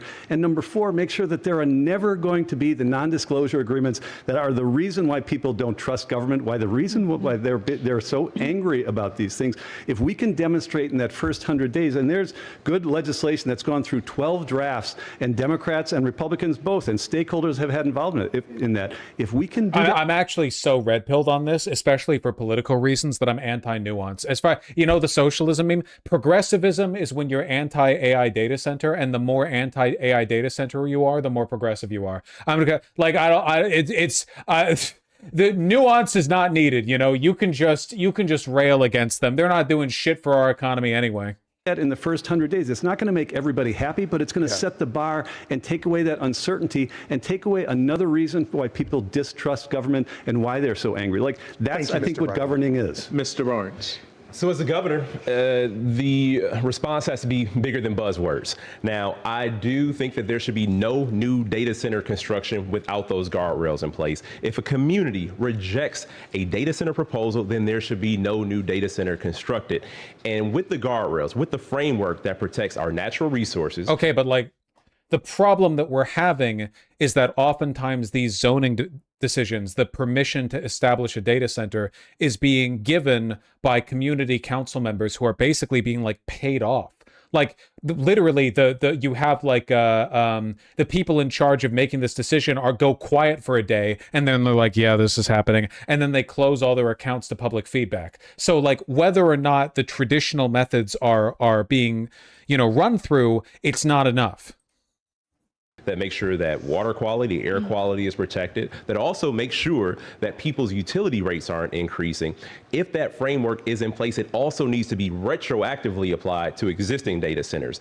And we also have to have a renewable energy mandate to make sure that they are contributing energy back to the grid. And I want us all to, caution, especially, because I do, again, no new data center construction without those guardrails in place. But even as the representative mentioned, in urban Milwaukee, it was reported that a full data center moratorium may face legal repercussions. Those were the words of the representatives, not mine. And it is important for us to empower the Department of Natural Resources to make sure that they have the funding to engage in the ongoing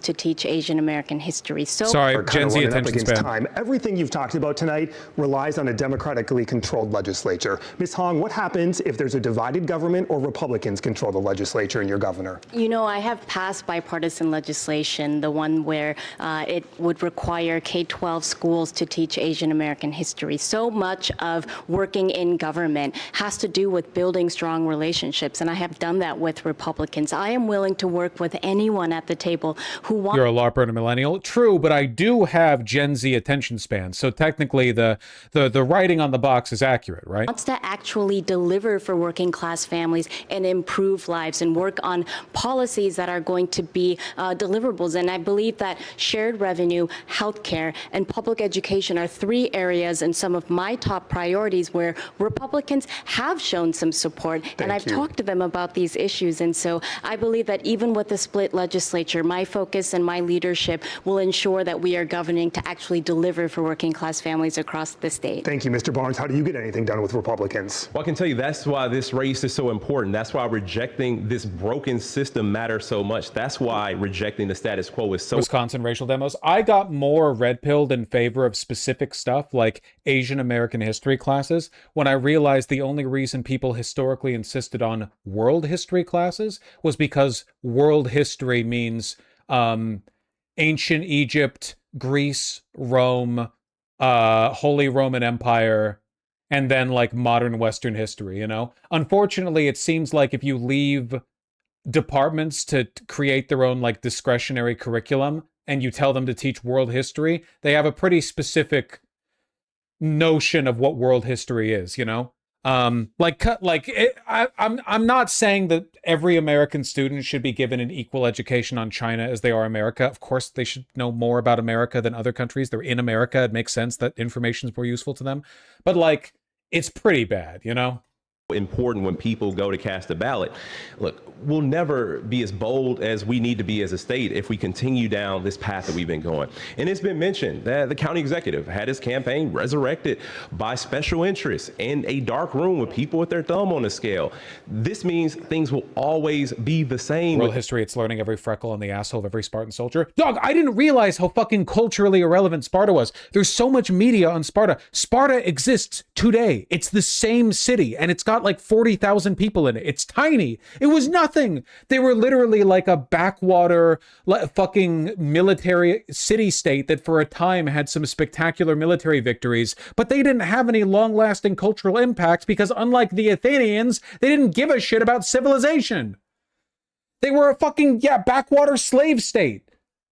They literally weren't even that good at being military. Like, they were bad at it. They literally turned into like the Greek city-state equivalent of those LARP academies where conservative fathers send their kids to like learn how to crawl through mud for $10,000 over the summer. Like the fucking privately owned fake boot camps that they're like, all right, son, you're going to learn to be a man. Like rich Athenians would send their chud sons over to Sparta to get their balls kicked in by a pedophile teacher for 4 years and then come back, and then Sparta would go on to lose another war because it turns out that like teaching everyone how to fucking swing swords and engage in pedestry or whatever the fucking Greek pedophilia was called is less important than understanding the basics of like how to build a civilization with infrastructure. That sort of leadership, we should be asking for more. We should be demanding more. And if we lead with a bold platform, we implement a mandate. We have a mandate to govern in the interest of people in a way that we have never done before, and that's what this race is about. Thank you, Mr. Crowley. How do you work with Republicans? Get anything done? You know, I served in the state legislature like many of my colleagues here, but none of them have actually run local government. You know, I'm the county executive of the largest community, and when I was elected in 2020, we had to work to get Act 12 passed. And we worked with Democrats and Republicans. The Roman Empire turned Sparta into a tourist attraction. Look at my chud-ass city-state. They thought they could withstand the weathering winds of time by getting really good at like swinging a sword with your dick out. And we've done it in Republican-controlled legislatures, and I do believe that we'll get a lot more done. Thank you. Believe it or not, it is now time for closing statements. We did choose randomly with the campaigns present to determine the order. Each candidate will have 30 seconds for a final thought, and we will begin with Mr. Brennan. Thank you very much. While you've seen differences amongst us today, we have a common threat. It's losing to Tom. Made military training start at 7. This is literally like the ancient Greek equivalent of when you see Republican congressmen post pictures of their 5-year-old kid with an Uzi at their private shooting range, being like, gotta teach them young or whatever. Like, just Chudlarp. It's Chudlarp. Sparta was all Chudlarp. Tiffany and Donald Trump. And the stakes have never been higher. We can build 100,000 new homes. We can expand Badger Care. We can stop having property taxpayers pitted against kids in Wisconsin, but we have to win in order to do that. For 25 years, I have been somebody who has solved problems. I'll be a governor who's more interested in results than rhetoric. I hope that I can get your support on August 11th and November 3rd. Thanks for tuning in tonight. Mr. Crowley. I want to first and foremost thank our moderators for hosting us, and I want to thank all of you who are tuning in today. You know, my story is like Wisconsin's story. I grew up learning the values. Ironically, women were treated better in Sparta. That's because all the old, powerful men were busy raping young boys instead of women. I'm not joking. That's actually a part of it.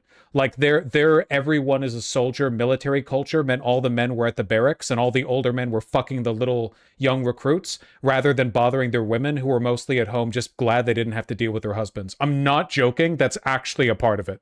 That's probably not true. You wouldn't believe it, but that's actually a part of it. Of hard work, resilience, and to stand up when somebody tries to knock you down. But people all across this state are struggling every single day, and I know what that feels like. They need a governor who's going to deliver for them on day one. And that's why I have received the endorsements of folks like Tony Evers, Governor Evers, our labor unions, and folks all across our state, because they know I will be delivering the results that's going to make a great impact. I look forward to having your vote on August 11th.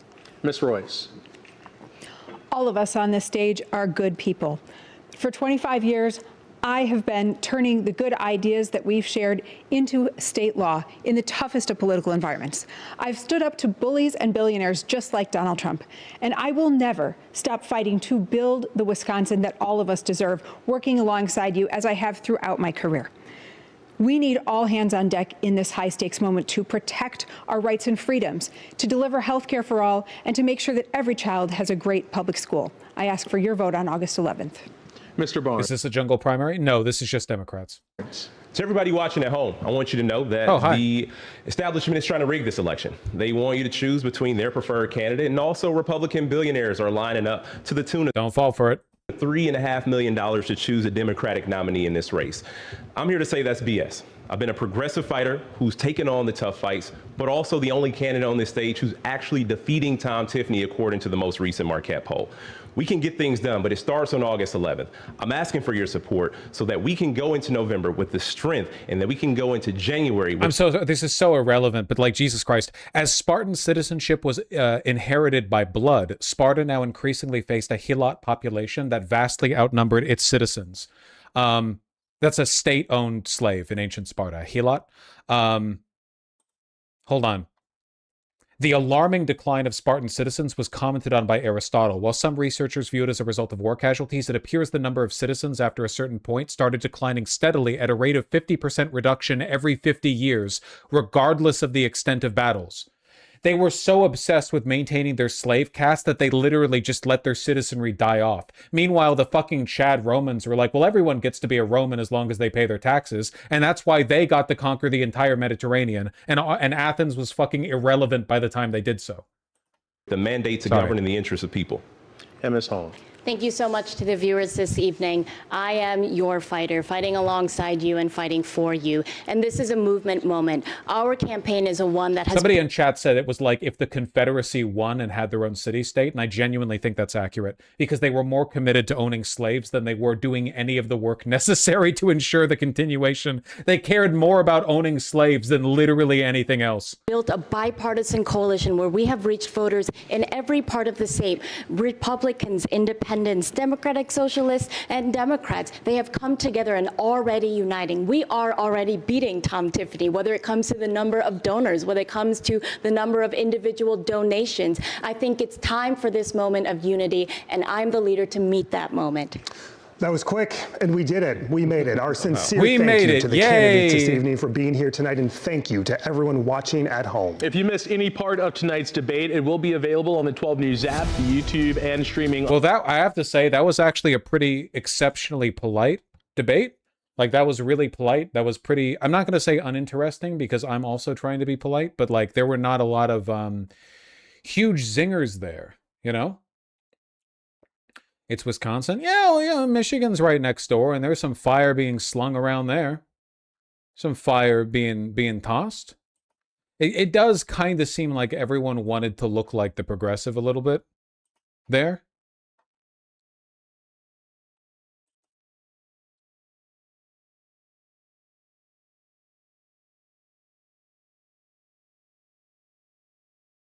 Wisconsin Democratic primary debate. Man, it's warm in here.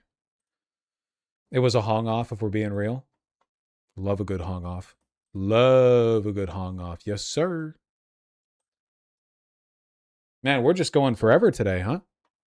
The wealthiest 1% of U.S. earners now own 50.1% of U.S. equity and mutual fund holdings. That's not good.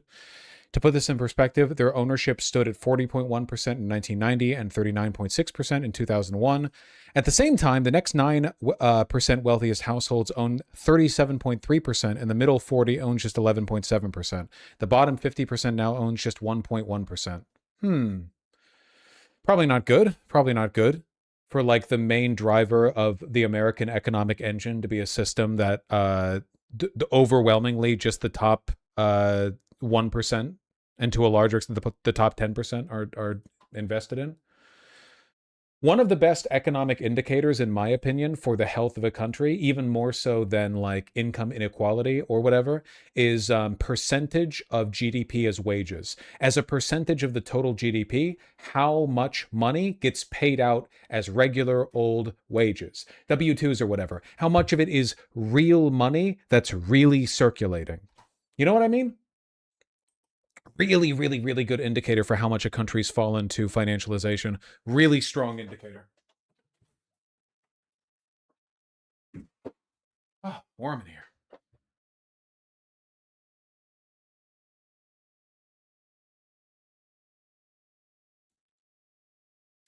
More perfect union video on Latino Trump voters? Oh no. Okay, can we watch this without getting as bitter about it as we typically do? Are we capable of that? There's been a lot of talk about the Latino vote. Every single election in my lifetime, political pundits have spent a lot of time and money trying to analyze the motivations of Latino voters. Gotta say, not great for the Democratic Party that they don't seem to be interested in courting the Latino vote the same way they did the black vote. Like, stuff like the South Carolina Democratic chairwoman saying that if you don't choose us rather than Nevada as the first state in the 2028 presidential primary election, that means that you value Latin voters more than black voters. What the fuck does that imply? Or like Jasmine Crockett making those weird comments about how it's brown people's turn to be on the plantation. Stuff like this is not great for the future. Also, it's like racist, and I think racism is bad. I've heard that. But we're going to do something different. We're going out on the ground in the Rio Grande Valley to actually talk to voters. 1 in 5 Latino men regret voting for President Trump. I think it's probably higher than that. That's you. That's you. People are under stress. Yeah. People are trying to figure out how to put food on the table. Prices of food and the price of gas and the price of everything keeps going up and up and up and up and up. They've seen politicians promise this or that or the other, and they've seen politicians turn on those promises. It's true that Latinos have shifted dramatically towards Trump in the last 2 elections. with Latino men, it's even more dramatic. And it's also true that just 2 years into Trump's second term, Latino voters could be shifting back again. But there's a much deeper story going on that the mainstream media and the leadership of both parties isn't telling you. Democrats might be confident they're winning Latinos back this time. But what happens after this one election if they don't deliver on their promises? That question might be coming to a head right here in Texas's 15th district. Are those? I think that was ostrich leather Western boots. That question might be coming to a head right here. Yep, pretty sure that is. Or it's fake, but you know. In Texas's 15th district. The incumbent is Monica De La Cruz, a Republican. Her challenger is new to politics. Autism announcement. Autism alert. Special interest alert. Ding, ding, ding, ding, ding, ding, ding. Ding. Oh. Bobby Pulido, a Tejano star who retired from his music career to run for office. He's an unconventional Democrat,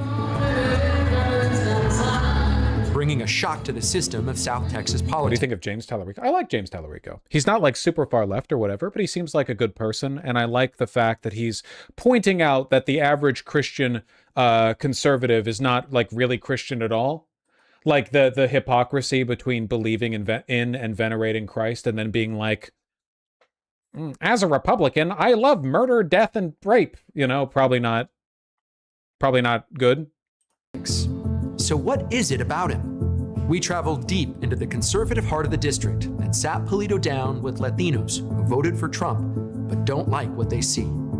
And we watched as Pulido made his pitch to get their vote and give them a convenient pathway into the Democratic Party.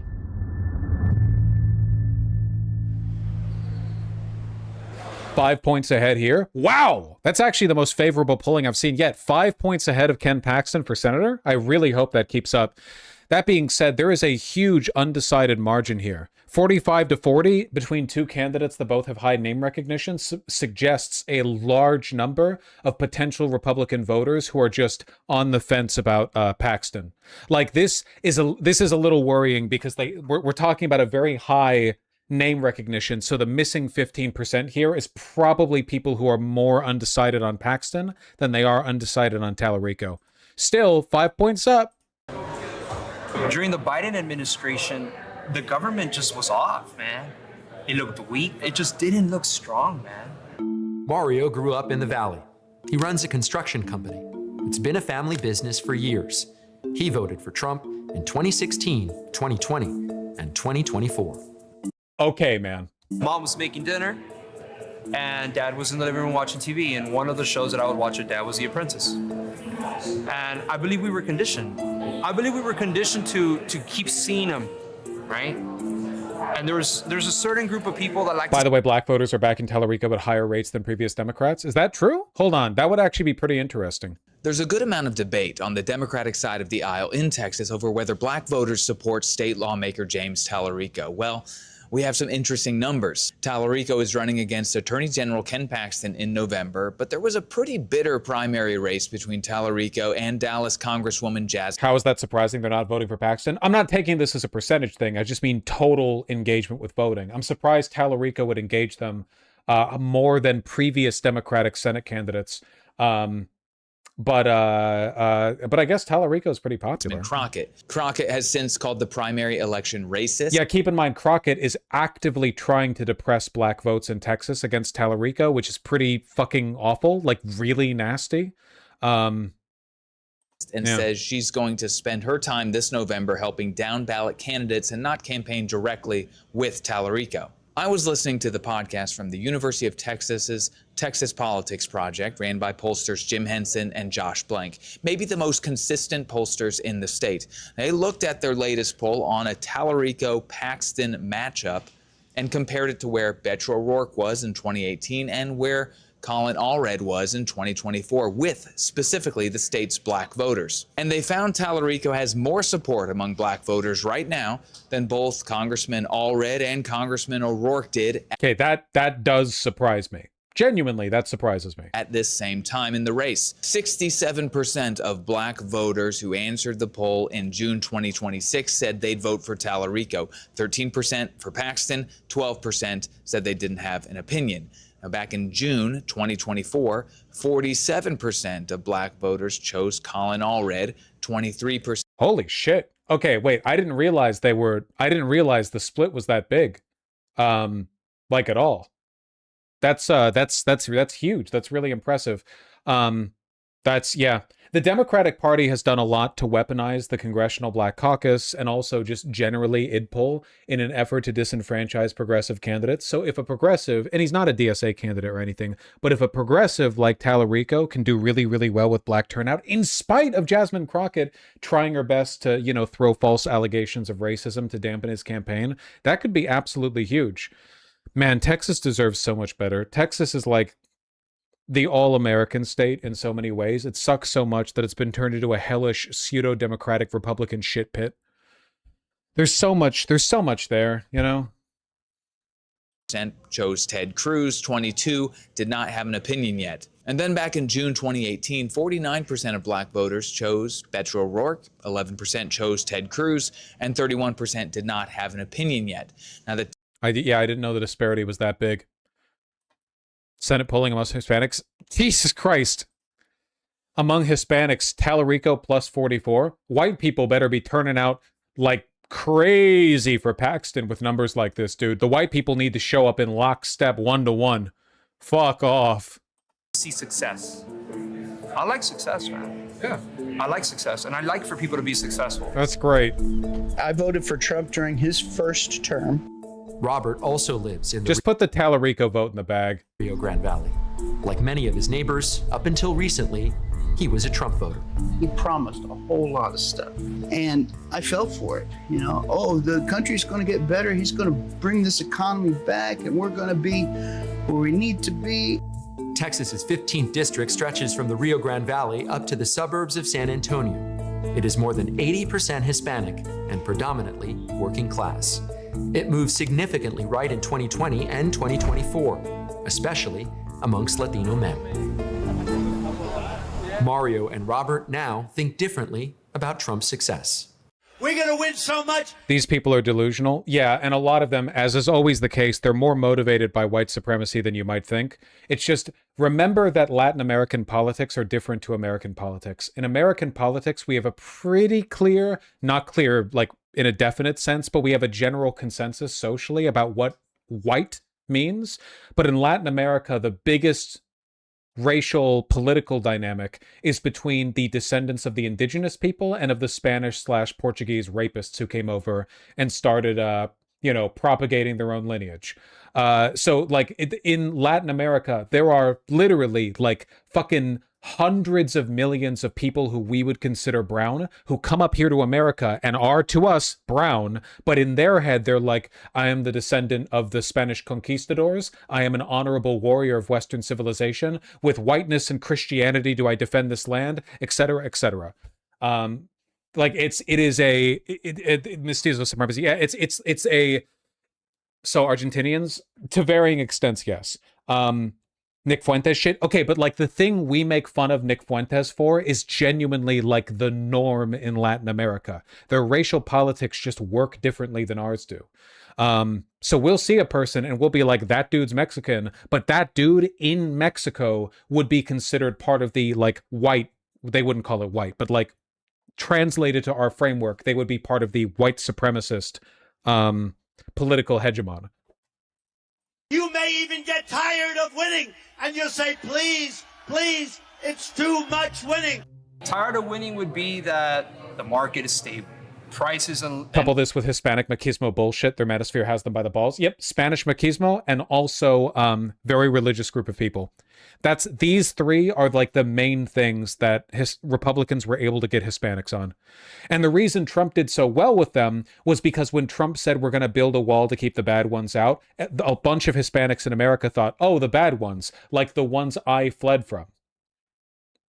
Like a lot of American Mexicans heard that and felt the way that like a white South African would feel if they heard somebody shit talking South Africa. Like if they saw, oh, these South Africans are so rude, the white South African is thinking like, oh yeah, they mean the black South Africans, basically. And materials for construction are reasonable. People are able to build product and move it out. People are able to give work to the workers that they've had. Yeah. The workers can work without any sort of of worry that they can't even go to the job site because they might be harassed by a state trooper or a police officer here in the city because they're going to call ICE on them. New tonight, experts say ICE is intensifying operations across the country. Sources telling NBC News almost 10,000 people have been arrested in just 5 days. How much of what you've seen with President Trump's mass deportation policy has had an impact on you shifting away from the Republican Party? Oh my God. A lot. I could not, in any good conscience, vote or support a Republican candidate. We are a border town, and we have people that have been here for 15, 20 years that have been providing a life for their families. I believe that we need to respect that as a country. And unfortunately, when Mr. Trump started doing what he was doing, Similar situation with high caste Indians coming in or being born here and thinking they're the oppressor class. Yeah. It's just an incongruity between different systems of racial supremacy. Like, there will be people who in India are like, for the past 1,000 years, I've been a member of the highest caste of Indian society. And then they go over to America and they're shocked to realize that every American thinks that all Indians are the same. Genuinely, they're like, for 1,000 years, my family has had slaves. We've been literally at the top of a society that has had 1.4 billion people in it. I am at the top of a racial and social caste that is larger and more diverse than the Roman Empire was at its peak. And then you go over to America and people are like making shitting on the street jokes about you. It's literally listen, racism and social supremacy are irrational. They are mad that we're irrational against them, but they were irrational against the people beneath them too. Like, in my opinion, you can't be shocked that Americans arbitrarily declare you to be one of the bad Indians when you've arbitrarily declared yourself to be one of the good Indians. Like, you're all, to us, Indians. To you, you have different separations, but like, that's not it's all irrational. I had never seen the level of anxiety that I saw. I had never seen business owners call me at the level where it's like, we can't get people to go to work. You had this video that went viral. Mr. Trump, you're supposed to be our hero, man, but I don't understand how this makes any sense for anyone. Tell me about it. It was a cry for help, man. It was a cry for help because massive cuck shit. I don't know what you want. I wasn't seeing our local politicians stressing the amount of impact this was having on our economy, on our builders. Yeah.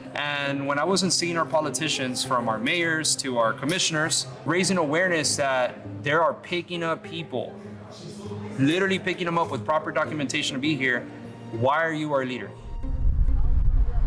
When we're out on the expressway and we're out there with our signs protesting and stuff, 96% of the response we get from people are positive. What would it have been like, maybe during Trump 1.0? Oh my gosh. Would you even been out there? No, and I would have laughed at the people that would have gone out there. You might be asking yourself, why did these guys vote for Trump if they're so upset about his immigration policy? He was very open about what he wanted to do. Well, the flip side is they have a lot of disagreements with Democrats on this issue too. The reason I was inclined to vote for Trump was because during the Biden administration, what we saw was a huge influx of immigrants. You voted for Trump in 2016 too, you fucking dishonest piece of shit. You literally said you voted for him 3 times. What the fuck do you mean the reason I voted for Trump is because of in the Biden administration, ... Immigrants at our border. I believe we live in the best country in the world. We have billionaires that could throw rockets into the sky. So why is it that we don't have a secure border? Remember, fascism is a subservient ideology. As much as these guys LARP about being alpha males, the moment you ask them about their politics, they show an unbelievable amount of deference to the people whose boot they live under. In this political vacuum created by the distrust of how both Trump and Democrats have approached the border and the economy, a new political contender has stepped forward. Last year, Democrat Bobby Polito launched a campaign for Texas's 15th congressional district, taking on Republican incumbent Monica De La Cruz. Bobby was born and raised in Edinburgh, Texas. He rose to fame as a successful Tejano musician before deciding to enter politics. I would love for you to introduce yourself to people that may not know who you are. I spent 30 years singing, but before that, I was a Texas Boy Stater in high school. I studied political science at St. Mary's University. I have been very, very politically engaged, albeit not publicly, this whole time. He's now making the case for his candidacy as a Democrat in a Trump-supporting region. It's a K-shaped economy. There's definitely more people falling into poverty. I didn't realize how bad bootlicking was broadly until getting out in the real world. Unfortunately, they were cooking with the whole natural slaves argument. There are a lot of people, I really think fascism is primarily designed to appeal to these people who are just naturally subservient. In fairness, like, there is a very, very strong cultural push to make people subservient to different authority figures, capital, boss, your family, especially your father. So I don't actually think it's natural in the sense that it's a gene they're born with, but there are people who have a very strong, almost unwavering deference to their social betters that I find absolutely baffling. Just really, really confusing, because it's often paired with like hyper-individualistic machismo masculine rhetoric, and I just don't get it. Then not. How do you see that reflected here in the Valley? People are struggling. Businesses closing, gas prices going up. Absolutely. Yeah.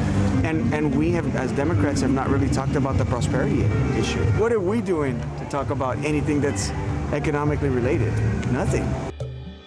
To Can we find talk out about whether China? Bobby's I don't economic know what message you're was referring to. connecting with voters who felt abandoned by both political parties, we brought together Bobby, Mario, and several local residents for a roundtable discussion about Polito's candidacy and the challenges facing the region.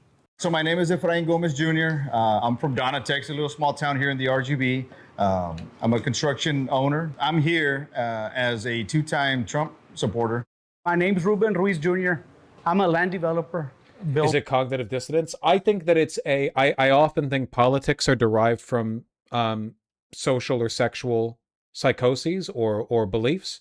I personally think that it is a politicized version of the cycle of abuse. In the same way that, like, a grandfather will abuse a father who will abuse their wife, who will abuse their kid. I think that, like, the cycle of authority and moral license is one of the reasons people naturally gravitate. By naturally, again, I don't mean innately. I mean, like, they have a sort of moral tendency or emotional tendency to gravitate towards fascism, because they internalize a narrative where it's a dog-eat-dog world. The hard abuse the soft, the strong abuse the weak. But, like, you are fighting for your position in that hierarchy rather than trying to destroy the hierarchy itself. Also here in the Valley. I've been doing this for 24 years now. I am a Republican. I voted Republican for many years. My name is Mario Guerrero. Voted for Mr. Trump every time he was on the ballot. What are some of the biggest issues that voters are facing here right now? My wife is a healthcare professional. Ask me if I have healthcare. Do you have health? I don't. They just made a billionaire a trillionaire. Yeah. They just made that happen, right? So now Elon's going to go ahead and buy the rest of Boca Chica. Meanwhile, I'm adding water to my soap bottle just to make it last longer. The Rio Grande Valley was a farming community. The one thing that unites us all is that we come from nothing. And one thing that unites us is we always want our kids to do better than what we've done. And right now, that's not happening. In 2024, Donald Trump successfully courted working-class Latino voters by prioritizing the economy and border security. But many of those same voters are now starting to feel disillusioned. 1 in 5 Latino men regret voting for President Trump. I think it's probably higher than That's that. you? That's you? How did that happen? How did you go from being ardent Trump supporters to now not? Everything he promised, he forgot about. So, yes, I regret voting for him. But this is a conservative place, South Texas. We're conservative, but when you start attacking our people, like you start attacking our family, we're such a tight-knit community that you're attacking our families. As Bobby told us, he's campaigning on economic issues, and those are cutting through to these voters. But immigration is on top of their minds too, and the way they tell it, the two issues. In my opinion, it does root back to the ideological failure of liberalism to argue for itself, because when you fall back on kitchen table issues, economic issues, what you often mean is like, here's how I will personally benefit you. But I think people should vote against Republicans because what Republicans represent is empirically wrong and morally reprehensible. Like, I think that the argument for like liberalism over fascism, the argument against Republicans in particular, is one you can make without ever having to directly appeal to a person's well-being. Like, obviously that helps. I'm not saying that's bad or shouldn't be done. It's just like, you know, here's how stopping Hitler benefits you. Okay, like, I'm glad, and I believe you. I think that stopping Hitler helps me. But it feels a little bit patronizing. You know what I mean? Like, even if stopping Hitler didn't help me, I still think it'd be good to stop him. Are deeply connected, as the ICE crackdowns have had a major economic impact on this district and their businesses. It's not only that they're getting out people that are undocumented, they go and detain people with legal U.S. green cards. They detain naturalized citizens, okay? Yeah. So how can you, I mean, they did the paperwork, they did everything right. Why are you detaining them? They're scaring people, bro. That's the thing. And then because people are scared, they're afraid to go to the job site. That's right. A community that is living in fear and paralyzed is not a community that can function right. When the thing was getting bad and they were raiding everybody and work just went to a standstill, if you're somebody that's in that business and you say, man, I got a loan out on this project and I can't get it going, I need somebody to at least a shoulder to cry on or go, hey, let me see what I can do, whatever. The last thing you want is for somebody to ignore you. There's still a little trepidation about whether or not Bobby will go and be the Bobby of the Rio Grande when he goes to Washington, D.C. Do you guys worry about that at all, that he'll switch up on you? Now that we know. That's an awesome... It's like a Native American... You know how Native Americans love to be like... Native Americans love to be like, yeah, my name is Big Dick or whatever. So that's a bit insensitive. I mean, they name off of like accomplishments or stuff. I'm sorry, just Bobby of the Rio Grande Center. I'm sorry. Can we just move on? I'm aborting this bit, okay? That we can go to Washington. I'm aborting its bit in its like 7th trimester, okay? This is like a 2.5-year-old kid or something that I'm just pulling the plug on. At any time. I'm just gonna show up at Bobby's office like, yo, let's go have lunch. I'm being serious. And he would. We'll bring the valley to you. Yeah. Pulido's opponent, incumbent Congresswoman Monica De La Cruz, has represented Texas's 15th congressional district since 2023. De La Cruz has attacked Bobby's past as a Tejano singer, saying, South Texas isn't just a stop on a comeback tour for me. And for some voters, these attacks are resonating. I'm real skeptical of people that pop up out of nowhere. And that's Bobby's story.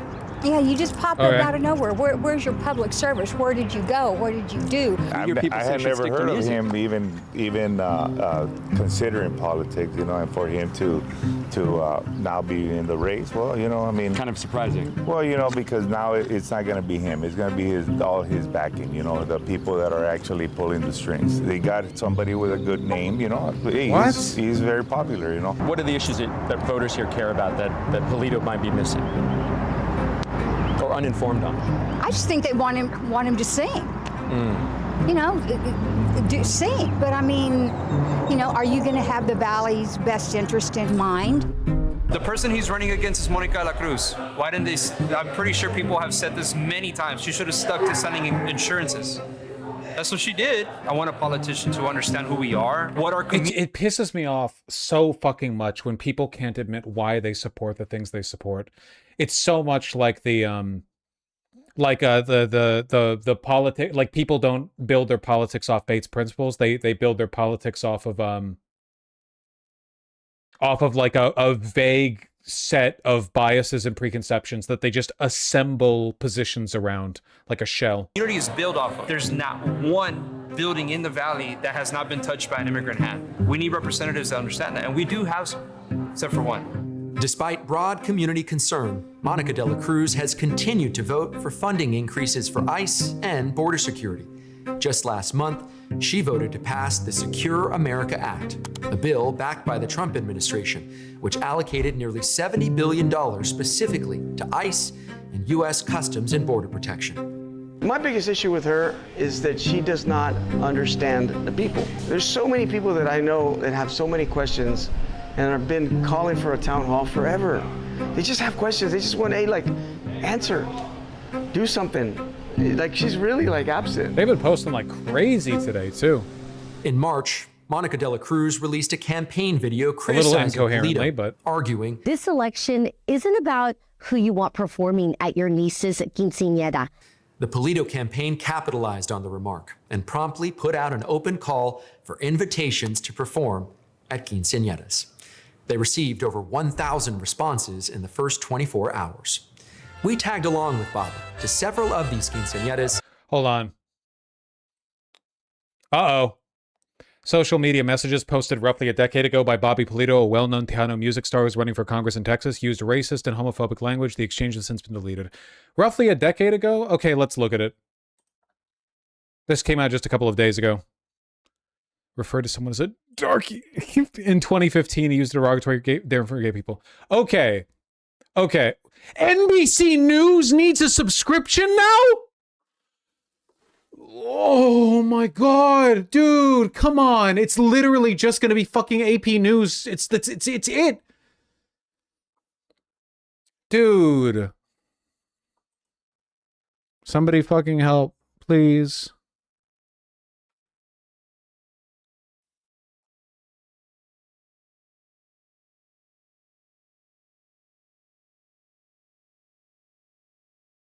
Help. Why won't you learn how to use it? I don't know. It intimidates me. You mean archive.is or whatever? Plus 10 points with Latino voters in the next poll when they see this stuff. That's true. That's true. Okay, fine. Every time I do it, it doesn't work. It doesn't work. You just copy the link. It doesn't work. It's like choose the images that have motorcycles, and then I choose, and then it doesn't work. This happens to me every time. Please, see, I just did it. Please try again.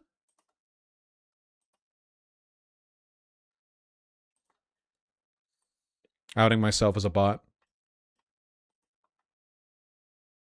See, look! I did it and it didn't do anything. Look, I did it. This is archive.is and it didn't work. See, so this is why I want other people to do it.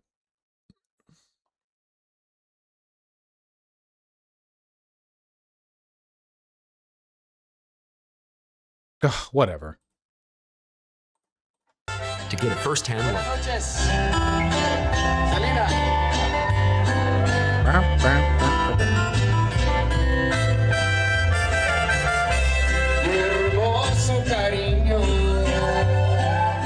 Why go into politics at a time when people don't trust politicians at an astronomical percentage? I don't blame them. You want to change that? Yes, because the thing is, like, most politicians go in there and it's just all about their party loyalty. People want you to put them before your party. Don't worry about the party. Worry about us.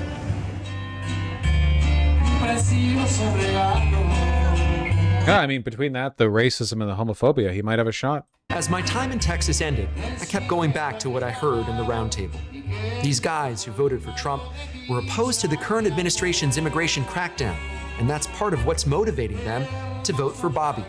But they're also not solidly Democratic voters now. We don't want the chaos anymore. We don't want chaos. Period. Well, we have chaos right now. You know what I'm saying? It's like we went from one extreme to another. That means there's a gap wide. Yeah, the far right from Trump to the far left of Biden. God, fuck me, dude. Open beyond this one candidate. And Democrats should be paying attention to this race. Not just because Bobby is an unconventional candidate, but because these voters are wrestling with a tension that neither party has been able to solve. Next election, you could be up for grabs again if Polito doesn't deliver on his promises or in his word. I mean, I think that everybody would be.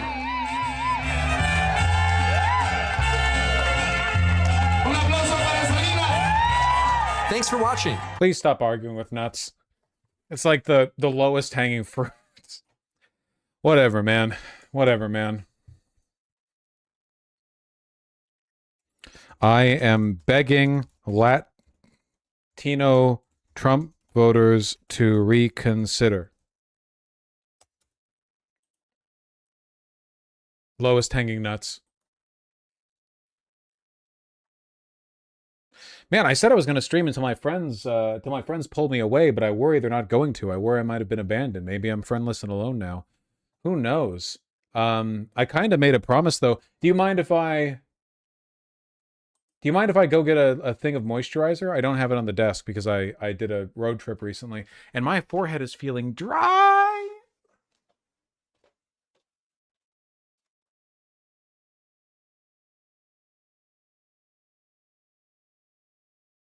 Whoop.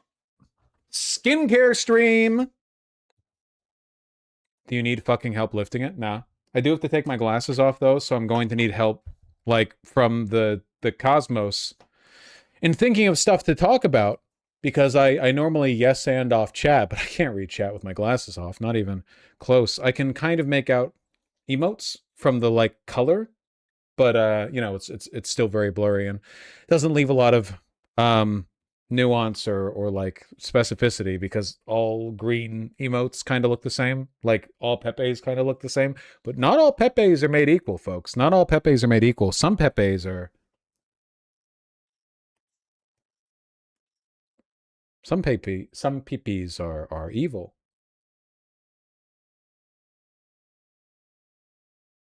Gotta stay moisturized, especially with my pore depleted skin barrier.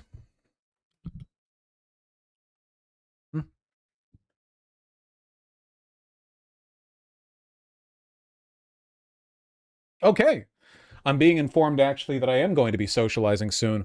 So in the meantime, I'm going to read, do I want to read donos?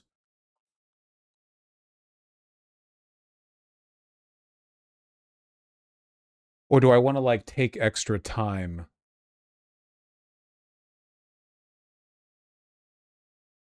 I'll read some donos.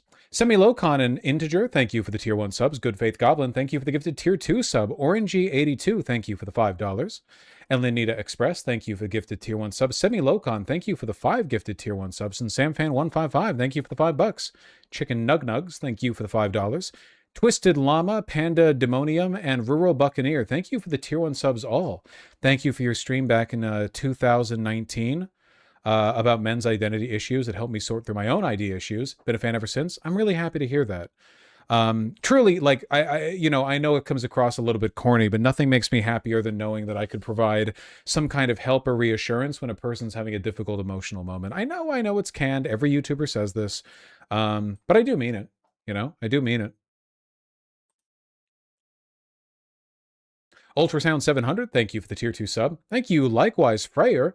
Been watching for half a decade now, went from a broke super senior at college to a financially stable adult. Nice! Figured I'd finally get a colored name. Thank you, I really appreciate that. I hope you're doing well.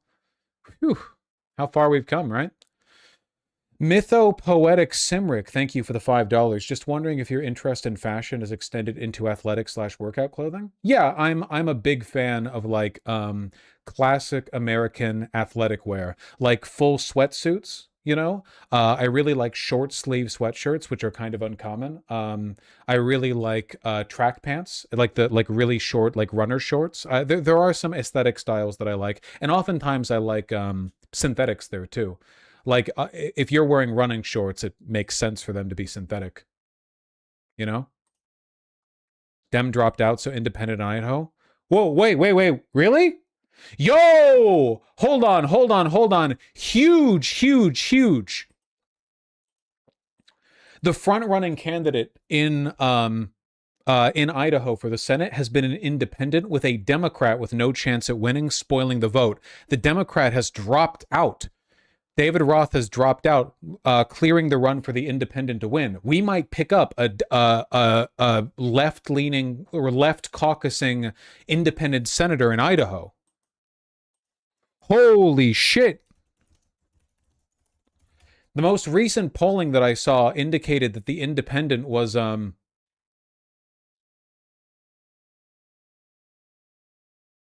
independent was doing really, really well. The Democrat canceling might actually put them up front. Hold on one second. What's the recent polling on that? There hasn't been a lot of polling. Idaho Senate.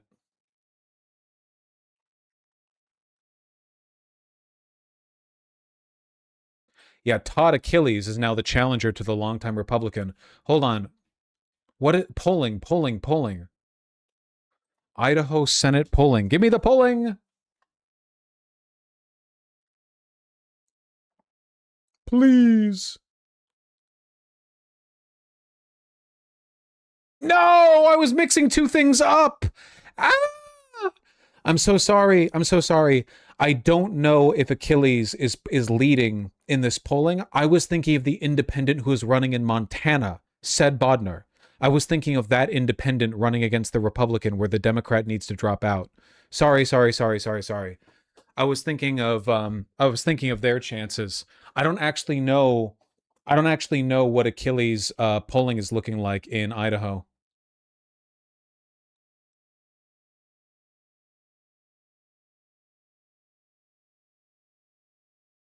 This might add chance to Idaho. Yes, but Achilles is not like, dude, there's so much variance in this polling. What the fuck?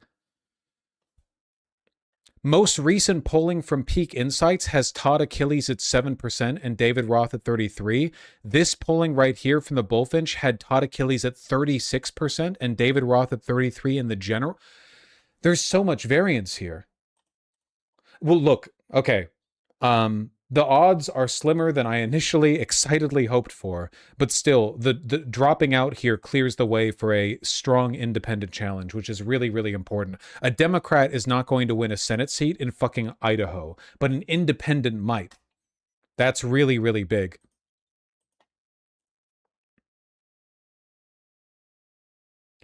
If Nebraska, Montana, and Idaho all pick up an independent senator, what do you think that means for U.S. Senate? I think it means the Republican Party is fracturing.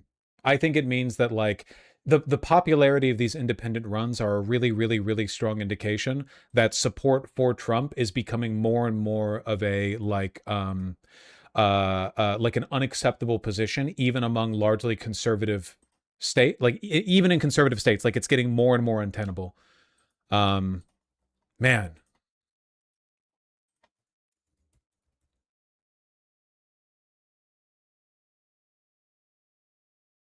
Yeah, even among, like, historically pro-Trump people. Okay. Collog AAT, thank you for the $5. This is about so much more than Michigan. Yeah, 100%. The Michigan primary race is about whether, like, democracy can still function. Johnny Botany, thank you for the $20. I ran into you in Humboldt the Friday market. Yes! The Japanese denim was looking crisp. It was great meeting you, and I appreciate your kindness. Big fan. Thank you. I really appreciate that. With a name like Johnny Botany, I can take a guess at who you are because I actually met 3 at the Humboldt market who recognized me. Obviously, I didn't ask for your internet handle when you said hi, but I can take a guess. You know, I have a mental model of what a Johnny Botany might look like. I really appreciate you saying hi. You know, it was pretty crazy visiting my old college town and getting recognized. Felt pretty good. Felt really good. Jazz Dog, thanks the gifted tier 1 sub. Really appreciate that.